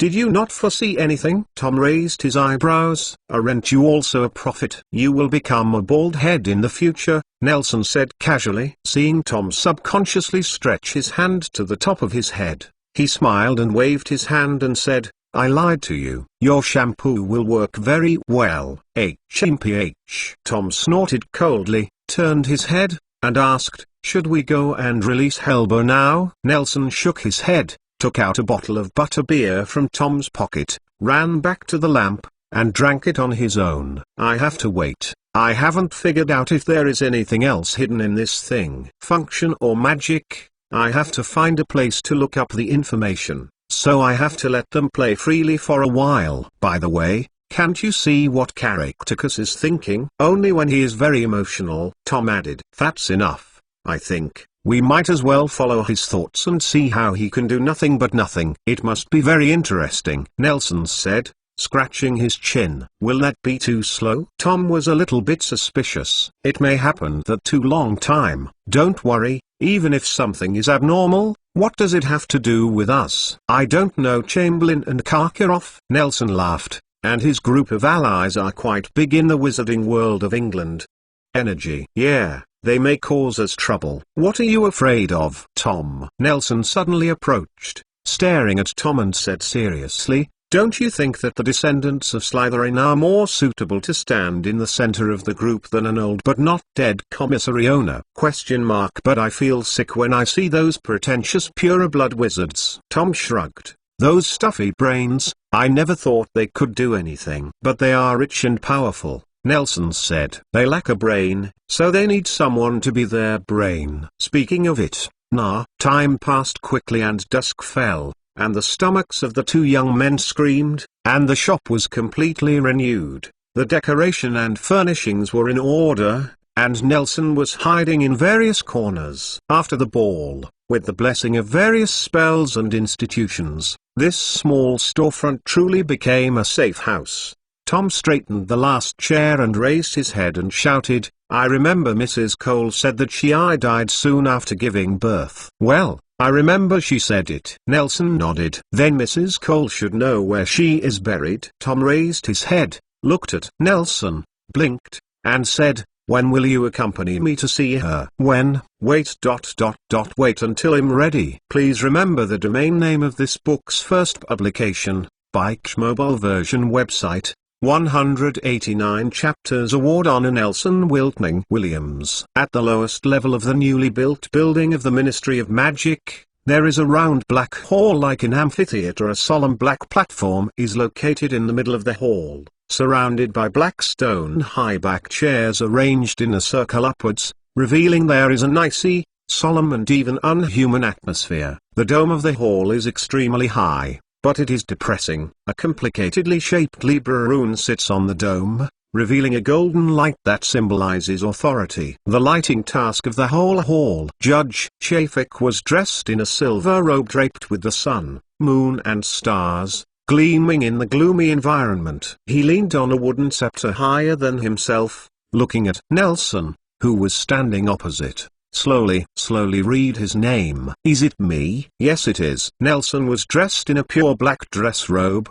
slightly nodded, without any lace decoration on his body, and his entire face was hidden in the darkness under the light source. Honor must not be abandoned or forgotten, even if our war is over. Judge Chafik waved the scepter that looked like a small sapling from the side of the road, and said vigorously, "A long time ago, before you and I were born, a certain evil black wizard captured and cultivated an army of monsters that feed on human souls. This monster that has never appeared in the world was later people called Dementors, and there were very few ways to resist them. The wizards who lived in fear could only escape, but they would die." As he said, he picked up the scepter and slammed it hard on the ground. A loud sound that hit the soul reverberated in the whole hall. Then, the surrounding light was shining, and the octagonal star badges emitting glaring silver light. Slowly emerging, under the light, the Wisingama wizards who couldn't see their faces in the audience finally revealed their figures. Judge Chafik released his hand,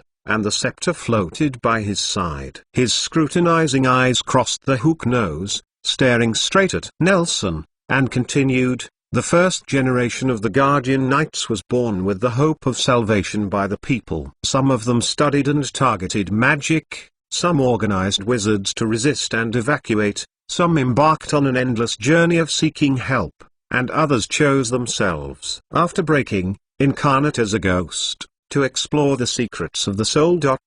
Finally, with their efforts, a curse was developed, a curse representing hope that was spawned with pure positive emotions as energy. The Patron Saint curse. At first, it was born to fight the Dementors." Nelson Wiltning Williams. "Do you know this history?" "I understand," Nelson replied. "In that era, every wizard who mastered the curse of the Patron Saint acted as the patron saint of their guarding the area, and every day of their lives, under the sun and the moon, the stars and the dark clouds, guarding the desperate and harassing people. You willing to inherit their will and become a member of the Guardian Knights?" "I do." Nelson nodded. "Very good," Judge Chafik said with satisfaction. "Even though the Dementors are now completely domesticated by wizards, even if Wisingamo's proposal to stop honoring users of the Patron Saint is on the agenda, even with this badge, it may be the last badge of the Knights of the Guardian issued by Wisingama. But I still think that we should do this to pass on this epic history. I feel admired for the deeds of the Wizards of the Knights." When I heard their stories, my blood surged and my heart beat faster. Nelson said loudly the arranged lines. "Are you willing to inherit their business? As a user of the Patron Saint spell, you have a natural mission to fight against despair." "I do." "Are you willing to protect the wizard in times of crisis?" "I am willing to protect everyone who deserves to be protected," Nelson said softly. Judge Chafik frowned, but quickly calmed down his expression. What Nelson said was different from the rehearsal, but did not affect the content of the sentence. "Are you willing to help anyone who asks you for help when they are harassed by a Dementor?" "I will prevent this kind of infringement from happening." "Are you willing to be the guardian of the wizard, even if the war with the Dementor is over?" "I am willing to protect humanity." "Very good." Judge Chafik pursed his lips. From the beginning of the question and answer, Nelson said every word that was different from the rehearsal. He just assumed that the young man was too nervous and forgot the words, and added the meaning of the sentence. If there is no omission, he ignored it and said, "Then, tell me." "Life gives me the courage to survive." Judge Chafik closed his eyes and read the oath of the year in a strange dialect. "Life gives me the courage to survive." Nelson closed his eyes too, and didn't learn Judge Chafik's strange accent, but just followed it bluntly. "Clean the fearful hearts of the lambs with love." The luminous badges all around are arranged neatly, and they revolve rapidly around the hall. "Clean the fearful hearts of the lambs with love." The dazzling silver light was restrained and turned into a ball of pleasant silver brilliance. "I will use my magic power to turn into a silver god." Judge Chafik opened his eyes, grabbed the scepter, and pointed at the top of his head. "I will use my magic power to turn into a silver god." A silver animal appeared around, small rats, badger cats, and large tigers and lions. Regardless of their size, they all made a pounce on an invisible enemy. Come and sweep away the despair in the world. Come and sweep away the despair in the world. After speaking the last sentence, Nelson opened his eyes, and saw Judge Chafik step forward slowly, holding a staff in one hand and holding a stick in the other. A badge with a blue border and a white background with a bright red cross painted in the middle was floating on him. In the hands of the badge, the outer side of the badge is made up of an octagonal lace that resembles a sharp sword and feathers. The judge loosened the scepter, let it float to one side, lifted one side of the collar, and an identical medal appeared in Nelson's sight. Call God to guard. He drew out his wand and chanted the spell softly. A silver lizard with an umbrella-shaped collar sprang out from the tip of the wand and crawled along his arm to his shoulder. After performing the magic, Judge Chafik tapped Nelson lightly. He nodded and said, "Now, I will grant you the Guardian of the Garter medal on behalf of Wisingamo. Call God to guard." Nelson raised his head, drew out his wand, and pointed it at the sky. A flash of silver that could not be seen rushed up to the dome, and then dived down quickly. A silver falcon with a wingspan of nearly 2 meters hovered in front of him. Yelled twice softly, as if to express that it was not full of enemies. Then it raised its head and rushed to the sky, making a clear cry of "Cruel Sky," and then disappeared. "Yeah?" Judge Chafik looked at the disappearing silver falcon and nodded. He was finally able to see the true face of Lushan, the patron saint of Nelson, and said, "Extend your magic wand." Nelson raised the wand that Tom had given him to him, and saw Judge Chafik holding up the badge and gently pushing him. The sword-like decoration around the badge suddenly extended to both sides and floated towards the wand. Shaking, he quickly recovered his calm, letting the badge hug him like an iron ring. Nelson retracted his wand, and there was a silver hoop on the handle, and the red cross badge on the white background was in the middle. Judge Chafik explained, "This badge was made a lot in the past, and it has the effect of enhancing emotional magic. The ancestors of the knights thought that this war would last for a long time, but they underestimated their abilities." "Thank you." Nelson lowered his head and allowed Judge Chafik to raise his wand and tap on his shoulder. An hour ago, during rehearsal, Nelson asked Judge Chafik if he needed to kneel down to show loyalty to the Queen or make similar moves when awarding the honor. Judge Chafik rejected his idea. "Follow the VX public account to read books and receive cash. You may think the award of wizards is worse than that of muggles, not to mention that the Queen is just the Queen of muggles. The only thing similar to muggles is the Merlin medal. The Merlin Knights require kneeling, but the Knights of the Garter it's just the opposite. If I don't have the Guardian medal, I need to kneel to you when I am awarding the medal." After all, in that era, the wizards of the Knights of the Guardian were true heroes, and they deserved any courtesy. "Do you need to kneel?" "No, I will also Guardian curse." Returning to the ceremony, Judge Chafik put away his wand, and the shiny silver umbrella lizard also disappeared. He looked into Nelson's eyes and said softly, "Remember the inscription on the medal, Williams. Those who have evil thoughts are put to shame." "I understand." "Those who have evil thoughts are ashamed." Nelson nodded, indicating that he was clear.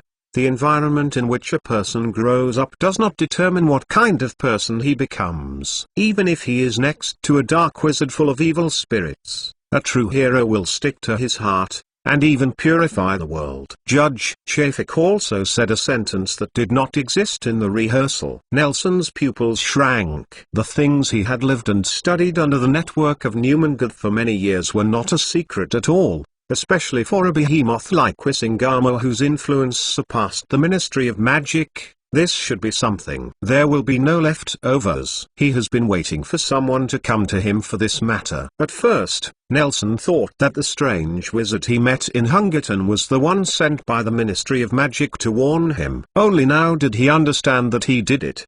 The man turned out to be Judge Chafik himself. "I think so, sir. What a person becomes depends on who he wants to be." In terms of general principles, Nelson thought he would not lose to anyone. He raised his head without fear, and looked at Judge Chafik. This old wizard who has been in charge of the law for many years looked at Nelson, closed his eyes, and seemed to see something that was difficult to look directly at. Nelson confirmed in his heart that this wizard, who always seemed very ambiguous in his attitude, must have something deeper with him. Although Dumbledore claimed that all the people who had experienced the betrayal of McGonagall and Elizabeth were dead, in Judge Chaffick's age, he might have been a witness to the story of the previous generation. He knows a lot. I hope you can remember this sentence. Judge Chaffick raised his scepter, and with a boom, several huge braziers above his head suddenly lit up, and the whole hall instantly lit up,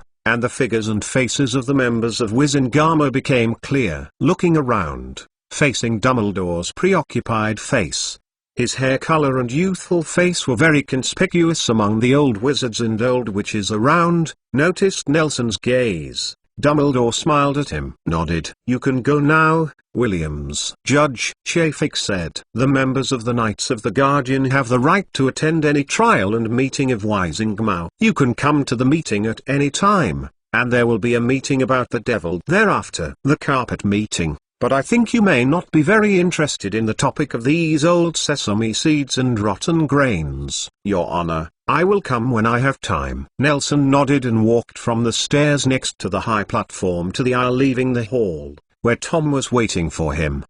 It's really cool. I have to give myself a hole if I have a chance." Entering the aisle, Tom with a water glass greeted him immediately. Nelson drew out his wand and tapped his sleeves. The pure black dress on his body was rolled up for a long time. It quickly became a windbreaker with many pockets. When he was about to retract the wand into his pocket, he touched his thumb to the cold metal badge at the grip. A tingling pain suddenly hit his temples, and Nelson's eyes went dark. He paused for a moment, and recovered. He frowned. This feeling was something that triggered a Clumensis passive defense. He raised his wand, placed the badge in front of his eyes and looked at it carefully. "What's the matter?" Tom asked. "It's nothing," Nelson said, drew another wand from his pocket, pointed at the wand in his hand, and said softly, "The prototype appears." Nothing happened. "Is there a problem with the badge that old thing gave you?" Tom raised his eyebrows and his tone became sharp. "Probably not. There is no way to apply malicious magic to such a magical item full of positive emotional energy." Nelson frowned, trying to pull the silver hoop off the wand. The manual operation was useless and the magic was useless. He had to give up. "What's the situation?"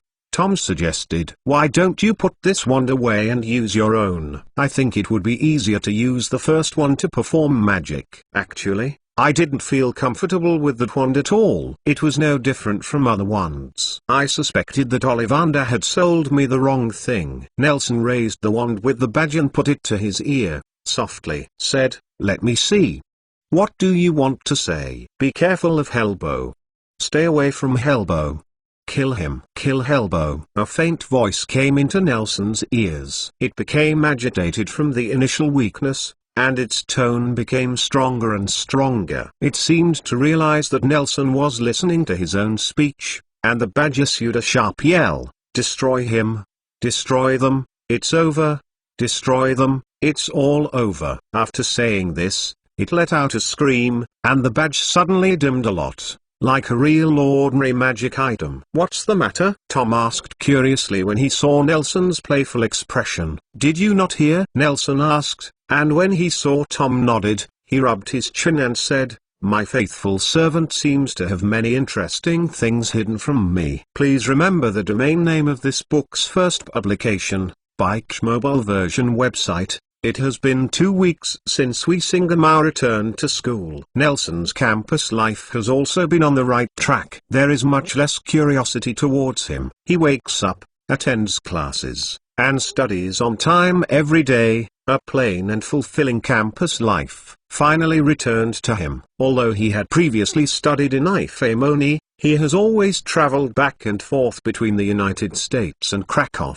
This peaceful life at Hogwarts was extremely precious to Nelson, and even a little unaccustomed. The screaming cry hidden in the Guardian of the Guardian medal was gone. It was like a dead soul who had lost his life under Hellbow. Saying that sentence consumed all its strength. Even though Nelson tried all kinds of excitement, unable to get a response, It seems to have disappeared in smoke. The medal has also become an ordinary silver hoop. Except for some faint silver light, it seems to be no different from ordinary ornaments. The war that belongs to it has long been over. The current Dementor is just the servant of the wizard, has already completed his mission. Strangely, some students from purer blood families always salute Nelson when they meet him. This seems to be an ancient custom for the guardian, which makes him feel flattered. On Wednesday morning, Nelson got up from bed as usual, washed up early, and sat in the Slytherin lounge waiting for Tom, who was a little sleepy. He found a green velvet upholstered recliner and lay on it comfortably, watching the fireplace. Was in a daze. Half of Nelson's face was reddened by the burning fire, and his thoughts were a little dazed. The furnishings in the lounge were almost unchanged compared to before he left. Only the cushions on the benches were changed in color, and the sofa and coffee table were changed. Location: a column against the wall is recessed, and a few pieces of debris are dropped. It is said that Alfred was in the 3rd grade when he tried to open a new secret road to Hogsmeade in the Slytherin lounge. Evidence: even though he was caught by the nervous Professor Slughorn as soon as he hit the corner twice and accepted a year-long cleaning work, Dumbledore still did not destroy the structure. A small trace is kept according to him. This is to commemorate the student's determination to yearn for freedom. Nelson couldn't help but chuckled silently. His eyes narrowed slightly, and he leaned on the cushion to adjust a comfortable posture, and the beating flame looked the same as it was years ago, or even the last time I stayed here. I should write to Jonas over there, right? Nelson couldn't help but look at an open space by the fireplace. The weather is not too cold. The students moved the tables and benches by the fireplace to a relatively cool place. He squinted again to find the place he liked to sit on the most. The chair was not found. It seemed to be taken away by someone else, which made Nelson feel a little regretful. He covered his mouth, rubbed his eyes, and yawned greatly. Who was ... Nelson? A group of dark figures ran outside like crazy. After seeing Nelson, she turned her head and stopped. Morning, Wahlberger. Nelson straightened up, raised his hand, and greeted Wahlberger, who was holding a small bowl with a fork in his mouth. Morning. Did you get up so early? There are classes early in the morning. Wahlberger approached, standing in front of Nelson, looking down at him. Yes, there will be a history of magic in a moment. Nelson nodded. History of magic? That's no wonder. Wahlberger nodded. It doesn't matter if you get up early like this. Anyway, you can make up for the rest. By the way, Tom, I'm probably brushing your teeth. Nelson shrugged. He slept a bit late last night and was sleepy this morning. I'll wait for him here for a while. Are you okay? Go ahead. He squinted his eyes and lay down on the cushion again. Oh, Wahlberger replied, but there was no sound of footsteps. He opened his eyes and found that Wahlberger had put aside the small bowl in his hand, containing half a piece of yellow pudding. The fork was sticking tremblingly on it, and Wahlberger was sitting in the chair beside him, wringing his hands, biting his lower lip tightly, as if there was something hard to say. What's the matter? What's the matter? Nelson turned over from the recliner, walked over to Wahlberger, and found a chair to sit on the side. It's true, but I think it's a bit too rude and too difficult for others. I can't even tell, the young witch said dejectedly. It's okay, you can tell it, it's not difficult to say it, Nelson said. Wahlberger opened and closed his mouth, struggling a lot, and said, that's it. If you feel embarrassed, you can reject me directly. I don't want you to agree to them. What promise? Nelson raised his eyebrows. Did anyone threaten you? Coercion? Wahlberger shook his head. Not really. It's just people in my family. You know, the Black family is rich in blood lunatics and criminals, except for me. Of course. Nelson nodded and motioned for her to continue. Oh, except for Alfred, she added, thinking of her younger brother suddenly, and then said, the Black family has been in decline for many years, and there is a house empty but Garen never has any real power. This makes my uncle and grandpa feel that they have insulted the family lineage. They have been looking for a chance to make a comeback for the past 2 years. They want to take refuge in me. Nelson didn't react, pointing to himself, and said, "I don't want to be the Minister of Magic." "No, no, you misunderstood," Woolbuga explained. "They want to find you a referral." "A referral?" She suddenly got stuck, her eyes a little frightened. "Introducing Grindelwald?" Nelson asked. After saying the name, the flames in the fireplace trembled. Over the past 3 years, Grindelwald has not only taught Nelson with a single mind, but his own affairs have not fallen. 2 weeks before arriving at Hogwarts, Grindelwald had just held a public meeting with the Ministers of Magic of the Prussian region in Slovenia. During the meeting, the Ministers of Magic of the Prussian region jointly announced a blockbuster news. They will cancel all the wanted and accusations of wizards with the status of Newmangard, and hire weapons from Newmangard, that is, they will invite Newmangard to send troops to their country. The European territory of about 1 million square kilometers has been branded with Grindelwald, which has aroused serious vigilance in countries around the world, including the United Kingdom. However, the Ministry of Magic of many countries still has ambiguous attitudes on this matter. With a wait-and-see attitude, some have already fallen to Grindelwald. At the same time, Grindelwald announced the recall of all the wizards sent by Newmangard, and then another dispatch. This means that a wizard war that has lasted for several years has come to an end, and a new round of expansion will be even more difficult. Stop it. In this all-out war initiated by Armando de Peter, the still unaccounted Hogwarts principal, the wizards of both sides except Armando de Peter himself exercise great restraint. The casualties are not unacceptable. This is one of the reasons why many countries are willing to cooperate with Grindelwald after he recalled his men. The countries controlled by Grindelwald, the countries opposed to Grindelwald's claims, and the countries that watch the fire from the other side are thus caught in a weird three-legged dynamic balance. A family with a long history and a large number of people like Black would hardly do anything to give away charity in the snow. After carefully studying Grindelwald's propositions and forces, they resolutely decided, look for an opportunity to ask the Dark Lord if he is willing to play with himself. After all, besides Dumbledore, who can reject a world ruled by a wizard? They urged me for a long time. I told them that I asked before, and the result was quickly seen through. This time they brought this specially. Woolbuga flushed, and took out a heavy black package from behind. When he saw the package, Nelson raised his eyebrows. Looking at the material of the package, the contents would never be cheap. Woolbuga carefully put the package on the table, untied the knot, and a black square box with black glass inlaid on both sides appeared in front of him. Under Nelson's confused eyes, Woolbuga explained with a cry of tears, "This is the photo camera. Can record pictures and sounds. My grandfather said that if I don't come to ask you, he will erase my name from the family tree. They also asked me to find a place to take pictures, but I don't think this is very good. You just have to say rejection to it.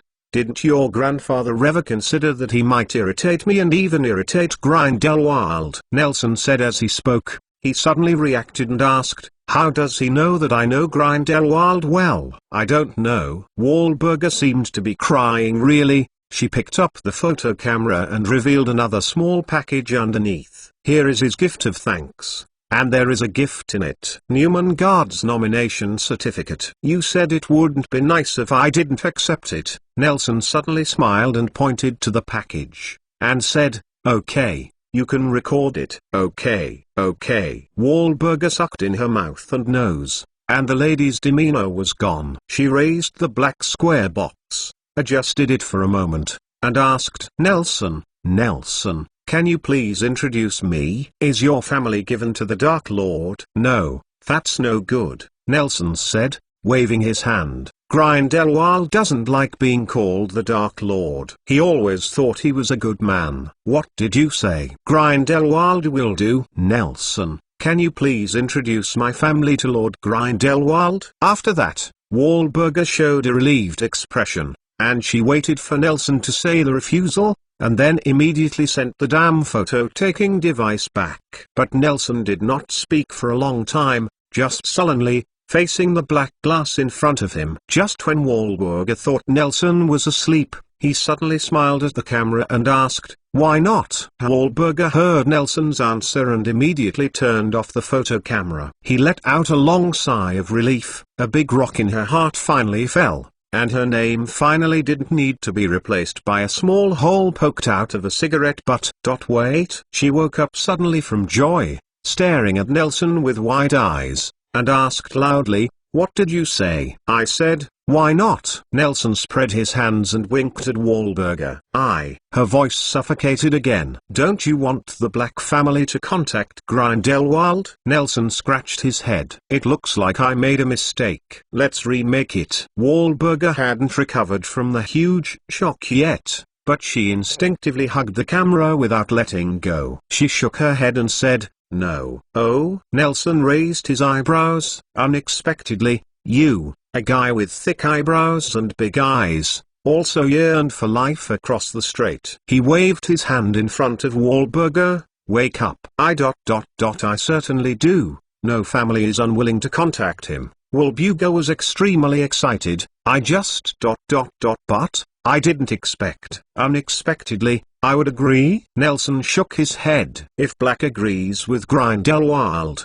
he can be found no matter how difficult it is. But if Black doesn't agree, then even if I set up a banquet and invite you to eat together, there will be no talk at the table. Come together. Why should I make your efforts in vain?" "But no family is unwilling to contact him." What does it mean? "The Selwyn and Burstrode families are very close to our family, so they often discuss things together. It is their consensus to be effective in Grindelwald." "What kind of no family is this?" "No, Nelson. You may not understand. Among the purer blood wizards in the UK, these three families have the loudest voices, and then it is the turn of the Malfoy family. As for the other families, they can only wave their flags and shout at the back. Of course, the families of Dumbledore are not included here." "That's it." Nelson nodded. "It turned out to be this kind of composition.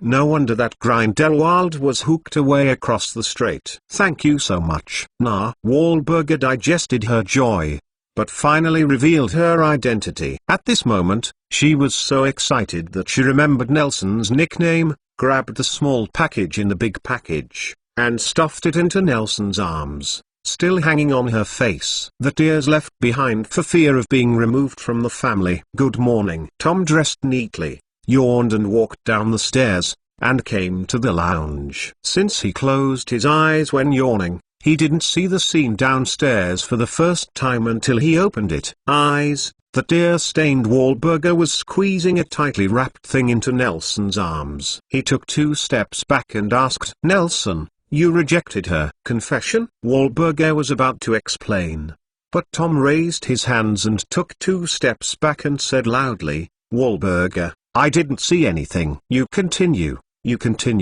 Come on." Tom's voice floated upstairs. "Please remember the domain name of this book's first publication, Bike mobile version website, 191 chapter Bins Cuthbert." So their family wants to go to Grindelwald. In the history of magic, Tom approached Nelson and asked in a low voice, "Yeah. So I gave her a contact information to find a contact person in Newmangad in London." Nelson shrugged, taking notes, and said, "According to her, there are people who have this idea. But not only their family, but many families have the same idea." "Oh, raw." Tom raised his eyebrows, turned his head in excitement, and approached. "Did you know? For the past 3 years, Dumbledore has been telling me that people like Grindelwald and his thoughts are nothing to worry about, because only love is the eternal topic of mankind." He was right. Nelson nodded. After all, love can be said to be one of the few characteristics that can be distinguished from animals. "Don't you hate it? A cat hates another cat who stole it and hides it from a dead mouse. Isn't it greedy? A wild dog just thinks of being full when it is not full.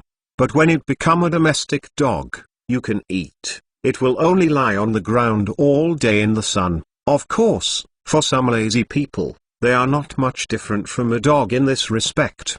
Tom said playfully, "Any emotions, it is enough to distinguish humans from those ignorant animals, and Dumbledore, who blindly exalts love, seems to me no different from a hypocrite." Although I have fallen asleep in the history of magic, I still understand some history. Conflicts and fission is the eternal topic of mankind. Nelson took his attention away from the notes. He looked at Tom with a surprised expression, and then with a playful smile, making Tom feel silly. That's enough for Dumbledore to drink one more pot anyway. Tom smiled. I can't wait to see how he looks when he learns that there have been so many pureblood families running in England. Oh, yes, he is not Minister of Magic. This has nothing to do with him. Indeed. Nelson raised his head and glanced at the blackboard. Then he wrote and drew in his notebook. Against the background of the snoring, the two sober people looked very abrupt. He's not the Minister of Magic, so why not? What about these? Yes, he is really self-righteous. In my opinion, if Grindelwald wins, it would be better for us, Tom said angrily. I went to Professor Slughorn once in 3 years. His office was closed tightly, just as optimistic that he was begging a fart-headed principal for the potion subsidy for the new class of students. In my opinion, that guy is no different from a dumb gun, or even worse than a mole. Tom patted the table angrily, and awakened the two Gryffindors at the front table who were replenishing their sleep. This class was combined by Gryffindor and Slytherin. Not as good as Ravenclaw's history of magic. No one is sober. But Dumbledore may have too many things, and there may be too many people who need him to save. Tom added in a low voice, as if he was mocking, and as if he was teaching him for 3 years. Drag. I didn't expect the name of a fairy to be so long. Nelson wrote down in his notebook a name that was about 15 centimeters in length in a text he had never seen before. Reading the name of a fairy can tell you his family's name, the ancestors and relatives from 4 generations up. I thought the fairies should have cute names, such as bottle caps, pull tabs, and so on. Do you really dare to give it? Tom wasn't interested in the name of the goblin, and asked, aren't you afraid of something? As an Englishman, this kind of behavior belongs to the enemy. Will you report me? Nelson pouted and asked, the Black family will not. I ask Wahlberger to tell her family. I will only give them the contact information of the family. Kathy should understand what I want to express. Interesting. Tom groaned. By the way, I will ask Professor Binns for something after class is over. Nelson turned his notes to a new page. As a ghost, Professor Binns did not feel dry, so every class there are always too many notes. But the number of notes has nothing to do with most of the students. While he is struggling to write, he said, are you okay? If you are okay, you can wait for me for a while. If you have something, you can go. Right. Okay. Tom nodded, closed his eyelids, fell asleep, and slapped his lips. What can I do? After the get out of class bell rang, Professor Binns stopped the class as always. This class was no different from the one at the same time last year. Even the last word was stuck in the same position. He was satisfied with his rigor. Floating over to the door. Although it has been many years since he became a ghost, Professor Binns still maintains some of his habits when he was a wizard. For example,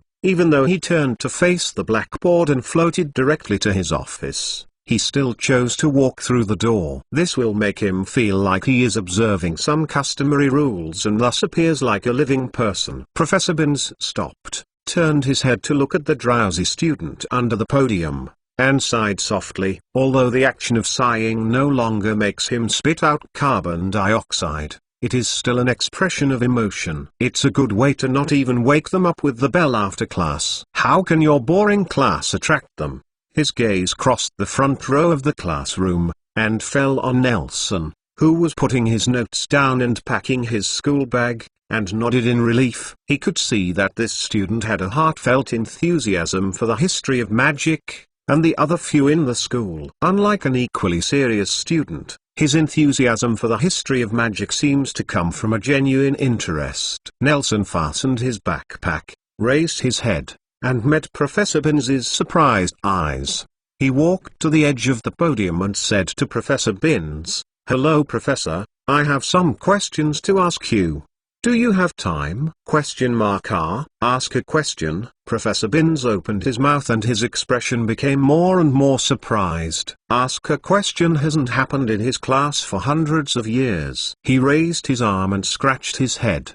although he didn't know what's the use of the non-itchy ghost scratching his head, but this action calmed him down. "Oh, come on, come to the office with me." As he said, he floated towards the classroom door and walked straight through. Nelson followed behind and shook his head with a smile, unscrewed the door and followed out. He has always been puzzled why can Professor Binns turn the book but not open the door? Professor Binns' office was next door to the History of Magic classroom. Nelson walked into the hallway and saw Professor Binns pointing at the wooden door of the office and said, "The door is unlocked. Open it yourself and come in."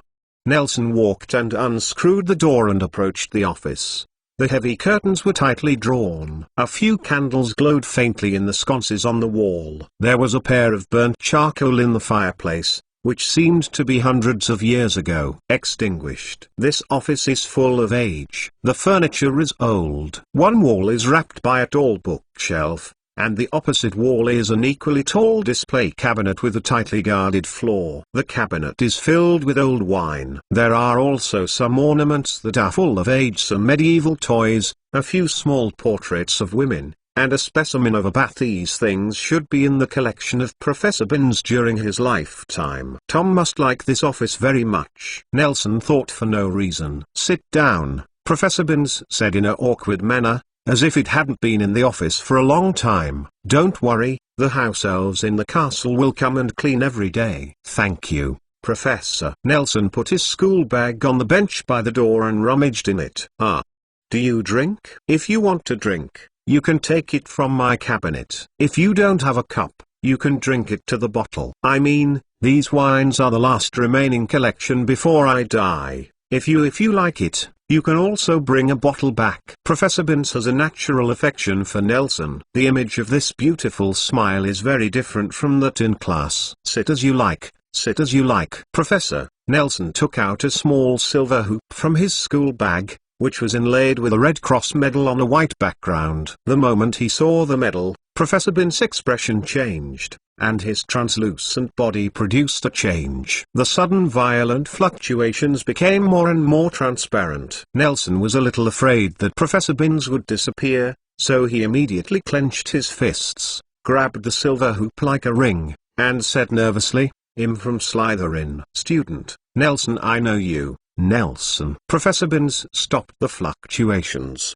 put away the embarrassment of being visited by the students, and said seriously, "Did you know? It's an honor." Nelson grinned. "It is an honor in a sense to be remembered by someone who lived and didn't know how long. People will still have new memories after they die, although I don't understand where I would store them without my brain." Professor Binns turned his head and stared at Nelson with the ghostly milky eyes. The students of Hogwarts always think that I am an old confused ghost. Yes, I really don't care about a lot of things. That's because I have lived for too long and too long. I have sent away countless batches of students. If a person remembers too many things, his memory is too long and boring, so I choose to ignore and remember the less important things such as what students I taught. But you, Mr. Wiltoning, you are one of the few students worth remembering. I mean people who don't have the kind of close relationship mentioned in the history of magic. But I believe you will leave your name in the history of magic. Mr. Wiltoning. Professor Binns actually knows my last name. Nelson felt even more flattered. "So now, Mr. Wiltoning, I will answer your doubts," Professor Binns said,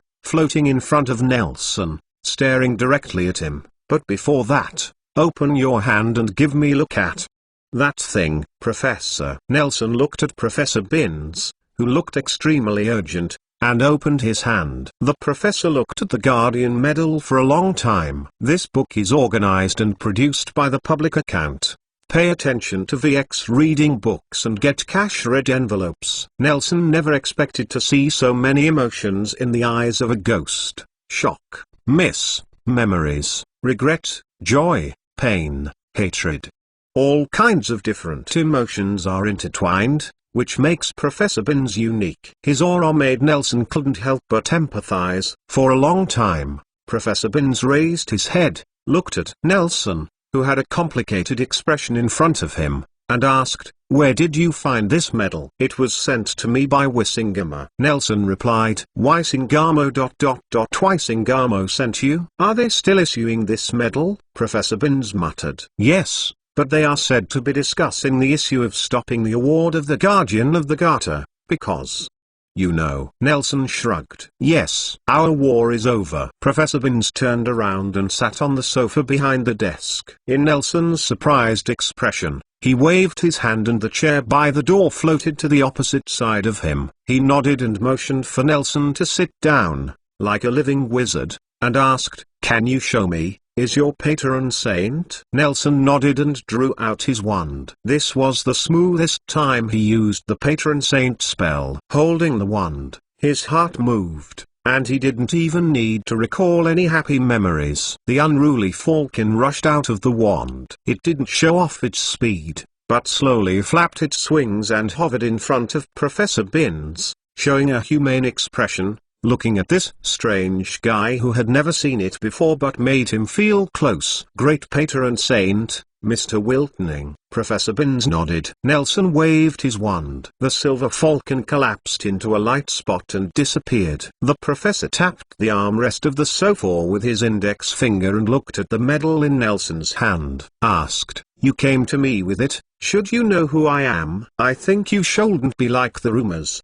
You forgot to bring your body when you went to class one morning. Nelson shrugged and said, Yes, ha ha. Professor Binns did not shy away from the cause of his death, and even smiled, but how terrifying the smile was on the face of a ghost. He opened his hands and said, Rumors are better than real history. It's much more interesting, otherwise it won't spread. I personally think this story is quite interesting.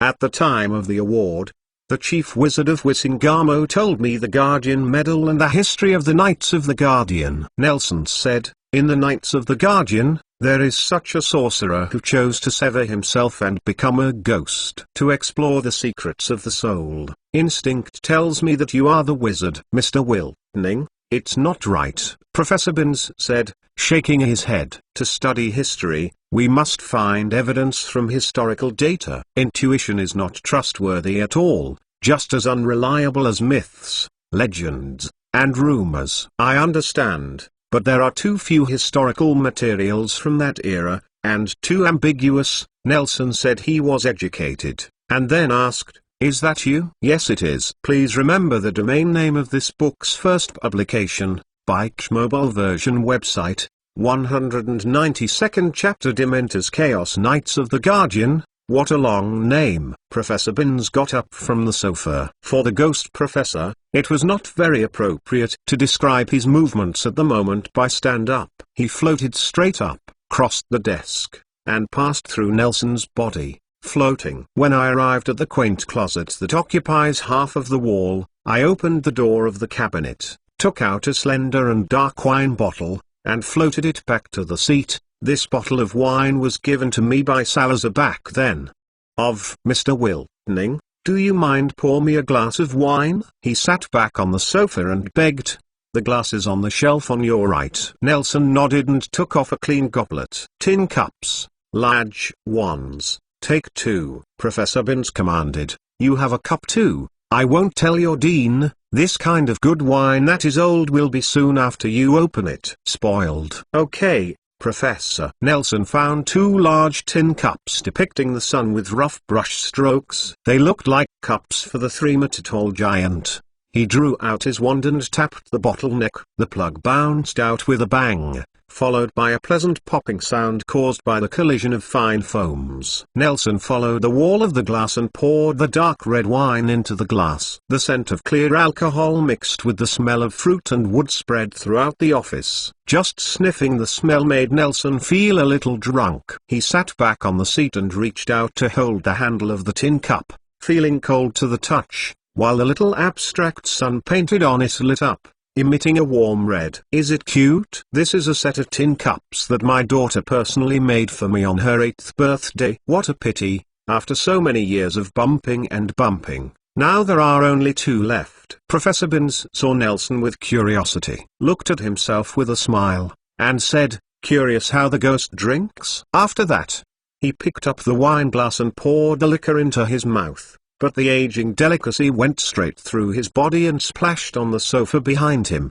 He shook his head sadly and said, "I'm almost there. I haven't tasted any taste for 1,000 years, just like I haven't heard the name of the Knights of the Guardian for 1,000 years. Professor Nelson wanted to comfort the old ghost who had lived alone for hundreds of thousands of years, but he found out how worthy of comforting him at his poor young age, and he couldn't help but feel a little speechless. Why do you suddenly become so sad? Professor Binns smiled, pointed his finger at the tin cup in front of Nelson, and said, "Try it for me." Nelson picked up the glass and sipped it. This bottle of old wine as old as Hogwarts gave him a very novel feeling. Nelson didn't like drinking. He didn't like the feeling of alcohol, but he didn't like the taste of alcohol. And this bottle of wine is so different. With one sip, every cell in the mouth is jumping for joy, greedily absorbing and squeezing every trace of flavor. And when it slides down the throat into the stomach, his magic power also surged,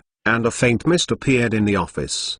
His eyes widened in surprise, only to have a drunken hiccup. Nelson covered his mouth in embarrassment. Professor Binns reached into the fog and stirred his eyes suddenly. He smiled and waved his hand. He said, "Drink more, but don't drink too much." Some herbs have long since disappeared, and this technique has long since been lost. After all, he stopped looking at Nelson and started telling his own story. "I may be the only wizard in the Knights of the Guardian who does not have a patron saint." He faced Nelson, but his eyes did not focus on the opposite student, and he drifted away. Speaking of which, this history there are indeed few records, because everyone at that time did not want to let future generations know that they, a group of brilliant people in their own time, were horrified by a black wizard from BC, even though they won in the end. Everyone knows that the only thing that almost broke them was the servant of the Dark Wizard and even the toys. They had to call it Dementor's Chaos and didn't even want to mention that name. The Dark Wizard of BC? Nelson put down his glass and said sternly, "Yes, I know you like the history of magic very much,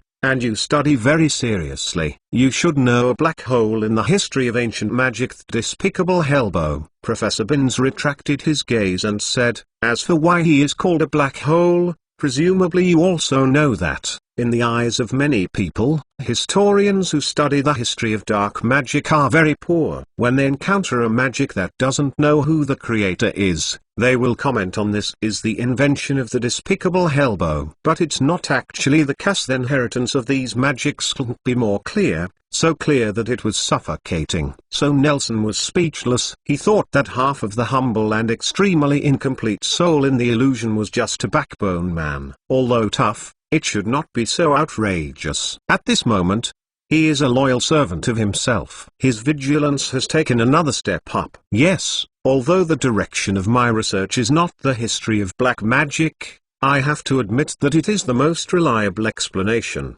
Professor Binns continued.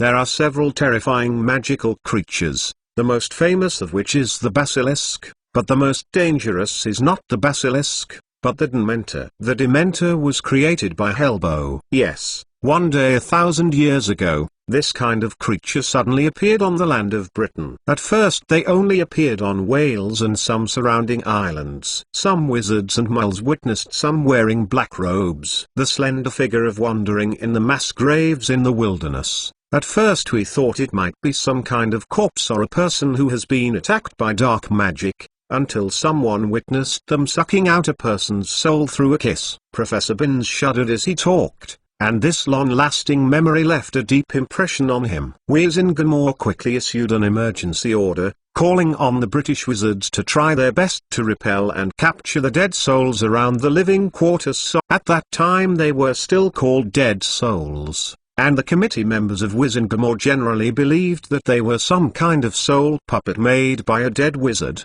This is what they judged from the carrion-like face of the captured Dementor. Professor Binns' voice became shrill and trembling, and said, "But they ignore for one thing, each of the members of Wizengamore is a famous and powerful wizard, but the vast majority of people in the world cannot fight a Dementor." So did this order cause a lot of casualties? Yes, Professor Binns said helplessly, staring at his white eyes. In just 3 days, thousands of wizards were missing, countless moles were missing, and the Dementors seemed to be from them crawling out of the corpse. They were all over the UK for a while, and their ethnic group was also found across the strait. We still don't know how they reproduced, but during that time, the Dementors did grow more and more. Their ethnic groups have become larger and larger, and their behavior has become unscrupulous, and they have begun to attack human towns and settlements in groups. On the land they have raged.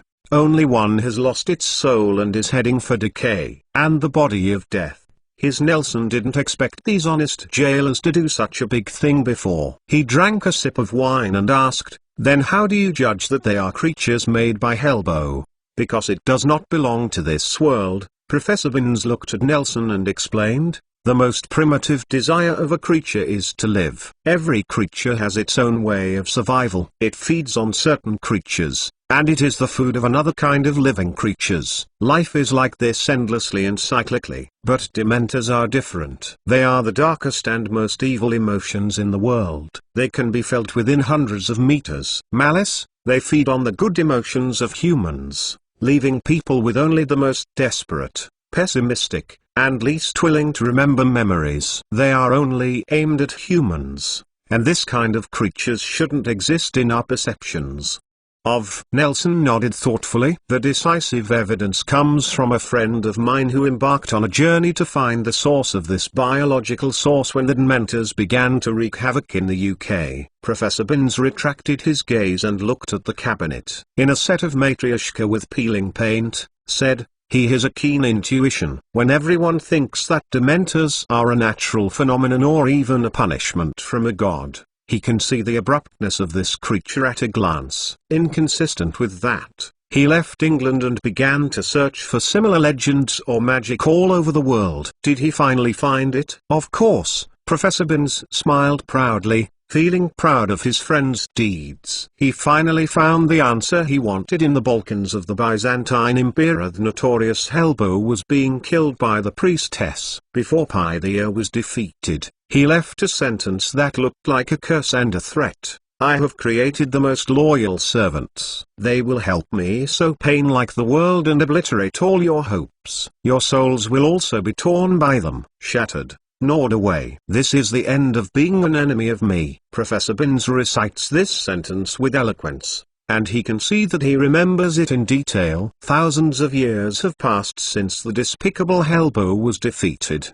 and even ancient Greece has died out, and Hellbow's curse has never been fulfilled. For the local wizards, his curse is just the snarling barking of a bereaved dog. But for the British wizards, this curse is extremely true. It has really been fulfilled. But I don't know why I came to the UK and it was delayed for more than 1,000 years. That's it. It suddenly dawned on Nelson that the history with only a few words was finally made up. It turned out that such a disaster had happened here. If you think about it, even if there are very few people around today who will use the patron saint, you can already imagine a wizard 1,000 years ago. The feeling of powerlessness when we confronted the endless Dementors. Thinking of this, he couldn't help but raise his head, looking at the aging ghost teacher in front of him. When facing the ignorance of the way ahead, he even dared to die and incarnate as a ghost to find a solution to the problem. How many such things are there? Can an individual do it? Now that you understand what happened back then, you can ask your questions. That's it.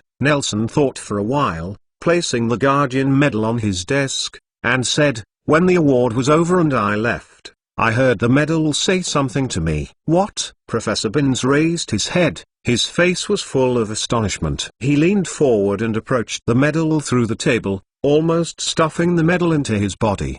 He stared at Nelson and asked, "It said what's up?" "It said, watch out for Hellbow, stay away from Hellbow, kill Hellbow." Nelson swallowed and said, "It also said, destroy him, destroy them, and everything is over. Do you know that it wants me to destroy who?" "Hellbow is still alive." Professor Binns didn't seem to know more than Nelson. On the contrary, he was even more surprised. He carefully looked at the silver hoop-shaped medal on the table, and even reached out his hand through it, after a moment, shook his head, and said, Although I am just a ghost, I can't really touch it, but I can guarantee that it is an ordinary guardian medal. At first I thought it was a Horcrux or something similar, but there is no trace. Professor Binns spread his hands and sat back on the sofa. Is that ...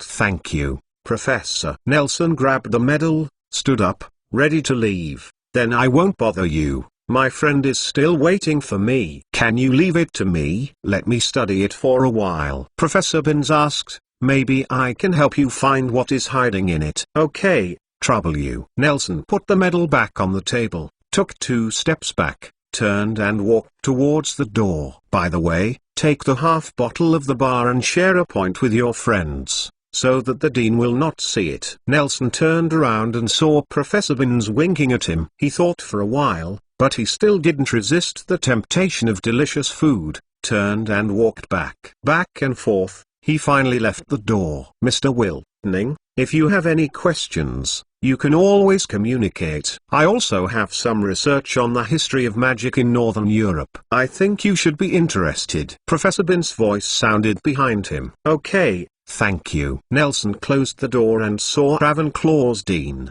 Professor Sykes, hurriedly passing by the stairwell across the corridor.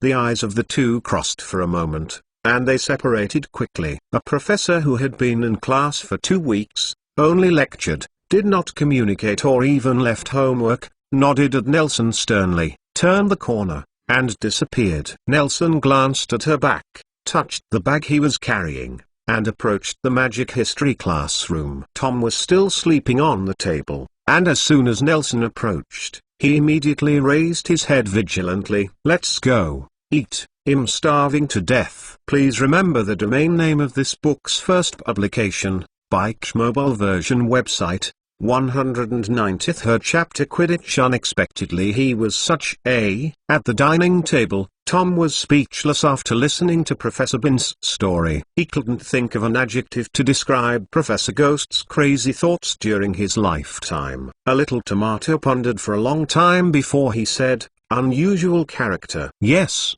Professor Binns has been teaching here since the day Hogwarts was founded. Nelson nodded and said, think about it, in those days, the wizards who could be favored by the Big Four, and how could it be an ordinary person? I think he must be very powerful before he became a ghost. Tom dangled his fork, nodded firmly, and said, but not necessarily. After all, he is not a teacher of spells or defense against the dark arts, but that is also very powerful. I think he at least has the level of Professor Slughorn. Is the dean a unit of measurement? Nelson smiled, but he is not an ordinary ghost. He can turn around with the hand out every day. Don't you think it is strange? The ghost can touch the entity thing. What? Tom raised his head in surprise and said, I really don't know. To tell you the truth, I know very few ghosts. Apart from Professor Binns, only Miss Grey of Ravenclaw, she can touch when it comes to things, although I don't understand why sometimes she can touch things and sometimes she goes straight through. Is that so? Nelson raised his eyebrows and said, that may be the wizard's perception of ghosts, but Professor Binns is really good. Speaking of, do I have to call you Lord Knight in the future? Alphad finally finished eating the piles of steaks in front of him, jokingly. The young man didn't seem to stop his growing body for a moment. He has to consume a lot of energy every day, but adequate exercise did not make him obese. On the contrary, he became more mature and fit, just like a sculpture in an ancient Greek temple. Nelson glanced enviously at Alphad's well-defined forearm, raised his head and said, I think you can call me Sir Alex, and you must be courteous when you see me in the future. Okay, Sir Alex. Alphad reached out his hand, grabbed one of the green powdered donuts on the table, raised it to the top of his head and pretended to take off his hat, causing the people around to roar with laughter. He picked it up, the two under the hat cleanly and said, well, the green tea flavor is very peculiar. My sister asked me to ask you to go to the Quidditch game this afternoon.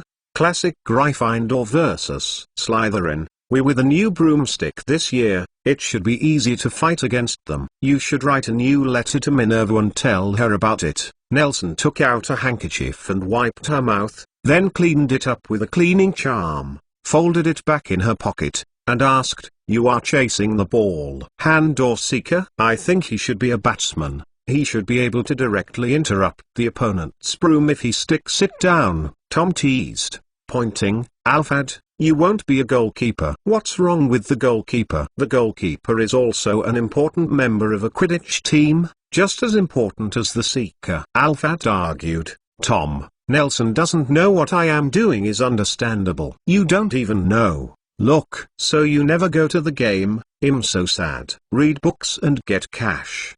Pay attention to each at public account cash point currency waiting for you." "Isn't I running out of time?" Tom waved his hand. "Now that Noah is back, he likes to watch Quidditch the most. You can invite him to watch your game in the future. Besides, I guessed that you are a goalkeeper?" I'm a commentator. Alfred's face was a little green. It looked like the donut was poisoned. "Did you forget? This is Nelson's prophecy." "Oh, I remember when you said that." Tom nodded and said, then turned to look at Nelson. "Do you want to go?" "Go. I have nothing to do in the afternoon." Ever since I found that Grindelwald often flies up and down in the sky on a broomstick, I have never watched a Quidditch game again. Nelson held his chin and looked at Alpha.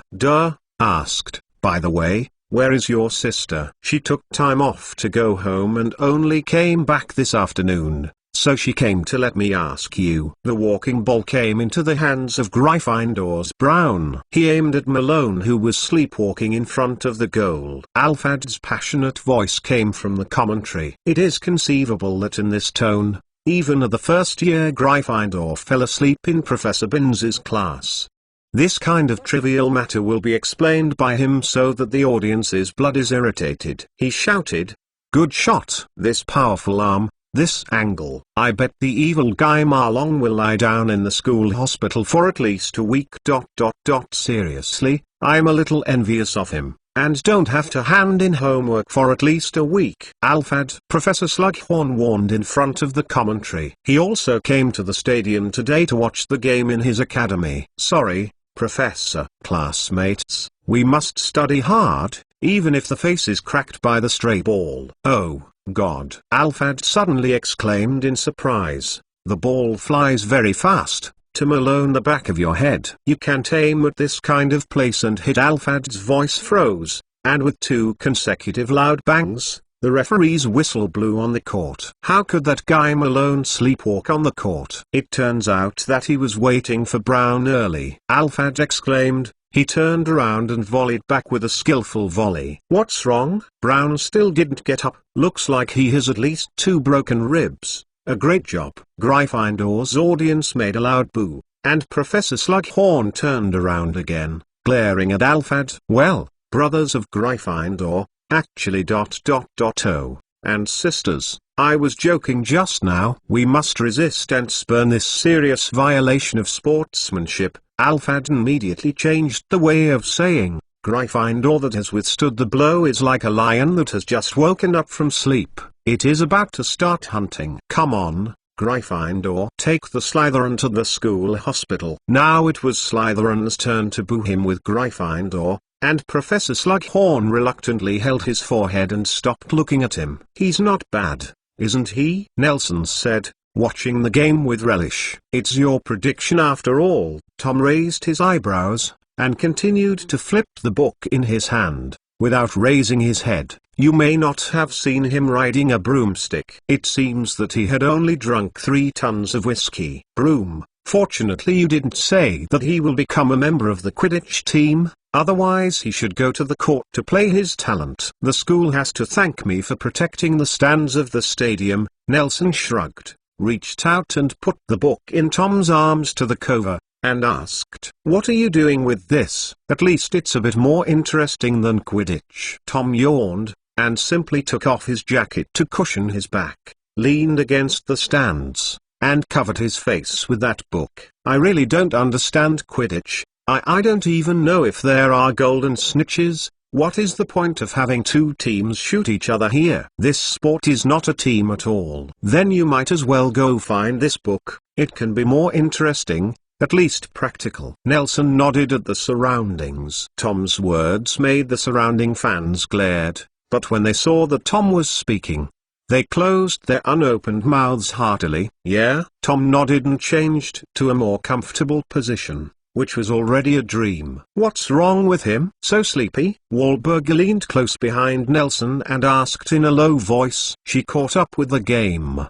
but did not squeeze into the seats next to Tom and Nelson. He didn't sleep well in the magic history class this morning, Nelson explained. Wahlberg nodded clearly, expressing understanding. The ball is in again. Slytherin's offense and defense are simply impeccable. Even without the goalkeeper taking a shot, Malone has already knocked the ghost flying ball towards the goal with a walker. Gryffindor chasers. Play something. Use it. Don't just think about saving the world with seekers.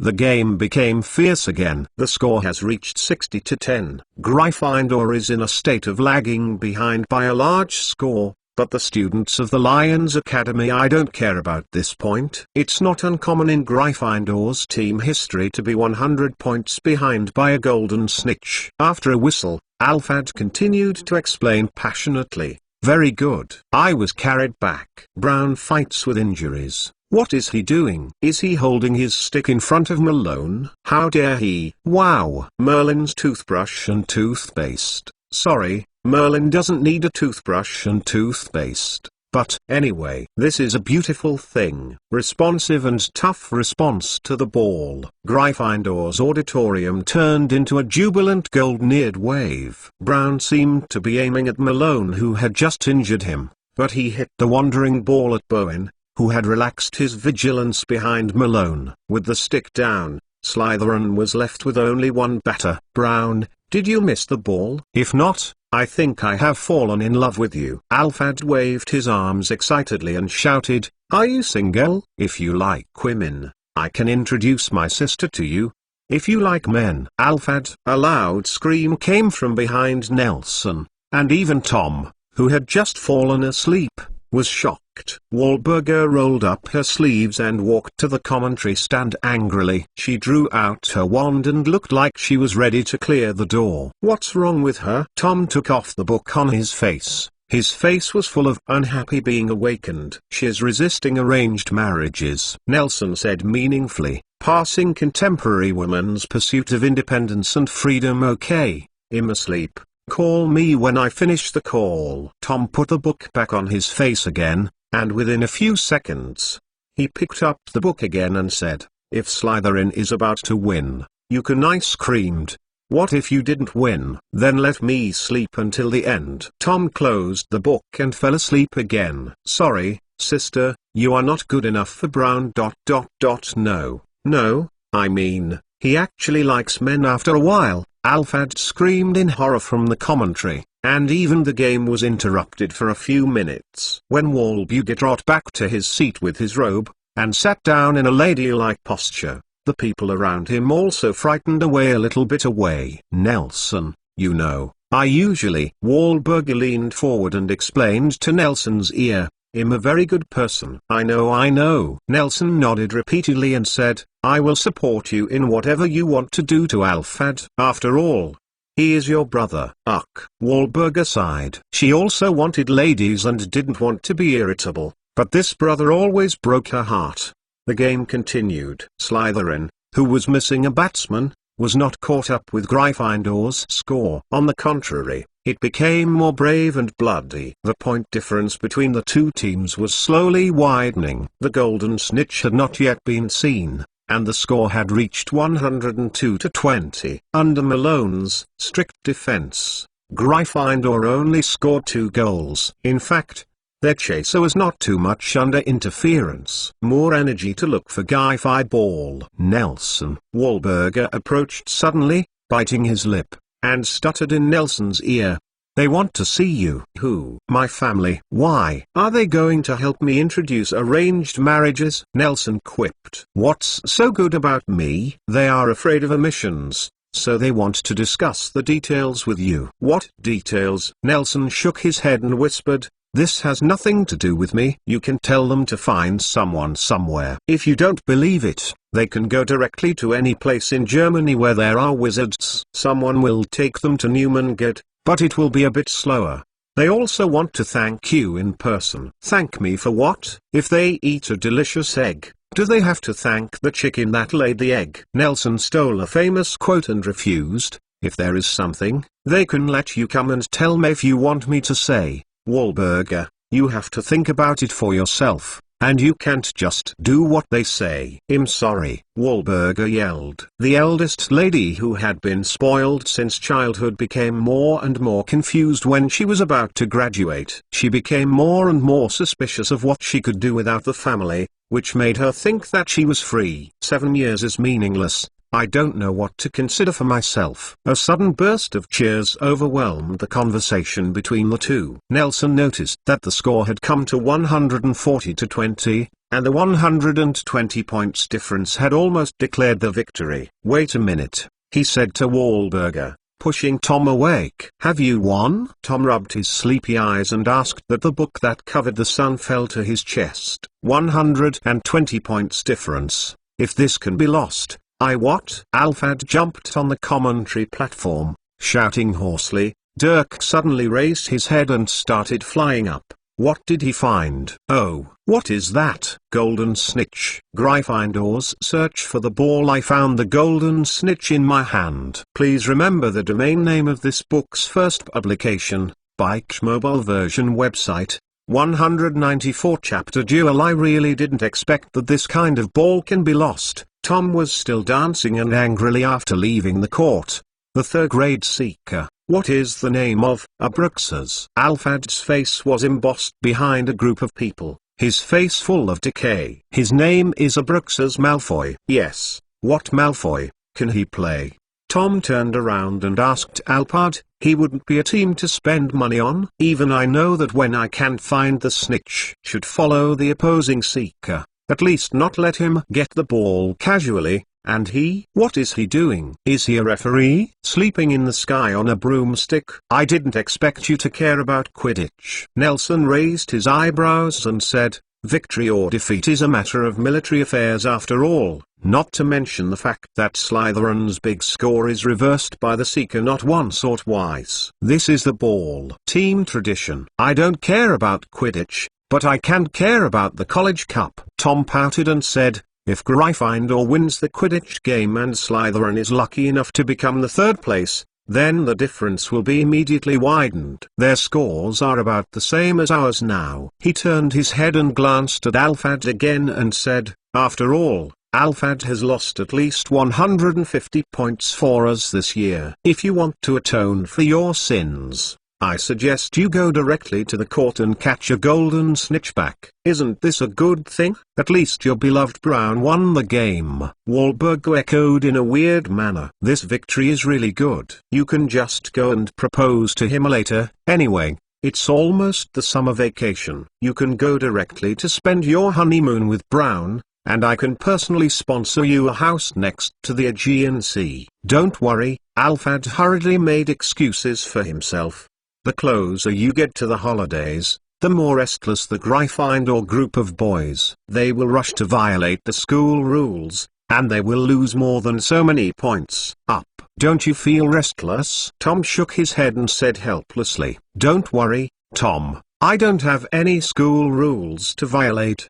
Doing repetitive things is not in my style. Alfred promised vaguely, we can definitely bring back the Academy Cup. But speaking of, Tom, it's really becoming more and more like a prefect. I will do it next semester, Tom pretended to say casually, and he could see that he had been waiting for this opportunity for a long time. Professor Slughorn told me before that I didn't give it to you if I didn't take it to heart. Say, really? That's amazing. Walb increased congratulations, and Nelson looked at Tom, whose face was full of I actually don't care about the prefect, and showed a knowing smile. The group made a fuss and went back to the castle. Right, nah. Tom approached Nelson and whispered, I have a party tonight, are you coming? What party? Slug Club? No, it was once, I organized a small mutual aid club in the first grade. After so many years of development, there are more and more people, Tom explained.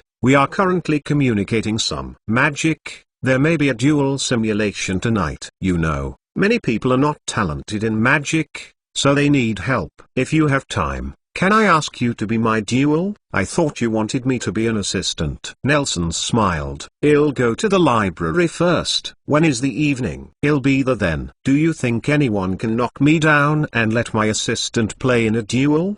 Tom said disdainfully. Practice against them. You don't even feel the pressure, as if you are playing a mole with only a monster IQ. Aren't you enjoying yourself? Nelson smiled and walked towards the library. He had a brand new approval note in his pocket. Professor Slughorn gave him a happy one that day. He freely enters and exits the restricted area of the library, but he cannot borrow and can only browse in the library. This is not the same. This is just necessary socializing. Tom shrugged, turned and left, and went for necessary socializing. I am very happy to introduce to you my best partner, my brother, Nelson Wiltning Williams, the youngest independent author ever. I am very happy that my brother can return to Hogwarts after many years of studying abroad. Now, this is undoubtedly the best news for me this year. Tom is wearing an expensive black robe with emerald patterns on his neckline and cuffs.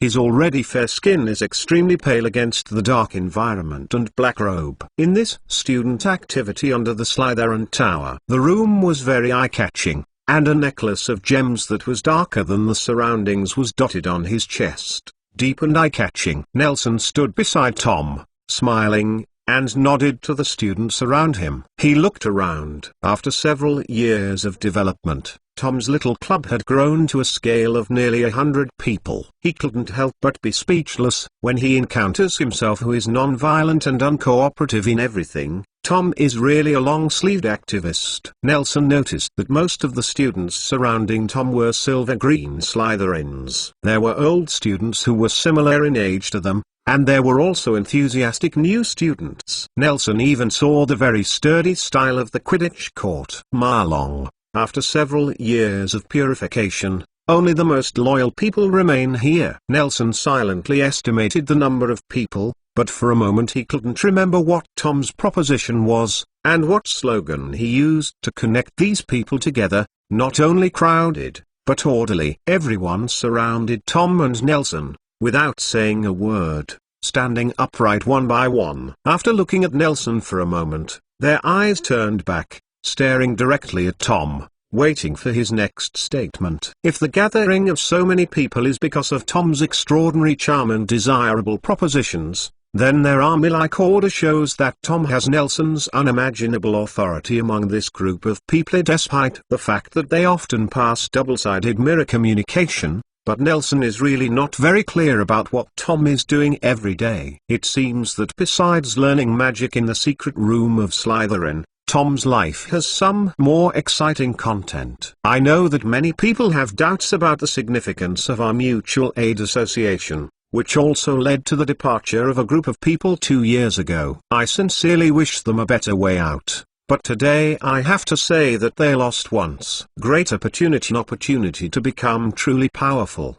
Tom's face turned red with excitement. He stretched out his hand, pointed at Nelson, and said, "Many people think that the gap between an average wizard and a powerful wizard is just a record of success, and even feel that I am very good to the wizarding world. The cruel remarks are a bit exaggerated, but I think that I can stay here today. The people who accompany us to practice magic every week must have a vision beyond ordinary people, but we can't live with slogans, so I decided to start today. A practical event is held every 2 months, and today, we are fortunate to invite the young Master of Transfiguration, Nelson, to show us the duel of the strong, and his opponent is me." There was a moment of noise in the crowd, but it quieted down quickly. The surrounding students looked at Nelson with scorching eyes, which surprised Nelson. These young wizards who grew up in the Ivory Tower were even more enthusiastic about fighting than themselves. This person who has been in the den of terrorists all the year round seems to be more like real terrorists. I know that many of our friends do not perform well, and the magic is not very sharp. Tom lowered his voice and said softly, "But have you ever thought about spending countless weekends with us here? Afterwards, Has your level changed? Try it and see your own progress. It will break everyone's perception of yourself. Please find your duel partner in pairs. If one party has an assistant, the other one side also needs to have one. As for the person who cannot find the opponent, please stand where you are and I will help you distribute it. After Tom announced the start, none of the people present dared to step forward to disturb Nelson. They just started pairwise pairing quietly, while the students who could not find their opponent stood quietly, waiting for Tom's next instructions. In the end, with the help of several senior students, Tom sorted them into groups according to his own impression. He seemed to know the progress of each student well, and could easily tell the progress of their mastering the spell, even soon. Find them an opponent of your own level. Tom chose a few trusted seniors to patrol the surroundings. Fortunately, this activity room was large enough to provide a large activity area for each pair of duelists. After doing all this, he clapped his hands, and the flames in the wall lamp of the activity room burned violently, illuminating the whole room. Under everyone's attention, Tom walked to the high platform that had been built in the center. Nelson was already there, waited for a long time. Come on, nah. Tom stood on the edge of the stage, looked up at the condescending Nelson, gritted his teeth and smiled triumphantly. Then, he raised his hands, palms down, and black smoke replaced him.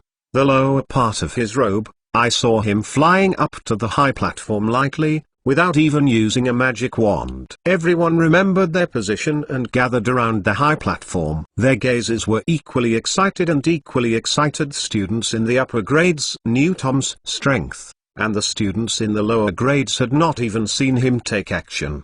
Tom flew up to the high platform and landed lightly, watching Nelson frown. I knew I would come back later, Nelson thought. The two looked at each other and walked to the center of the high platform to stand face to face.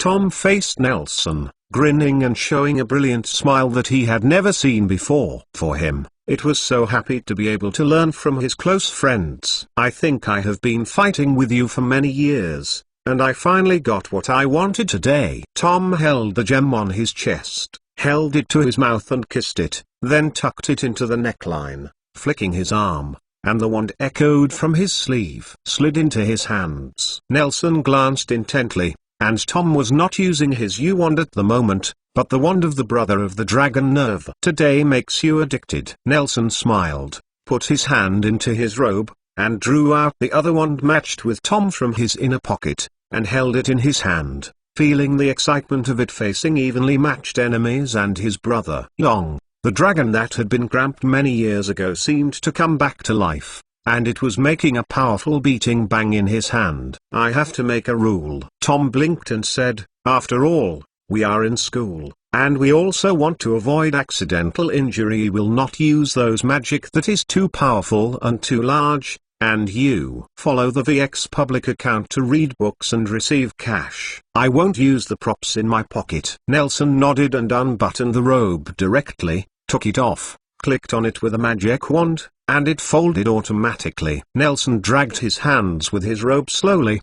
The ground flew to the nearest wall lamp, hung on it, and the iron handle was even bent by the weight. Under the robe, Nelson wore a white silk shirt with a brown vest. He nodded, indicating that he was ready, and then, under the call of the old student who temporarily acted as the referee next to him, the two raised their right arm in unison, raised their wand to the front, and nodded lightly. Then, Nelson and Tom turned around at the same time and walked to the two opposite corners of the high platform. After the referee gave an order, the two turned around at the same time. The next moment, two red spells shot straight at each other. So fast. A Slytherin girl in the audience exclaimed. It's really fast. Don't they need to chant spells? A Ravenclaw boy next to him muttered to himself. One step is 3 or 4 spells. Is silent spellcasting so skillful for them? My cousin won't cast a spell silently even after 3 years of graduation. I'm not talking about casting spells. I can't even see what magic they use. The Slytherin girl explained.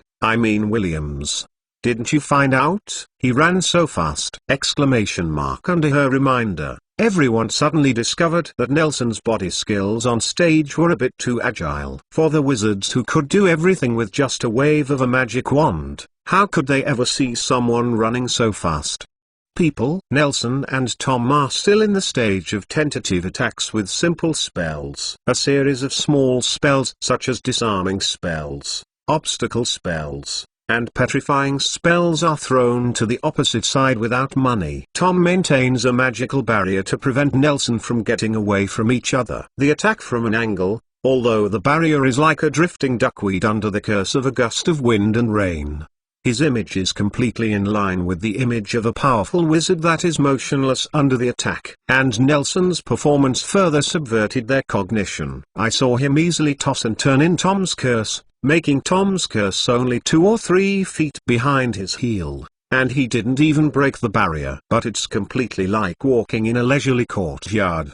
The audience understands at least one truth: in order for magic to cause damage, it must first hit people. Please remember the domain name of this book's first publication, Bike mobile version website, 195 chapter Snake and Falcon except for your weapons. Looking at Nelson, who could not touch the corners of his clothes, Tom exclaimed in annoyance. But what shot from the wand was not the red beam of the disarming curse, but a blue-green spark, a long-planned obstacle curse. He shot straight in the direction Nelson was running, and he was about to hit him. Not bad, Tom. Nelson swiftly moved his wand, and a transparent barrier appeared in front of the obstacle curse, reflecting it to the side of the field. At the same time, he raised the wand and responded with a disarming curse to Tom, and said as he ran, "But these are the rest of my play. Tom. This is the real weapon to save you, HMPH." Tom lowered his hand, no longer trying to use magical power to suppress uselessly. Instead he strengthened his defense, thinking of countermeasures. For a flexible opponent like Nelson, he started a point-to-point killing spell. It doesn't have much effect, only a large range of magic can cover him, but that kind of magic is too weak and can be easily resisted by Nelson. And a large range of powerful curse was banned as early as the beginning of the duel. Then, Tom's heart suddenly filled with regret of binding his hands.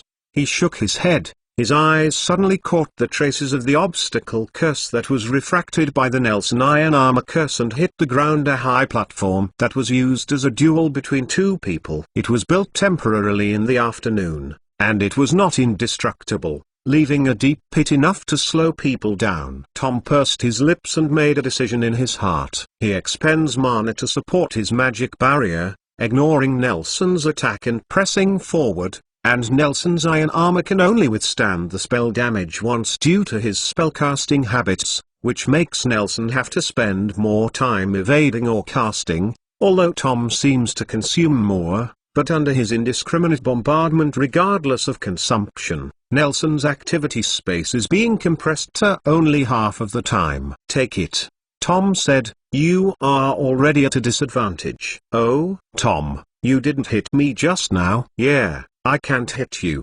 But you have nowhere to run." Tom raised his wand and said triumphantly, "This is the weapon, your speed has lost its meaning." Nelson raised his eyebrows, but saw Tom's tricky smiling face. He lowered his head and found that the ground of the high platform had been destroyed with pits and gravel everywhere. Only the ground on which he was standing was intact. Frequent dodge paralyzed him. Knowing, he didn't expect Tom to even increase the power of the disarming spell, a spell against wizards, so that it can simply destroy the environment. Nice tactics. After all, he stopped, gave up his flexible travel notes, and stood in place. "I hope I can please you." When Tom saw this, he leaned forward and raised his wand in a defensive and ready-to-go posture. He licked his lips excitedly, and his eyes began to flash with imperceptible red. "Gwengming, are you serious? I hope you can please me too. It will make you satisfied." Nelson nodded,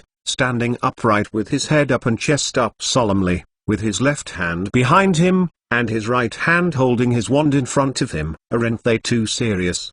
the audience exclaimed. The offensive and defensive spells and the shifting of positions just now made most of them overwhelmed. These Hogwarts students could hardly imagine what would a serious duel look like. Seriously, I only recognized the disarming curse and the obstacle curse just now, oh, and the iron armor curse," said the Ravenclaw boy who had been observing next to him. "To be honest, I feel it's nothing, but the curse is released so frequently."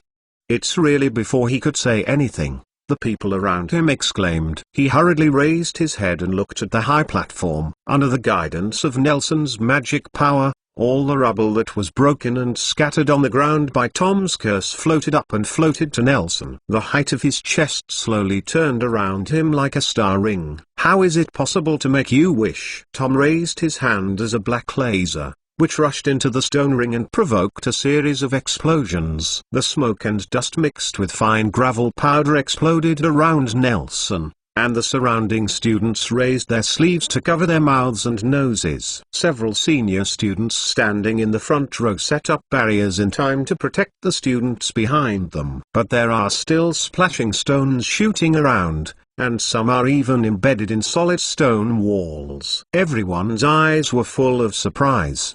They didn't understand why Tom would suddenly kill his friend. But Tom's complexion became more solemn. He knew very well that an attack of this level would not hurt Nelson at all, and the star ring made up of rubble became more closely connected. It spun around faster, bringing up a gust of wind, and enveloping Nelson. The smoke and dust blown away in an instant. Tom took a few steps back, giving up the advantage of the field gained by pressing forward, and stopped near the edge of the high platform. While retreating, he shot a spell in the smoke and the smoke dissipated, and Nelson finally showed his true face. Two small silver shields swirled around him quickly, stopping all the spells that were shot at him. He raised his head and saw Tom's position, holding his wand pointing forward, and the larger stones around him being thrown out during the high-speed rotation.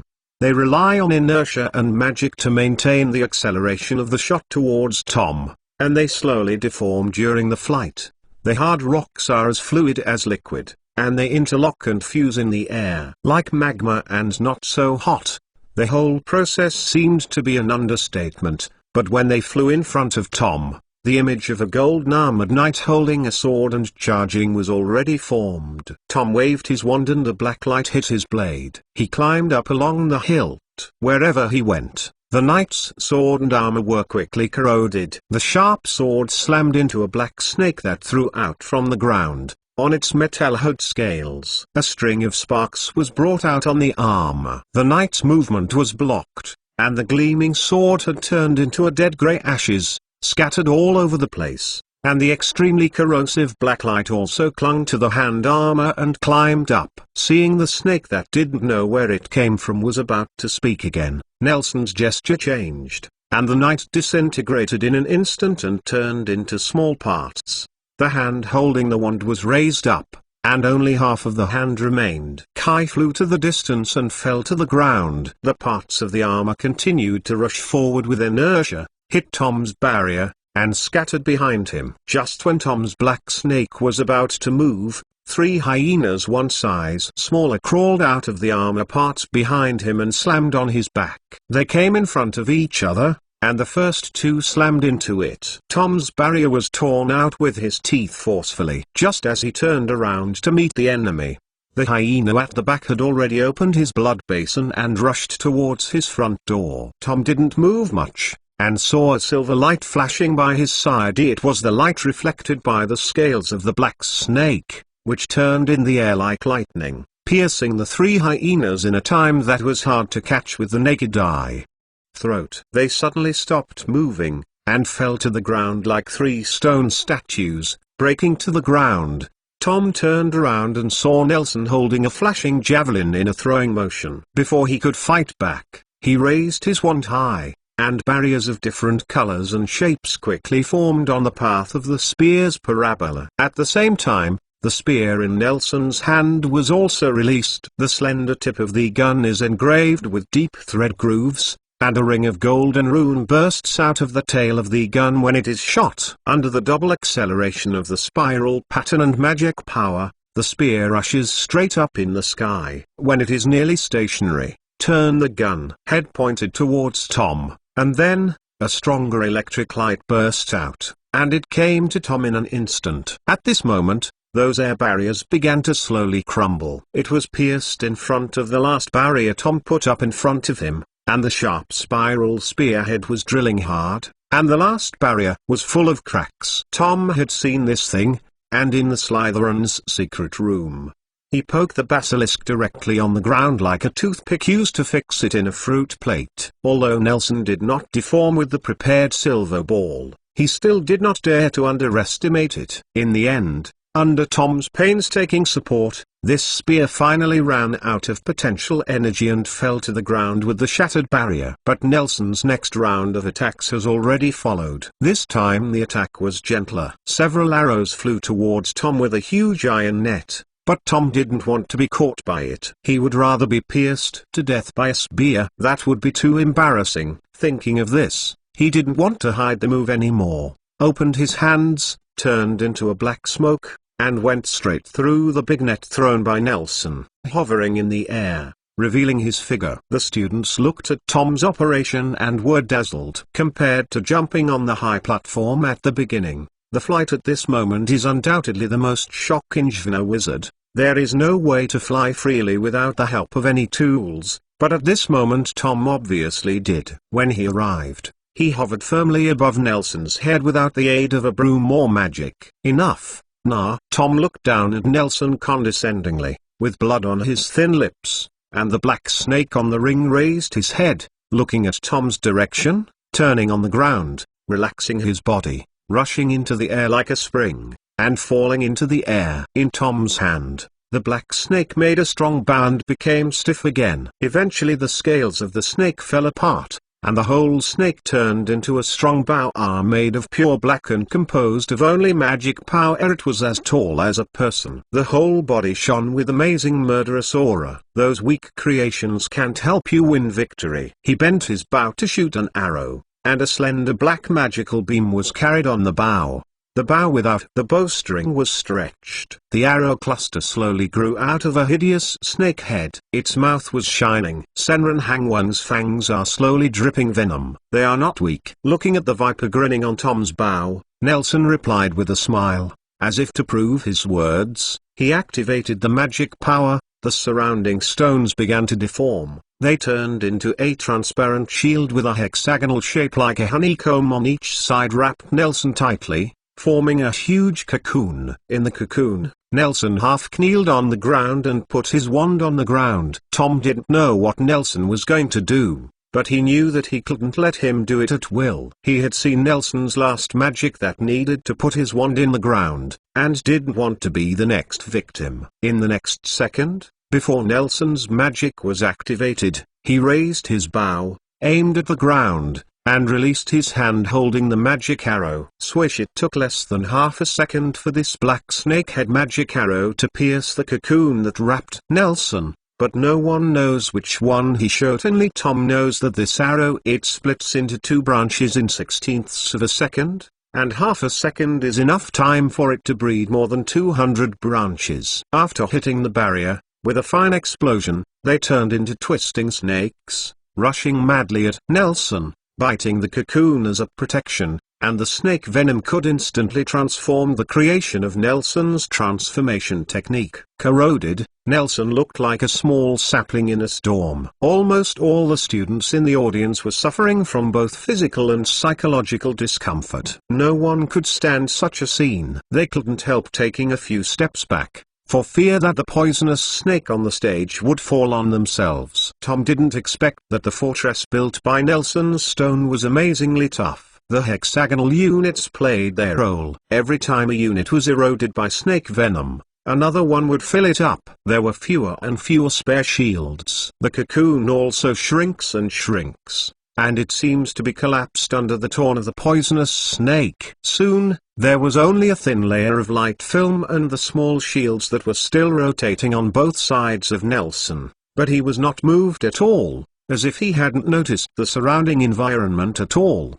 Tom became more anxious and directed the snakes to keep attacking. When the light film was finally torn apart, Nelson stood up, holding his wand and looking up at Tom. The blades stretched out from the two shields beside him, and they spun quickly, bringing up a cloud of after-images, among the hordes of murderous snakes, like a meat grinder, bringing a scene of flying flesh and blood. Fortunately, Tom's poisonous snake. They are transformed by magic. After they die, they will only turn into a black mist and merge into another of the same kind around them. Under the harvest of 2 shields, the group of snakes will be slaughtered quickly, leaving only one to hide. In the distance that seemed to be the first one, Tom took it into his hand from the air and looked warily at the ground below. "What did you do?" Tom stretched out his wand and pointed to his feet. The high platform collapsed in half, and a spherical hollow appeared in the middle, which seemed to be hollowed out by something. "Have done nothing." Tom continued to wield his wand to destroy the ground, while urging the seniors to protect the little ones at the back. And soon there was only a small piece of Nelson's feet left on the high platform. "What did you do?" Tom was a little puzzled. The high platform looked like an ordinary arena, and Nelson seemed to have really done nothing. Suddenly, a huge figure appeared above Tom. It spread its wings and grabbed it down with its sharp claws. Please remember the domain name of this book's first publication, Bike's mobile version website. 196th chapter. Who won? Tom did not find its trace, but the black snake in his hand reflected it. He lifted his upper body to make a spell, but was scratched into black smoke by a paw and disappeared. Tom raised his head and found that a silver falcon covered with steel feathers was flying above his head. Its sharp claws did not even leave any scratches after tearing the hard scales of the black snake. "It's great. Great," Tom murmured with an obsessive look in his eyes, looking at the giant bird that leapt at him. "Nah, you should give up those weak toys. This is what magic, this is polymorphism." Falcon spread its wings. Even though it was indoors, everyone who saw it felt a sense of covering the sky and the sun. Its wingspan was more than 10 meters long. Compared with its huge wings, its body it looks a little too slender, but for such a huge creature, only such a huge power can support its dexterous figure. Tom opened his hand and greeted the pounced claws, eyes full of enthusiasm and excitement. Seeing this scene, Nelson's pupils shrank suddenly, but before he could react, the steel claws had severely shredded Tom's body. "Tom!" Nelson cried out, but found that the imaginary scene of blood splashing did not appear. Tom's torn body flew out and turned into twisting black snakes in the air. They fell to the ground, fast, digging into the cracks in the gravel on the ground. Under Nelson's gaze, these black snakes climbed onto a fairly intact platform opposite him, entwined each other, gathered in a human shape, and soon, the limbs and fingers became distinct, the black snakes starting to slide down from the top. Tom's face gradually revealed. He opened his eyes, twisted his neck, flicked the non-existent ash on his undamaged robe, and said, "Nah, this is what I want to see." "That's really as you wished." Nelson sighed and was worried for a while. He raised his wand and waved it lightly. The surrounding gravel flew towards his feet. Soon, under the astonishing gaze of the surrounding audience, he was bombarded with curse. The high platform of Kong rises again, like a brand new one. He raised his head, the silver falcon flapped its wings, flickered behind him, spread its wings, and exuded a silvery white light, shouting like a totem. "So beautiful," Tom said. Raising his hand was a red light shot at the falcon, but it did not evade or defend at all, did not even look at it. Let the curse hit him, but the swift curse was hitting the falcon. It was swallowed by its steel feathers in an instant, without even leaving a trace. "What did you use to make this bird?" Tom asked, staring at the feathers that had just been hit. "I checked. There is nothing wrong with the ring, and there is not a single stone missing. Use the chandelier above your head." Nelson pointed his finger upwards, and said, "Give it up. Ordinary spells won't even scratch the skin." "Is it possible to deform something that far away?" Tom raised his eyebrows in surprise. In everyone's impression, the transformation technique can only be performed on the object at hand, even requiring a certain degree of contact, he asked. "Then why do you stick your wand on the ground?" "In order to make you feel that I have done something to the ring." Nelson shrugged, and when Tom opened his mouth to ask another question, He jerked up his hand and waved down. Two big stone hands rushed out of the ground on the left and right sides of Tom, and squeezed him in the palm of his hand. Under Nelson's control, the two hands merged into each other to form a thick and strong rock yoke, wrapping Tom tightly, only showing one head outside. He stood in place and continued, "Actually, I did trick the ring." After all, he waved his magic wand one after another, and a series of curses hit the fist like shackles. Its material quickly turned into a silvery metallic color, and the surrounding magic power also sealed Tom firmly. Ha ha ha, Tom laughed happily, but due to the shackles, his laughter was not loud. After laughing, he said, "You really will attack me? Do you know, before the fight, I thought you would sneak attack on me. I didn't expect to be at this time." "Actually, I think so too." Nelson nodded. "It looks like him a step faster than you." "Actually, it's not much faster." Tom didn't feel constrained by people's consciousness, but said happily, "Why do you want to make two hands? Isn't a simple cage less magical? Is magic without spectacle still called magic?" Nelson shrugged and said, "Do I need to call the referee? I don't believe that your escape from becoming a snake can be done a second time in a short time." "I don't believe it. But don't worry." Tom blinked and looked behind Nelson. "Tom, you can't lie to me." Nelson was unmoved. "Okay." Tom curled his lips, pursing his lips, as if he wanted to break Nelson's bondage by force. "What are you doing?" Nelson asked. "Do you know what your outer layer is?" "It's alloy, the alloy used by moles to make tanks." "You can't get rid of it. You can't move your hands, right?" "Okay." Tom looked like he had given up resistance. His eyes were empty, and he stared forward blankly, his eyes losing focus. "There is no way for me to let you out by pretending to be stupid." Nelson whistled. "I'm looking for a referee." After that, he turned his head and looked out of the court. Just as Tom disappeared from the afterlight, a magic wand was pressed against Nelson's neck. "Nah, why do you think ... I will crawl out of the snakes?" Tom appeared in his ear with a smile. "Why do you think that you can use two clumsy hands? Catch me? Can you catch your cat with just two hands?" Nelson turned his head to meet Tom's scarlet eyes. He cocked his mouth triumphantly, raised his head and glanced at the motionless silver falcon behind Nelson, and said, "It's a pity that I didn't experience its power." "Isn't that you?" Nelson turned his head and looked at Tom, who was trapped on the opposite side. It was already empty, with only two fists covering a human-shaped hollow. Nelson sighed and said, "Although I also think it is ridiculous that you can be held by two hands, it should be you." "Why? What is the basis of your judgment?" "Is it the red curse?" Tom said. Seeing Nelson's face changed, he raised his eyebrows and looked at the silver falcon and said, "Why don't you ask about it?" "What? What was the red beam that just hit it?" "Awesome, I didn't expect you to have this kind of substitute magic," Nelson exclaimed. "I know more." Tom raised his eyebrows. "I know how to get a lot." Nelson turned his head, and Tom realized that the half of Nelson's neck held by his wand had long been turned into a giant stone skin, and it looked ridiculously resistant to magic, and he turned his head, slammed into Tom again, and Tom was afraid that his wand would be smashed by Nelson, so he had to let go, which made Nelson break through the restraints. "I feel Dumbledore is lying to me." Tom took a few steps back, distanced himself from Nelson, and said bitterly, "He told me that there is no way for people to become magical animals." "This is not a magical animal." Nelson tapped his neck with a magic wand. The stone skin that looked so old that it was about to grow moss quickly shattered and turned into stone powder and fell off. He introduced, "This is stone skin art." The American wizard was good at herbal medicine before there was no magic wand. And shamanism,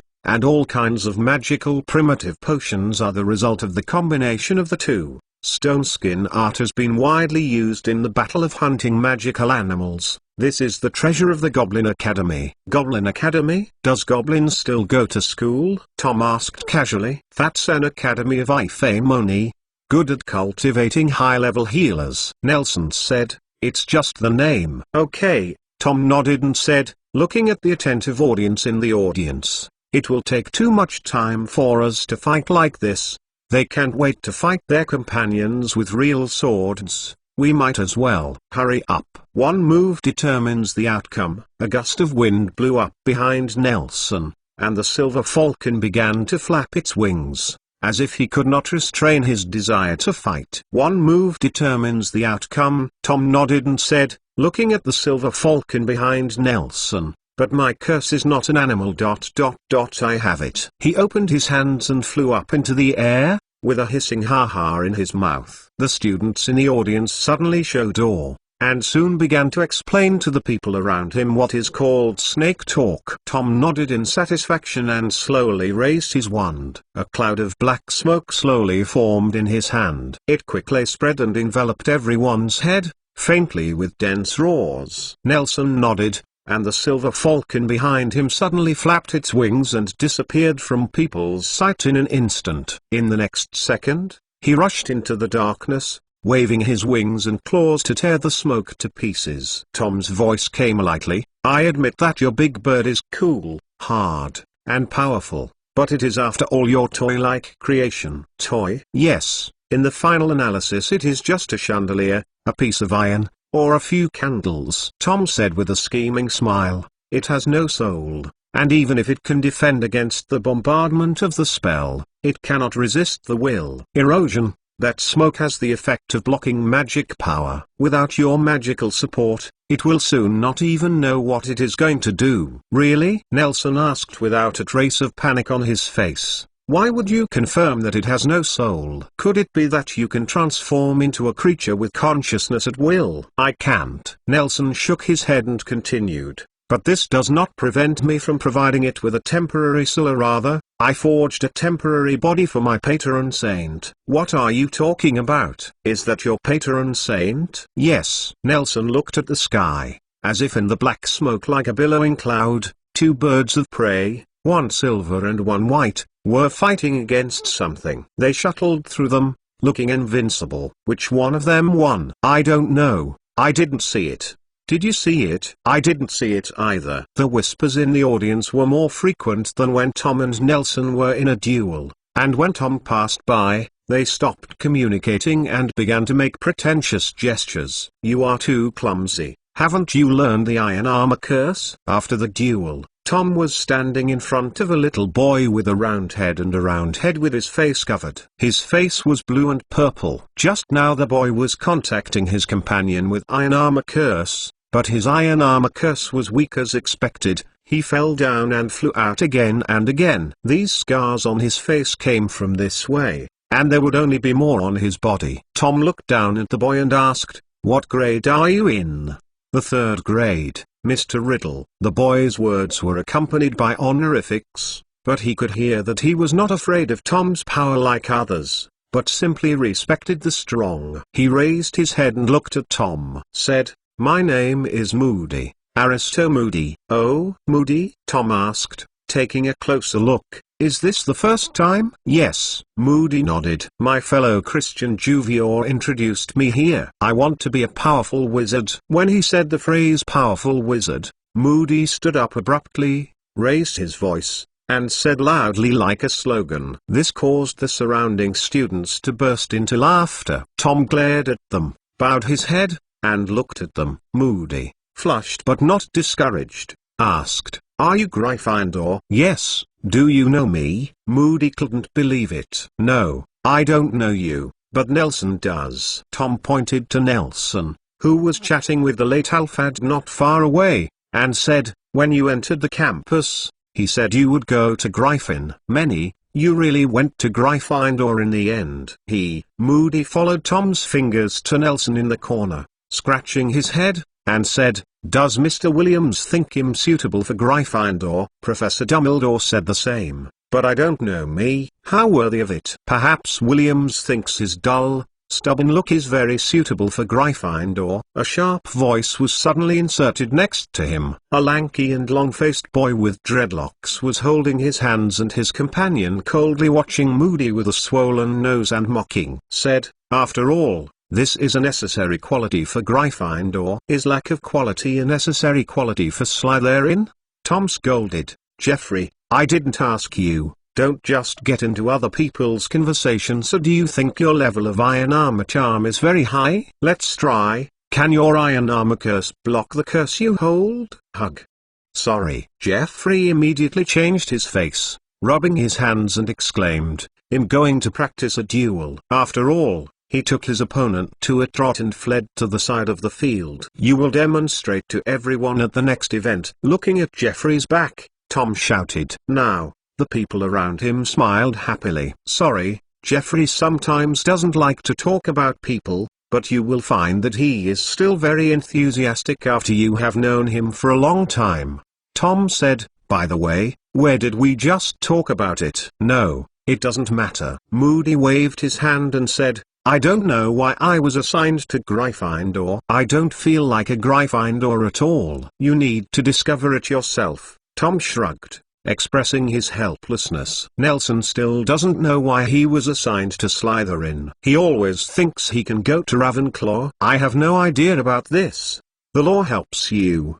But when you just released the Iron Armor curse, there were some problems with the gestures. I can help you correct them. Look at me." When you cast the Iron Armor curse, you have to retract your wrists, which is similar to shaking, but don't force it. Fold in. Please remember the domain name of this book's first publication, Bike's mobile version website, 197 Chapter Earthquake. You are very optimistic about him. The duel activity in the student activity room was in full swing. Tom dangled his back on the edge of the field, inspecting his results with satisfaction, and dangling to Nelson's side inadvertently. Seeing that Nelson was staring at Moody, who was knocked down again and again, and got up again and again, Tom walked behind him without footsteps, put his head to his ear, and said quietly, "What's wrong with me?" Nelson was taken aback.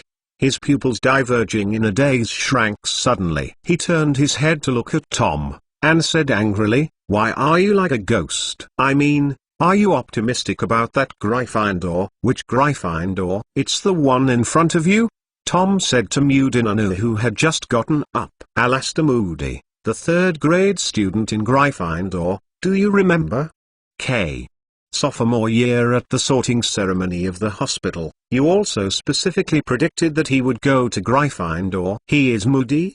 Didn't you ask me?" "How did I predict it?" Nelson turned his head, looked at Moody carefully, and said seriously, "I remember he was not so fat when he was in the first grade. Why?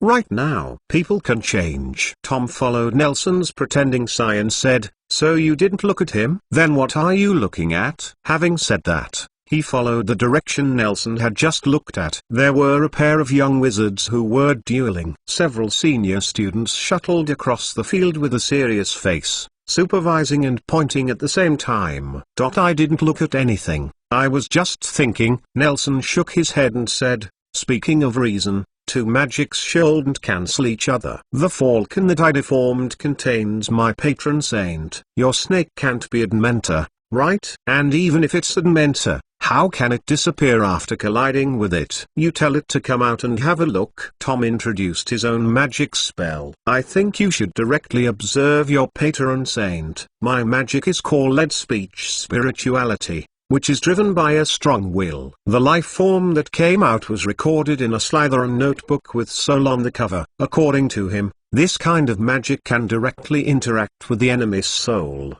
ignoring the barriers of matter and magic. "I just can't call it out now. I don't know what happened to it. My patron saint does not respond to my call." Nelson shrugged, his face full of entanglement. "Is this your magic related to the patron saint curse?" "I can show it to you later," Thompson asked worriedly, afraid that a duel would turn Nelson into a dumb gun. "Are you okay?" "It's okay." Nelson spread out his hand, a small silver ball flowing freely in his hand like mercury, constantly changing his material and shape, and he would eventually turn into a pupa ball and throw it into the sky. Only the dragonfly emerged from the pupa and flew crookedly to the end of the activity room. "Look, my magic is no problem. Now I can't summon my patron saint." "Can't you use the patron saint curse?" Tom was even more frightened, and he said, "My curse really has no such effect." "I know, it may just be some kind of strange reaction. After all, This is magic. And I can't say that it is completely useless, but it is very different from what I imagined. I actually don't want to be a magician for my fists. The wizard of a boxing duel. Nelson clenched his fist, and a layer of silver light slowly climbed up the front of the boxer. I can feel what is happening to it. From the moment it collided with that snake, I'm not sure this is good or bad. After all, if I cast a patron saint in the future and a Dementor runs out of my wand, it should be quite embarrassing. I don't want to. Why don't you ask Dumbledore? I think that a wizard like him should have studied the magic of the patron saint. Tom scratched his chin and proposed. Or you can ask Professor Binns. Isn't he in the same order as you? I don't want to discuss this with Professor Dumbledore. Nelson shook his head. As for Professor Binns, this is indeed a good choice, but embarrassingly, he doesn't know how to protect the gods. Ha ha. That's right.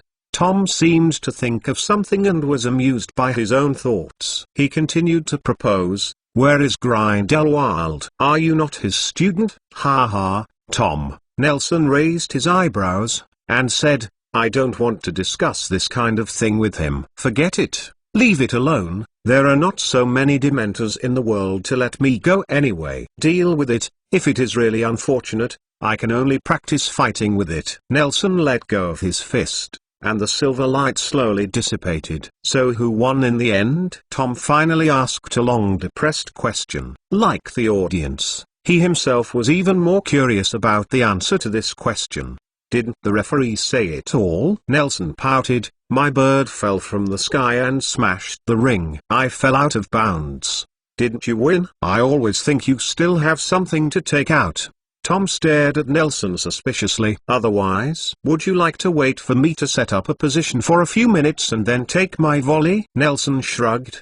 Besides, I don't think anyone can take your blow intact, or you want to admit defeat. I think it's better for you to win in this kind of place. Humphrey, Tom said nonchalantly, I owe you one time. I don't want to be owed that kind of curse. The two of them thought of a basilisk that had shed 2 layers of skin and was licking its wound in the secret room. Tom stood next to Nelson and began to watch the dueling activity gradually entering the state. The young wizards became more and more adept at spells, and even Moody, who didn't understand the iron armor curse, began to fight his opponents well.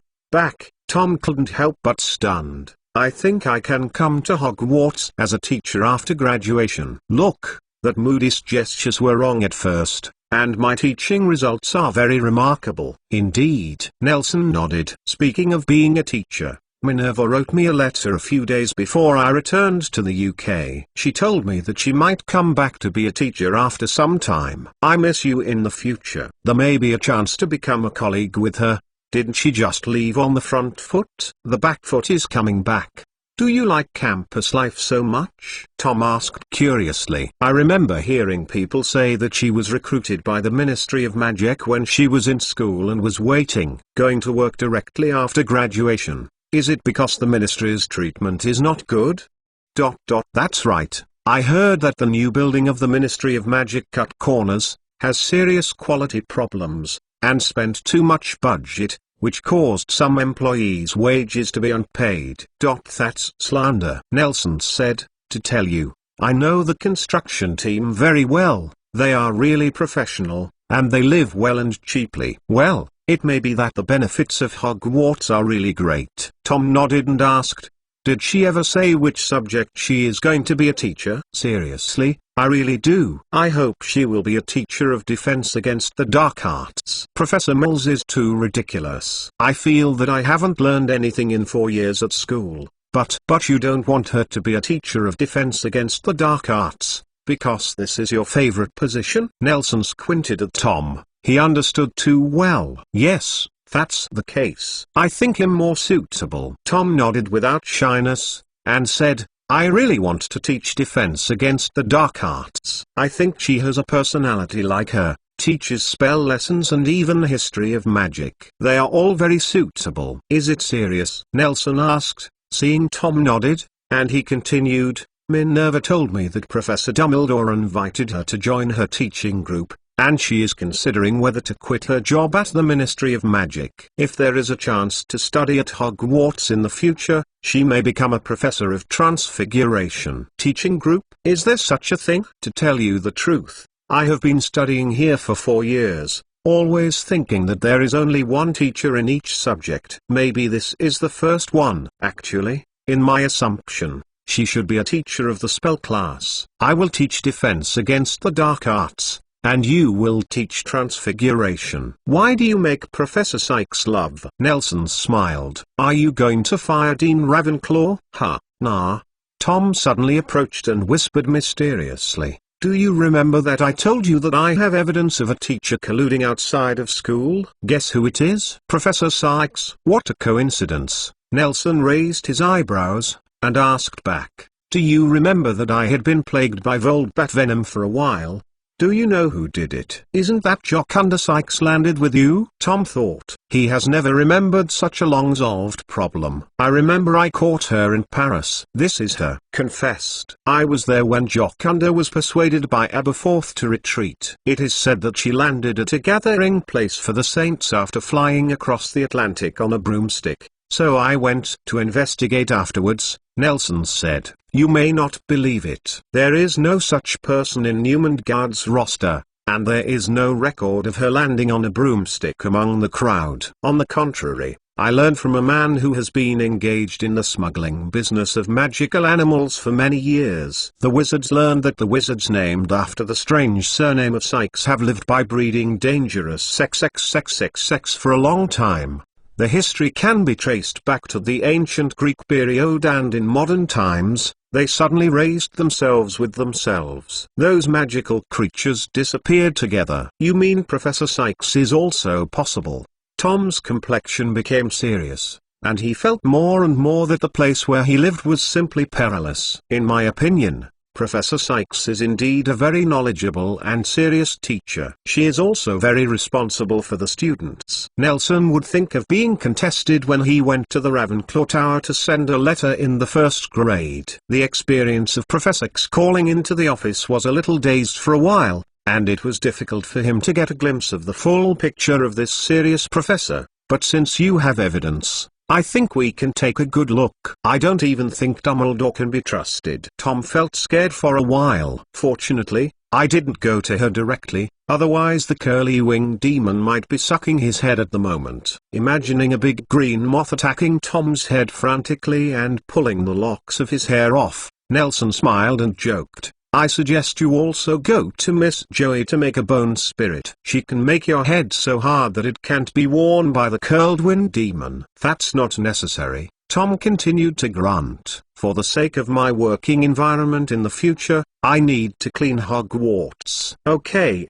Professor Riddle. Nelson smiled and rubbed Tom's hair. What's more, a professor, a powerful wizard who may be raising a XXXXX magical animal? Tom was a little happy when Nelson was called Professor Riddle, and he was very excited about the powerful enemy he was about to face. His breathing became a little heavy, but he soon calmed down, lowered his head, and the red light in his pupils slowly dissipated. This is completely different from the weak second-hand dealer who develops the trash dump. Of course, she is a well-known strong man, Nelson said seriously. We can't wrong the good people, if she doesn't betray Hogwarts like she imagined. No. Tom raised his head, licked his lips, and retorted, anyone needs to be responsible for what they have done. I think it's time for her to be responsible for the curly-winged demon no matter what. Said that the beast couldn't get rid of her, even if it was just oversight to let it escape. This should be counted as her guilt. She is a professor after all, Nelson said. We'd better not act rashly until the truth is revealed. You have the final say. Tom shrugged. Nah, this is your business. I don't care what you do. I only do what I should do. Boom. The door of the student activity room was suddenly pushed open, and a tall and fat bald figure appeared at the door. Nelson glanced intently, and it turned out to be Professor Slughorn in his nightgown. Bloodshot and angry eyes. As soon as he opened the door, he roared inside, Who did this again? Professor Slughorn glanced back and forth anxiously, and quickly stared at Alphad, who was standing by the door posing in a fighting posture with his classmates. and roared, "Is that you, Black? It's you again." Teach ... Professor. Alphad let go, and his wand fell to the ground.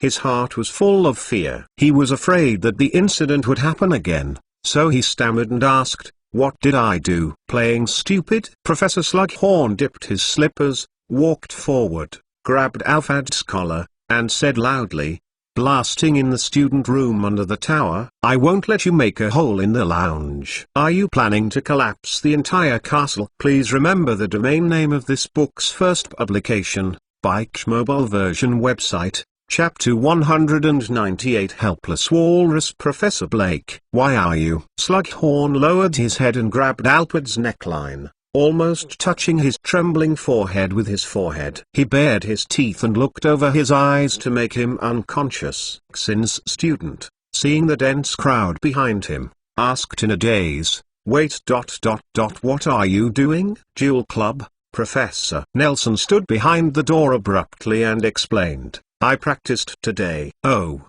The Duel club?" "Williams. Are you the two?" Professor Slughorn suddenly realized that in the face of so many students, he should pay attention to some image, so he used a magic wand on his shoulder to mark it. He turned into a robe with a wheeze in the honey pot and brown bear's pajamas. He turned his head and said, "I will tell you later. Now, Black, tell me, what the hell are you doing?" "Professor."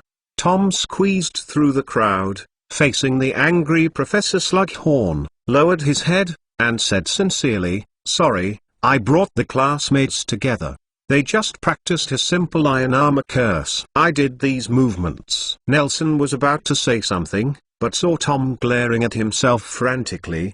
He closed his mouth and listened in silence. "Tom." Professor Slughorn loosened his grip on Alphad and tightened his clothes. Not only did he feel that the evening breeze in summer night was a bit chilly, but he also felt a bit of toothache. Chewing teeth, asked, "What are you doing?" "You are traveling at night again. What are you doing?" "I think that although we have learned enough theoretical knowledge in class, there are few opportunities to practice, especially defense against the dark arts. I think our students should master some methods to protect themselves in this situation." Tom explained, "So I called some classmates, found such a long time unused student activity room, and practiced here." "Practice ... Iron armor curse?" Professor Slughorn shook his still somewhat unconscious head. Tonight, as usual, he drank a glass of mead after washing, and got into the warm bed comfortably, but was caught in the first sleep. The violent shaking awakened. At first he thought he was drinking too much, but the ornaments that fell on the table and the alarms of the professors afterwards told him that the previous tremor was not an illusion. He stared suspiciously at the messy ground behind Tom, where it looked like he had just experienced the ravages of a fire dragon. He looked into Tom's eyes and asked, "Are you practicing this iron armor curse? If it's true, I think your confinement may last until graduation." "Sorry, Professor, Professor, it's us." A pale Slytherin squeezed through the crowd and interrupted Tom's words. Under the surprised eyes of Tom and Slughorn, he said breathlessly, "We wanted a chance to practice, a chance to fight. So we asked Riddle to help us." "Really?" Professor Slughorn asked back. "Why didn't you ask the teacher? Why did you come here in the middle of the night?" "Professor." The young man who was the first to stand up for Tom hesitated and couldn't speak. "Okay, Avery, I know what virtue you are." Slughorn looked at him up and down, and snorted coldly. "Even if I give you a hammer and ask you to destroy the floor, you may not be able to do it. Understand?" "You, come out." Professor Slughorn rolled his eyes around the crowd, and saw Moody standing aside. He stretched out his hand, pointed at Moody, picked his finger, and said, "I remember you are Alastair Moody of Lanfindor. You tell me the truth. What happened here before?" "Professor, let me tell you first, it's just a trivial thing that you violated the school regulations at night. Did you know? Hogwarts Castle just tilted a few degrees toward the Slytherin Tower. The movement you made may lead to major overhauls of the building." Professor Slughorn said softly, "Don't be afraid, say it." The round face under Moody's, the surrounding students were afraid to show up. They had done group night tours before, but that time Tom resisted all the responsibilities alone, not to mention, he was arrested like today. This is also the first time that if Moody tells the truth, then Tom and Nelson will face great punishments. Nelson may not be familiar with them, but Tom is the one who really helped them. Professor, we asked Riddle to give us a chance to fight in a duel. Moody swallowed and raised his head. Even though Professor Slughorn might have guessed the truth, he said stubbornly, Riddle really helped me a lot. I couldn't even put the iron armor curse before. It's all right. Professor Slughorn waved his hand and didn't want to listen anymore. He had indeed guessed the truth of the matter. As a serious and responsible teacher,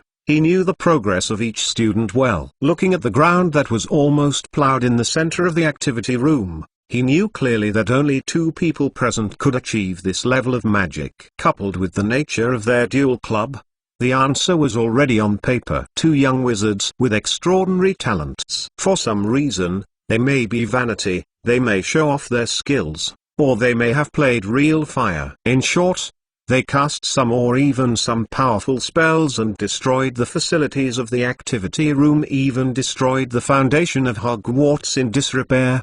But when he couldn't hear the answer he wanted, the anger of being awakened from the bed slowly subsided, and the professor felt a little relieved instead. We asked Riddle to give us this opportunity. Older Geoffrey stood up, followed by a student from Hufflepuff, Gryffindor, Ravenclaw, but more from Slytherin. Professor, it's all of us. Riddle really just came to help us. We are really grateful to him for giving us this opportunity. So this ground is caused by the poor building quality of the student activity room, which caused the iron armor curse you practiced to bounce back the curse. Professor Slughorn pressed his hands down, and when the students calmed down, he couldn't laugh or cry. Asked, "This is an accident, isn't it?" The students around did not speak, but nodded vigorously in unison. "But your night tour behavior has violated the school rules. I think you should go to your respective deans to receive your punishment after dawn tomorrow. I will explain the situation to them. You are expected to receive 2 to 3 class hours of confinement or labor."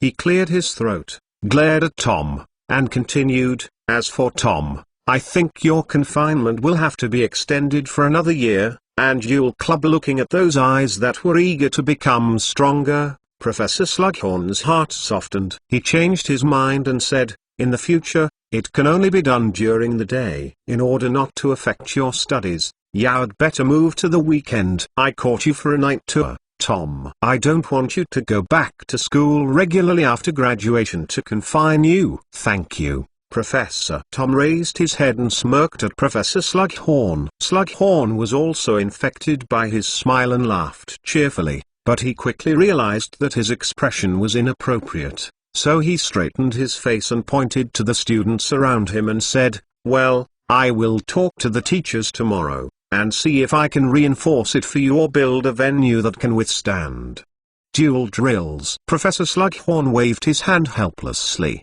The expression on his face softened slightly. He looked at the students whose faces were full of fear and struck their necks and looked at him. He was angry and funny, regardless of whether they were right, whether Tom's maintenance is sincere, whether it is out of gratitude or being held up by greater public opinion.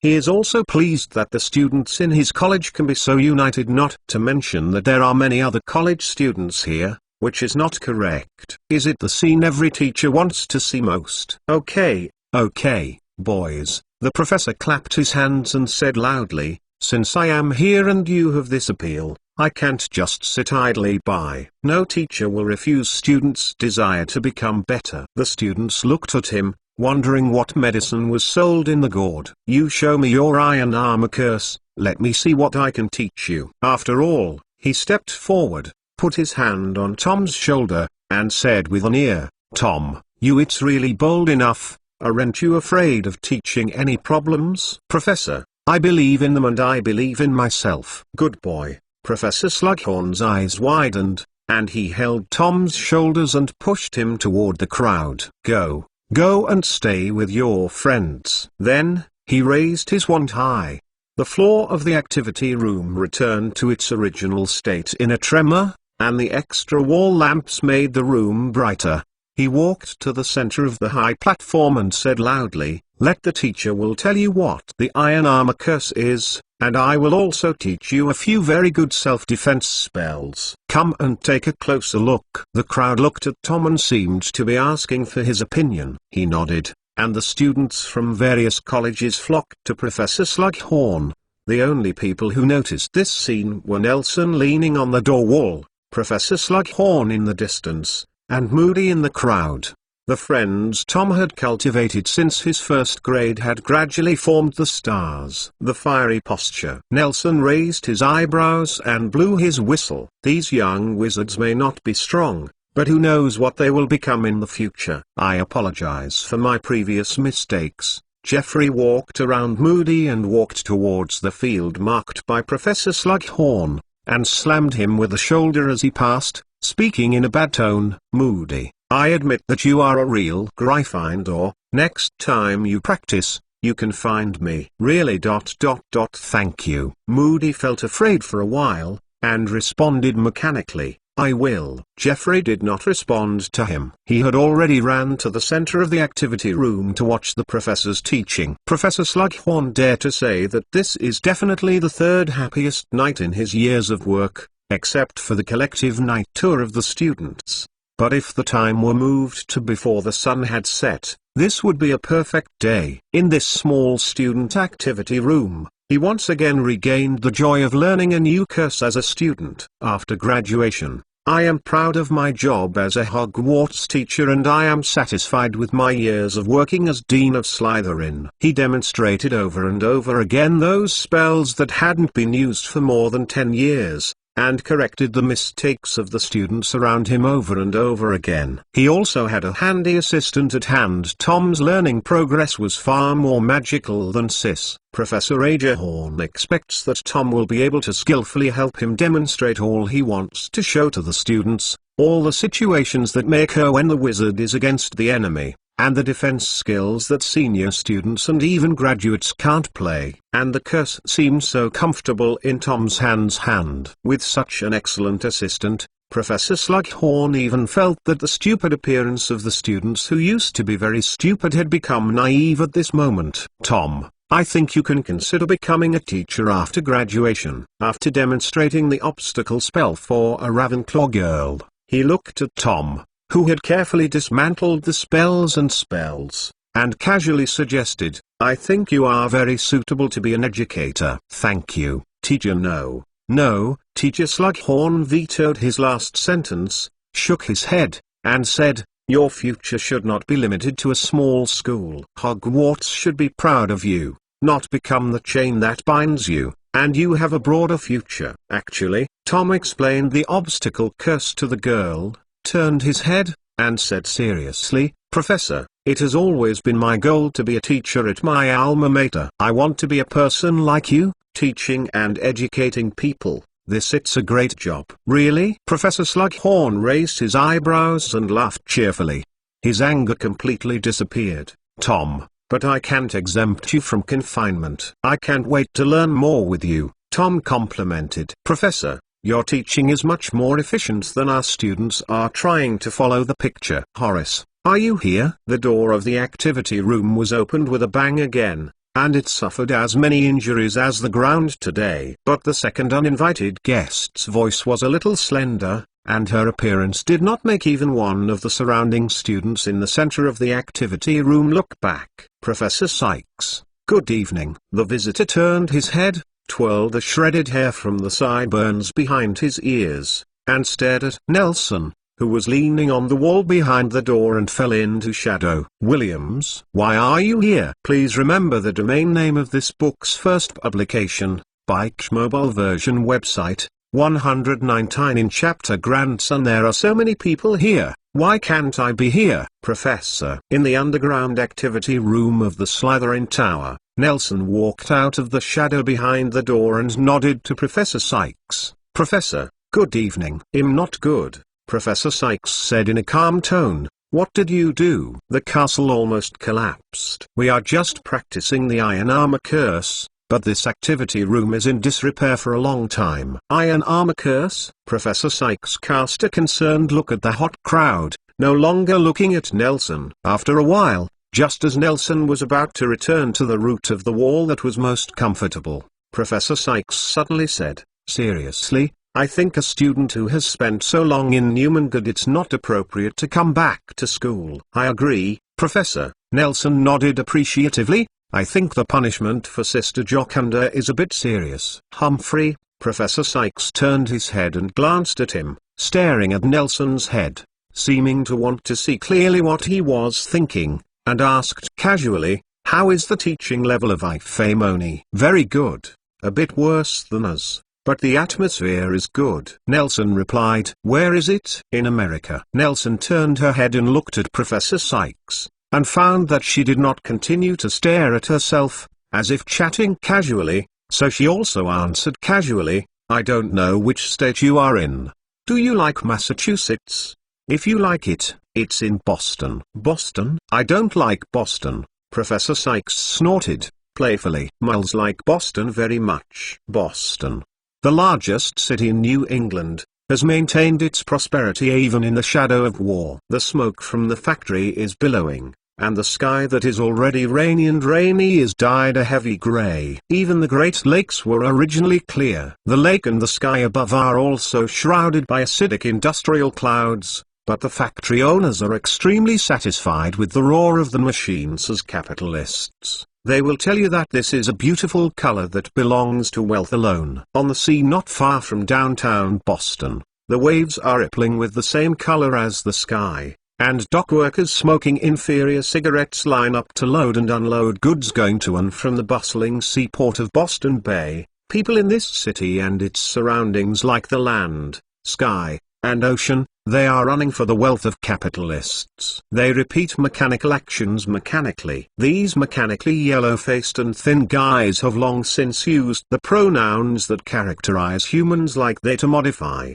Boston Bay, the cradle of tea. Cargo ships with whistling siren lined up in a row, shrinking at the pier looking forward to it. Many of them have been in service for many years and are even overwhelmed. However, the ship owner's desire for wealth still defeats the consideration of safety, or in this era, security is the most meaningless thing. But for the owner of the red-painted cruise ship at the very end, safety is absolutely the top priority. As far as he knows, every cargo in the cargo hold on the bottom of this cruise ship is very important. It is the most beloved treasure of employers. While he was looking at the pier in the distance, praying that the freighters in line in front could be loaded and unloaded faster, an uninvited passenger suddenly appeared at the bottom of the ship, but there were only 4 cargo holds covered with black cloth iron cages. "You don't even want to call me Grandpa." Armando Dupit, the current principal of Hogwarts, who has not appeared in public for a long time, turned out to be in the United States thousands of miles away. "Grandfather, did you come to see me making a joke?" In the center of the cabin, 2 withered hands held the fence of the iron cage. A pale, swollen and haggard face appeared in Armando's line of sight. He opened his mouth and smiled weakly at the old men outside the cage. A clatter of iron chains collided from the cage, and he tried his best to put his face close to the railing. This face with all hair trimmed at this moment revealed a desperate comic, or a comic despair. "Barry," Armando blinked, his muddy old eyes were a bit moist. His image at the moment was not much better than Barry. Most of the original smooth silver filaments fell off, and his back was even worse than a few years ago. Rickets, the power in his eyes is long gone. The current Armando Dupit does not even look as good as the portrait he prepared for himself. The originally fitted robe hangs loosely on his body like a bedding on a telephone pole. Even dragging it to the ground, he raised his wand tremblingly, and used all his strength to point it on the iron cage where Barry was being held, and said, "I'm here to take you home." A dazzling white light flashed, and Armando closed his eyes and couldn't bear to see the tragedy of the rebellious grandson crawling out of the cage, but the sound of the iron cage collapsed in his imagination did not reach his ears. After a long time, he opened it. The eyes are facing Shangbri's somewhat helpless and somewhat mocking eyes. "It's useless, my grandfather." Barry shook his head retracted, hiding in the shadow of the iron cage. He even probed his hand vigorously, removing the heavy black cloth covering the iron cage that was lifted by Armando. After covering it back, the urn said in an annoying voice, "You go back. This trash of mine is going to meet my own destiny." "No, Barry." "You are not." Armando bit his lower lip tightly, widened his eyes, and raised his wand again, trying to continue destroying the iron cage. "Save it, old man." A mocking laugh came from the cage next to him. It seemed that he was awakened by the light of Armando's curse, and a black pupil shining brightly was emerging from the gap in the cage. Peering out, after he saw Armando clearly, he coughed sharply, and then let out a sharp laugh. "Great, great. I didn't expect to see this scene before he died." "Wonderful, wonderful!" Armando frowned and turned around, squeezing his wand tightly. The man in the cage slammed into the cage wall hard and made a violent noise. He shouted, for fear that the others in this cargo hold could not hear clearly, "Wake up, beasts!" Our little mule, Barry Beckman, in fact. His surname is not Beckman. His surname is Dippet, Noble Dippet. His grandfather is Armando Dippet. "What?" In the cage next to him, a man exclaimed in surprise, and then, a big hideous face appeared between the iron bars. Armando stared at his face. His pupils contracted tightly. I remembered this man. Many years ago, when he was not the principal, the young man severely punished a student who stole property from his classmates. Although the student was not expelled, he had a criminal record, but it was difficult for him to be a wizard. Find a job in the world that is enough to support him. 2 years after graduation, this student was imprisoned in Azkaban for selling dark magic items illegally. But he didn't expect that he would eventually be locked in a cage like an animal and placed in the cargo hold. The man resisted the pain, pulled away the broken hair that was covering his face, opened his eyes wide with yellowish brown eyeballs, opened his mouth wide, revealing a mouthful of stinking black-yellow teeth, and grinned with a grin. "Old stuff, your grandson is a saint. Not only that, he is also a silent one. He is about to die. You old thing can always live to the end. This time you will die before your grandson." Quack! He let out a frantic, piercing laugh, and insulted Armando frantically, as if he wanted to vent his tragic and nasty life with his mouth. Armando frowned, only glared at him, and the man closed his mouth as if his neck was pinched. His big face slowly flushed red. "Okay, let's give up," said a man in the last cage faintly. "Principal Dippet, you can't save Barry like this." "Why?" Armando approached the cage where the last person was kept. It seemed that only he could communicate. He stood by the cage and asked softly, "What happened here? Who caught it?" "You? What are you doing?" "Principal Dippet, please help me pull the black cloth away. I haven't seen anything for too long. I'm afraid my eyes will degenerate." The man in the cage has a weak voice and does not sound like a living person. "Moreover, you know why you can't save your grandson?" Armando took a step forward and tapped the black cloth with his magic wand. A fire flashed, and the black cloth turned into ashes. "Principal Dippet, there is actually no need for this. The fire is a bit dazzling." The man in the cage smiled softly and said, "You may not know me, but I know you. Introduce yourself." "My name is Dagger. I run several magic shops, and I was once one of the leaders of Second Salem." In the fourth cage, the owner of the alchemy shop that sold the camera to Nelson was the owner, but even if Nelson was asked to see him, he would not recognize him. Armando did not respond to him immediately, but looked at the scene in the cage after the black cloth had faded away in shock.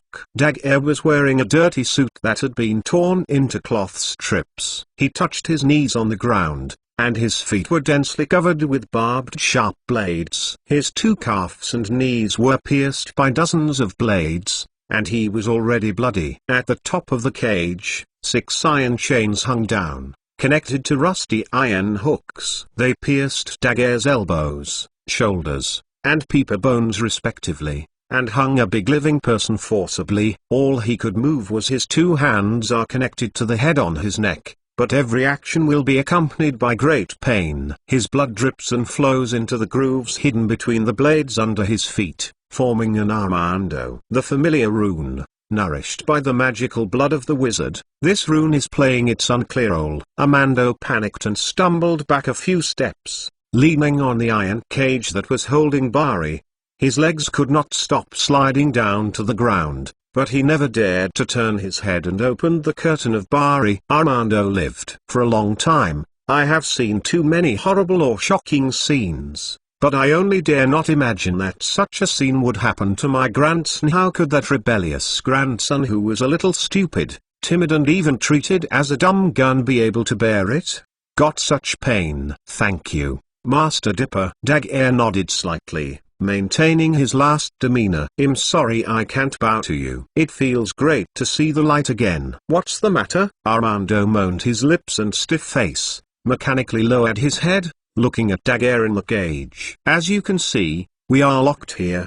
Do you know the second Salem? Dagger shrugged, but moved the 6 iron hooks that hooked him, grinning in pain, and said, My lord, in order to attack the Magic Congress of the United States, we are going to catch some silent people and wizards with unstable magic power, and urge them to explode downstairs in Congress, so as to achieve some of our demands. We ...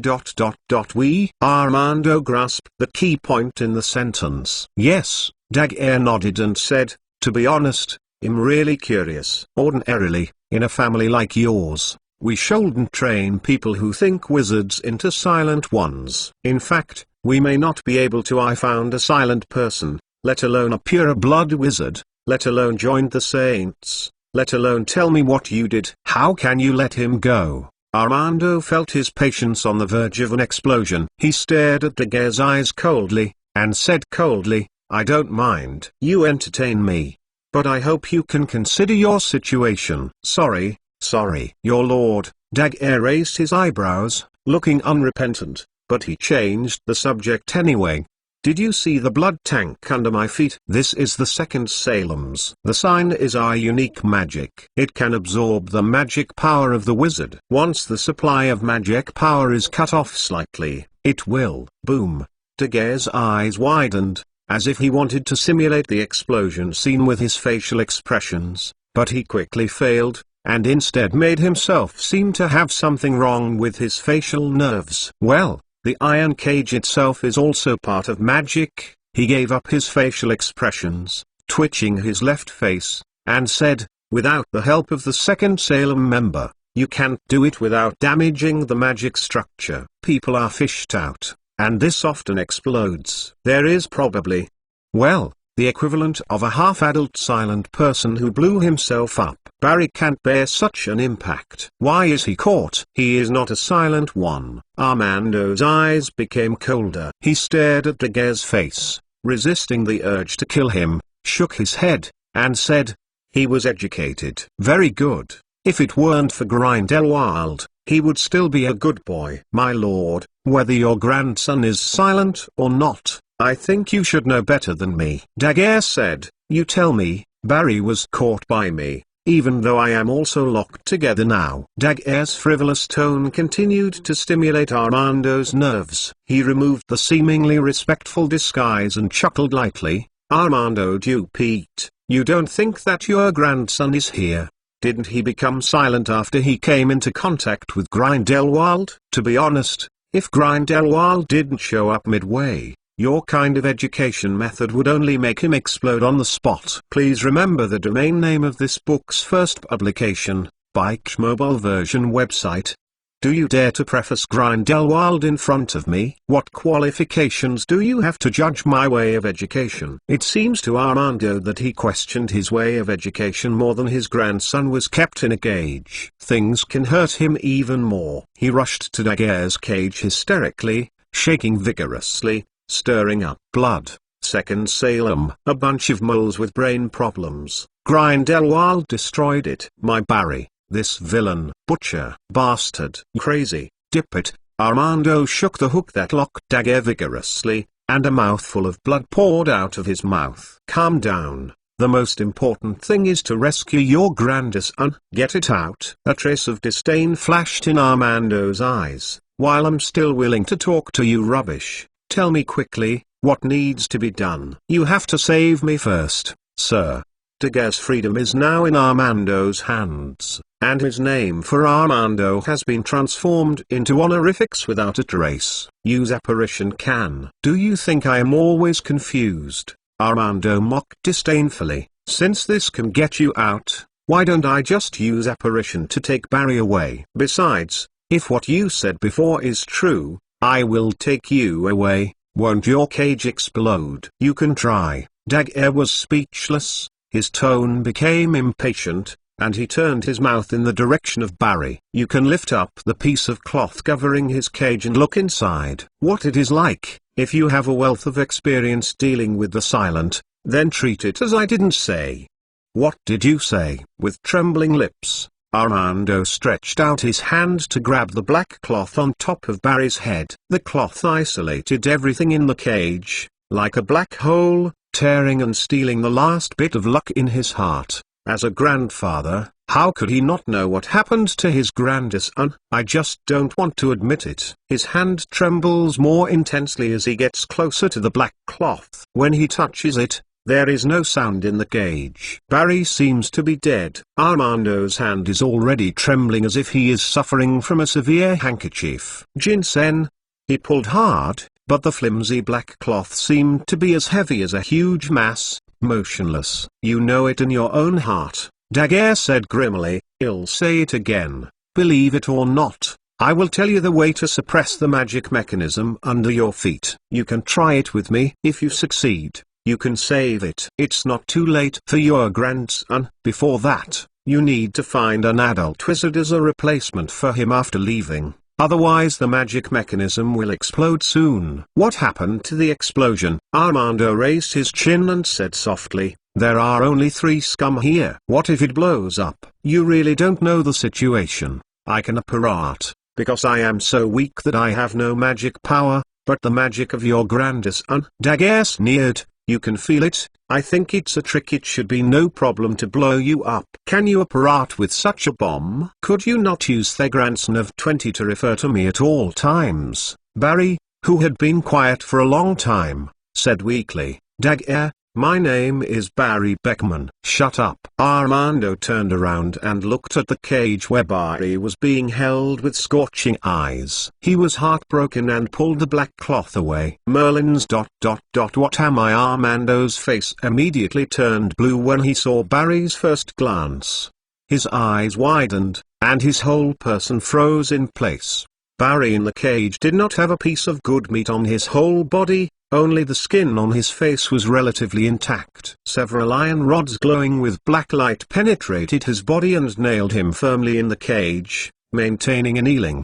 The movements of lying on the ground and raising both hands, fresh wounds, healed wounds and decayed wounds laid over Barry's whole body, but it was not these simple scars that really caused Armando's heart colic. On Barry's back, a person who is exactly the same height and body as him is clinging to his limbs, lying on his stomach like a lizard. His whole body is pitch black, nothing but 2 pure white eyes and a strange arc. With a grinning mouth, countless black silk threads hung from his body and pierced into Barry's body. Like an artery, he was instigated to absorb the nutrients in Barry's body. Armando could feel the endless evil thoughts and sadness on his body, even though it was in his own body. In the impression, the silent person is an unstable black magic power, but he is extremely sure that this person who is almost exactly the same as his grandson is the silent person of Barry. When the black bra opened, the light from the outside world shone on Barry, and the silent man born of Barry's magic also raised his head.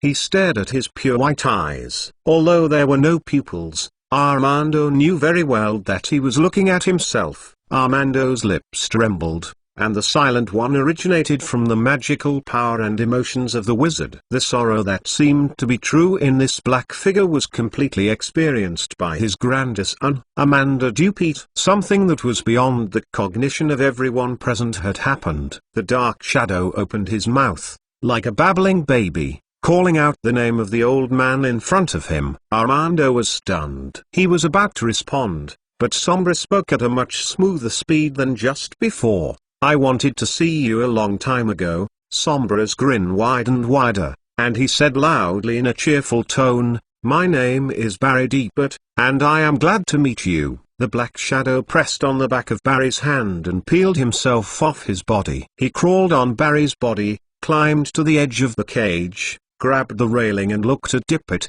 "My dear grandpa, I will come see you." His pronunciation and speaking are not standard, like a child who is learning to speak, but everyone who hears the sound "grandpa, grandpa." "Why are you ignoring me?" Sombra shook the railing vigorously and cried out, "I have become what you want. Why don't you go home?" Armando trembled all over and did not speak. "Grandpa, Mom and Dad are dead. They caught me wanting you to threaten you, but you let them kill me directly," Sombra happily said, clapping his hands. "They tortured me with the drill curse, but I remembered your teachings. Did not cry. Am I great? Why don't you praise me?" "Grandpa, grandpa, today I ran out of Beckman's annoying meticulousness. Why are you hitting me?" Sombra quickly turned from laughter to crying, and asked suspiciously, "Don't you like me?" "You don't want to? Do you want me to be like that?" "Grandpa, grandpa, I defeated this coward. You always let me be a man." "Grandpa, grandpa, they bully me every day and throw me in the urinal, but I am a man, and I cannot violate the confidentiality law." "Grandpa, grandpa, I miss you so much. Would you come and see me?" "They said I don't have mom and dad. I'm a wild child." "Grandpa, grandpa, grandfather." The other people in the cabin were silent. Only the dark shadow behind Barry was constantly telling Armando that Armando was frozen in place and hadn't moved for a long time. His power is only effective for his grandson, and as the silent one. Barry, the projection in his heart is exactly what Deepert wants him to be. Those things seem to have turned into a nightmare when he was a child, and Barry is lying on the ground like a gossamer under the dark shadow, and he no longer has it. The strength supported himself, and the blades installed at the bottom were allowed to penetrate his body, and the red blood overflowed from the gap in the cage wall and flowed all over the ground. Sombra is still chattering. "No, he is not called Sombra, this guy has his own name, Barry Deepert. He and Barry share the same name, but he really lived what Armando wanted him to be." The thick blood flowed very slowly. When it approached Armando's feet, the trembling old man did not know where to squeeze a bit of strength, raised his wand, pointed it at Barry, and a golden beam hit the shadow of the shadow. The head was extremely proficient. It trembled and quickly retracted into Barry's body. Armando used magic to stop the blood for him, closed his eyes,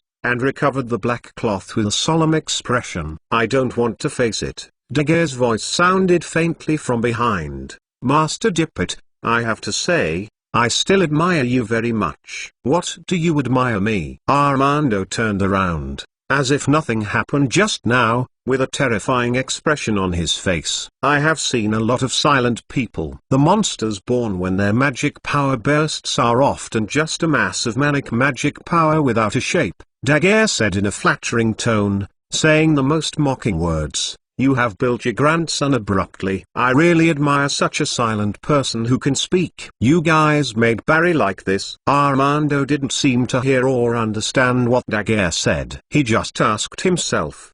He shook his head and continued, "No, you can't. How can moles and a few wizards who have never studied before have this kind of ability? This must be done by Grindelwald. This goddamn chopsticks persecuted my family in order to force me to compromise." Daguerre noticed that there was something wrong with Armando's mental state. He hurriedly stopped talking and stopped speaking. "I'm going to kill those self-righteous moles. I'm going to kill Grindelwald. I'm going to kill him." Armando had lost his sanity. He didn't expect that after years of searching for his grandson, he would find such a man. He held the magic wand tightly, and powerful magic power burst out from around his body uncontrollably, showing shocking electric lights. The escaping magic power caused the ornaments in the cargo compartment to be pushed around, and even caused a big explosion. The whole ship shuddered in his anger. He turned his head and yelled at Barry's cage, "I let you go out and let you stay with Grindelwald. I thought he would be a powerful wizard. I didn't expect to make him pay the price. The price. Armando yelled a few words. He lost his strength and leaned weakly on Barry's cage, but he didn't feel any movement from inside. He never dared to open the curtain to see what was inside, and he didn't even dare to turn his head. Mundo slid down and sat on the ground with his grandson back, covering his face weakly. Is this my price? My grandfather, cough cough. Barry regained a little bit of the magical disorder. He said in a weak voice, "You are still the same as before, full of breath. Ha ha." Just as a group of grandchildren were having a touching reunion scene, a group of wizards found this cruise ship that couldn't help shaking because of Armando's magic from among the moored ships in Boston Bay. "Barry, we're here to fish you. I have to say, it's a good way for you to ask for help with an explosion." There was a series of violent explosions quickly on the deck, leading to the upper wooden door bursting inward. A face covered with scars. The grim-faced old man walked out of the door accompanied by gunpowder smoke. He breathlessly kicked off a wooden board that had fallen on the stairs and shouted, "What's the matter with you? I just redeemed you. Why are you caught again? Do you know who it is this time? You won't even give me a chance to redeem." Andre's mouth was unrelenting, and his feet were not slow. He walked down the stairs at a step that was not suitable for his age. Suddenly he saw Dipper standing next to Daguerre's cage and suddenly raised his wand. Said hello with a sullen face. "It's so lively, Principal Dippet." Armando didn't speak, but raised his head and stared at the incoming person silently. Just when Andre was about to lose his grip, Armando suddenly turned his head and asked, "Daguerre, is an adult wizard enough? Do you need an adult wizard to replace you?" No. No. Daguerre's gaze switched back and forth between Andre and Armando, swallowed, and said, "I have some magic power left, so I can break through the magic mechanism outside." He swallowed again, and his Adam's apple rolled. "Actually, it's not anxious. Mr. Barry Beckman can hold it for a long time." No. Armando set up a posture, ignoring Andre's desire to talk. Raising his hand to a red light that shot off his head, he said to Daguerre, "I will save Barry, and then decide. Do you want to save your life?" "Who would say this to your courage?" "Dippet, you old immortal teacher." Andre was chased by Armando's curse, a little ashamed, able to withstand the impact, and raised his wand to support the barrier. Mocked. "Didn't you suffer enough last time?" Armando's expression did not change in any way. One after another fierce spells were shot at Andre, but they were all resolved by him. "And, can you stay away from Barry, you sadist?" "He is my grandson." Armando's pupils moved and retorted. "He is the fiancé of Lord Grindelwald's adopted daughter." Andre said tit for tat. "Are you sick? Tortured your grandson like this? Lord Grindelwald has to find a way to see him every day." Please remember the domain name of this book's first publication, Bike's mobile version website,